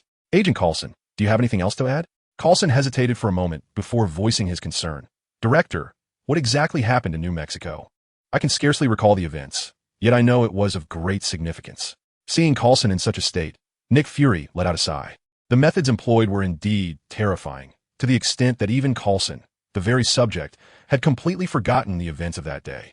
However, Fury had no intention of prompting Coulson to recall the horrific incident. It was better for as few people as possible to be aware of it. As for the matters in New Mexico, you need not concern yourself. Focus on the task at hand. Although curiosity stirred within Coulson, he chose to comply with the order. After posing his questions, he exited the office. Before long, he encountered other agents waiting for him, who then guided him to a laboratory. Upon catching sight of the figure within the thawing apparatus, Coulson's gaze became transfixed. In his excitement, he retrieved a Captain America commemorative card hidden beneath his shirt, thinking that once the captain awakened, he must obtain his autograph. The thawing process took several hours to complete, yet due to the extensive duration of his cryogenic state, it would take some time for him to regain consciousness. Concerned that the captain might awaken in the laboratory and feel discontent, harboring negative sentiments towards himself and S.H.I.L.D. Coulson promptly waved his hand to transform a nearby lounge into a scene reminiscent of a hospital from the last century, embellishing it with various vintage items. Although the hospital was a mere facade, it contained all the necessary elements, including advanced medical technologies from S.H.L.D. After completing this setup, Coulson assigned several well-trained agents to masquerade as doctors and nurses, all in an effort to minimize any disorientation the captain might experience upon awakening. Following the same approach as the original Nick Fury, Coulson aimed to help Captain America gradually acclimate. Director, we have a situation with the captain.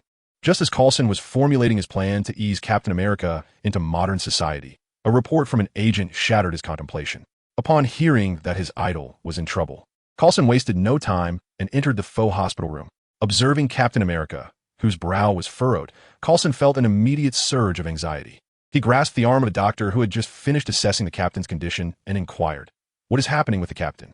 The doctor, not daring to be negligent, promptly responded, "The patient is experiencing complications due to the prolonged cryogenic state. Some bodily functions are in the process of recovery. As for the furrowed brow, from a medical standpoint, he is likely suffering from nightmares." Nightmares? At that moment, Captain America was ensnared in a bizarre dream. His consciousness felt as if it were being forcibly dragged into an underwater realm. Steve Rogers, known as Captain America, was paradoxically alert, yet utterly unable to control his actions. Akin to a mere observer in his own narrative. While his body was ensconced within the dream, his mind remained a spectator. He sensed this dreamlike state, but found himself unable to escape. Analyzing his surroundings, he deduced he was submerged in the depths of the ocean, a place that should be enveloped in darkness, untouched by the sun's rays, yet he could perceive his environment clearly. The environment was not merely strange. His physical form also felt the pressure of the seawater, which, in theory, could crush him into a pulp, yet it merely rendered him breathless. As he moved, his spirit became ensnared in the muck, an unbearable sensation overwhelming him. His senses synchronized with the external world, triggering a cacophony of alarms from various monitoring devices, catching the agents of SHIELD off guard. A series of instruments were employed, and numerous diagnostic devices were affixed to Captain America's body. Yet despite their utmost efforts, they could not ascertain the nature of the situation. The myriad measures taken by the external SHIELD agents failed to impact Steve Rogers' dreamscape. Within this realm, he continued to advance uncontrollably, his psyche tortured, and after traversing an indeterminate distance, he felt an overwhelming fatigue and numbness. Just as he began to succumb to this sensation, a peculiar shriek jolted his spirit awake. Accompanying this sound was an object exuding a green luminescence resembling a protective shield. As his body pressed forward, it astonishingly passed through the barrier. The scene beyond the shield revitalized his spirit, shocking him profoundly. Chapter 63. The Call of the Divine. Upon entering the protective barrier, the entire world became markedly clearer, suffused with a verdant glow. Majestic city walls emerged before Steve Rogers, their contours reminiscent of a slumbering giant's spine, while the city gate appeared as the maw of this colossal beast, seemingly devouring the scant light.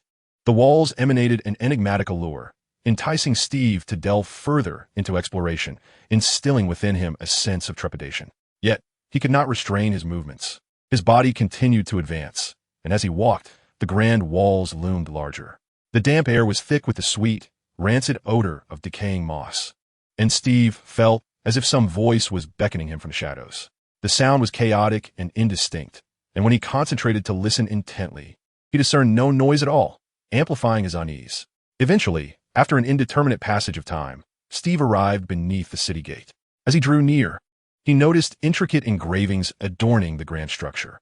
These patterns resembled hieroglyphs of an ancient civilization, captivating his gaze, and in a daze he seemed to perceive the symbols undulating.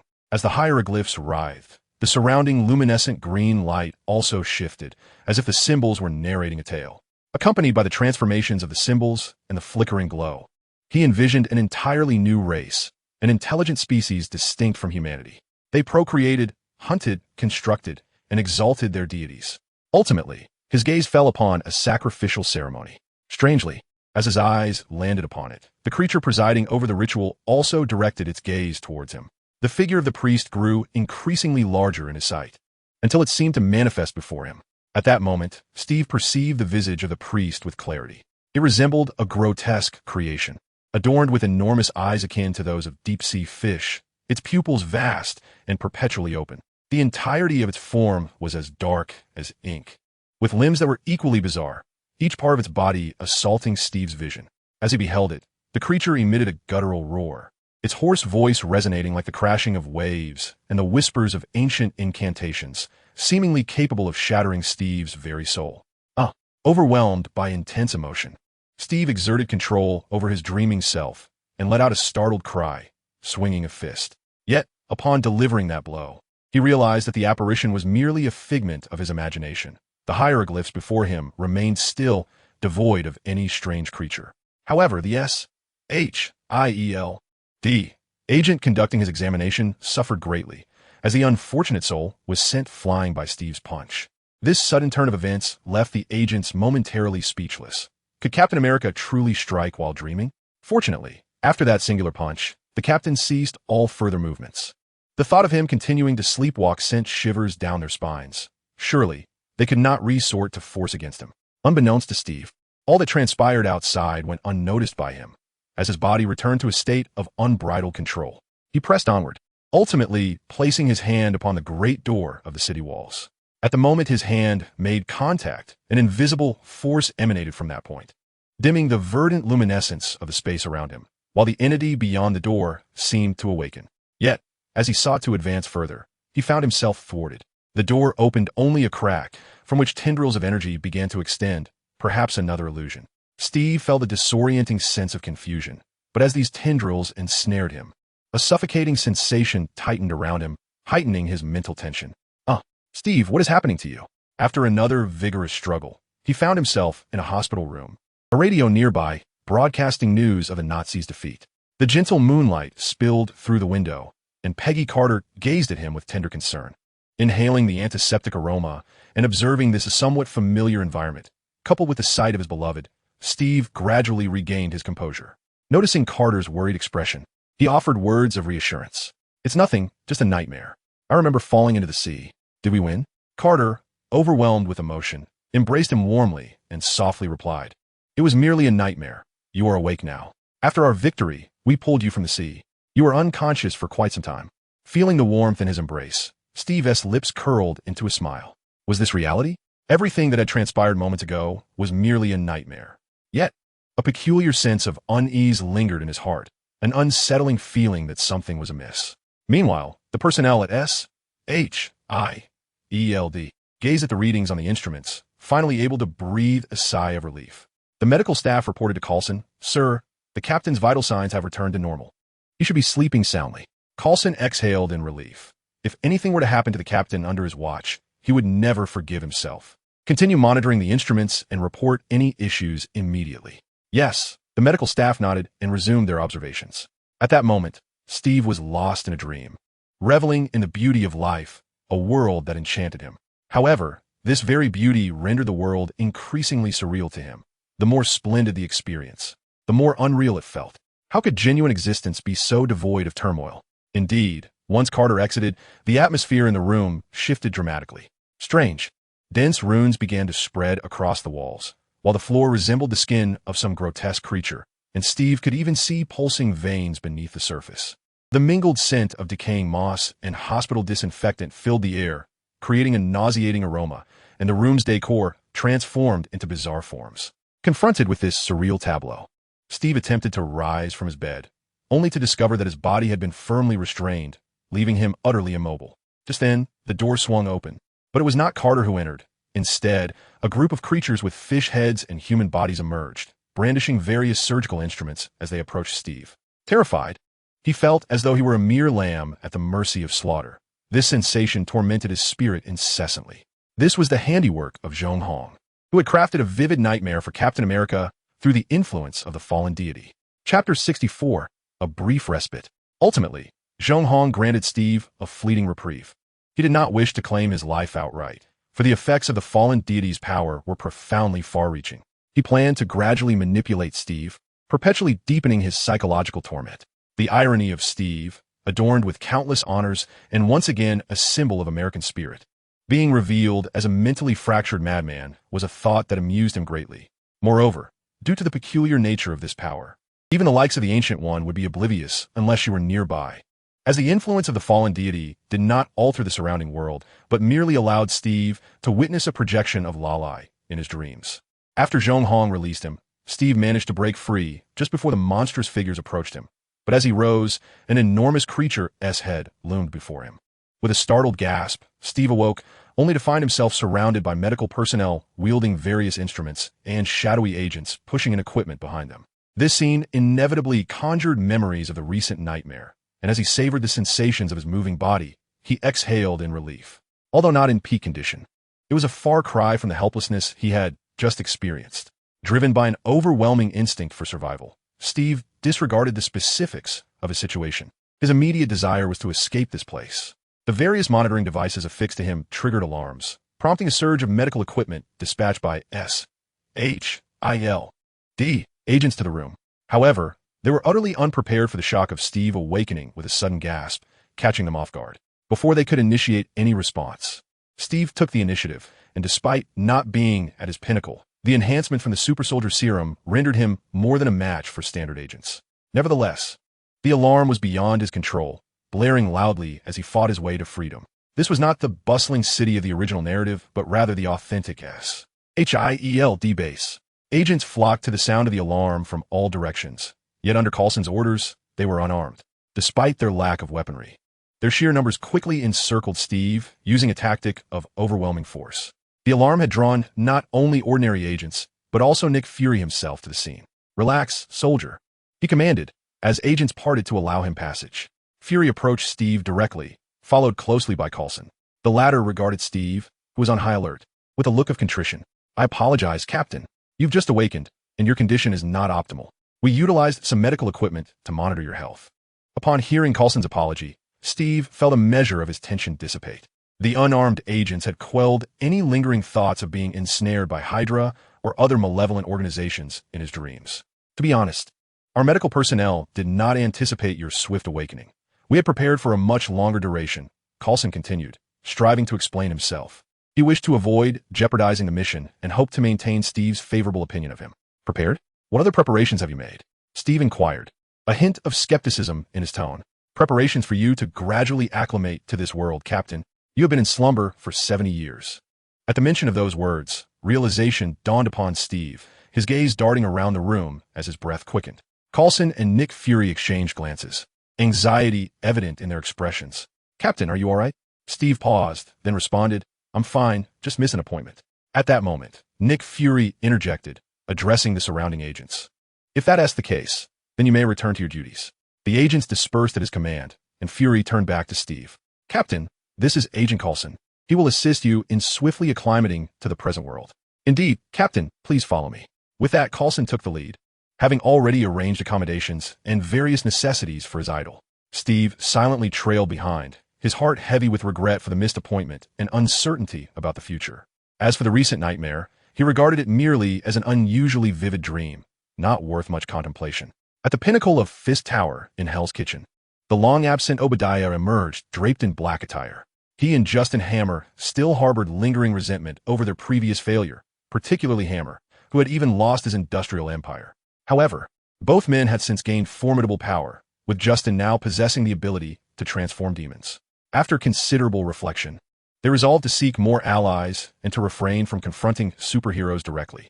Instead, they would sow chaos and deceive the transformed demons, without necessitating their personal involvement. Before long, the eloquent Wilson Fisk appeared, accompanied by an unusually imposing bodyguard. With a smile, he addressed Obadiah. "What brings you to me, sir? It seems we are not acquainted." Obadiah scoffed, disregarding the eloquent man and instead focusing on his formidable bodyguard. "Wilson Fisk, I recall we have had some dealings. Spare me your petty tricks in my presence." Upon hearing that familiar tone, the burly bodyguard gestured for Fisk to leave, and Fisk, as if granted a reprieve, quickly exited with his head bowed. The imposing bodyguard then settled before Obadiah, revealing himself as the true Fisk, while the previous figure had merely been a facade. As soon as he took his seat, Fisk poured a drink for Obadiah and remarked, "I cannot afford to be careless, Obadiah. The moment you arrived at my Fisk Tower, you employed mysterious means to injure my associates. If you were in my position, would you dare to appear in person?" "Huh, don't be ridiculous, Fisk. You were not always this cautious," Obadiah replied, downing the drink presented by Fisk while playfully teasing him. Previously, the two had been a capital mogul and the king of the underworld, their relationship not particularly profound, yet they had engaged in arms dealings together. Listening to Obadiah, Fisk let out a cold snort, seemingly recalling some unpleasant memories. Chapter 65. The Conspiracy. After exchanging a few pleasantries, the two men delved into the matter at hand. Obadiah initiated the conversation. "I have come to discuss a transaction with you, as we are, after all, old partners." Fisk's heart harbored a bitter laugh at the term old partners. Had Obadiah not displayed extraordinary power, he would have vanished from Fisk's sight long ago. Nonetheless, Fisk feigned interest and inquired, "What kind of transaction? Do share. I know you have been seeking this power, for it is indeed captivating," Obadiah replied. Obadiah, with a flourish, transformed his arm into a demonic form. In that instant, the temperature of the room surged, and a hint of trepidation flickered in the eyes of Wilson Fisk. Though he was an ordinary man, having pushed his physical limits, he was still vastly inferior to those endowed with extraordinary abilities. His thirst for such supernatural power had been evident since the troubles at Stark Industries, leading him to dispatch his subordinates for inquiries. However, his efforts yielded naught, and he had nearly abandoned hope until he received word that an unexpected visitor had arrived at the Fisk Tower. Seeing Wilson remain silent, Obadiah continued, "This power can be yours, but you must assist me in achieving revenge." At this, Wilson finally spoke, his voice laced with skepticism. You intend to dismantle Stark Industries and that S-H-I-E-L-D organization? If that is your plan, I shall have to show you the door. Out of our past acquaintance, I will not disclose your visit to the Fisk Tower. He gestured dismissively, not out of fear, but as a negotiation tactic. In his eyes, it was Obadiah who sought his favor, and he aimed to extract maximum benefit from the situation.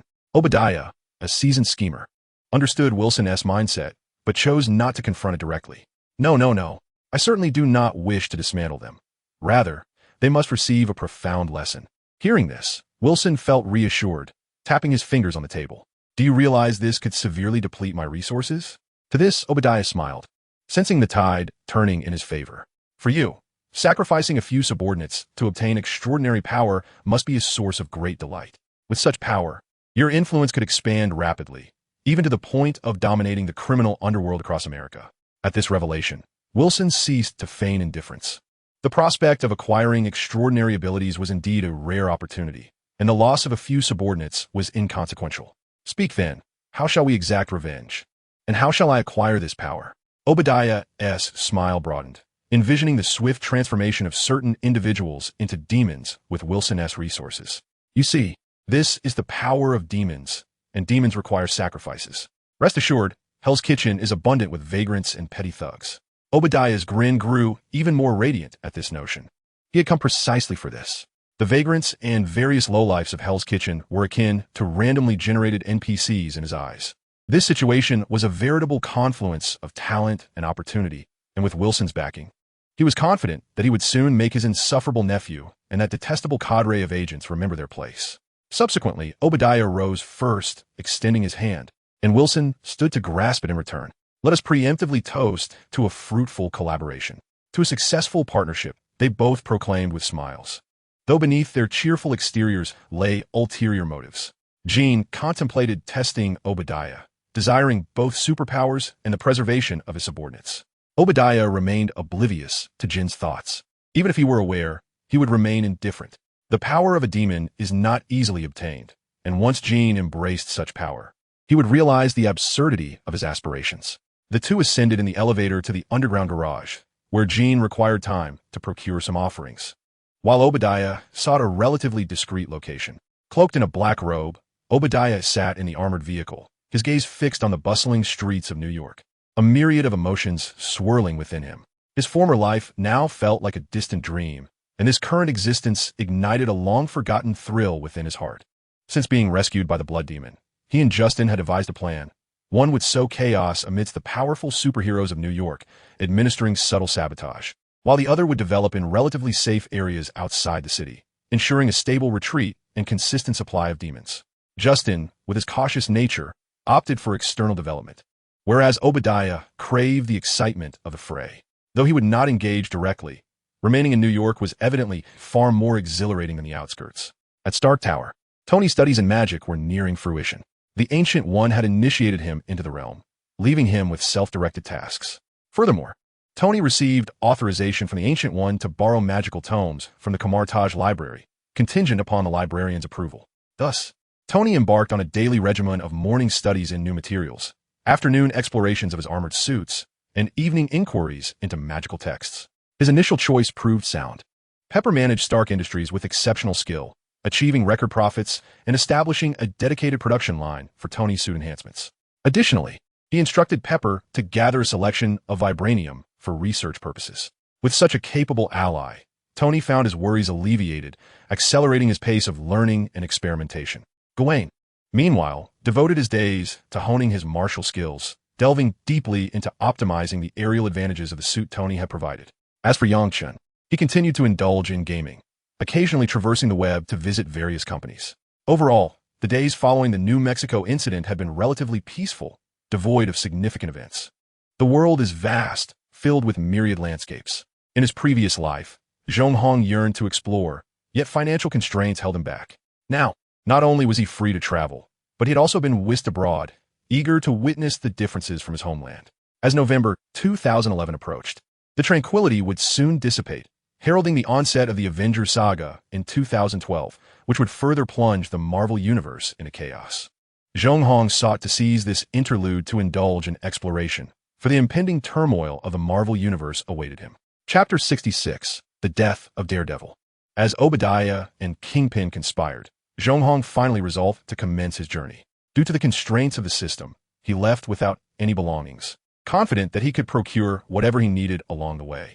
Thus, Zhong Hong locked his door and departed, eschewing any direct methods of reaching his destination. He yearned to savor the very essence of the journey itself. He exited New York City with intentions to return before the Lunar New Year, having already identified a charming Chinatown where he planned to celebrate. That evening, in an underground warehouse controlled by Kingpin, a multitude of gangsters was herding homeless individuals and battered street thugs into the premises. Kingpin's efficiency was commendable, or perhaps it was simply that such unfortunate souls were plentiful in Hell's Kitchen.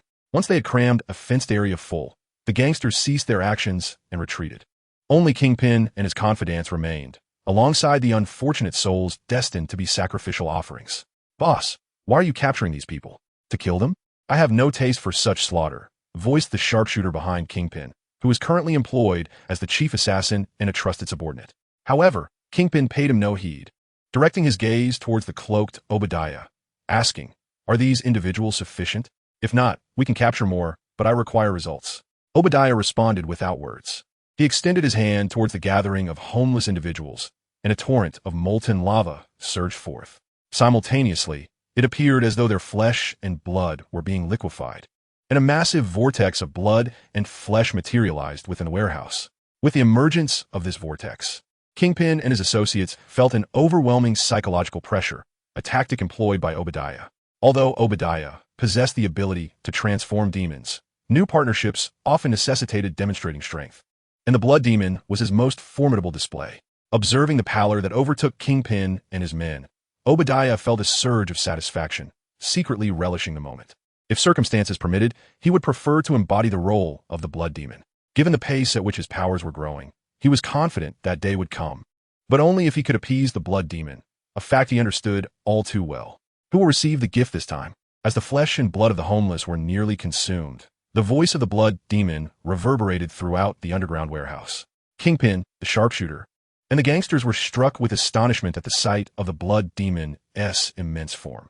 Had it not been for the loyalty to Kingpin, many would have fled in terror. Emotion points from Kingpin, 46. Emotion points from the sharpshooter, 32. Emotion points from the Daredevil, 42. Emotion points from elite gangsters, 02. Little Bug, you seem quite pleased, don't you? The Blood Demon's words jolted Kingpin back to reality, as he recognized that an unexpected guest had entered the underground lair, most likely that recently emerged street hero known as the Daredevil. Daredevil, known as Matt Murdock, is a seasoned attorney by day and transforms into a vigilante by night. Upon sensing a significant movement from Kingpin's henchmen, he stealthily followed a group of gangsters to a particular location, where he witnessed an unforgettable scene. Hearing the ominous voice of the Blood Demon, who seemed to have discovered his presence, he instinctively fled towards the outside. However, the Blood Demon merely scoffed, vanishing from sight and reappearing behind Daredevil as if by teleportation. Before he could take more than a few steps, a searing pain surged through him, and he looked down in disbelief at the claws protruding from his chest. So swift. Daredevil attempted to struggle, yet the Blood Demon offered him no opportunity as the claws drained the very essence of his being. In an instant, the Blood Demon appeared before Kingpin, who instinctively recoiled a couple of steps, only to witness the demon hurl an object at his feet. The sight rendered even the notoriously ruthless Bullseye speechless, as he was overcome by a sense of dread at the monstrous figure of the Blood Demon. Upon closer inspection, Kingpin realized it was Daredevil's battle suit, yet the owner had vanished, leaving behind only a withered garment. Everything transpired too swiftly. Kingpin could still see the blood and flesh dripping from the demon's claws, confirming the tragic fate of Daredevil. Swallowing hard, Kingpin was astonished that Daredevil, who had caused him considerable trouble, had perished so effortlessly. The creature before him was truly terrifying. Who wishes to accept the gift? This query jolted Kingpin back to reality. Steeling himself, he stepped forward and bowed slightly, declaring, "My lord, I shall accept the gift." The Blood Demon nodded in acknowledgement, expressing rare approval. A commendable physique. Prepare to receive this boon. With a gesture towards Kingpin, a torrent of molten lava enveloped him. Kingpin's screams erupted from within the fiery sphere, though they soon morphed into sounds of exhilaration. alarming the surrounding gangsters and Bullseye. The onlookers dared not breathe, fearful of attracting the demon's attention. Soon, the essence of the blood demon fully merged with Kingpin, and he absorbed the molten energy, transforming into a demonic entity. Towering at 3 meters, surrounded by swirling lava and exuding an oppressive heat, Kingpin clenched his fists, reveling in the newfound strength coursing through him and the extraordinary energy that surged within. He could not help but erupt into laughter. His physical prowess had reached the pinnacle of human capability, and further enhancement, without external interference, seemed nearly impossible. Yet now he had grown stronger, and the potential for even greater power lay before him. The blood demon regarded the formidable Kingpin with satisfaction, acknowledging the considerable strength of this high-quality human transformation into a demonic form. Subsequently, with a sweeping gesture, the blood demon unleashed dozens of blood seeds into the mass of flesh, each one entwined with copious amounts of blood and meat, piercing into the bodies of the other humans present. In an instant, the underground warehouse was engulfed in a seething wave of demonic energy. Observing this, Obadiah could not help but wear a faint smile.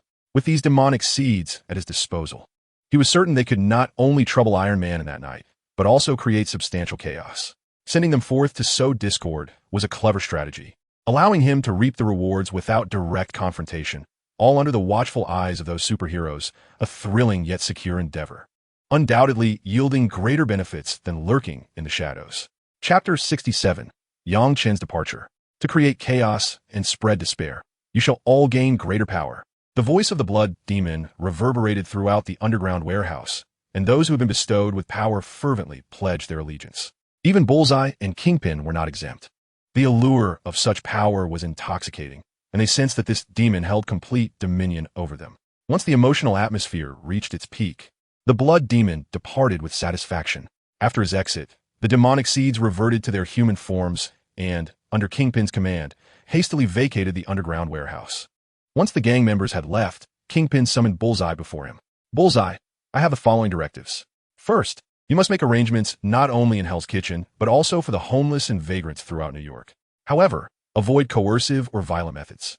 We need to sidestep unnecessary complications. Secondly, tomorrow I will have someone register a pharmaceutical company. You will recruit individuals under the guise of drug testing, while also crafting another plausible excuse.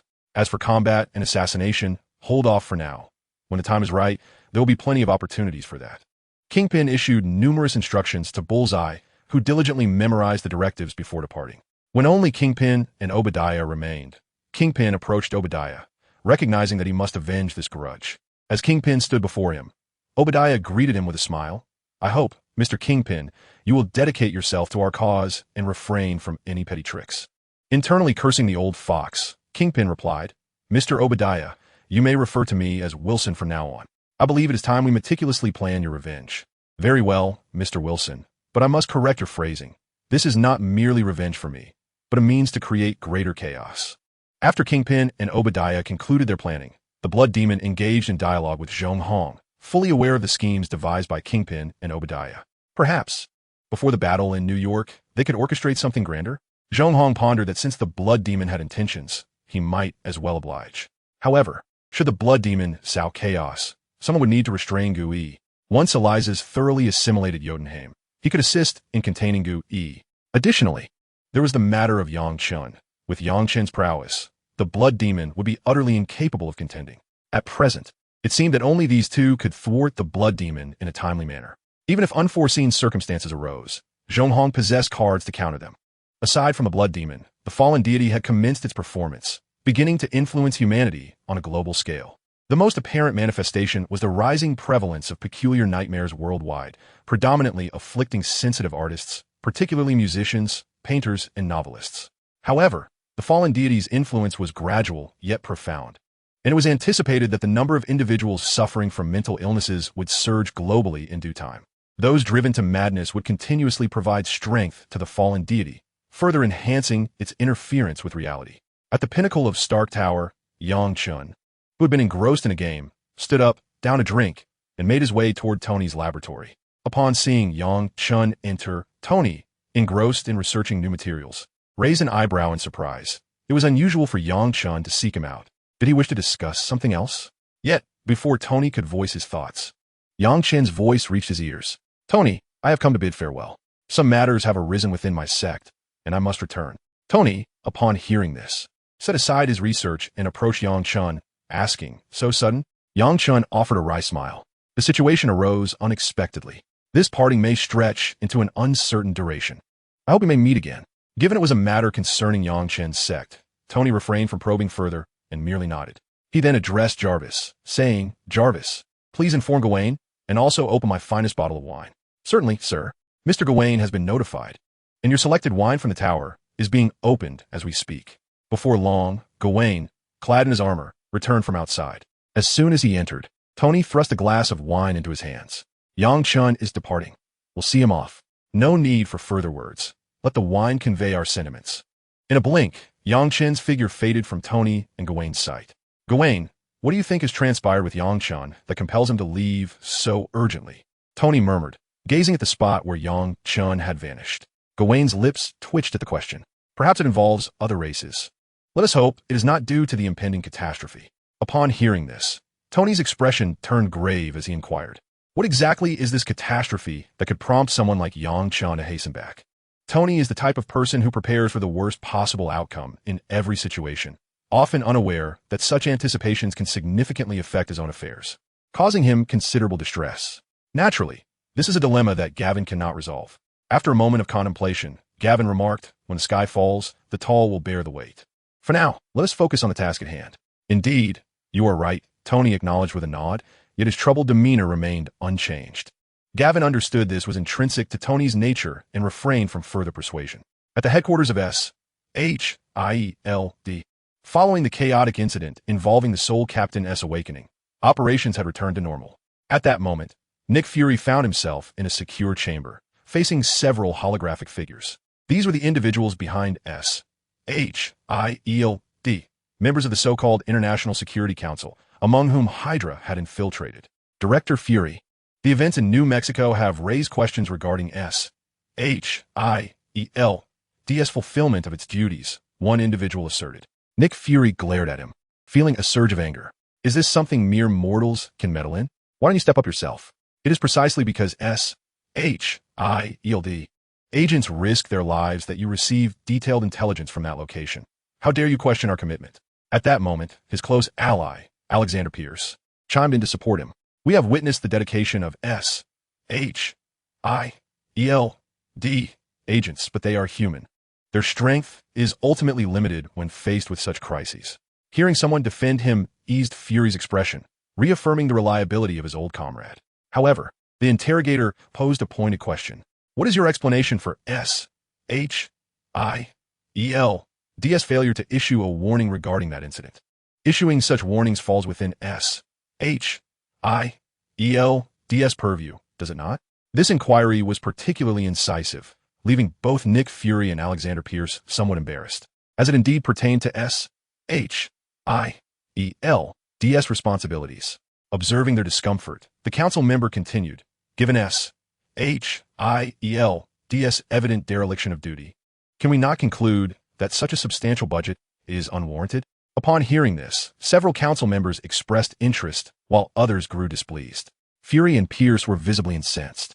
They were clearly unprepared to entertain such demands. I believe that in times like these, we should not reduce S.H.I.E.L.D.'s funding. Rather, it should be increased. Alexander Pierce promptly countered. S.H.I.E.L.D. supports the majority of Hydra's operatives, and the Insight program requires significant resources. Reducing S.H.I.E.L.D.'s budget would undermine the very foundation of our fight against Hydra. Mr. Pierce, you cannot allow your ties to S.H.I.E.L.D. to cloud your judgment, another council member retorted. I am merely stating the facts, Pierce replied. The two council members were unable to sway one another, while the remaining members held their own agendas, refraining from joining the fray. Suddenly, the entire chamber erupted into a fierce dispute, while Nick Fury remained as composed as ever, aware that interjecting at this moment would only prolong the senseless quarrel. After the two had exchanged their opinions at length, Nick Fury finally spoke. Both of you have valid points regarding the budget cuts, and I too oppose this measure. Of course you oppose it. The more free money, the better for you, retorted one of the directors with a scoff. Before Nick Fury could respond further, the same director continued, what do you propose we allocate these funds towards? I believe this funding should be directed to the military, he asserted. After all, SHIELD is merely an intelligence agency. Matters of war should be left to the armed forces. At this moment, the director's true intentions became evident, prompting a smile from Nick Fury. Military personnel were indeed easier to handle. Not to mention having Captain America as a trump card, the military often proved less effective than agents in numerous situations, and the funding they were discussing would hardly suffice to satisfy military demands. Do you genuinely believe that these funds would be better utilized by the military rather than SHIELD? The military's performance during the New Mexico incident was far from commendable, Nick Fury countered. The director's disdainful huff indicated his silence, as it was undeniable that the military had not distinguished itself in that event. Seizing the moment, Nick Fury continued. This brings to mind the Avenger Initiative and Alexander's Insight program, which I previously suggested. Both initiatives could significantly alter the current situation. A special rapid response unit combined with a space carrier is precisely what we need. Moreover, our vast intelligence network is undoubtedly more impactful than the military's capabilities. Although Nick Fury's persuasive rhetoric might not have convinced anyone outright, it was sufficient to deflect the budgetary cuts. After all, Alexander aligned himself with SHIELD, and as long as Nick Fury could sway the opinions of the other directors, he would consider a victory. Indeed, under the tumultuous influence of Nick Fury and Alexander, the meeting ended once again in heated discord. Returning to his office, Nick Fury felt a sense of unease. It was evident that the council had begun to harbor reservations about SHIELD. Such sentiments would not have surfaced prior to the New Mexico incident, and even if there had been discontent among the directors, it would have remained unspoken. Ever since the New Mexico event, Nick Fury had sensed an impending storm. Nonetheless, there was a glimmer of good news. Under Dr. Selvig's leadership, research on the Tesseract had finally made progress. Nick Fury believed that if they could harness the energy of the Tesseract to create weaponry, matters would surely improve. Lost in thought, he was interrupted by a knock on his office door. Come in. He paused his contemplation and gestured for the visitor to enter. The person who stepped in was none other than Agent Hill, his trusted right hand, who entered with a worried expression, clutching a file that she handed to Nick Fury. Director, you need to see this. Nick Fury felt a sense of unease upon witnessing Agent Hill's demeanor. However, as he took the documents and perused their contents, his trepidation dissipated. The papers detailed the emergence of several demon spawn in a small town near the Cascade Mountains, situated to the northwest of New York. The death toll had already surpassed 100, which furrowed Fury's brow anew. Having just navigated a budgetary crisis, he was not keen on facing another calamity. Have our agents been dispatched? Fury inquired of Agent Hill, acutely aware that the manifestation of these demon spawn was untimely. Our agents have already departed equipped with holy water weapons. However, given that the demon's activities extend beyond New York, should we not provide holy water weapons to agents across various SHIELD divisions? It was imperative to swiftly terminate the havoc caused by these creatures. Additionally, arrangements should be made to notify Tony and his knightly allies. Nodding in acknowledgement, Fury agreed to send personnel. Such matters should not alarm the International Security Council any further. He was aware of Yang Chen's departure and felt a tinge of relief, for it was discomforting to have such formidable power operating beneath his very nose without oversight. Nonetheless, Yang Chen's exit was not entirely advantageous for him either. Given the current ambiguity, the provision of holy water weapons to SHIELD divisions could be deferred. Fury hesitated to authorize the distribution of these resources, mindful of the financial implications. The Pegasus project, focused on the Tesseract, and the Insight program both required substantial funding, necessitating frugality wherever possible. However, perhaps this financial conundrum could be alleviated through the Avengers initiative. Tony Stark was a candidate Fury had long identified, and, as long as Tony was involved, funding would not pose a problem. With these thoughts swirling in his mind, Fury began contemplating how to persuade Tony to join the Avengers. He recognized that approaching him directly would be futile. It would be more effective to let Tony express interest first, ideally with Fury feigning reluctance, thereby retaining some control over the situation. Director, I believe we need to deploy additional agents to the Cascade Mountains. The rapid response team I've sent may not suffice to handle the demon threat, Agent Hill interjected. Her authority permitted her to dispatch only a limited number of rapid response units. Any further mobilization or the dispatch of higher-ranking agents required Fury's command. Let Rumlow lead his team for support, and have Agent Barton prepare to conclude his vacation. Fury promptly arranged for reinforcements, also contemplating a second deployment of Hawkeye. Simultaneously, while the demon spawn wreaked havoc in the Cascade Mountains, a manifestation of Ilias was approaching the vicinity of Kamar Taj. However, he was in no rush to emerge. As long as the Ancient One remained passive, he was content to remain in the shadows. Yet, should the Ancient One take action, he would reveal himself to obstruct her path. Chapter 69. The Delayed S.H.I.E.L.D. Agent at that moment. Justin Hammer was leading several demon spawn on a rampage through a small town, with residents falling before his minions, their blood and flesh swiftly flowing into his being. Occasionally, a handful of townsfolk armed with firearms attempted to confront them, yet they proved to be no match, swiftly dispatched and absorbed. The documents that Nick Fury encountered chronicled these events. The Kasky Mountain Range, renowned as a popular tourist destination, attracted substantial foot traffic. It was precisely this aspect that Justin Hammer capitalized upon. He led his subordinates masquerading as travelers in a town bustling with people, unleashing carnage. He disregarded sparsely populated areas, recognizing that densely populated locales might harbor armed forces, posing a risk of failure. Thus, towns with a moderate populace became his prime targets. Unlike Obadiah, who acted recklessly, Justin understood that survival was paramount. Retreat now immediately. Justin calculated the time. They had a strict 30 minutes to withdraw. He arranged the flesh he had previously prepared and began to chant in the language of demons. Soon, a lava pit approximately 3 meters in diameter materialized. This was a method of power he had meticulously researched, although perhaps not as formidable in combat as Obadiah. He had devised multiple escape strategies. As the lava pit took shape, Justin leaped into it, closely followed by his compliant subordinates. This marked the third town he had ravaged, executing his strategy through his high mobility. This method allowed for slaughter while sowing chaos, with the critical advantage of safety. Aware that agent from S.H.I.E.L.D. and even Iron Man himself would soon be on their trail, Justin aimed to acclimate his followers to this kill and flee approach. They soon materialized at a campsite within the Kasky Mountains, where their arrival prompted the bizarrely dressed individuals nearby to kneel in reverence. This was indeed a gathering place for a demon-worshipping cult, which Justin had quickly discovered upon his arrival in the mountains. After manifesting his power before them, he swiftly subdued the congregation. Those who resisted became part of his retinue. Originally, these individuals had merely engaged in human trafficking under the guise of demon worship, but the emergence of a genuine demon like Justin opened a gateway to a new realm for them. After eliminating a few dissenters, the remaining members pledged their allegiance, and upon Justin transforming several into demon kin, the rest fell to their knees in homage. With a satisfied smile gracing his face, Justin listened as several individuals reported on which towns held larger populations and when festivities were scheduled. He was pleased with this information and promptly unleashed several bloodseed projectiles, converting them into demon kin. Once their transformation was complete, Justin ordered them to guide him to the next town. He sought to execute a few more operations before drawing the attention of Iron Man and his crew. Soon, the convoy set forth, utilizing their human guise to infiltrate. Though this method was slow, it afforded them safety and concealment.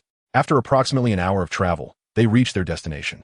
It was the afternoon, and adventurers who had ventured into the Kasky Mountains began to return to the town, driven by the dangerous conditions within mountains. Unbeknownst to them, the town was far more perilous. Due to the S.H.I.E.L.D. agency's information blockade, they were unaware of the incidents occurring near the Kasky Mountains. Or perhaps they simply did not care. After all, the mountains were vast, and they presumed they would not encounter danger themselves. Inside a tavern in the town, a group of descending travelers gathered, intending to enjoy a drink before resting. However, before they could finish their beverages, 2 uninvited guests arrived. Justin and another demon, disguised as humans, entered the tavern, sealing it off behind them before transforming into their true forms and unleashing chaos. The patrons erupted in horrified screams, only to be swiftly drowned out by even louder cries of despair. Justin and his demon companion blocked their escape, and while some attempted to fire weapons at them, their efforts proved futile. This tavern was merely the beginning. Soon, the anguished cries and gunfire echoed throughout the town, intertwined with the sinister laughter of demons. Yet, as the demons lacked the means to disrupt signals, a distress call was still sent out. A passerby's emotional response increased by 0.1. Was it truly Justin Hammer? Remarkably, his actions preceded those of Obadiah by a considerable margin, albeit indirectly assisting Obadiah by drawing fire. Meanwhile, Zhong Hong, wandering about, noted the surge in emotional response and quickly pinpointed its source. To his surprise, the seemingly cowardly Justin Hammer had acted even earlier than Obadiah. "Ha! You shall all become my strength. It is your honor." Justin cackled madly. His once frail physique had relied solely on wealth for security. But the emergence of the blood-melting demon bestowed upon him genuine power, along with methods to enhance it. He reveled in this newfound sensation. However, amidst his ecstasy, a disconcerting sound reached his ears, the anguished cries of demons. Damn it, they've come too quickly. Although he was unaware of the identity of the newcomers, he prepared a lava pit as a precaution. The arriving force was none other than SHIELD's Rapid Response Team, and their holy water weapon swiftly dispatched a rampaging demon. Upon hearing the commotion, demons in the distance began converging towards the SHIELD squad. Seeing the holy water weapon, Justin ordered his subordinates to retreat. The weapon could genuinely eliminate demons, and he needed to avoid direct confrontation at this stage. The demons merely hurled a few fireballs at the SHIELD agents before withdrawing, even assisting the demon that had been knocked down in their escape, which made their retreat exceedingly effortless, albeit yielding no tangible results. Soon, Team Rumlow arrived to provide support, but they found themselves chasing shadows. In the ensuing days, Justin adeptly leveraged his tactical and stealth advantages to engage in a cat-and-mouse game with SHIELD agents, leaving even Tony, who arrived to provide assistance, at a loss for effective strategies. Ultimately, the situation escalated to the International Security Council, where, despite Alexander's efforts to advocate for Nick Fury, Fury found himself under considerable pressure and reluctantly dispatched more agents to the field. However, the Kazakh mountains were vast, and unless Justin voluntarily revealed his whereabouts, locating him proved to be an insurmountable challenge. Moreover, Justin was as slippery as an eel, often vanishing shortly after a brief appearance, evading any confrontation with SHIELD or Iron Man.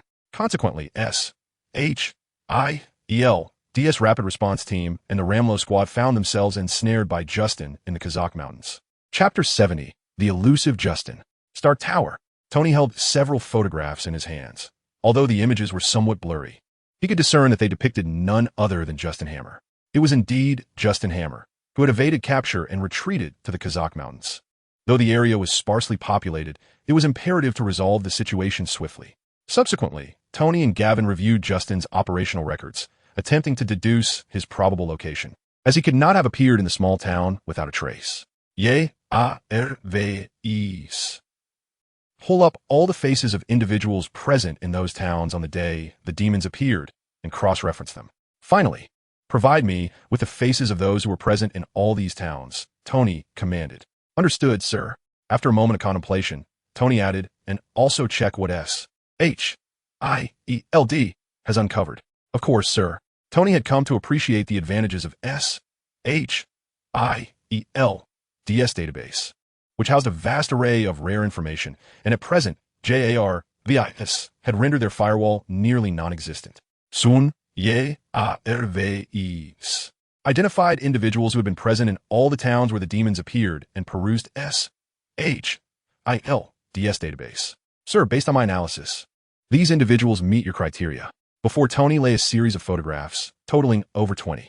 The database revealed that among them, several had criminal records and were currently considered suspects by SHIELD. The images were categorized into two groups, those with criminal histories and those without.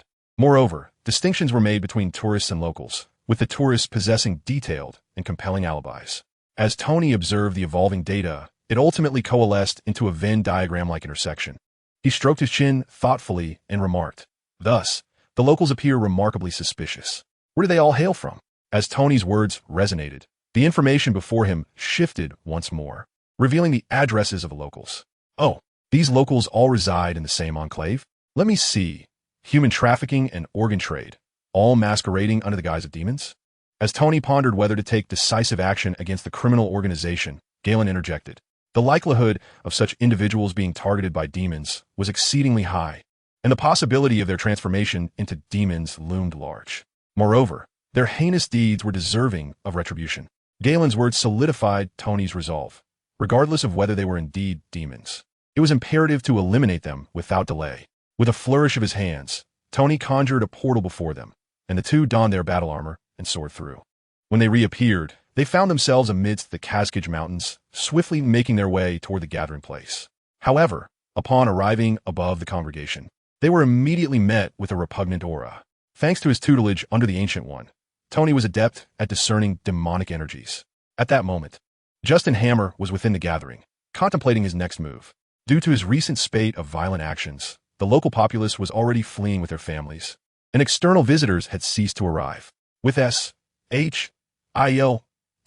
and Iron Man now aware of his presence, he had resolved to vacate the area, knowing that finding refuge in the vastness of America would not prove difficult. Yet, as he fantasized about his future, a thunderous sound reached his ears, the unmistakable explosion of a miniature missile. Before he could investigate, a panicked demon subordinate rushed to him, exclaiming, "Boss, 2 armored figures have descended upon us and are attacking. But fear not, reinforcements are on the way." 2. Justin gasped, a flicker of dread crossing his mind. Could it be that individual? He promptly dismissed the thought of confronting the situation directly. Transforming into his demon form, he swiftly summoned a lava pit in preparation for his escape. Before leaping in, he issued a command to his subordinate. "Go. Tell them to retreat. Don't resist. Flee as far as you can." With that, Justin Hammer vanished into the depths of the lava pit. Once he completely disappeared, his subordinate finally ventured out to relay the message. However, in the brief span of those 2 sentences, 7 or 8 demons had already fallen to Galen and Tony's onslaught. Upon hearing of their leader's retreat, the remaining demons exhaled a collective sigh of relief, hastening to flee. They had initially intended to impress Justin, but found themselves utterly outmatched. Merely surviving had required every ounce of their strength. Tony and Galen, witnessing the demons' retreat, could not allow it to go unchallenged. They charged forward, vanquishing a few more demons. Yet several managed to leap into the lava pit. Faced with this tactic, Tony and Galen found themselves at an impasse. The pit was indestructible, and any attack would only serve to enlarge it. What was this? It was indeed a true den for those demons. Tony had initially aimed to dismantle a criminal organization, only to inadvertently uncover the very lair of the demon spawn. As Tony gazed upon the molten pit, he couldn't help but make a sarcastic remark, followed by a question. How did I not realize how fast Justin could run? The 2 did not linger, promptly leaving after dismantling the gathering place. In the ensuing days, Justin grew increasingly cautious. He no longer conserved energy and opted to travel directly to the town via the molten pit, despite the considerable distance, leaving S.H.I.L.D. agents in a state of confusion. Meanwhile, as Justin roamed the Cascade Mountains, the demonic forces in New York had regained significant strength. For an organization of this nature, Kingpin proved to be far more adept than Obadiah and Justin. What seemed difficult to the pair became effortlessly manageable under Kingpin's command. While bolstering the ranks of the demonic entities, Kingpin also dispatched his subordinates to scout around S.H.L.D. headquarters and Stark Tower, preparing to gather intelligence for an impending assault. It was evident that the time for Obadiah and Kingpin to strike against S.H.L.D. and Stark Industries was drawing near, a fact unbeknownst to Tony and the agents, who were still preoccupied with capturing Justin Hammer. Even after some council members noticed the situation, S.H.I.L.D. was compelled to send another batch of agents to the area. Chapter 71, The Christmas Offensive. Due to Justin Hammer's remarkable ability to evade capture, he managed to flee without even encountering Iron Man.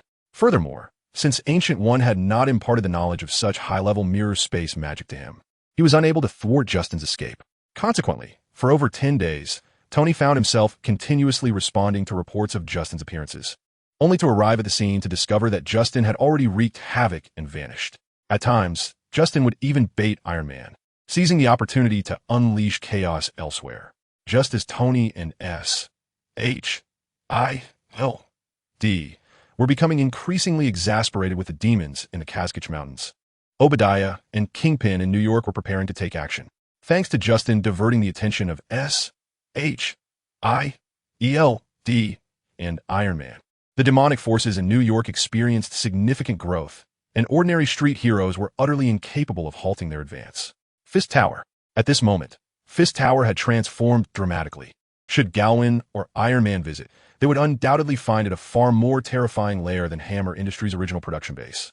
The entire leadership of Fist Tower was composed of demonic entities, with many underlings also converted into demons.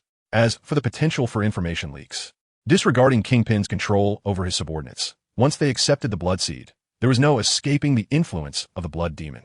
At this juncture, Obadiah and Kingpin had finalized their battle plan, intending to launch an attack on S.H.L.D. in Stark Industries on Christmas Eve. Christmas, a day of great celebration for Western nations, would take on an exceptionally different tone that year. Tony, along with a multitude of S.H.I.L.D. agents, pursued Justin Hammer through the Kazakh mountains, yet they had yet to apprehend him. Consequently, Nick Fury found himself subjected to a relentless barrage of criticism from Alexander, as that old fellow indeed bore considerable pressure from the Security Council. Standing by the window of his office, Nick gazed towards the Kazakh mountains, where this morning, Barton had led another contingent of agents. He now hoped fervently that Hawkeye could alter the situation there. Amidst the turmoil, Agent Coulson was in remarkably high spirits, as this was his first Christmas since meeting his idol, and he had even prepared a Christmas gift for Captain America. However, the captain himself was far from his usual self, feeling an inexplicable heaviness that compelled him to retire early on this festive day.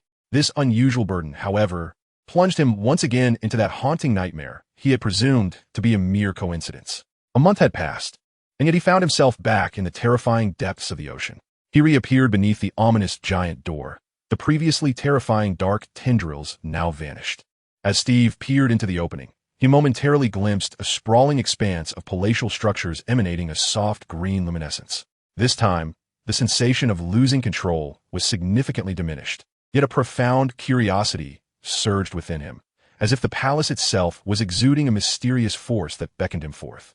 Thus, he ventured onward, half-heartedly drawn towards the palace complex. Unbeknownst to him, a multitude of delicate tendrils seemed to sprout from behind him, only to fade in and out of visibility. Strange shadows coalesced around him, their menacing forms clawing at him, as if intent on tearing him apart. An absurdly bizarre melody resonated throughout the space, its haunting echoes reminiscent of ancient celestial realms.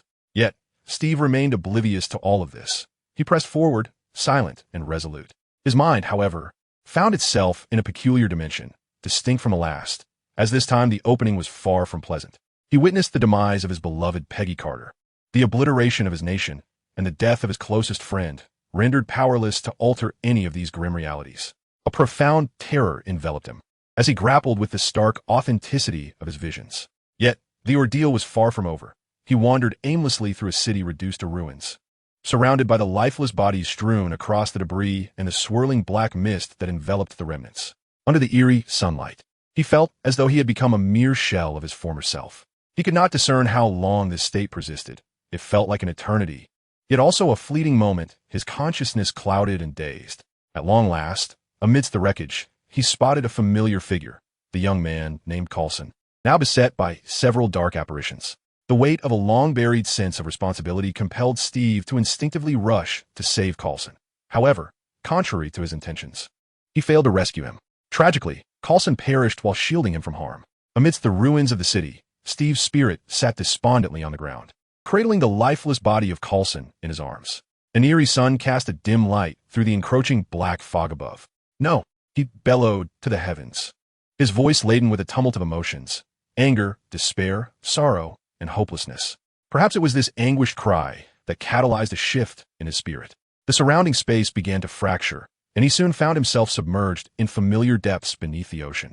Relieved, he felt a sense of fortune, for he had finally discerned the rough contours of the palace complex. Yet, as he attempted to advance further, the space seemed to reject him, and his spirit was forcefully expelled.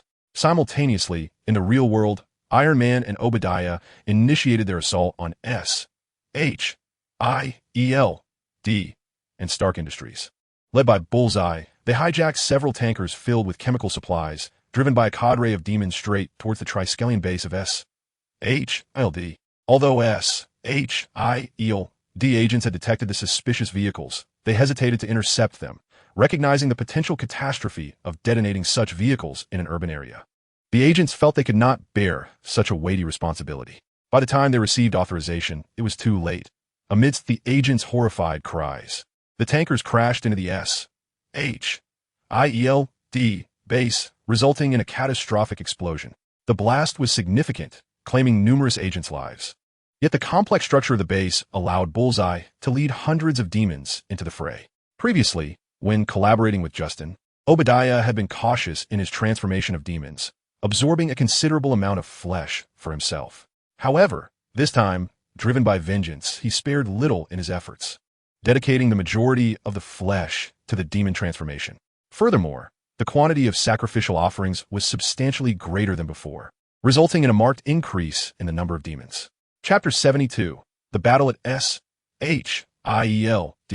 Base. The sudden cacophony prompted an instinctive reaction from Steve's body, yet his shield was absent from his side. As he hesitated, contemplating whether to venture out recklessly, his door swung open. It was none other than Coulson, holding Steve's shield in hand. Upon seeing Coulson, Steve momentarily froze. His mind flooded with memories of Coulson's lifeless form in his embrace. He was so absorbed in his thoughts that he barely registered Coulson's approach. Noticing something amiss, Coulson stepped closer, waving the shield and inquiring, Captain, what's wrong?" It was only then that Steve snapped back to reality, accepting the shield from Coulson's grasp. "It's nothing. It's truly good to see you, Coulson. Now, please, tell me the current situation." After Steve spoke, he patted Coulson on the shoulder, a sudden gesture that caused Coulson's pupils to dilate in surprise. He excitedly replied, "It is my honor, Captain." The acknowledgement from his idol filled Coulson with immense joy. However, despite his excitement, he quickly conveyed the current situation. "Captain, a horde of demons has invaded the S.H.I.E.L.D. base. Our agents are resisting, but the situation is dire." "Demons?" Steve exclaimed, his eyes widening in disbelief. It seemed he struggled to comprehend Coulson's words. "Are you referring to the imaginary creatures meant to scare children?" Yet, what Coulson said next rendered Steve momentarily speechless. "Captain, the times have changed, and so have our enemies. We had intended for you to acclimate gradually, but it appears time is of the essence." Coulson gazed at Steve expectantly, as if yearning to hear something from him. Steve did not disappoint Coulson. His silence was short-lived. Soon, he spoke with unwavering determination. "Lead the way to the front lines." "Yes, Captain." Hearing the desired response, Coulson's spirits soared, and he promptly guided Steve to the site of the demon incursion. With many S.H.I.E.L.D. agents absent from the base and a significant number of holy water weapons taken by field agents, the overwhelming number of demons had put the S.H.A.L.D. personnel on the back foot. Fortunately, the S.H.I.E.L.D. base boasted not only a substantial land area, but also vast underground spaces, providing the agents with ample room to regroup. As S.H.I.E.L.D.'s advanced technology began to emerge, the front lines were gradually stabilized.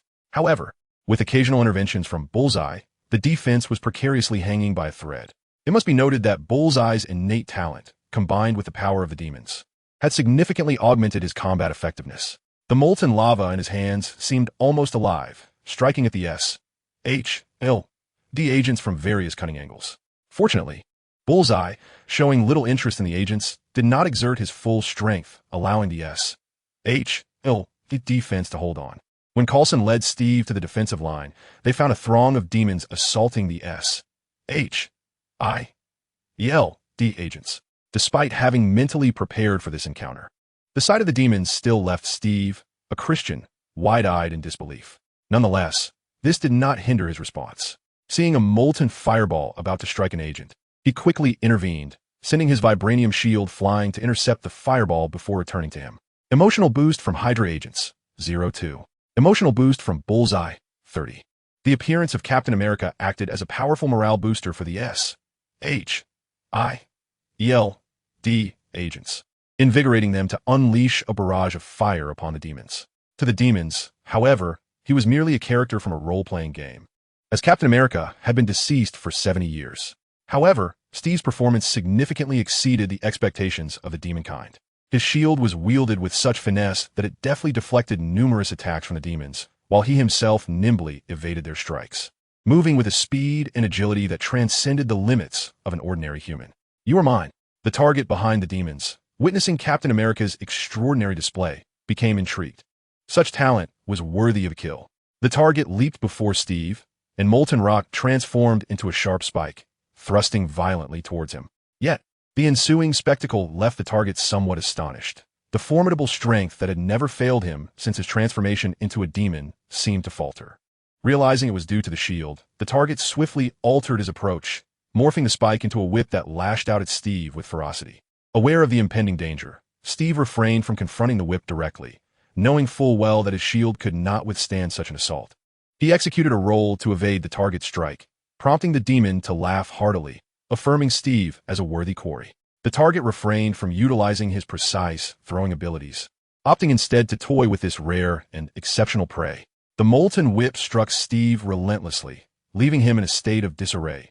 After all, human limitations could not compete with the demon's prowess. Steve's expression turned grave. This demon proved to be quite formidable. The terrifying heat and speed of the molten whip made him acutely aware that a single hit could cost him dearly. Yet, despite his outward appearance, his resolve remained steadfast.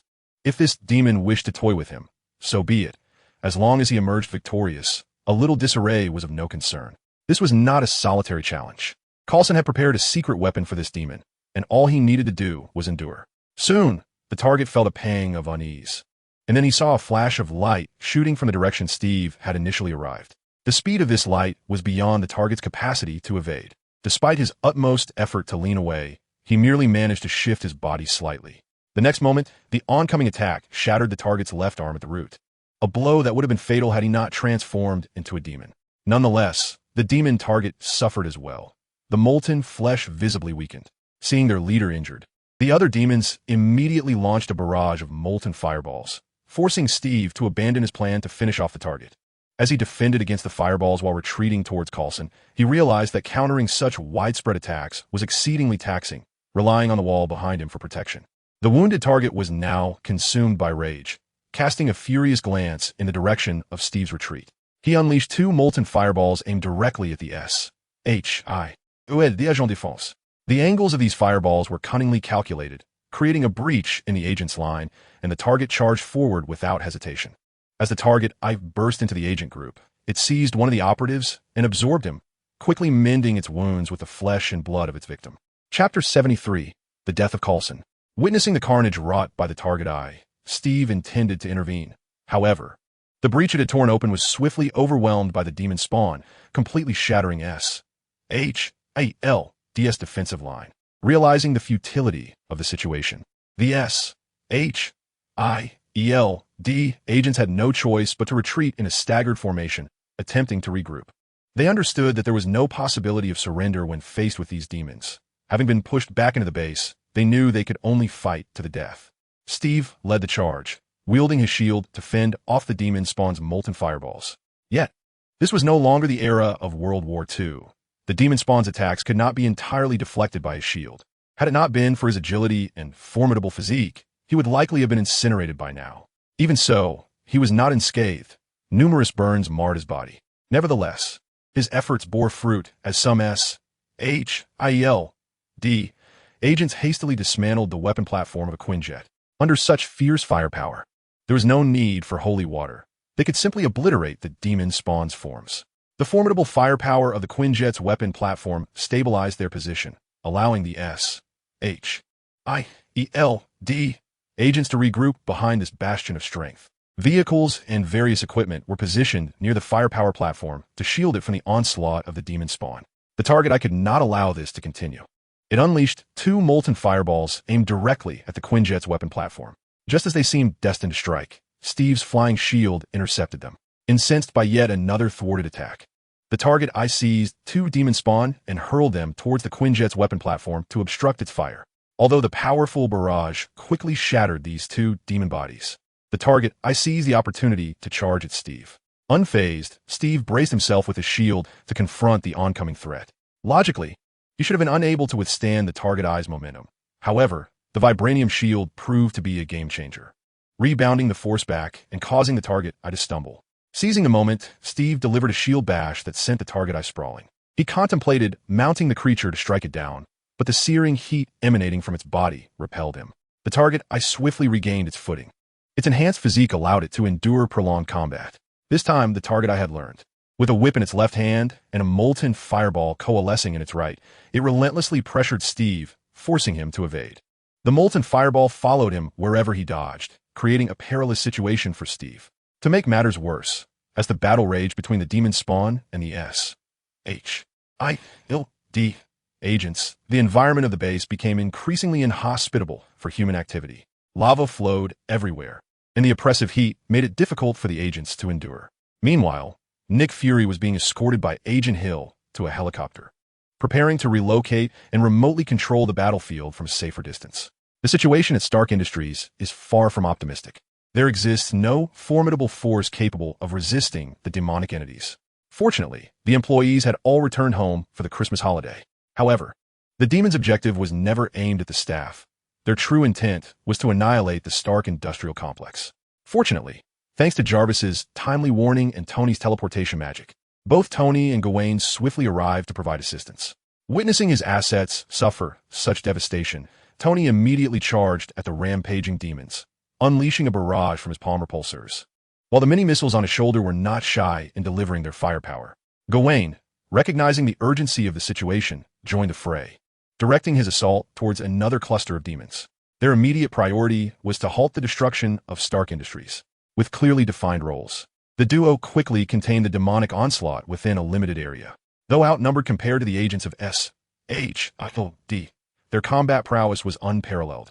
Within a mere 10 minutes, more than a dozen demons fell to their combined might. Unlike the situation at the S.H.I.E.L.D. base, the demons here were merely led by a minor lieutenant of Kingpin, lacking significant strength. Initially, Kingpin had intended to intervene personally and even invited Obadiah to witness the downfall of Stark Industries. Yet, Obadiah consistently evaded the invitation, seemingly wary of something. Observing Obadiah's demeanor, Kingpin sensed deeper currents at play and opted to allow a subordinate to lead the charge while he began to strategize for upcoming contingencies.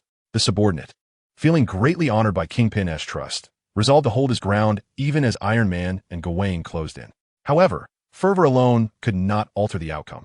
Gawain swiftly discerned the demon commander and, with 2 swift strikes, dispatched him.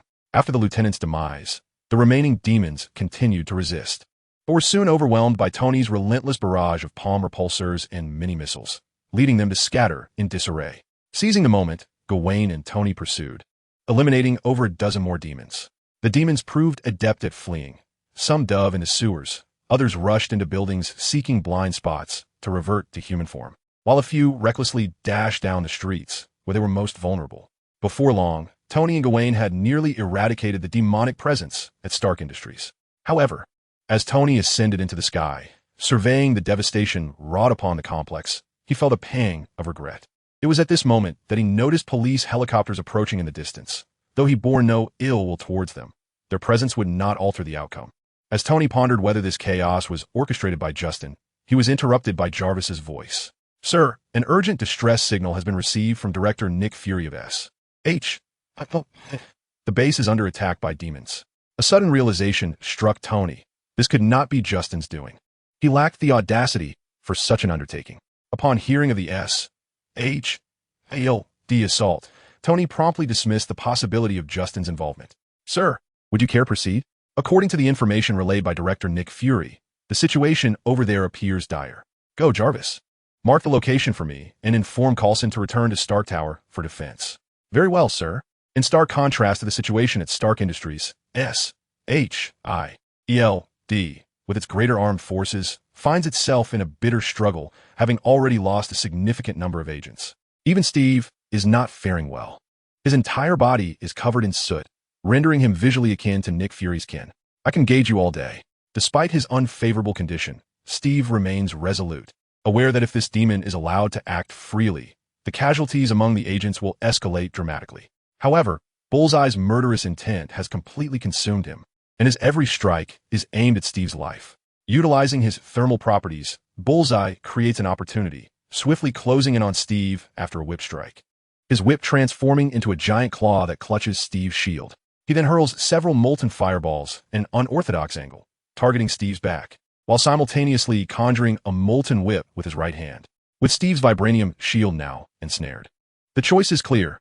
Either endure the molten fireballs or risk certain death without the shield. In this critical moment, Coulson leaps forward, shielding Steve with his own body. Steve turns to see Coulson struck directly by a molten fireball, an attack from which any ordinary person would surely not survive. No. Chapter 74, Steve's Fury. With a bellow of rage, Steve unleashes a sudden surge of power that sends Bullseye flying. For a fleeting moment, Bullseye perceives what seems to be a multitude of black tendrils sprouting from Steve's back. Yet, Steve pays no heed to the flung Bullseye. His gaze is fixed on the fallen Coulson, his expression hollow. The haunting nightmare from earlier seems to merge with the scene before him. Voices echo in his mind, a cacophony that seems to condemn his inadequacies and blame him for Coulson's demise. This insidious force induces a throbbing headache, and in agony, Steve clutches his head, struggling to remain standing. Bullseye, seizing the moment, rises swiftly from the ground, unleashing 2 molten fireballs at Steve before charging forward. The fireballs strike first, but are thwarted by an enigmatic energy, failing to achieve their purpose and instead drawing Steve's attention. As Bullseye charges, he is gripped by terror at the sight of a strange energy enveloping Steve's eyes. Their gaze meets, and a frenzied voice invades Bullseye's mind, compelling him to halt in his tracks. Overwhelmed, he collapses, cradling his head as he wails, the maddening sound assailing his very soul, causing his head to throb painfully. In Steve's eyes, the figure of the target gradually overlapped with the dark shadows from his dreams, replaying the terrifying scenes in his mind. The love for death, the destruction of his nation, the death of beloved friends, and the demise of Coulson seemed to envelop his thoughts, giving birth to an absurd notion. Could all of this come to pass? As the thought emerged, a shiver ran down his spine. He vowed that he would never allow such a fate to unfold. His gaze towards the target was now filled with murderous intent. He would not let this happen, and he would eradicate anyone or anything that dared to bring that scenario to fruition. The target was startled awake by Steve's fierce hostility. The previous excruciating headache was alleviated by this fright, and in the target's eyes, Steve had transformed into a monster. Twisted tendrils grotesquely sprouted from his being, and blasphemous runes covered his body, particularly his eyes, which seemed to harbor an unapproachable terror. Everything about Steve inflicted a devastating blow to the target's psyche, extinguishing any will to fight, leaving only a desire to flee from this place. "You monster!" the target exclaimed in terror, scrambling to retreat in the direction from whence he came. However, Steve was determined not to let him escape. He charged toward the target, appearing to the latter as though he were a mass of writhing tendrils slithering across the ground. To the onlookers, though, Steve was neither rushing nor crawling. He seemed to teleport directly in front of the target. "This is all you're doing," Steve bellowed, the intense fear morphing into fierce rage. Without regard for the searing heat radiating from the target, Steve swung his massive fist, striking the just-risen target and knocking him down. Then, with fists raining down, Steve unleashed his fury, each roar intensifying his blows. His body seemed enveloped in a strange energy that rendered him immune to the target's scorching temperature. Initially, the target struggled valiantly, but as Steve's assault continued, the resistance waned, and soon he lay completely still. Even though the target had ceased to move, Steve's onslaught did not relent. He cast aside his shield and attacked with his bare hands, his cries becoming increasingly inhuman. The surrounding demons contemplated intervening, yet their attempts were thwarted by an invisible force. As they attempted to approach, their minds screamed at them to retreat. In a moment, the demons began to consider escape, but they knew that without the target's command, fleeing would lead to certain death, leaving them to stubbornly maintain their standoff against the S.H.E.L.D. agents. Nonetheless, several demons had stealthily positioned themselves for a potential escape, lightening the burden for the S.H.E.L.D. operatives. By the time Steve finally ceased his actions, the target was irrevocably lifeless, his resilient demonic body utterly torn apart by Steve's relentless fury. After completing all of this, Steve's gaze turned once more to the horde of demonic creatures locked in a standoff with the agents of S.H.L.D. He casually seized a shield and hurled it forward, charging at the demons. With Steve's immense strength propelling it, the shield cleaved through the body of one demon, scattering flesh, blood, and molten rock, along with a plethora of organs across the ground. This action shattered the psychological defenses of the demons. They had contemplated fleeing, but were paralyzed by the absence of their leader's command. Now that their leader lay dead, the instinct to flee surged within them. Kill, slay them. The inhuman roars echoed again, becoming even more monstrous. Steve, already blackened by lava, was now drenched in a grotesque mixture of molten rock and blood. Resembling a demon risen from the depths of hell, his eyes radiating an aura of sheer terror. His figure vanished from sight, only to reappear behind one of the demons, delivering a shield strike that bisected the creature. The demon shrieked in agony, clawing desperately at the ground, as though the entity behind it were the very embodiment of evil. Yet after a few futile crawls, life ebbed away from it. Roaring in response to yet another demon's demise at his hands, Steve, who might have once felt a flicker of pity, was now consumed by rage, his voice transforming into a primal growl. The agents of S.H.L.D. H-I-E-D, were momentarily paralyzed by the display as the demons began their retreat. They too ceased firing their weapons, recognizing the precariousness of their situation. It was evident to all that Steve was in an altered state, and they wished to avoid drawing his attention. After dispatching several more demons, Steve's frenzy seemed to subside slightly, his growls reverting to a more human tone. His mind, however, remained taut, and in a fleeting moment, he envisioned his beloved Peggy Carter and his dear friend Bucky, which alleviated some of his fear and fury. Observing the retreating demons, he chose not to pursue them further. Instead, he picked up a shield and began to walk back the way he had come. Around Coulson, agents had begun to gather, but upon sighting Steve, they scattered like frightened birds. Steve approached Coulson, settling down and cradling his head in his arms, reminiscent of their moment amidst the ruins in his dreams. Surrounding them lay the shattered remnants of their surroundings, alongside the torn remains of their leader. Perhaps due to the intensity of his actions, several blood-stained cards slipped from Coulson's clothing. Steve picked one up, discovering it bore his own image. Chapter 75, The Tactics of Kim. The retreating demons collided head-on with the responding New York police officers, resulting in catastrophic losses for the latter. If S-H-I-E-L-D struggled to manage these demons, the police stood little chance. Fortunately, the demons were disinclined to engage in prolonged combat. Otherwise, the consequences for the NYPD would have been far more devastating. When Tony arrived, he too witnessed the fleeing demons and immediately unleashed a barrage of repulsor blasts. However, these demons were even more pitiful than those that had fled Stark Industries. Witnessing Iron Man's might, they chose to flee without retaliation. This unusual behavior caused Tony to furrow his brow. How could these demonic entities, who once had the audacity to launch an assault on the S-H-I-E-L-D base, now be so terrified? Was there something within the S-H-I-E-L-D headquarters that instilled fear in them? With this question lingering in his mind, Tony pursued a few more streets before halting his steps. He resolved to enter the S-H-I-E-L-D base to uncover the truth. Upon entering, he was immediately struck by the harrowing scene before him. The S-H-I-E-L-D base resembled a battlefield. The aftermath of explosions was evident everywhere, with the acrid scent of chemicals mingling with the odor of gunpowder permeating the area. Venturing deeper, he encountered molten lava and air distorted by extreme heat, alongside buildings and weaponry melted by the same. The more he advanced, the more shocking the devastation became, rendering the scattered shrapnel mere background elements to the carnage. Yet, what puzzled Tony was the absence of any corpses amidst such brutality. Logically, S-H-I-E-L-D must have suffered considerable losses. Could it be that their casualties were minimal? In reality, however, all the bodies along the path had been absorbed by the demonic forces, as they could transform into power. Soon, Tony found himself confronted by the firearms of S-H-I-L-D agents. They recognized Iron Man, but without the director's orders. They could not permit him entry into the base. Relax, gentlemen, this is a message from your director requesting my assistance. Tony promptly instructed JARVIS to display Nick Fury's call for help before the agents. Upon witnessing this, the agents parted ways, not out of gullibility, but because their bodies were nearly at their limits, making further conflict with Iron Man impractical. Moreover, regardless of the message's authenticity, it was a lifeline. Thus, Tony pressed onward into the depths of the S-H-I-E-L-D base. Just as he departed, one agent picked up a radio to report upward, believing it prudent to prepare for any eventuality. As Tony delved deeper, he soon came upon Steve, seated amidst the rubble, cradling the lifeless body of Coulson. Faced with this sight, Tony found himself at a loss for words. The battlefield had extended to this very spot, suggesting that whatever had instilled fear in the demons was likely present here as well.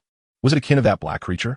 Tony mused, especially as Steve bore a striking resemblance to that entity, which momentarily clouded his judgment. At that moment, there were no S-H-I-E-L-D agents nearby. Those who had witnessed the brutal scene desired only to distance themselves from Steve, reporting the situation before retreating from his vicinity without any coercive orders. "Hey, did you fend off those demons?" Tony inquired of Steve, feeling an inexplicable unease the closer he drew, as if standing before something inhuman. Yet, Steve seemed oblivious to Tony's words, silently cradling Coulson's body. As Steve disregarded him, Tony remained unfazed, mustering the courage to speak. "Take heart, my friend. We shall make those fiends pay dearly." At this juncture, Steve finally stirred, turning his gaze towards Tony. and with a hoarse voice, he affirmed, "Indeed, they shall pay, without a doubt." Rising to his feet, Steve cradled Coulson's lifeless body and entrusted it to the care of S.H.I.E.L.D. medical personnel. Subsequently, Tony departed as well. The battle for S.H.I.E.L.D. had concluded, and he needed to address the incident involving Stark Industries. At Fisk Tower, Wilson Fisk was presiding over a lavish affair, having discreetly invited the politicians he supported, including several senators. Fisk was acutely aware that this gathering would not resolve matters concerning S.H.I.L.D. or Stark Industries. He required assurances from the political front.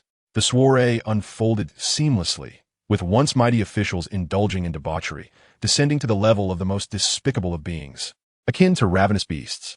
This spectacle delighted Fisk, for these incriminating moments were pivotal for his control over them.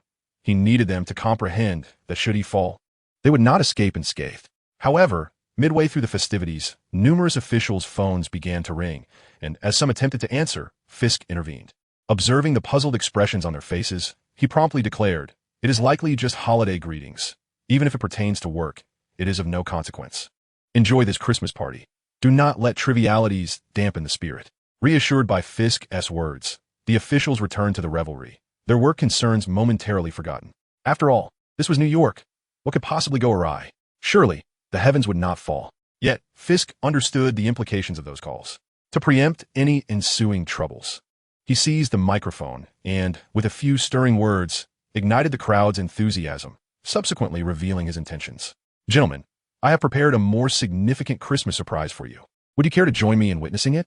Upon hearing this, the atmosphere intensified, and the officials eagerly complied, confident that no misfortune awaited them. Surely, it was merely an opportunity to further entice them. Thus, all the officials trailed behind Fisk, their bodyguards following suit. In Fisk's presence, they felt at ease, for he had vested interests entwined with their employers, and with so many officials present, he could not possibly apprehend them all at once. Before long, the officials found themselves escorted to an underground warehouse.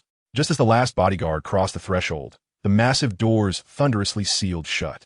This abrupt turn of events left the officials in stunned silence, glancing at Fisk in bewilderment. However, their indignation grew upon discovering that the warehouse housed not currency or gold, but a multitude of vagrants. Enraged, several senators expressed their outrage. "Fisk, what is the meaning of this? Are you mocking us?"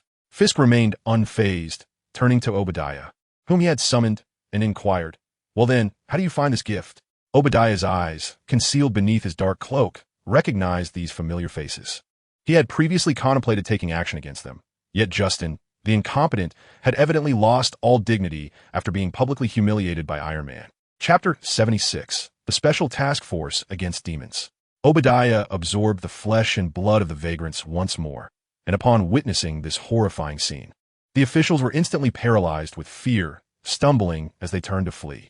However, before they could escape even a few steps, the blood of the melted seed was injected into their bodies, and their wails echoed throughout the underground warehouse. Their cries were less formidable than those of Iron Man's henchmen. Kingpin observed their agonized expressions, a satisfied smile creeping across his lips. He could not trust these politicians. Only by fully controlling them could he feel secure. And no method of control was more reassuring than their transformation into demon seeds. After all, this was the true binding of them to a single rope. As for their bodyguards, they too were injected with the melted seed, though their cries were notably quieter than those of their employers. Soon, the demon seeds completed their transformation, and when the officials rose to their feet, they exchanged a profound gaze with Kingpin. They were, of course, aware of the demon incident, but it was only now that they truly comprehended the nature of this power. It could be said that as long as the source harbored a single thought, these demon seeds would be utterly incapable of resistance. "Open the door.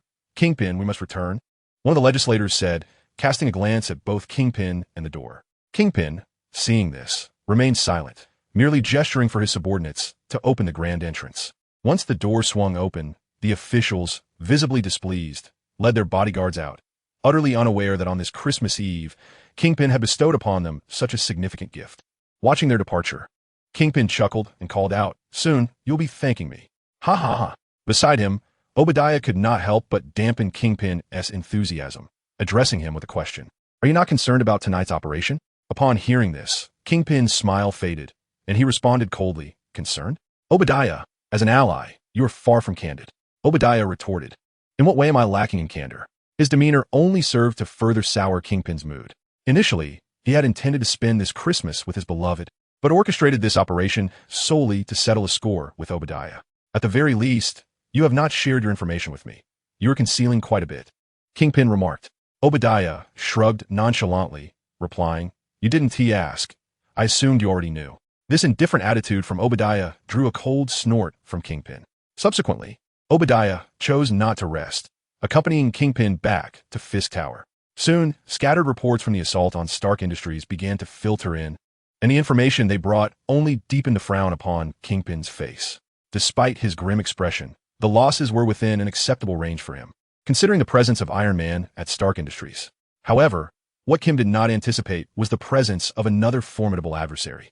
Due to the understated nature of Gao 1, coupled with the obfuscation by S.H.I.E.L.D.,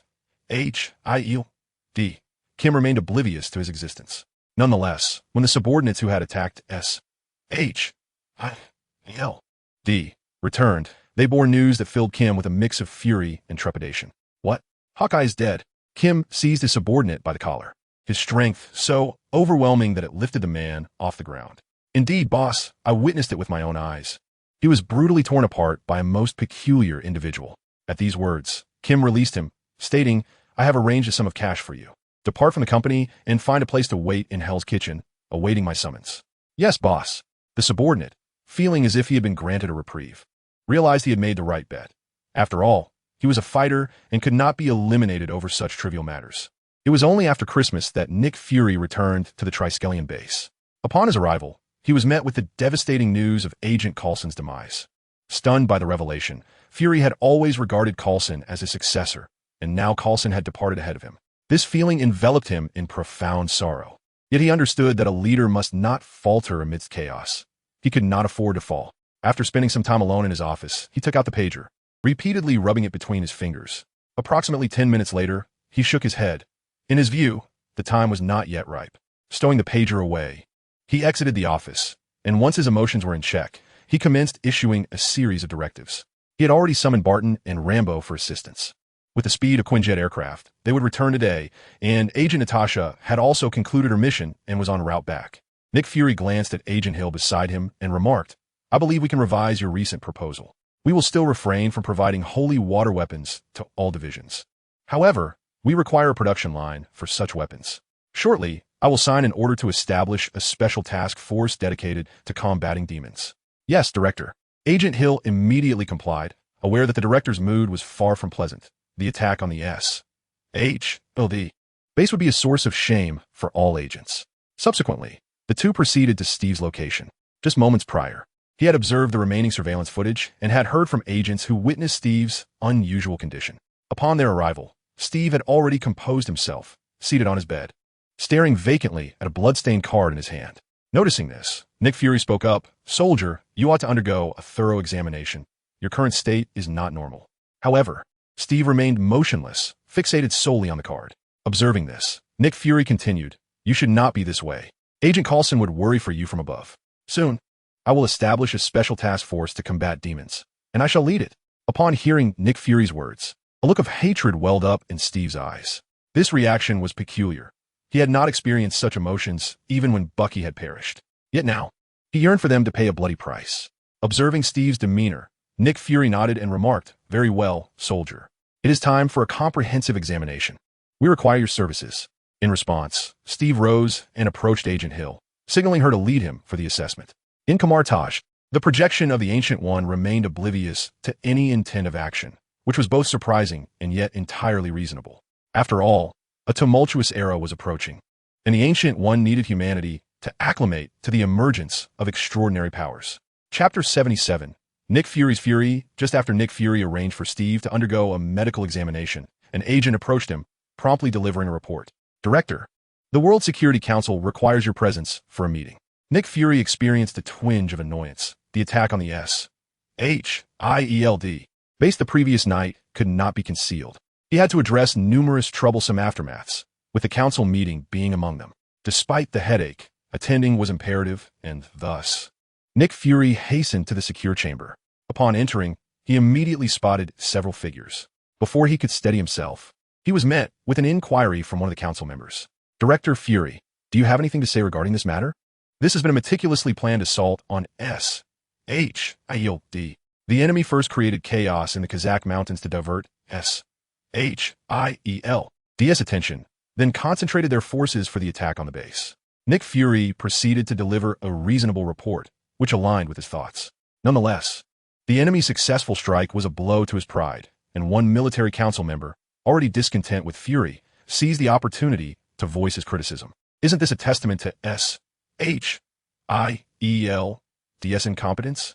Hearing the blatant provocation, Nick Fury remained unperturbed, having anticipated that this council would seize upon the incident.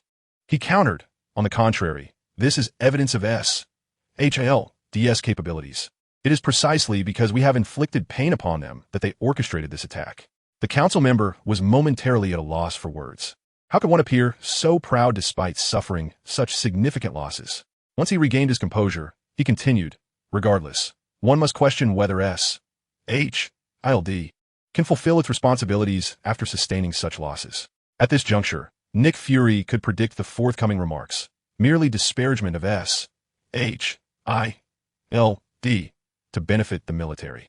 Just then, Alexander interjected, for this matter also pertained to his core interests. Esteemed council member, you have yet to grasp the specifics of the situation. That question mark is unwarranted. The efforts of S.H.I.E.L.D. agents are evident to us all. As the two engaged in verbal sparring, the targeted council member's tone dripped with sarcasm, while the surrounding members silently observed the unfolding drama. Alexander Pierce, are you suggesting that your so-called efforts have led to the enemy invading your very home? If that is the case, then the capabilities of S.H.I.E.L.D. agents are indeed worrisome. Hearing such words, both Alexander Pierce and Nick Fury, already filled with indignation, darkened their expressions. Is this a meeting or a personal attack? Alexander retorted sarcastically, stating that at least S.H.I.E.L.D. agents successfully executed a large-scale offensive against the demon organization, resolving countless demonic incidents. Meanwhile, the military's last encounter with demons resulted in thousands of casualties, leaving numerous taxpayers affected. Yet this time, not a single citizen was harmed. The military representative's face turned grim upon hearing this. It was a blemish on the military's history, with many having faced court-martial for it.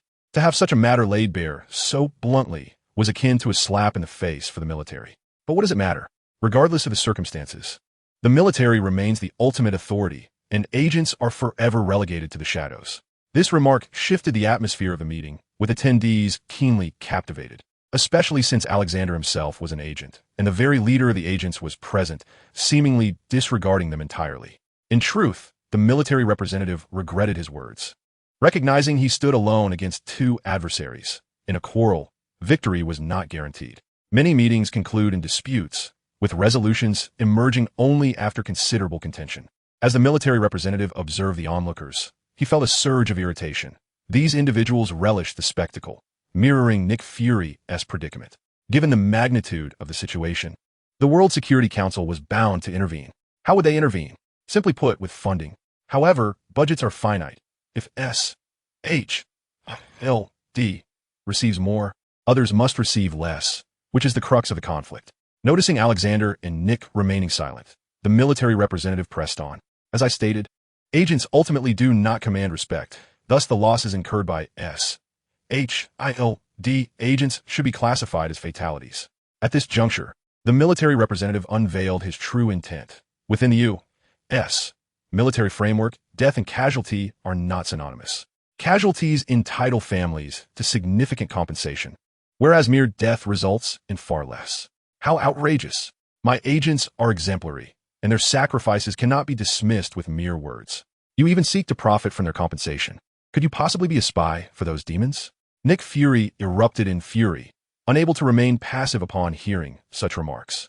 The mere thought of this individual coveting the money meant for the deceased intensified his rage, prompting him to retaliate vehemently. Alexander Pierce could not condone this either.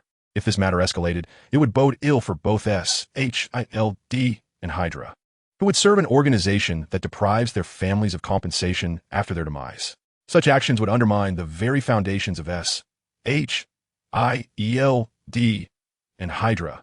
Thus, Alexander spoke with a voice laden with indignation. I find myself in accord with director Nick Fury's sentiments. It is utterly appalling that this council member harbors such malevolence toward an organization dedicated to the protection of humanity. An investigation into his background is warranted. This was an overt threat, and the military counselor felt a twinge of apprehension, though he could not allow any semblance of fear to manifest on his countenance. He retorted, "Any matters concerning me will be addressed by a military tribunal. The S.H.L.D. has no jurisdiction here." As the situation threatened to spiral beyond control, the onlookers, previously mere spectators, abandoned their passive stance, stepping in to mediate between the three. After all, should conflict ensue, it would reflect poorly on all involved. Thus, the issue of compensation for the S.H.L.D. agents became a point of negotiation, while the military counselor's faction put forth their own demands. They sought to insert themselves into the realm of extraordinary events. Although they had been researching various superhuman abilities, they had yet to receive formal authorization. Now, with such authorization, they could contend with S.H.I.E.L.D. over these extraordinary powers. This was the outcome of a compromise among the parties, yet the fundamental discord remained unresolved. Moreover, as the New Mexico incident continued to unfold, the forces behind them were subtly attempting to augment their own power. Chapter 78. The Actions of S.H.I.E.L.D. Upon exiting the chamber, Nick Fury rubbed his temples in frustration. The current situation was exceedingly intricate, and certain matters had surpassed the capacity of S.H.I.E.L.D. to manage alone. This was precisely why he acquiesced to the military's involvement in extraordinary events. He understood that the military would undoubtedly face considerable challenges initially, but in the long run, while they might reap some benefits, those would hardly rival the advantages S.H.I.E.L.D. would secure. Such was Fury's rationale. S.H.I.E.L.D. could no longer consume such a vast portion of the pie. It was imperative that someone else share the burden. Given S.H.I.E.L.D.'s first mover advantage, they would certainly reap far more rewards than the unfortunate military representative. With myriad thoughts swirling in his mind, Fury soon arrived at his office. Summoning Agent Hill, who had just returned. As she entered, Fury issued his directive, and she promptly took out her notebook to record it. Agent Hill, mobilize all available agents to commence an investigation. Spare no detail. Those demons did not simply materialize out of thin air. New York undoubtedly harbors a den of evil. Yes, Director. Familiar with Fury's demeanor, Agent Hill recognized his urgent desire for retribution. He was evidently unable to swallow such a bitter pill. Just as she prepared to depart, Fury called out again, "Bring Agent Natasha to me. I have a task to assign." "Yes, Director." With that, Fury waved her off. Once outside, Agent Hill furrowed her brow. How could Fury's blatant investigation escape notice? Nevertheless, despite the unusual nature of Fury's actions, Hill chose to place her trust in her superior.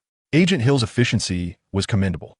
As numerous agents quickly set out to seek clues, and Agent Natasha soon arrived at Fury's office. As Natasha entered the office, she immediately spotted Nick Fury standing by the window. Upon hearing her approach, he turned to face her. Before Natasha could utter a word, Nick Fury preemptively stated, "Agent Natasha, I need you to pay a visit to Tony and extend an invitation for him to join the Avengers." Taken aback by this task, Natasha hesitated. After all, she was a spy, and recruiting was not her forte. Noticing her uncertainty, Nick Fury continued, "This was originally Coulson's responsibility, but he has since made the ultimate sacrifice." At this, Natasha fell silent, her fondness for Coulson evident. After all, his amiable nature was universally appreciated. After a moment, she finally replied, "Understood, Director. Ich shall do my utmost." With the assignment in hand, Natasha departed, leaving Nick Fury to gaze out the window once more. Given Natasha's character, persuading Tony to join the Avengers should not prove overly challenging, especially since Tony had suffered losses at the hands of the demons. Moreover, the two had previously collaborated to resolve a demonic incident, establishing a bond that would likely facilitate the persuasion more than typical agents. Meanwhile, back at the S.H.I.E.L.D. base, Rumlow was contacted by Alexander, who posed a rather direct inquiry. "Rumlow, what are your thoughts on the power of those demons?" This question prompted Rumlow to reflect on their limited encounters with the demonic beings. After a moment of contemplation, he responded, "Those demons possess formidable strength and various means of retreating from battle. However, what struck me most was their semblance of human thought, as if they were humans cloaked in demonic eyes." Rumlow's observation led Alexander into a deep contemplation as he began to ponder how to harness the demon's power. a prospect that held considerable allure for Hydra. After a brief pause, Alexander resumed. Rumlow, since these demons exhibit human-like cognition, do you believe they are capable of communication? This question left Rumlow somewhat perplexed. He had never engaged in dialogue with the demons, but steeled himself to respond. Those demons should be able to communicate, though we have not had the appropriate opportunity to do so. Rumlow's words sparked a bold idea in Alexander's mind, prompting him to make immediate arrangements. Rumlow, Nick Fury has certainly summoned you back to deal with those demons. You must seek an opportunity to engage in communication with them. Additional strength is always advantageous to us. Rumlow's eyes widened at this suggestion. After all, these were demons they were discussing. Alexander's audacity was astonishing. It was Rumlow who would bear the brunt of the risk. He lacked confidence in his ability to withstand their attacks. Yes, sir. I will ensure the task is completed. However, constrained by Alexander's authority, he chose to accept the assignment. As Rumlow concluded the call, frustration bubbled beneath the surface. Yet, despite his discontent, he understood that the mission must be accomplished. He required a meticulous plan to ensure his safety while fulfilling the task. Meanwhile, in a distant galaxy within the cosmos, a terrifying spectacle unfolded.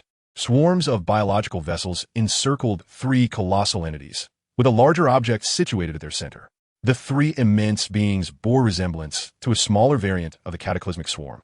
This was indeed the Zerg cataclysm summoned not long ago by Zhong Hong, who had fortuitously arrived at a planet teeming with life.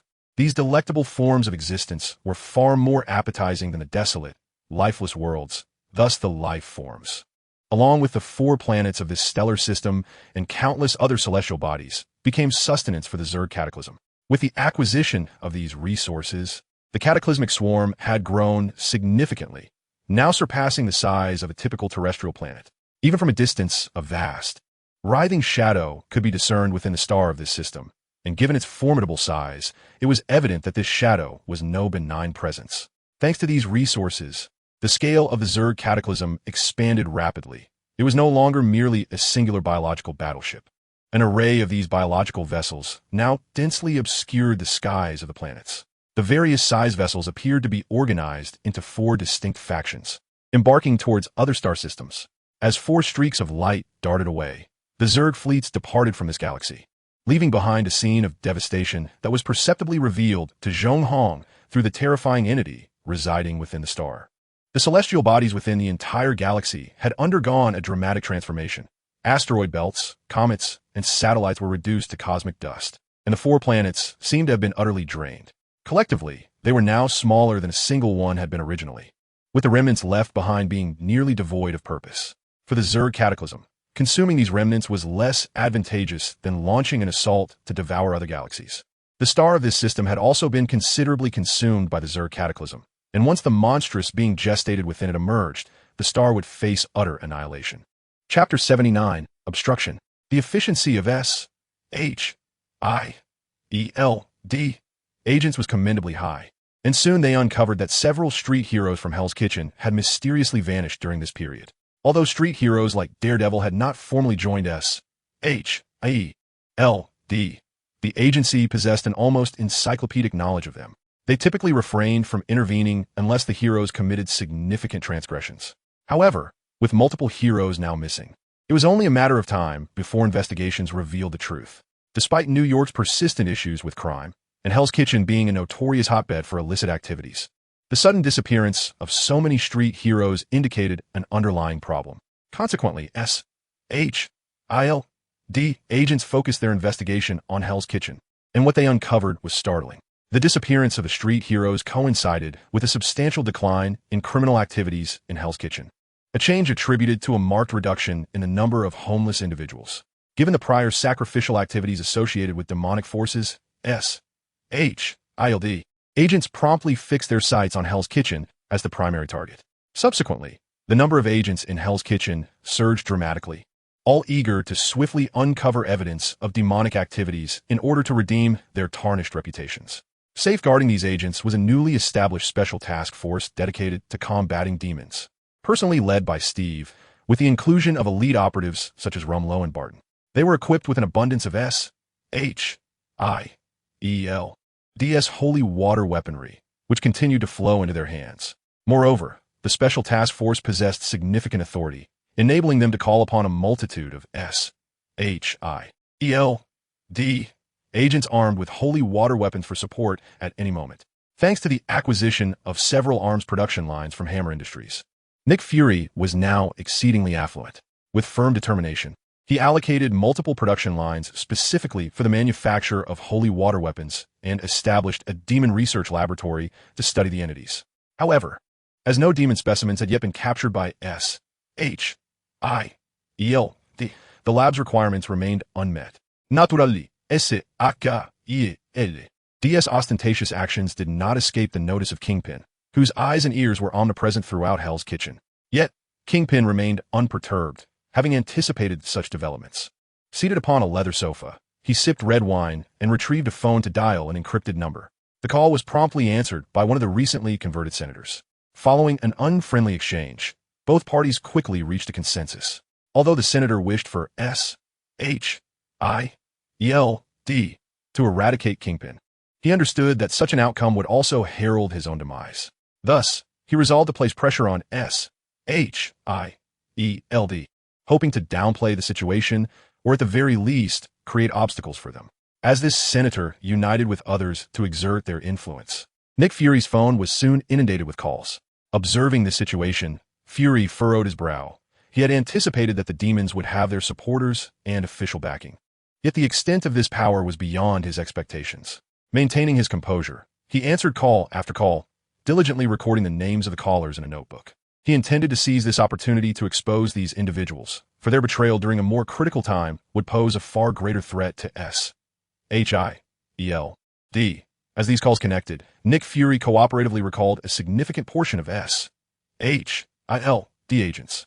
However, this action incited Steve's displeasure. Barton and Rumlow were well acquainted with Fury and understood that he would not simply acquiesce, yet Steve clearly lacked this insight. Upon returning to the SHIELD base, Steve burst into Fury's office, demanding answers. Nick Fury, why have you withdrawn the agents? Are we to simply disregard those demons?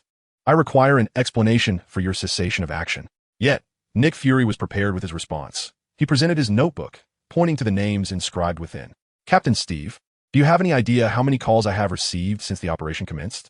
I must tell you, the names recorded in this notebook belong to individuals of the highest echelons of society.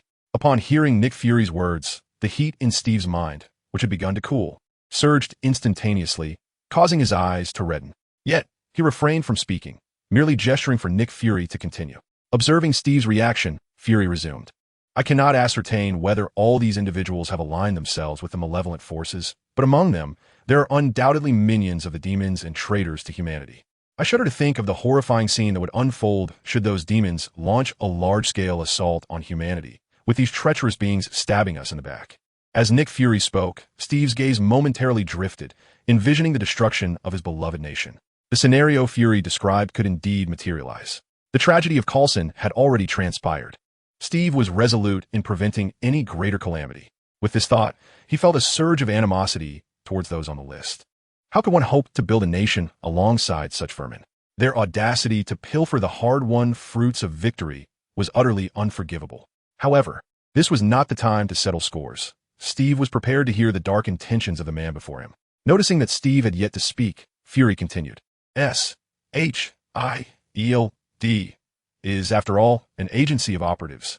Once they reveal themselves, it will not be difficult to dismantle them. Fury's calm demeanor suddenly took on an edge of barely contained fury. I will send these parasites straight to hell.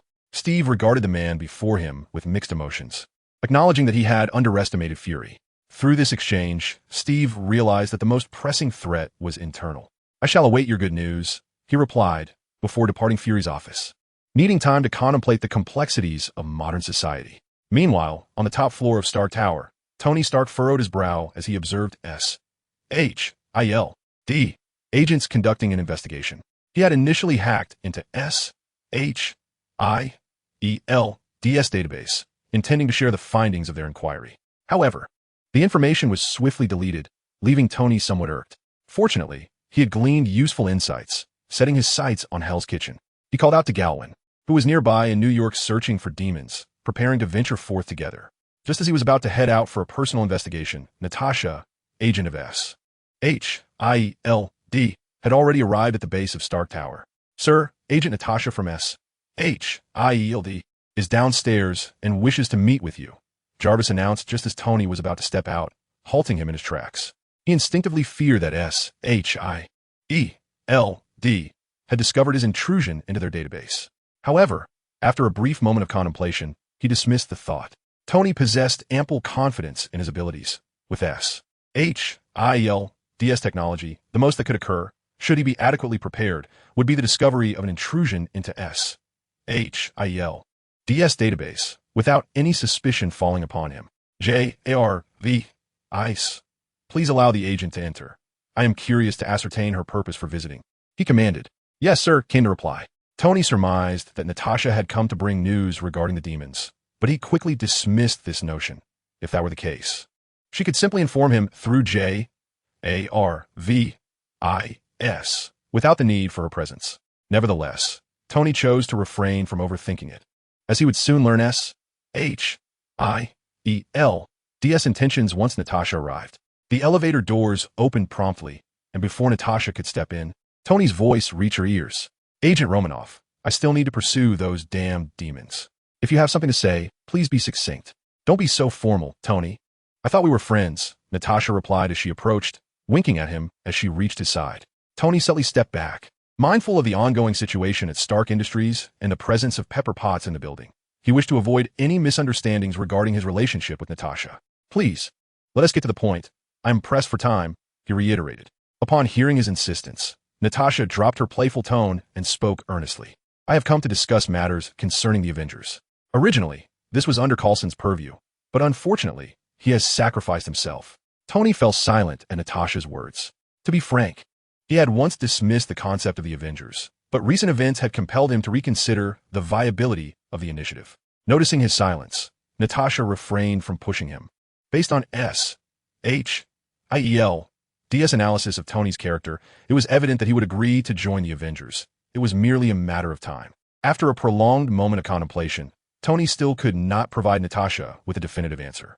Deep down, he yearned to join the Avengers. However, he had begun to harbor a different perspective on their nature. The Avengers must never become instruments for certain individuals, and besides, the time had not yet arrived for the formation of such a coalition.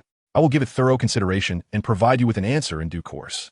For now, I must step out," Tony declared after taking a deep breath. With that, he turned and departed without a backward glance. Natasha observed this, a faint smile gracing her lips. Given Tony's character, his failure to reject her outright meant that the matter was already half settled.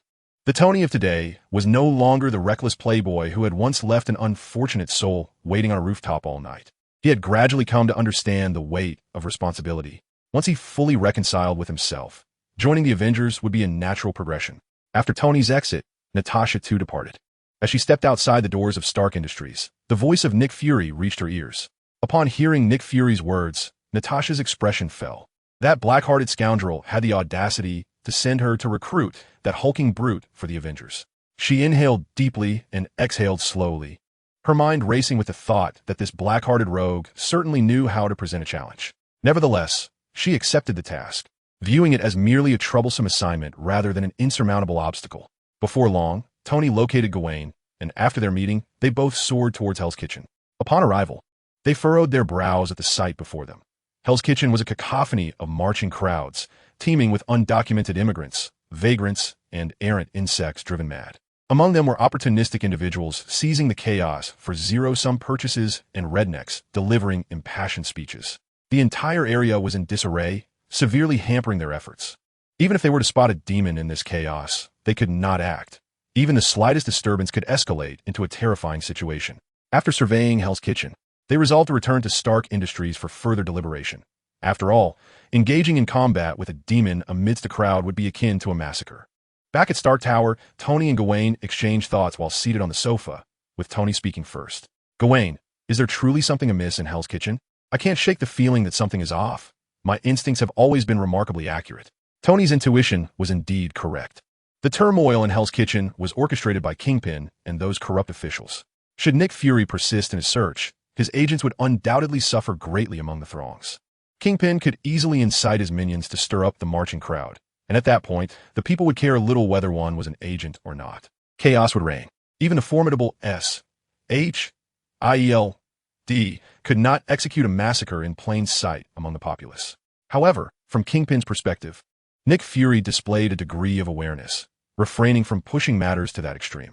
Upon witnessing Nick Fury withdraw his agents, Kingpin and his associates paid little heed to the marching crowds, knowing that once the chaos subsided, the people would disperse. Yet, this procession unexpectedly benefited Kingpin and his ilk, inadvertently hindering Tony and Gawain's progress. In response to Tony's remarks, Gawain promptly replied, "Indeed, there are demons in that area, and their numbers have increased significantly since a few months ago. However, the primary concern lies with the civilians. The fallout from eliminating the infernal demons would inflict substantial harm upon them, and that is the crux of the issue." Tony nodded in agreement, recognizing that such circumstances warranted careful consideration. Any misstep would inevitably invite various forms of retribution. After all, the wolves eyed the lucrative prize of Hammer Industries with great satisfaction, and Tony was keen to ensure that Stark Industries did not become their next target. Faced with this challenging predicament, both men lapsed into a contemplative silence. After a considerable pause, Tony's voice broke the stillness. "Gawain, today the agents from S.H.I.E.L.D. sought me out again, bringing up that so-called Avengers initiative. To be candid, I find myself quite captivated by the prospect. Yet I remain uncertain whether joining such an alliance would be advantageous or detrimental." Chapter 81, Collection. Upon hearing Tony's remarks, Gawain also spoke up. "In moments like these, it is wise to consult one's inner self. One must ponder what it is they truly desire, for even if one ultimately errs, taking action is preferable to inaction." Tony nodded thoughtfully, acknowledging that deep down, he indeed yearned to join the Avengers, realizing that his hesitations were excessive. "Then you shall remain at Stark Tower, Gawain. As for the turmoil in Hell's Kitchen, I believe it is time to approach the director of S.H.I.E.L.D. We cannot tackle those demons alone." Gawain nodded in agreement, and soon after, Tony soared from Stark Tower, heading straight for the S.H.I.L.D. base. Meanwhile, Nick Fury at the S.H.I.L.D. headquarters observed the chaos in Hell's Kitchen with indifference, perceiving it merely as a tactic employed by that group of scoundrels. Once those high-ranking officials were apprehended, he had ample means to deal with the unruly mob. He then picked up Bruce Banner's file, contemplating how he might harness this newfound power. Just then, one of his agents reported that Tony wished to meet with him, interrupting Nick's train of thought. Although he remained unfazed, it was no surprise that Tony sought him out. He surely had noticed the turmoil in Hell's Kitchen, and Gawain was likely there regarding the matter of the Hell's Kitchen demons. If Tony had discerned the chaos in that area, he might have a means of confirming the presence of demons. However, the two of them could not act directly. Tony may be brash, but he was not foolish. To resolve the issue once and for all, S.H.I.E.L.D.'s intervention would be essential. "Have him come to me," Nick Fury decided, intending to engage Tony in a serious discussion and seize the opportunity to invite him to join the Avengers. Before long, Tony arrived at Nick Fury's office. As he pushed open the door, he was met with the unyielding gaze of Nick's stoic visage, which made him somewhat uncomfortable. Not one to prolong matters, Tony promptly stated, "Director Fury, I believe we have uncovered the whereabouts of the Hell's Kitchen demons. I imagine this news will pique your interest." To Tony's surprise, Nick Fury's expression remained unchanged. He glanced at Tony with an air of nonchalance and replied, "If this is merely about the situation in Hell's Kitchen, there is no need for you to elaborate. The circumstances there are rather intricate. Suffice it to say, now is not the appropriate time to take action." Nick Fury's words ignited a wave of curiosity within Tony. The head of S.H.I.E.L.D.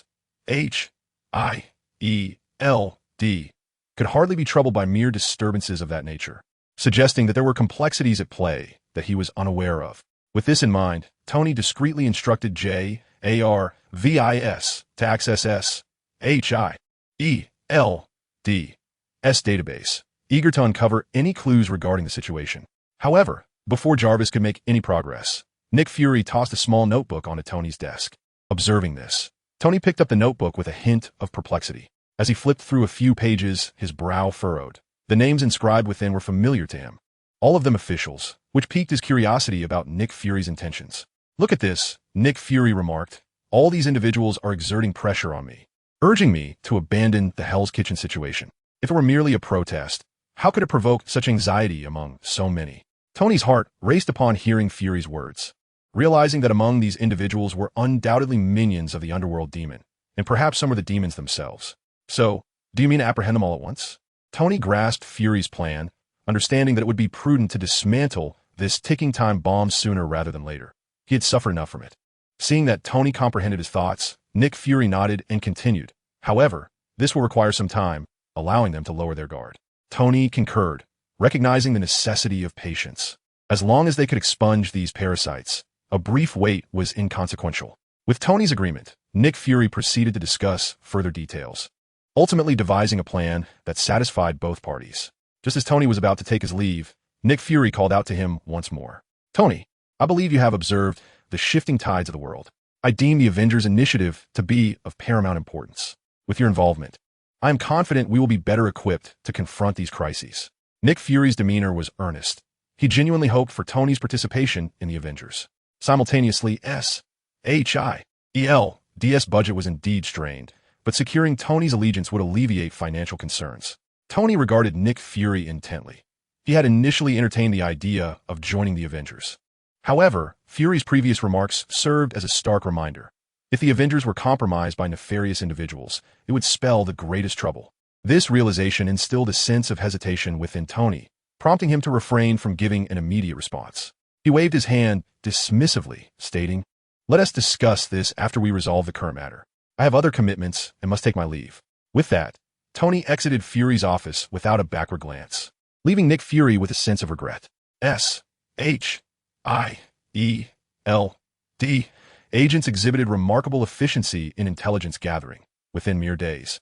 They had compiled substantial information on most individuals on the list.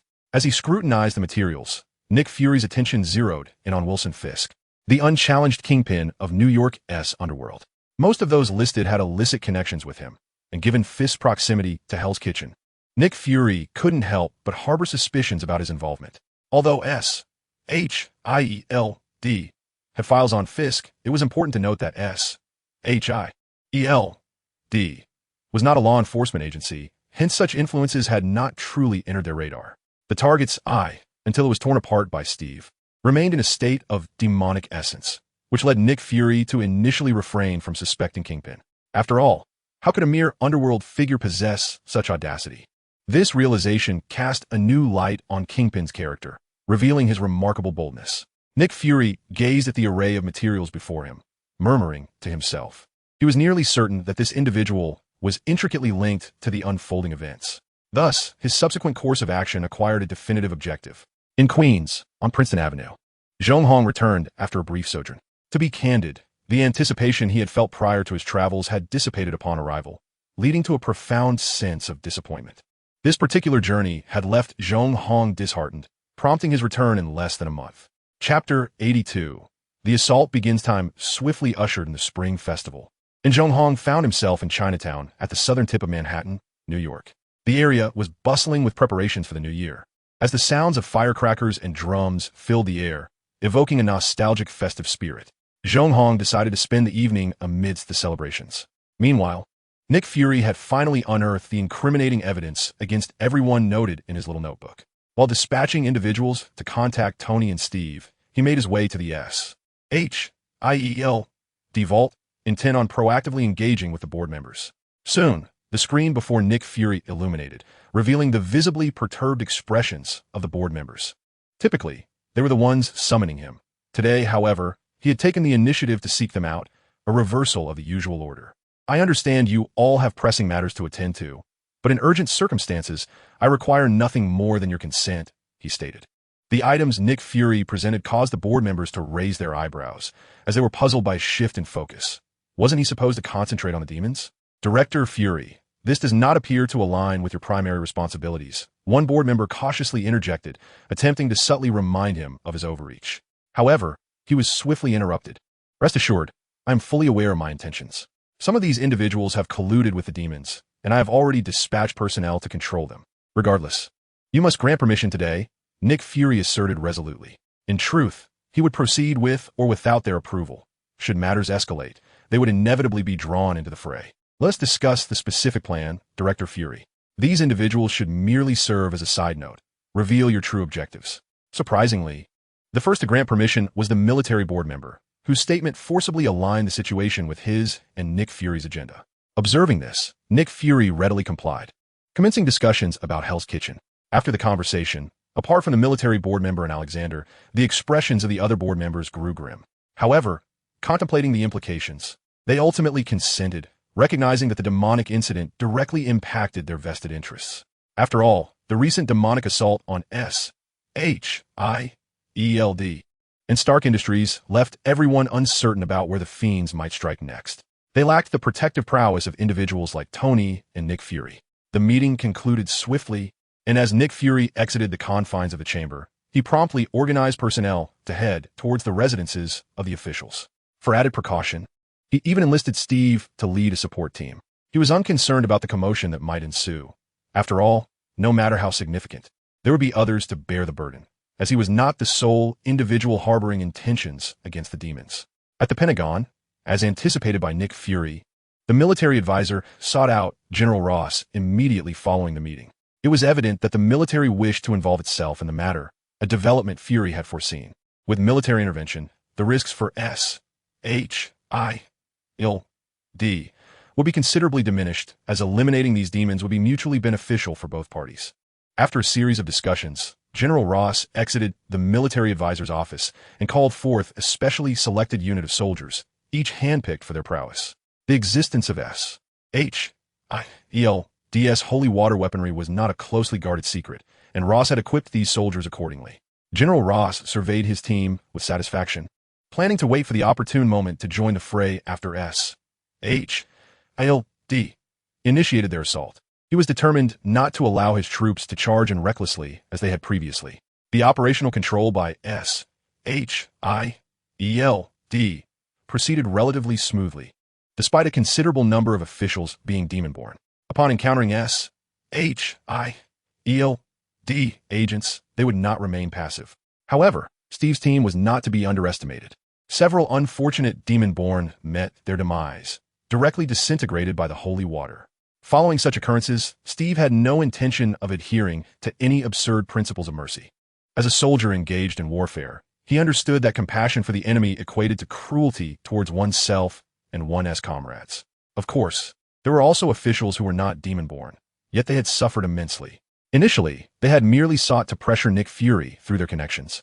But little did they expect that their allies were not human at all, turning them into traitors. After securing those officials, either by control or elimination, Steve's team, along with other once Tony and Gawain arrived, they would collectively launch an assault on Hell's Kitchen, aiming primarily at Fisk Tower. Regardless of whether Wilson Fisk was a demon or not, Nick Fury intended to exploit this ambiguity to target Fisk, as he too had substantial assets stemming from his business endeavors, which would greatly benefit SHIELD upon their acquisition. Before long, Tony and Gawain arrived at the location. Upon alighting, Gawain paused for a moment upon seeing Steve, then activated the internal communication system of his armor to address Tony. The individual, rather flamboyantly dressed, emanated a peculiar yet restrained power that elicited discomfort. Tony furrowed his brow at this observation. He held a deep trust in Gawain, for his insights had never been unfounded in Tony's experience. Thus, Tony could not help but steal a few glances at Steve. His time spent perusing the SHIELD database was not in vain. He was well aware that this was indeed the genuine Captain America. Upon sensing Tony's gaze, Steve nodded in acknowledgement, a gesture born out of respect for an old friend. Otherwise, he would hardly have afforded a pleasant countenance to such a frivolous playboy. Once everyone had gathered, the undercover agents of SHIELD ventured into Hell's Kitchen, where the throngs of parade-goers had long since vanished, leaving even the streets homeless sparse. This was decidedly abnormal for Hell's Kitchen, and the eerie atmosphere heightened the tension in the agents' hearts. Yet, the mission must proceed, and they steeled themselves to delve deeper. In Fisk Tower, Wilson Fisk reclined on a sofa, listening to a report from his subordinate. Upon its conclusion, he dismissed the man with a wave of his hand, followed by a heavy sigh. Indeed, the power of the demons was not so easily grasped, and that organization would not relent easily. However, he was no pushover himself. Now that they had entered Hell's Kitchen, he was more than willing to engage with them. The moment those agents infiltrated Hell's Kitchen, one of his men had already reported back, for the street's homeless had nearly been cleared out, and they were well acquainted with the local populace. His subordinates, strategically placed throughout Hell's Kitchen, had already alerted him to the arrival of these suspicious outsiders. Chapter 83. The fierce battle now, with uncertainty surrounding the number of demons present. Shield strategy was to deploy field agents to search the areas where demons might lurk. Should any demons appear, Steve's team and Tony would concentrate their efforts to eliminate them. To prevent any demons from escaping, SHIELD had assembled a significant number of agents outside Hell's Kitchen, constructing a vast encirclement and jamming all signals in the vicinity. Should anyone obstruct the actions of SHIELD agents, they would be doused with holy water. If they were indeed demons, they could not evade capture, and if not, they would be forcibly detained by the agents. If those demons managed to flee, Nick Fury could rightfully seize Fisk's enterprises and bolster SHIELD. If they did not escape, a genuine battle would ensue against those demons. Just as the SHIELD agents continued their advance, an unexpected turn of events transpired. Dozens of molten fireballs, trailing brilliant tails, hurtled towards the agents. This spectacular sight sent shivers down the spines of many SHIELD agents, yet despite their fear, they did not scatter. Instead, they swiftly sought refuge in nearby cover, while those unable to find shelter dropped to the ground. Although their response was appropriate, they still suffered significant losses under such a wide-ranging attack. This situation certainly captured the attention of Tony and his companions, who immediately revved their engines to head towards the source of the molten fireballs. Steve, armed with holy water weapons, quickly followed suit with his team, aiming to encircle the demons alongside Tony. Accompanying the explosive eruption of lava fireballs were the desperate civilians fleeing from Hell's Kitchen. Though they occasionally protested or engaged in trivial pursuits, at this moment, their flight was resolute. Nick Fury, stationed at the SHIELD headquarters, was keenly aware of the situation unfolding below and swiftly commanded Agent Hill to deploy their secret weapon. Following his orders, 2 Quinjet aircraft ascended from the SHIELD base, swiftly arriving above Hell's Kitchen, where they released 2 devices resembling massive aerial bombs. These devices detonated in midair, casting a thin mist that enveloped Hell's Kitchen. Some demons, seeking to escape in human form amidst the chaos, found themselves shrouded by this fog, which emitted a cloud of white smoke accompanied by a stinging sensation. This revelation exposed their true nature, and the waiting SHIELD agents seized the moment, dousing the unmasked demons with holy water. Realizing escape was futile, many demons shed their disguises, revealing their forms amidst the fleeing crowd, plunging the area into further disarray. The surrounding SHIELD agents were well prepared, fully aware that the proximity of these demons heralded their demise. Consequently, they unleashed an unrestrained barrage of holy water bombs upon the demons. Simultaneously, a steady supply of holy water weaponry was transported to their position, further assuaging their concerns. The emotional feedback from the chaos surged. 02 from a bystander, 03 from a SHIELD agent, 03 from a Hydra operative. This emotional tumult only heightened Zhong Hong's spirits as he observed the unfolding chaos from a rooftop restaurant, gazing toward Hell's Kitchen. Before long, Tony and Gawain rushed to the source of the lava fireball launch. Within the building, a horde of demons had gathered, and upon spotting the duo, they charged forth to attack. What ensued was a fierce confrontation, devoid of any pretense. Both sides, fueled by enmity, engaged earnestly from the outset. Tony's palm repulsor fired relentlessly, bombarding the demons, while Gawain's radiant sword of victory glimmered with brilliance, each strike either slaying or wounding the demons. The demons, not to be underestimated, coordinated their efforts, quickly transforming the building into a battleground suited to their strengths. They relentlessly hurled lava fireballs toward Gawain, yet none could penetrate the protective aura of his radiant blade. With the onset of battle, Hell's Kitchen descended into chaos, the air filled with gunfire and roars, while the local denizens sought to escape the turmoil. The actions of various non-gang affiliated factions amidst the disorder exacerbated the confusion, plunging the entire area into a state of utter disarray.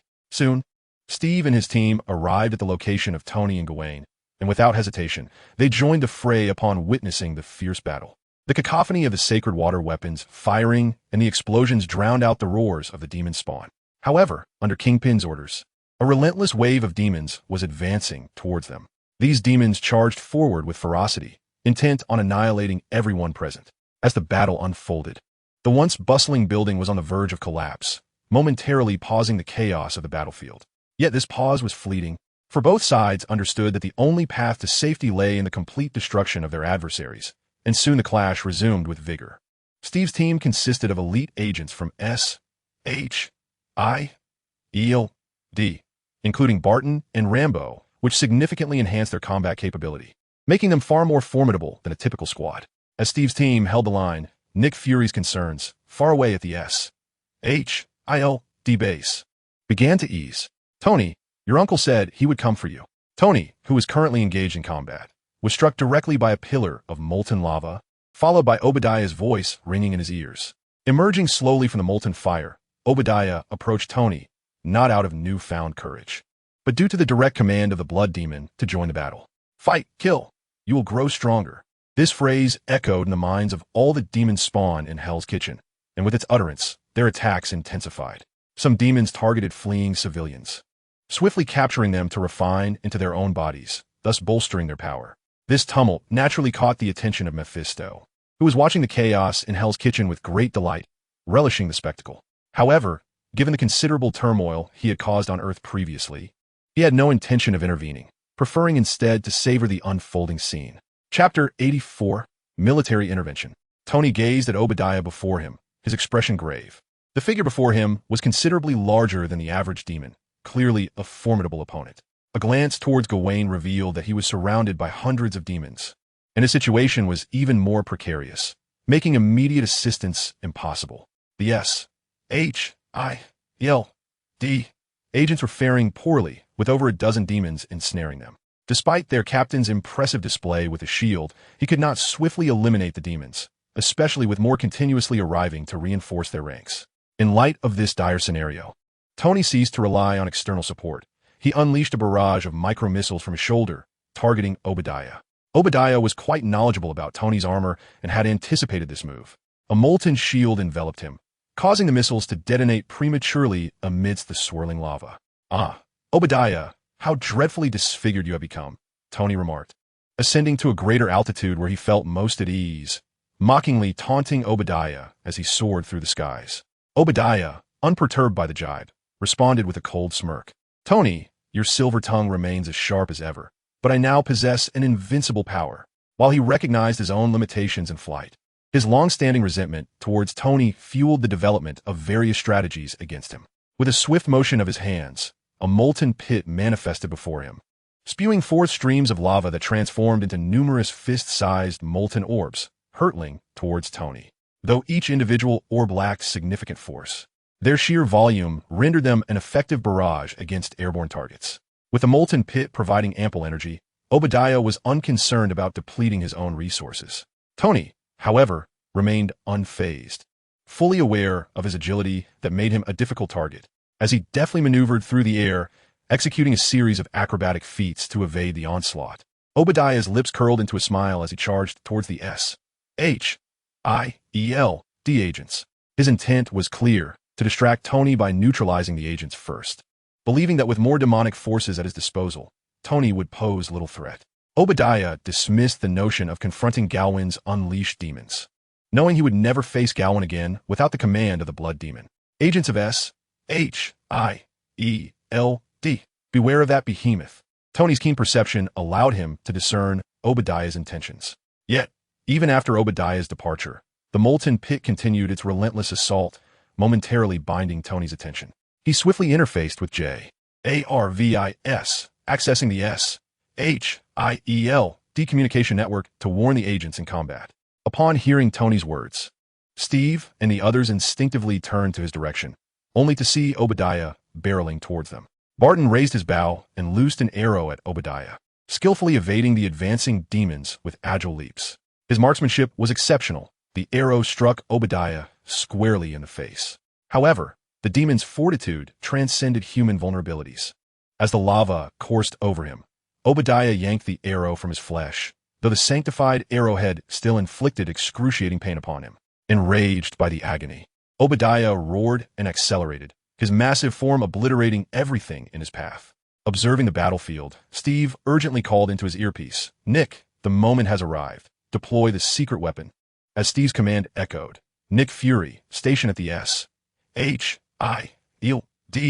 base, pressed a button, unleashing a torrent of holy water through New York's fire pipes. Converging beneath Hell's Kitchen, pointing in a specific direction, Steve shouted to Barton, "Run in that direction." Although Barton was unaware of Steve's specific plans, he chose to place his trust in him. He sheathed his bow and arrow and dashed in the direction indicated by Steve. However, Obadiah, seeing the culprit responsible for his injuries attempting to flee, was not inclined to permit such an escape. With a mere thought, he summoned several demon minions to swiftly intercept Barton's path. Simultaneously, General Ross led his troops to the periphery of Hell's Kitchen. As the military arrived, the surrounding populace became acutely aware of the gravity of the situation. After all, the last chaotic clash involving those two hulking figures had left its mark on the military's presence. There was no need for the army to actively disperse the nearby civilians. They hastily retreated, initially drawn by curiosity, now regretting not having been born with 2 extra legs. The military, witnessing this exodus, remained indifferent, finding it a fortuitous reduction in their responsibilities. Perched in a helicopter, General Ross, benefiting from his elevated vantage point, observed the fierce battle unfolding below. Resolutely, he decided to intervene. Upon issuing his orders, the troops he commanded swiftly breached the encirclement established by the S.H.I.L.D. agents. Clearly, the agents had been forewarned, as they merely offered a token resistance before allowing the military personnel into Hell's Kitchen. The military units that entered were equipped with infantry fighting vehicles, large-caliber weaponry, and various holy water armaments, prepared to unleash the traditional firepower synonymous with the U.S. military. Upon encountering the demon minions, they immediately unleashed a barrage of firepower upon the areas most densely populated by the fiends. Upon witnessing 2 buildings collapse, revealing the molten pits beneath, Tony could not help but exclaim in frustration, "Oh, for goodness sake, you fools. Gawain, be careful." The most concentrated presence of demons was, of course, where Gawain was engaged in combat against hundreds of the fiends. The military's diverse arsenal was aimed directly at his position. Concurrently, Gawain, locked in battle, sensed an impending threat akin to the feeling of Tony preparing to unleash another blast. Instinctively, he gathered his magical energy, readying himself for defense. When Gawain heard Tony's warning, he found himself engulfed in a storm of attacks, the reverberating explosions echoing in the ears of all present. This sudden turn of events disrupted the plans of everyone on the battlefield, even catching Nick Fury of S.H.I.L.D. off guard, as he had not anticipated the military's reckless approach in unleashing such a barrage. It was worth noting that, while Hell's Kitchen was far from a pleasant locale, it was still New York. Had the military's leadership lost their senses to employ such firepower here? Despite the military's brazen tactics, the effectiveness of their assault was undeniable. When the explosion subsided, only a golden circular shield remained where Gawain had been, the chaotic throng of demons having vanished, and nearby structures lay in ruins. Chapter 85, A Stunning Sight. That golden shield was indeed Gawain's handiwork. Sensing the imminent danger, he had already gathered his magical energy for defense, thereby mitigating the explosive aftermath of the military's onslaught. Despite the substantial expenditure of magical energy, the daylight provided a continuous replenishment, swiftly alleviating his depletions.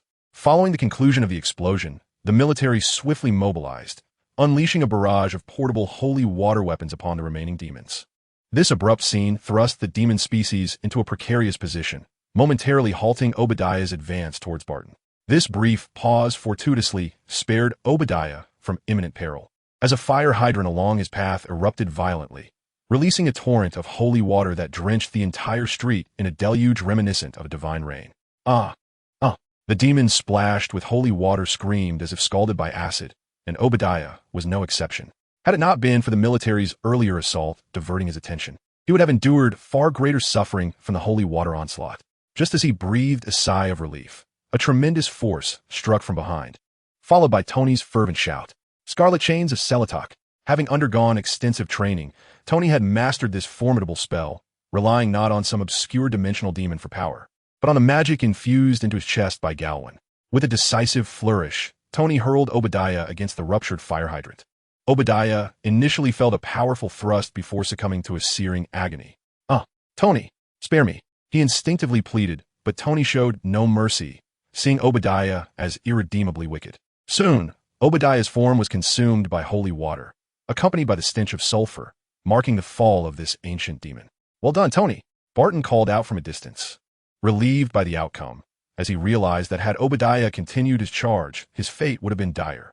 Meanwhile, Nick Fury at the SHIELD headquarters was engaged in a conversation with a military council member, his amiable greetings audible even outside his office.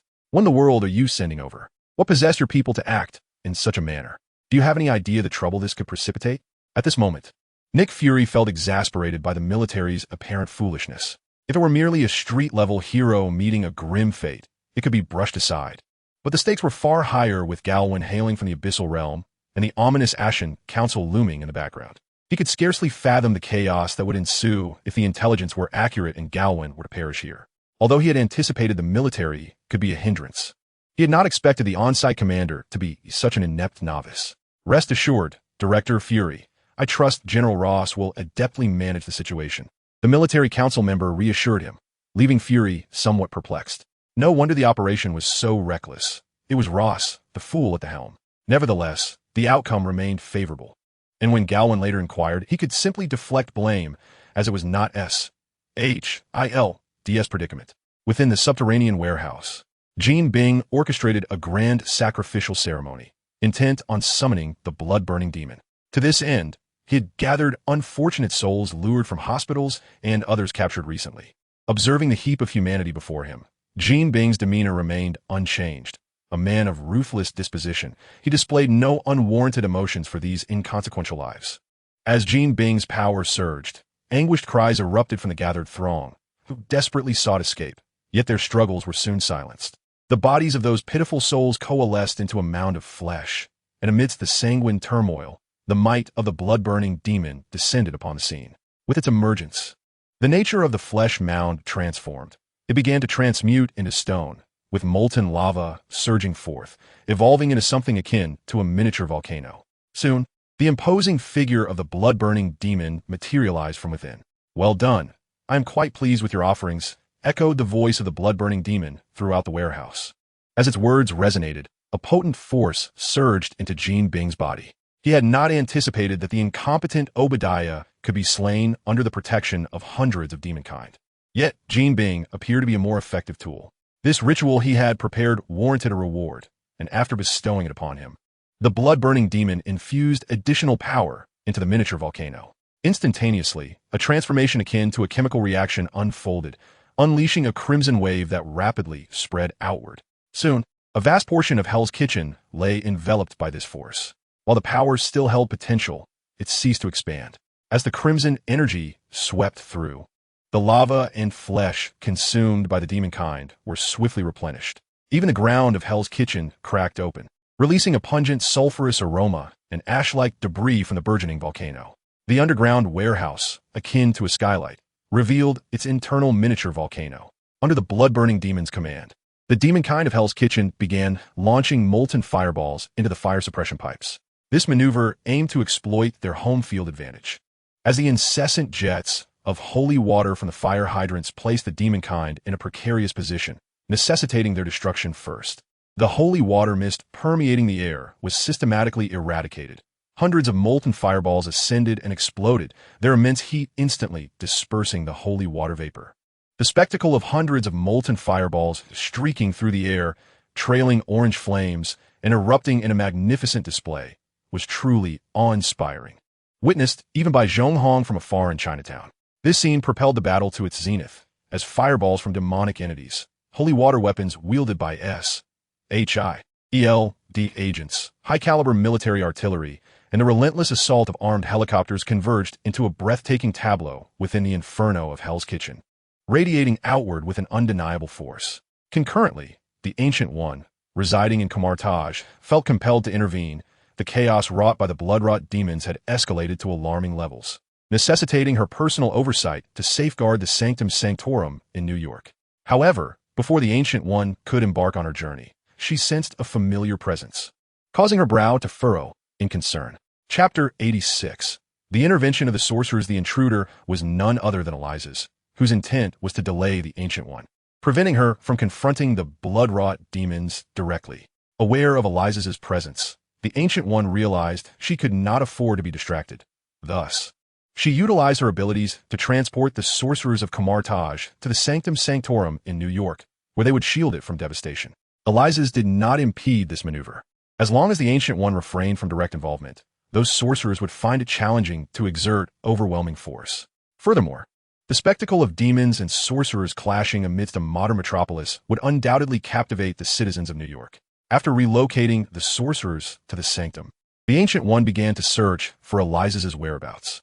Since Eliza's made no effort to conceal his presence, she swiftly materialized before him. The emotional response emanating from the Ancient One registered a notable 560. Although she displayed no overt reaction upon encountering Eliza's, her emotional score indicated a tumultuous inner state. The Ancient One gazed at Eliza's in astonishment. In such a brief span, his power had surged remarkably. It now appeared that even with the eye of Agamotto, she could scarcely contend with this formidable presence. Moreover, she sensed the aura of another deity emanating from Eliza's, a supreme power that left a profound impression. It was hardly surprising, given that these deities each possessed unique capabilities, and considering the deathly powers Eliza's had exhibited in their previous encounter. It was not unexpected that he had garnered the favor of such a being. Noticing Eliza's silence, the Ancient One initiated the dialogue. You previously obstructed me for the sake of the fruit of the elder tree. What is your purpose this time? If possible, she wished to avoid conflict with Eliza's, particularly given his superior strength. Eliza's took a couple of measured steps, the armor adorning him resonating with a crisp sound. Before he replied, Ancient One, I have stated before that our paths would cross again. Though his voice retained its rough quality, the Ancient One detected no malice within it. In truth, I believe we could find common ground. The souls on this planet are rather precious. It would be a grave misfortune for them to fall into the hands of someone like Mephisto. Do you not understand, Ancient One? Upon hearing this, Ancient One immediately comprehended the implications of Eliza's words. It appeared that the other party sought to vie with Mephisto for the souls of Earth. For both Ancient One and the planet itself, there seemed to be no feasible means of refusal, as the return of souls to death constituted a fundamental principle of the multiverse, far beyond Ancient One's capacity to obstruct. Without death, the entire multiverse would descend into chaos. And the masters of dimensions who manipulate souls often serve the cause of death, with the power contained within those souls serving as their recompense. This explains why a being like Mephisto, a lord of the underworld, is permitted to manifest on Earth. However, Mephisto's insidious actions, including a recent significant harvest of souls, have not sat well with Ancient One. The arrival of another who serves death might serve to counterbalance Mephisto's influence, and given the circumstances, Ancient One realized her consent or dissent would bear little weight. With this thought, she nodded, signaling her understanding. Let's discuss further, Ancient One, Eliza's proposed. Very well. Ultimately, neither Eliza's nor Ancient One harbored any profound enmity towards one another. Thus there remained grounds for dialogue. Meanwhile, Mephisto, still engrossed in the spectacle from the hellish dimension, remained oblivious to the fact that Ancient One was contemplating retribution for his recent transgressions. He remained fixated on the happenings within Hell's Kitchen. The more he observed the Bloodfire demon, the more satisfied he became, and considering his own warlock, his gaze towards the Bloodfire demon grew even more approving.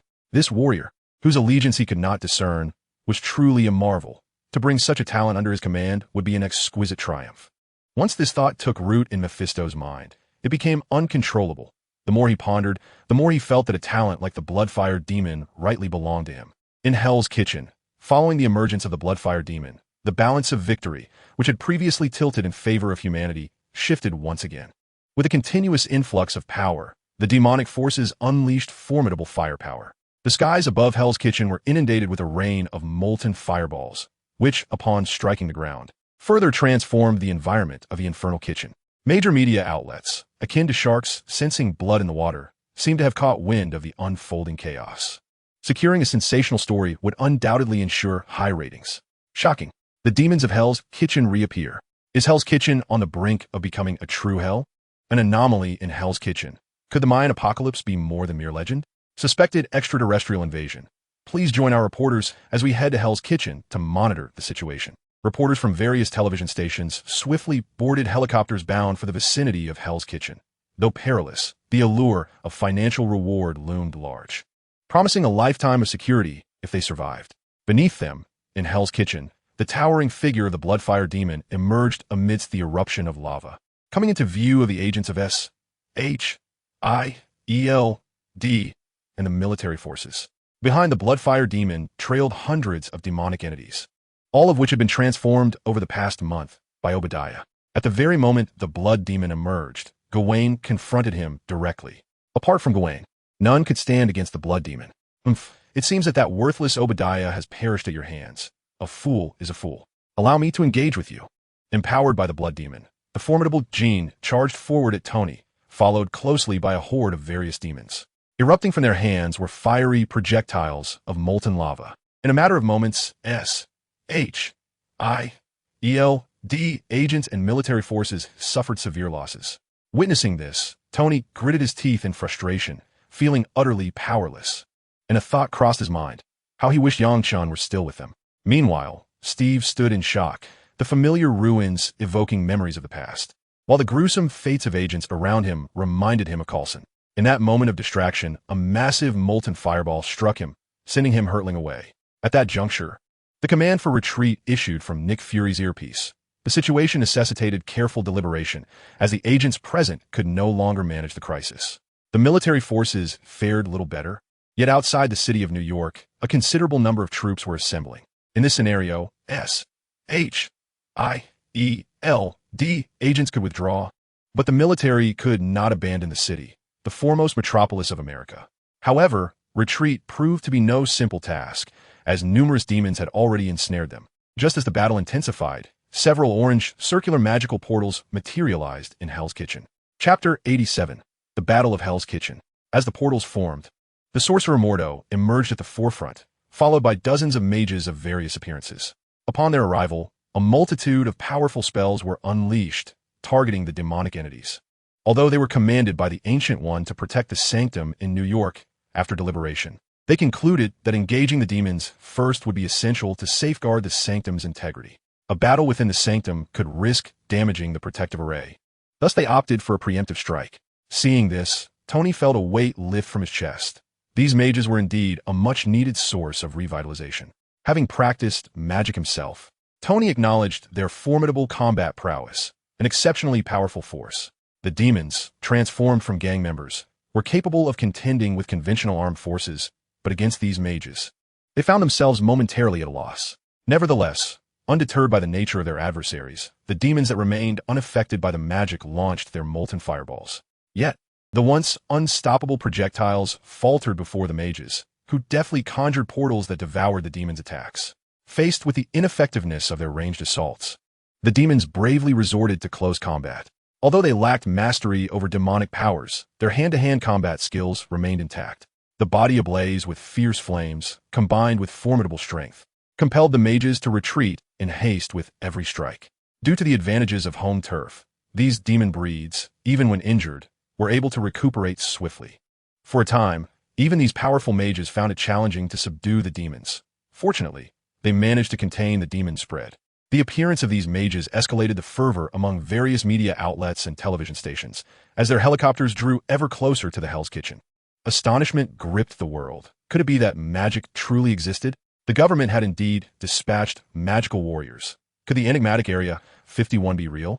Such reports rapidly infiltrated numerous television programs, significantly amplifying the impact of the demonic incident. After all, the timing of the demon's emergence and the media's helicopters far surpassed those during the Stark Industries incident, and there was no news from Tony to eclipse the spotlight. At that moment, Tony Stark was preoccupied with evading attacks from the formidable demon, embodying the essence of his nemesis, and managed to retaliate intermittently. Iron Man, could it be that you are merely a coward who knows only how to flee? The demon, transformed from Killian, was a towering figure, standing at a staggering 5 meters, capable of launching molten fireballs like artillery shells. Yet, despite its might, it struggled to catch the agile Tony, who, in turn, found little to no effect against Killian. His repulsor blast merely tickled the demon's hide. While Tony's magic could inflict harm, the demon's wounds healed almost instantaneously. Moreover, the holy water had long been exhausted, unable to endure the searing heat.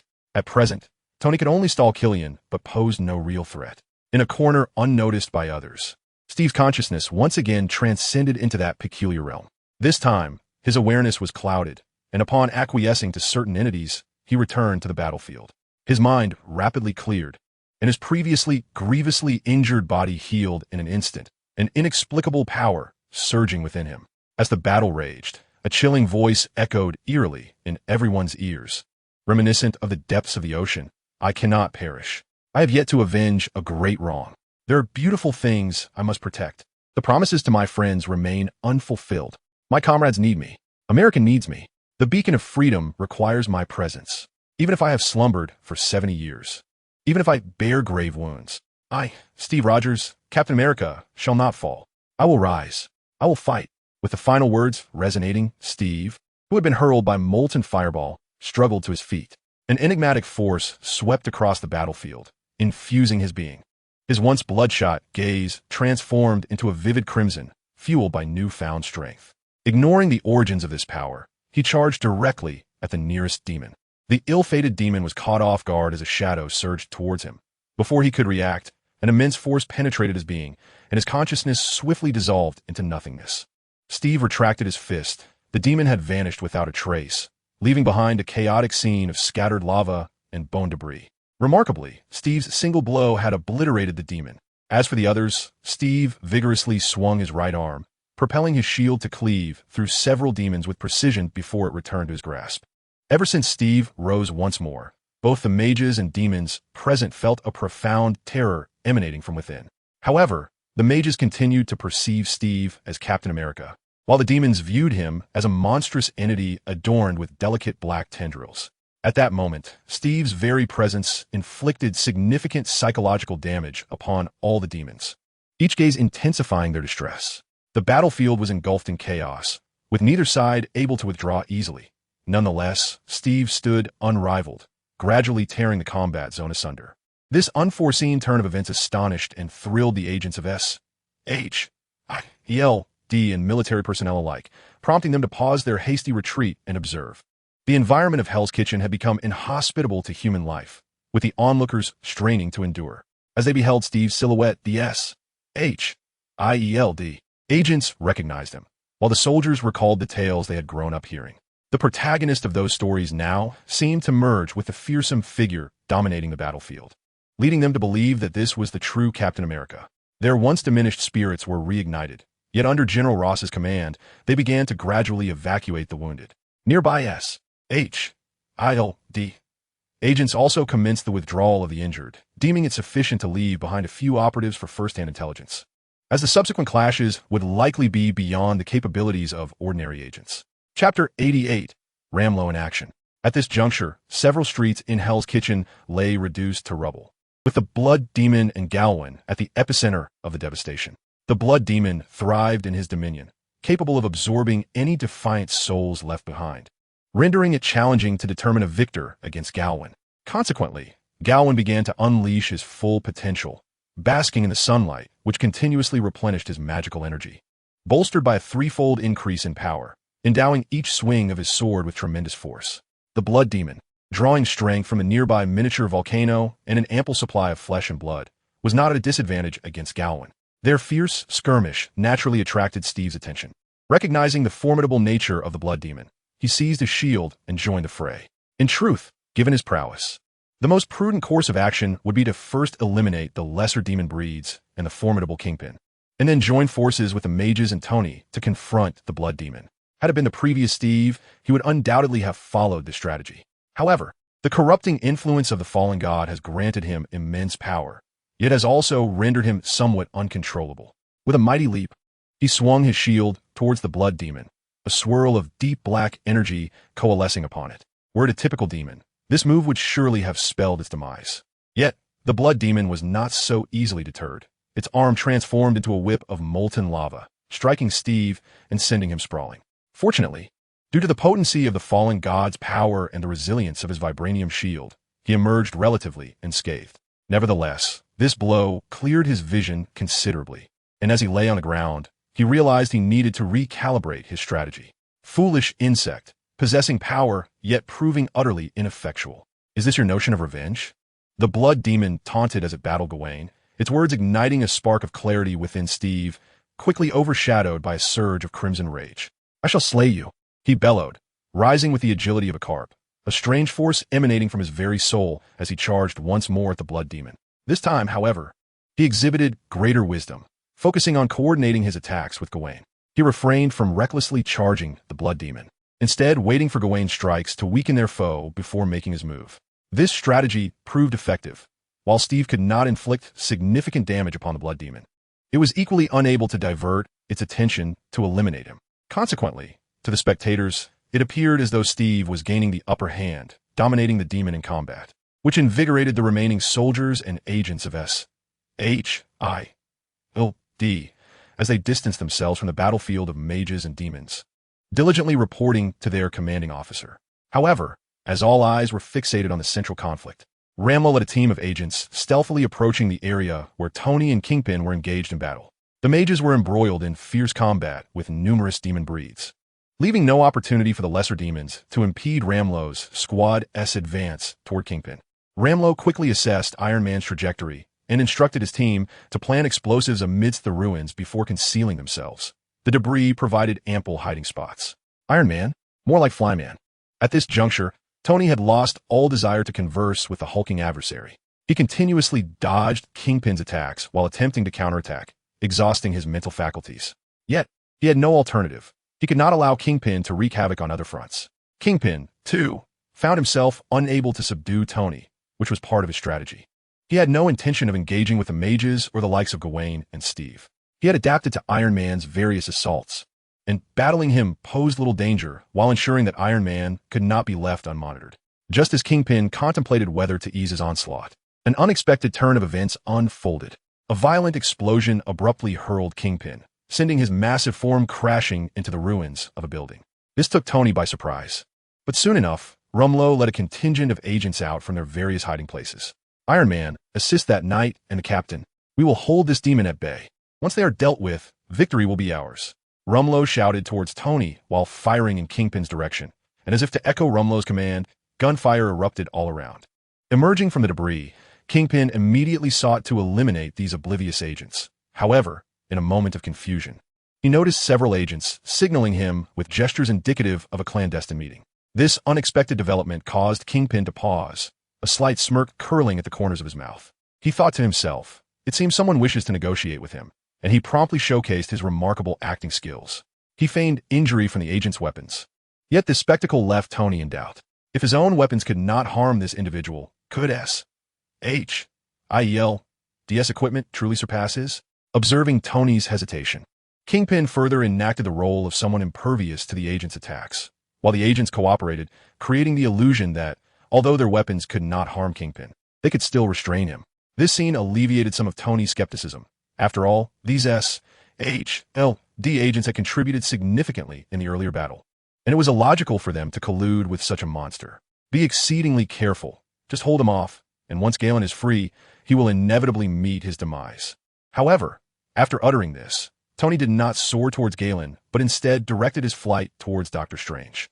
Before he could travel very far, he was called back by Strange, who was currently engaged in combat with over a dozen demon spawn, yet appeared to handle the situation with ease, even conversing with Tony. Tony, the environment here has not always been like this. Something is continuously affecting this land, and you must address that issue first. I know. Provide me with a general direction.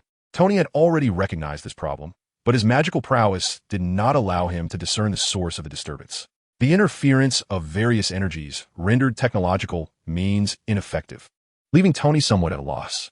Nevertheless, Doctor Strange's magical expertise was commendable, and he pointed towards Fisk Tower. It was not that Strange was unwilling to assist personally. Rather, he had brought along many sorcerers and needed to ensure their safety. These sorcerers were physically frail, and should their magic be exhausted, they would be torn apart by the demon spawn. With him present, he could promptly support those sorcerers. Armed with a general direction, Tony immediately flew towards it. Watching Tony's retreating figure, Rumlow let out a sigh of relief. His greatest concern had been Tony suggesting they first eliminate Kingpin. Had that been the case, matters would have become quite troublesome. At this moment, Tony remained unaware that Rumlow was, in fact, a traitor as he soared towards Fisk Tower. Soon, he was confronted with a scene that left him utterly astounded, prompting an expletive to escape his lips. Oh, thick crap. Before Tony stood a colossal pit, within which seemed to sprout a volcano, its blood-red magma swirling in a vortex at the crater, continuously spewing forth. As the magma erupted, the volcano appeared to be breathing, and Tony felt as though he were gazing upon a monstrous entity masquerading as a volcano. He was convinced that this very phenomenon was responsible for the dramatic transformation of Hell's Kitchen, seemingly validating his thoughts as the volcano emanated a peculiar force. Without hesitation, Tony launched an attack against it. However, neither his repulsor blasts nor his command of magic could inflict any damage, leaving him perplexed. While scratching his head, he noticed the precariously teetering fist tower nearby. In an instant, he fired 2 repulsor blasts at the tower, meticulously adjusting the angle to guide its collapse. With his efforts, the already unstable Fisk Tower crashed down upon the diminutive volcano, but what ensued left him utterly flabbergasted. He beheld as the small volcano ignited with several blasphemous flames, which seized the fallen Fisk Tower as if it were a giant hand, subsequently assimilating the structure back into the volcano. Oh my goodness! Tony refrained from dismissing it as unscientific. In his eyes, the appearance of such enigmatic phenomena had become a part of science, although the specific principles eluded him. As he observed the unfolding scene, Tony recalled something from a tome of magic. Typically, artifact from churches inflict harm upon demons, much like holy water. With this thought, he promptly spoke, J-A-R-V, ice, procure some holy water from churches, the sooner the better. Sir, holy water has recently been snatched up by various organizations. I recommend acquiring alternative items based on various legendary accounts. Then let us procure those items first. But make sure to get some holy water as well. Understood, sir. While J-A-R-V-I-S gathered church artifacts, Tony resolved to employ his scientific knowledge to experiment with this supernatural entity. He opted for a cooling method to address the small volcano. Fortuitously, the Hudson River was nearby, inspiring an idea. After all, with sufficient coolant, a volcano could be extinguished. The river's waters would serve as the ideal coolant. Tony soared to the riverbank, directing firefighting equipment to channel the river water to a specific location. Then, he harnessed the magical energy emanating from his chest to cast a spell that propelled the water source like a high-pressure hose toward the small volcano. He repeated this process several times, conjuring nearly 10 massive water columns that soared like serpents above Hell's Kitchen, all aimed at the diminutive volcano. As the water interacted with the volcano, a considerable amount of steam erupted instantaneously, resembling a mushroom cloud. However, Tony frowned at this magnificent sight, for this approach proved futile. Although the steam was voluminous, it failed to dissipate much heat, and the blasphemous flames remained impervious to the deluge of river water, continuing to radiate their peculiar energy. Oh, for heaven's sake! Faced with the ineffectiveness of various methods to eliminate this menace, Tony placed his hopes on the exorcism artifacts procured by Jarvis, seizing the opportunity to observe the battle unfolding in the direction of Gawain. Meanwhile, high-ranking military officials at the Pentagon were closely monitoring the situation in Hell's Kitchen. As they beheld Steve's attire and the formidable power he exhibited, a profound silence enveloped the room. Various villains were now making their appearances, and Tony's rapport with S.H.I.L.D. had improved alongside the enigmatic knight. At such a critical juncture, the whereabouts of the Hulk were unknown, and even the abomination, once under military control, had been transformed into a gruesome specimen. This incited a sense of unease among them, which was a significant reason for their foray into extraordinary powers. What is the current status of the abomination? Inquired the military director seated at the head of the table, addressing a participant. The individual promptly stood and responded. The abomination remains in its current state. That power defies the explanations of contemporary science, leaving our scientists utterly powerless. Since the last encounter where Yang Chun effortlessly subdued the abomination, the military has reclaimed it, yet we have been unable to address its injuries. That mysterious force renders our research impossible. This was evidently not the answer the military director desired. He gazed intently at Steve on the screen, lost in thought. Such an entity should rightfully belong to the military, as he is, after all, a soldier. Whether he was the genuine Steve mattered little. With such power, even if he were not Captain America, he would still be acknowledged as such. Meanwhile, the individual who had stood earlier continued to report to the military director. The mysterious figure severing the abomination's limbs has indeed facilitated our efforts. We can now conduct experiments at will, and with this specimen, I believe we shall soon master this technology. Upon concluding the report, he looked toward the military director, signaling that he had finished. The military director, regaining his focus, nodded and remarked, "Smith, you have performed admirably. I shall allocate additional funding to ensure the replication of the super soldier serum. Regular soldiers are no longer equipped to handle the current situation. Your laboratory's research program is of utmost priority. Once the werewolves and vampires captured in New Mexico are brought to your lab, your dedication will be crucial for democracy and for the United States. Understood, sir. Smith responded excitedly before taking his seat. After Smith settled down, the military director addressed the assembly once more. Regardless of whether this individual is the true Steve, once he dons that uniform, he embodies Captain America. Since Captain America is a soldier, he is, by extension, a member of the military. Now, let us deliberate on how to secure him to our vessel. As the military council uttered these words, the assemblage was plunged into a fervent discussion. This matter bore significant weight. It would undoubtedly alter the existing order of the military. For them, capitalizing on this situation was the wisest course of action. They had long surpassed the age of idolizing figures. In their eyes, only profit mattered now. After an extensive discourse, despite failing to reach a consensus on the plan, they did agree on the necessity of military merit to bolster Captain America's return. Consequently, they swiftly devised a strategy to amplify his presence. Chapter 90, Ambush. At this moment, Steve, having endured 2 more lashes, found clarity in his gaze. His heart brimmed with bitterness as he realized that none of his methods could extricate him from this formidable predicament. His yearning for strength had never been so intense. Just as he contemplated turning back to assist the sorcerers in vanquishing the common demons, a military figure approached him, a young soldier, whose nervousness was palpable under Steve's scrutiny. Captain, with authorization from the Pentagon, you can mobilize military forces for combat. But haven't you already suffered severe losses? Steve countered.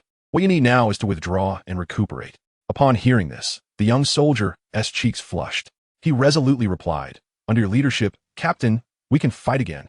Many troops are preparing to enter New York. We are ready to sacrifice our lives for democracy and freedom at any moment. Encouraged by these words, Steve felt a renewed sense of spirit. He held a profound respect for the military's strength. Although these demons were formidable, conventional weaponry could inflict damage. He believed that, provided the military took the situation seriously, everything would improve. Thus, he began to inquire about the specifics from a soldier. However, the soldier merely handed Steve his communication device, indicating that he should converse with the commanding officer. As Steve engaged with the Pentagon officials, a preliminary battle plan was swiftly established on the battlefield. Meanwhile, the Bloodforged demons and their ilk contemplated disrupting Steve, but were thwarted by Gawain and the sorcerers. The moment the plan was finalized, the long-awaited mechanized units of the military surged into New York, with F-22s gracing the skies. It was evident that the Pentagon had treated the Hell's Kitchen incident as a matter of war. Indeed, it was beyond the capability of a mere military squad to resolve. Following the communication, Steve charged once more at the Bloodforged demon. Although he was incapable of inflicting harm upon himself, the military aircraft above and the prep strike forces could compensate for his shortcomings. Steve was confident that if the powerful weapons could strike the Bloodforged demon, it would be unable to withstand the onslaught. He directed the military unit to converge with the S.H.I.E.L.D. team and sent word to locate the leader of the sorcerers. After orchestrating a series of tasks, Steve rejoined the fray, prompting a disdainful snort from the Bloodforged demon. He simply could not comprehend why this individual, who had no chance of defeating him, incessantly launched attacks against him, becoming exceedingly bothersome. This provoked the Blood Demon to intensify his assault on Steve. However, due to the influence of the fallen god's power, the impenetrable vibranium shield, and Galahad's simultaneous offensive, it was relatively easy to vanquish and send him flying, though the endeavor to kill him proved considerably more complicated. While evading the relentless strikes of the Blood Demon, Steve finally seized an opportunity, luring the fiend into a trap set by the military in S.H.I.L.D. The explosion of high-powered explosives obliterated the molten lava and crumbling structures surrounding the Blood Demon. The waiting mage Modu ensnared the Blood Demon with a scarlet chain of Saratok, immobilizing him in a cleared space. At the very moment Modu gained control over the Blood Demon, an array of military long-range weaponry unleashed a barrage upon that area, resulting in cataclysmic explosions that conjured a mushroom cloud visible throughout New York City. Following this orchestrated assault, the S.H.I.E.L.D. team, under Nick Fury's orders, promptly evacuated the battlefield, while the military team advanced further post-explosion. Brothers, let the captain witness our courage. Charge! The fervent shout of a young soldier resonated through the headsets of the military team. Even without this rallying cry, they would have pressed forward, as advancing after bombardment had become second nature to them. The magnitude of the explosion reverberated even in Chinatown, where Zhong Hong felt a surge of exhilaration amidst his otherwise placid demeanor. Excellent, splendid, truly a remarkable scene. Zhong Hong harbored no concerns for the blood demon's safety. He could command the cards at any moment and was acutely aware of their peril. "You treacherous scoundrels, you have aroused my wrath." The furious roar of the blood demon emanated from the billowing smoke, and in response to his bellow, a minor volcano near Fisk Tower erupted. A torrent of lava surged forth, and columns of molten rock erupted from the ground, decimating the military team in mere minutes. "No!" Steve's heart shattered at the sight, his eyes flashing with the visage of that young soldier, so vibrant and full of life, a stark reminder of the day Coulson fell. The eruption not only annihilated the military team, but also dispersed the smoke from the explosions. The blood demon's figure re-emerged before the onlookers. Although the violent explosion had failed to obliterate him, he bore injuries and appeared somewhat disheveled. However, his wounds healed at a visibly rapid pace, as the lava from the mini-volcano swiftly mended his form. "You vile demon, I shall slay you." Upon seeing the blood demon, Steve's eyes ignited with a crimson glow as he grasped a shield and charged directly at the fiend. As Steve charged forward the blood demon, he instinctively raised his hand to defend himself. However, this time he retreated a few steps, sensing that Steve's strength had significantly increased, enough to earn his respect. Steve, emboldened by his newfound power, relentlessly pursued the blood demon, and soon a fierce battle ensued between them. This dramatic scene was promptly captured by the media helicopters that had been waiting nearby, all convinced that Captain America's confrontation with the demon would undoubtedly make headlines the following day. Gawain, forced to retreat due to an explosion, observed Steve's valiant efforts and immediately joined the fray. The already injured blood demon found itself at a disadvantage in such circumstances. Suddenly, a shout caught the attention of everyone present. "I come to aid you." The massive form of Kingpin re-emerged onto the battlefield, colliding directly with Steve, who was caught off guard while battling the blood demon, and was swiftly pulled away from the demon's vicinity. Instantly, the combatants engaged in fierce combat. Gawain faced the blood demon, while Steve confronted Kingpin. While Gawain held his ground against the blood demon, the battle between Steve and Kingpin leaned heavily in Steve's favor, as he unleashed a flurry of strikes upon Kingpin. Despite being mercilessly pummeled, Kingpin remained silent, occasionally hurling fireballs towards Gawain. Although these fireballs failed to inflict any real harm, their sheer insult incited a dangerous glint in Gawain's eyes. Steve, equally disgusted by the situation, could easily incapacitate Kingpin, yet the latter's remarkable regenerative abilities rendered him a formidable adversary, thwarting Steve's efforts to subdue him swiftly. Meanwhile, the weapons ordered by Jarvis finally arrived before Tony, though their content surprised him. It was a cross, resembling the kind typically hung on church buildings. Seeing such an item, Tony couldn't help but scoff.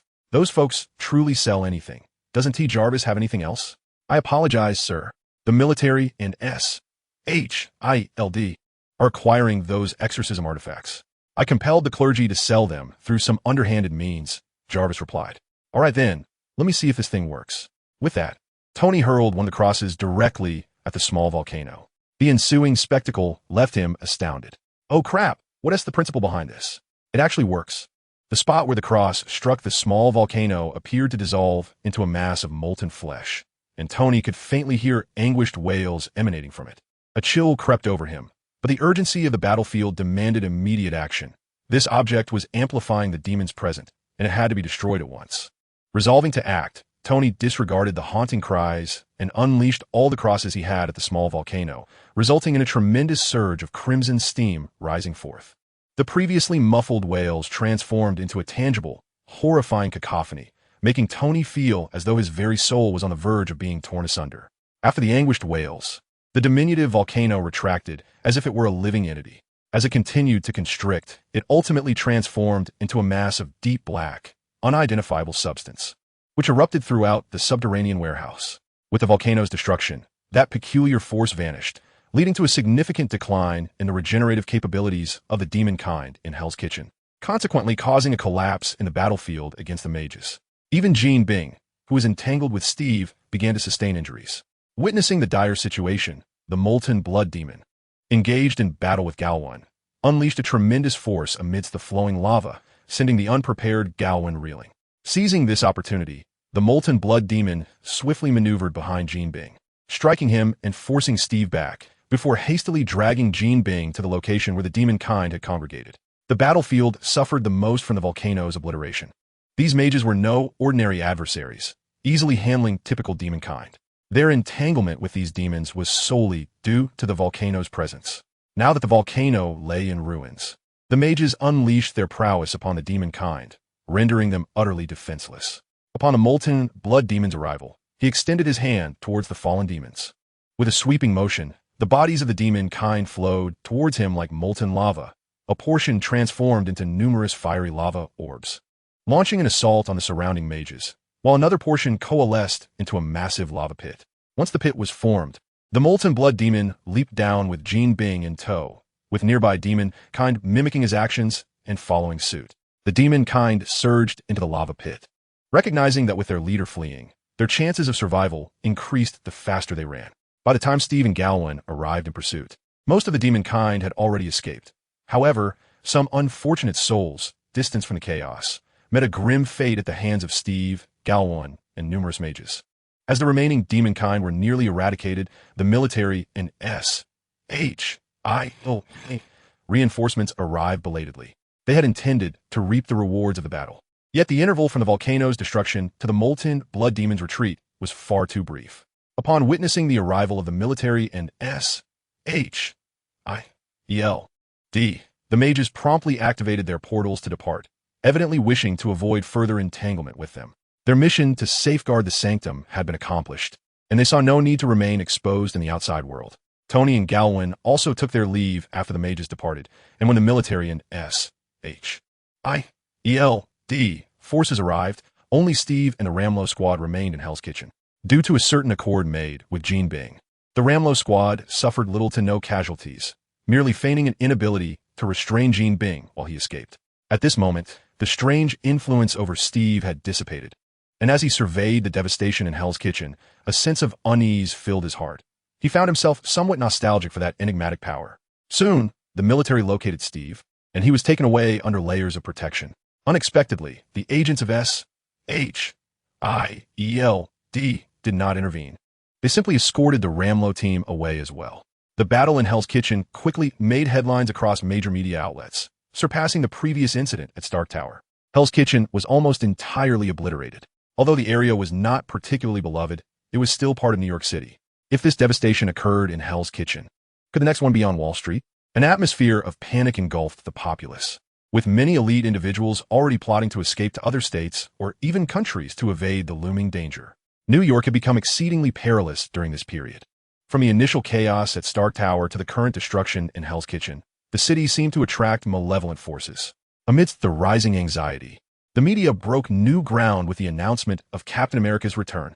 Numerous detailed photographs emerged, including videos of Steve decisively defeating enemies, leaving a lasting impression. In Chinatown, Zhong Hong was overjoyed compared to the indiscriminate slaughter that left many unaware of their demise. The battle in Hell's Kitchen had significantly boosted his emotional energy. The emotional value he garnered from this recent conflict far exceeded that from the fall of Jotunheim, where countless frost giants perished without realizing their fate. As Zhong Hong reveled in his good fortune, he overheard discussions about the Hell's Kitchen incident beginning to circulate. New York had become a troubling place. How many lives had been lost in just the past 6 months? It was disheartening. He regretted coming to this city, believing the environment to be truly cursed. The person who lured him here deserved their fate. Chapter 92. The completion of the underworld. However, Zhong Hong was no longer interested in the idle chatter. He yearned to return home and open a few treasure chests. Soon, he arrived home, and upon seeing nearly 20 million points of emotional energy on the system panel, he was filled with joy. Indeed, it was better to gradually elevate their emotions rather than resort to outright destruction. Perhaps pairing that with a savior-like figure would yield the best results. In the empty room, Zhong Hong's mutterings echoed, reminiscent of ancient deities whispering. Yet, under the will of the system, these murmurs were destined to be known only to the esteemed reader. System, let's start with a ground-level treasure chest. Congratulations, host. You have obtained 2 5-star cards, 1 4-star card. 5-star card, Heart of the Ever-Burning Dragon God, an eternal, seething dragon heart, entwined with unquenchable divine power, capable of harboring immense belief energy, granting its possessor boundless vitality and perpetual vigor, can be fused. 5-star card, Praise of the Stellar Light, a magnificent power from the cosmos, tethered to the anchors of the stars, capable of easily traversing realms, though lacking a suitable vessel, can be fused. The 4-star card, Core of Faith. It possesses the ability to absorb the beliefs of living beings without losing its own essence. The more faith it absorbs, the stronger it becomes. With the potential for fusion. Splendid. 2 5-star cards have emerged. And in light of this fortuitous turn of events, why not tempt fate with a heavenly treasure chest? At this moment, the euphoria of drawing 2 5-star cards from a ground-level treasure chest has completely clouded Zhong Hong's mind, causing him to forget his previous musings. He is acutely aware that when fortune smiles, it cannot be thwarted. Congratulations to the host for acquiring 2 6-star cards, 2 5-star cards, and 1 4-star card. The 6-star card, the unclaimed complete abyssal world. Originating from the endless abyss, this realm is teeming with demons, including those of the father level. However, having lost the will of the abyss, they require a new will, one steeped in malevolence, fusion possible. The 6-star card, the indomitable spirit of humanity. This card embodies the creative impulse that transcends mere survival instinct.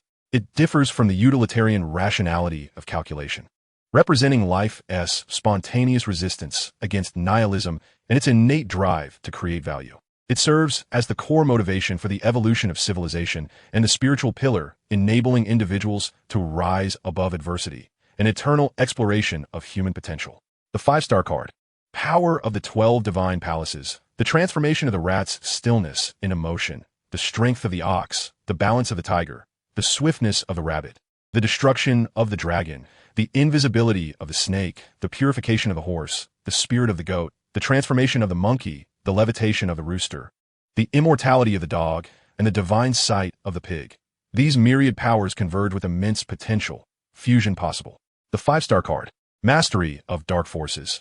This card grants an innate control over dark powers, enabling the effortless usurpation of others' dark energies for personal gain.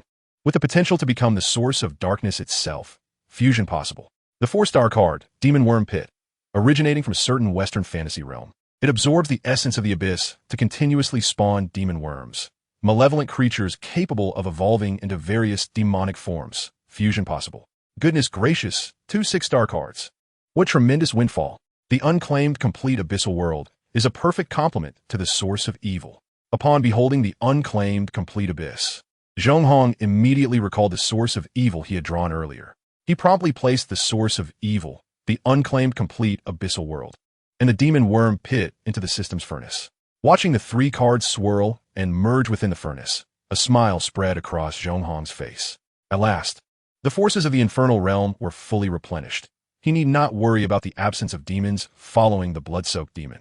After all, there had been a distinct lack of demonic cards to fill the void. Now, the strength of the infernal faction was evidently secured. The 6-star fusion card, Origin of the End. This card is a fusion of the unclaimed complete abyssal world, the source of evil, and the demon worm pit, manifesting as a world in its own right. Though vastly smaller than the typical universe, it possesses unique rules and the capacity to continuously devour worlds to grow stronger. It bears the traits of the Certificate of the End, the Wicked World, Demon Nurturing, Manifestation of the End, and Unstable Rifts. Combat classification, Strong, Single Entity, Cosmic Level. The Testament of Finality. Although it originates from the boundless abyss, it inevitably bears the characteristics of that abyss. However, the infusion of malevolence has rendered it even more powerful and enigmatic, capable of devouring worlds and perpetually growing, potentially evolving into the end of all universes. The world of utter malevolence. This realm is rife with harsh conditions, yet its resources are far from scarce. Nonetheless, the malice inherent in this world influences its inhabitants, driving them to brutality and murder to achieve their evolutionary goals, harboring profound hostility towards any uninvited outsiders. Demon cultivation. An incessant birth of demons occurs within this world, each yearning for combat and power, irrevocably bound to this realm. Through rituals, they can draw upon other worlds to gain even greater strength, as all demons are unable to defy the will of the world. Manifestation of finality. The world will of the origin of finality manifests, allowing it to alter the rules of this world at will. Within this realm, it wields the power of the entire world and can even temporarily transcend its limits. Coexisting with the world. As long as the world endures, so too shall it. Unstable rifts. The position of the origin of finality shifts erratically without any discernible pattern, rendering it nearly impossible for outsiders to locate. What a marvel! I exclaim in awe, eager to uncover the intricacies of this phenomenon. The entity birthed from this fusion is extraordinarily unique, prompting Zhong Hong's curiosity to explore, for it is a realm entirely distinct from Earth. Under the influence of his will, Zhong Hong swiftly entered this world. Though he could directly dominate it, he refrained, recognizing that experts should handle specialized matters. He deemed himself inexperienced in world governance, and thus did not directly meld with the will of the world. Upon entering, Zhong Hong's first impression was one of vastness. This world was unfathomably immense. According to the world's will, its expanse spans billions of light years. This figure astounded Zhong Hong, for to his knowledge, the entire Virgo supercluster measures only 1 billion light years. Moreover, this world exists as a singular, corporeal continent, suggesting an unimaginable number of demons inhabit it. Witnessing this spectacle, Zhong Hong felt a surge of confidence. In that moment, he sensed he truly possessed the audacity to confront so-called deities, no longer fearing disruption of his plans by those cosmic beings due to insufficient cards in hand. At the very least, the cards and forces of the Underworld series now had a formidable backing. The World of Finality could provide a safety net for the blood-burning demons, enabling him to muster sufficient strength to face any direct assaults from the Celestial Assembly with composure. Chapter 93, Parasitism. Without hesitation, Zhong Hong initiated the process. Yet this time he found himself not in the familiar cosmic environment. Instead, he beheld the origin of finality before a colossal bubble. This bubble was immensely large, rendering the origin of finality as insignificant as a speck of dust in its presence. Scanning the surroundings, he observed numerous similar bubbles continually being born and destroyed. Zhong Hong silently observed the scene before him. In his past, he had been merely a lowly worker, and he had never encountered such a spectacle. He speculated that this realm lay beyond the universe, where each bubble represented a universe of its own, collectively forming the multiverse. The end's origin did not linger here for long. It plunged into the bubble before it, akin to a virus infiltrating a cell. Upon entering, it did not reach the innermost core of the tangible universe, but instead remained near the bubble's surface, maintaining an unseen yet accessible distance from the exterior. This position was ever-changing, and had Zhong Hong not possessed complete control over the end's origin, he might have found it challenging to perceive that world. As the end's origin established itself within the cosmos, many formidable beings sensed a powerful, malevolent force permeating this universe. They immediately employed various means to locate this presence. Yet their efforts yielded nothing. After a time, they ceased their search, for traversing the multiverse was not uncommon. After all, it was merely a stowaway from another universe. How much turmoil could it truly incite? Nevertheless, some benevolent entities within this universe felt a twinge of anxiety. For the strength of that malevolent presence suggested that misfortune awaited certain civilizations. Following the establishment of the end's origin, Zhong Hong ventured into this vast and astonishing continent. Here, he further explored the combat capabilities of the end's origin world, setting aside the embodied power of the world's will. The local demons had been significantly altered by the influence of the source of evil. They become more sinister, yet in contrast to their previously chaotic nature, they began to exhibit a semblance of order. The most apparent manifestation of this was the emergence of 7 distinct regions, led by the 7 archdemons of the 7 deadly sins, which resembled human nations, alongside various other powerful demon factions. These demons were originally the mightiest from the abyssal world. Upon the infusion of the source of evil, they swiftly seized power, embodying certain malevolent traits. They rapidly gathered lesser demons to serve as their minions, encouraging them to engage in relentless battles to appease the ever more sinister will of the world, thereby acquiring greater strength. The moment the end's origin merged with the cosmos, they recognized that the efficiency of gaining power through internecine conflict paled in comparison to that achieved through external plunder. Under the auspices of the world's will, they began seeking worlds vulnerable to invasion, dragging them into the abyss to amplify their strength. Soon, malevolent runes inexplicably appeared throughout the universe, accompanied by manifestations of life linked to the end's origin.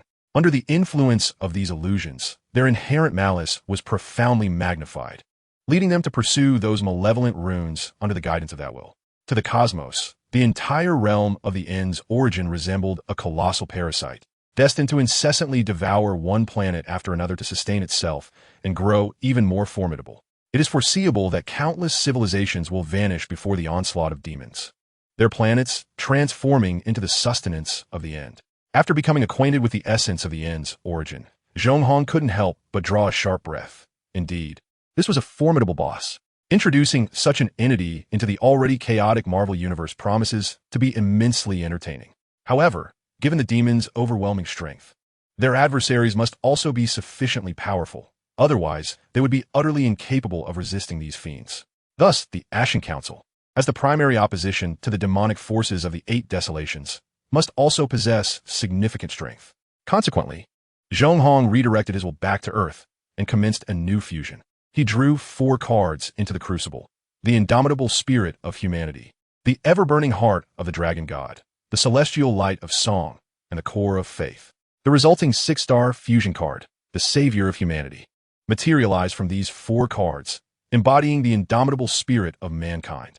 It appeared both before him and yet elusive, characterized by aspects such as guardian of humanity, energy crucible, celestial armory, god of faith and power projection, combat positioning, weak single-target universe, guardian of humanity. When fighting to protect others, its combat power receives a significant enhancement.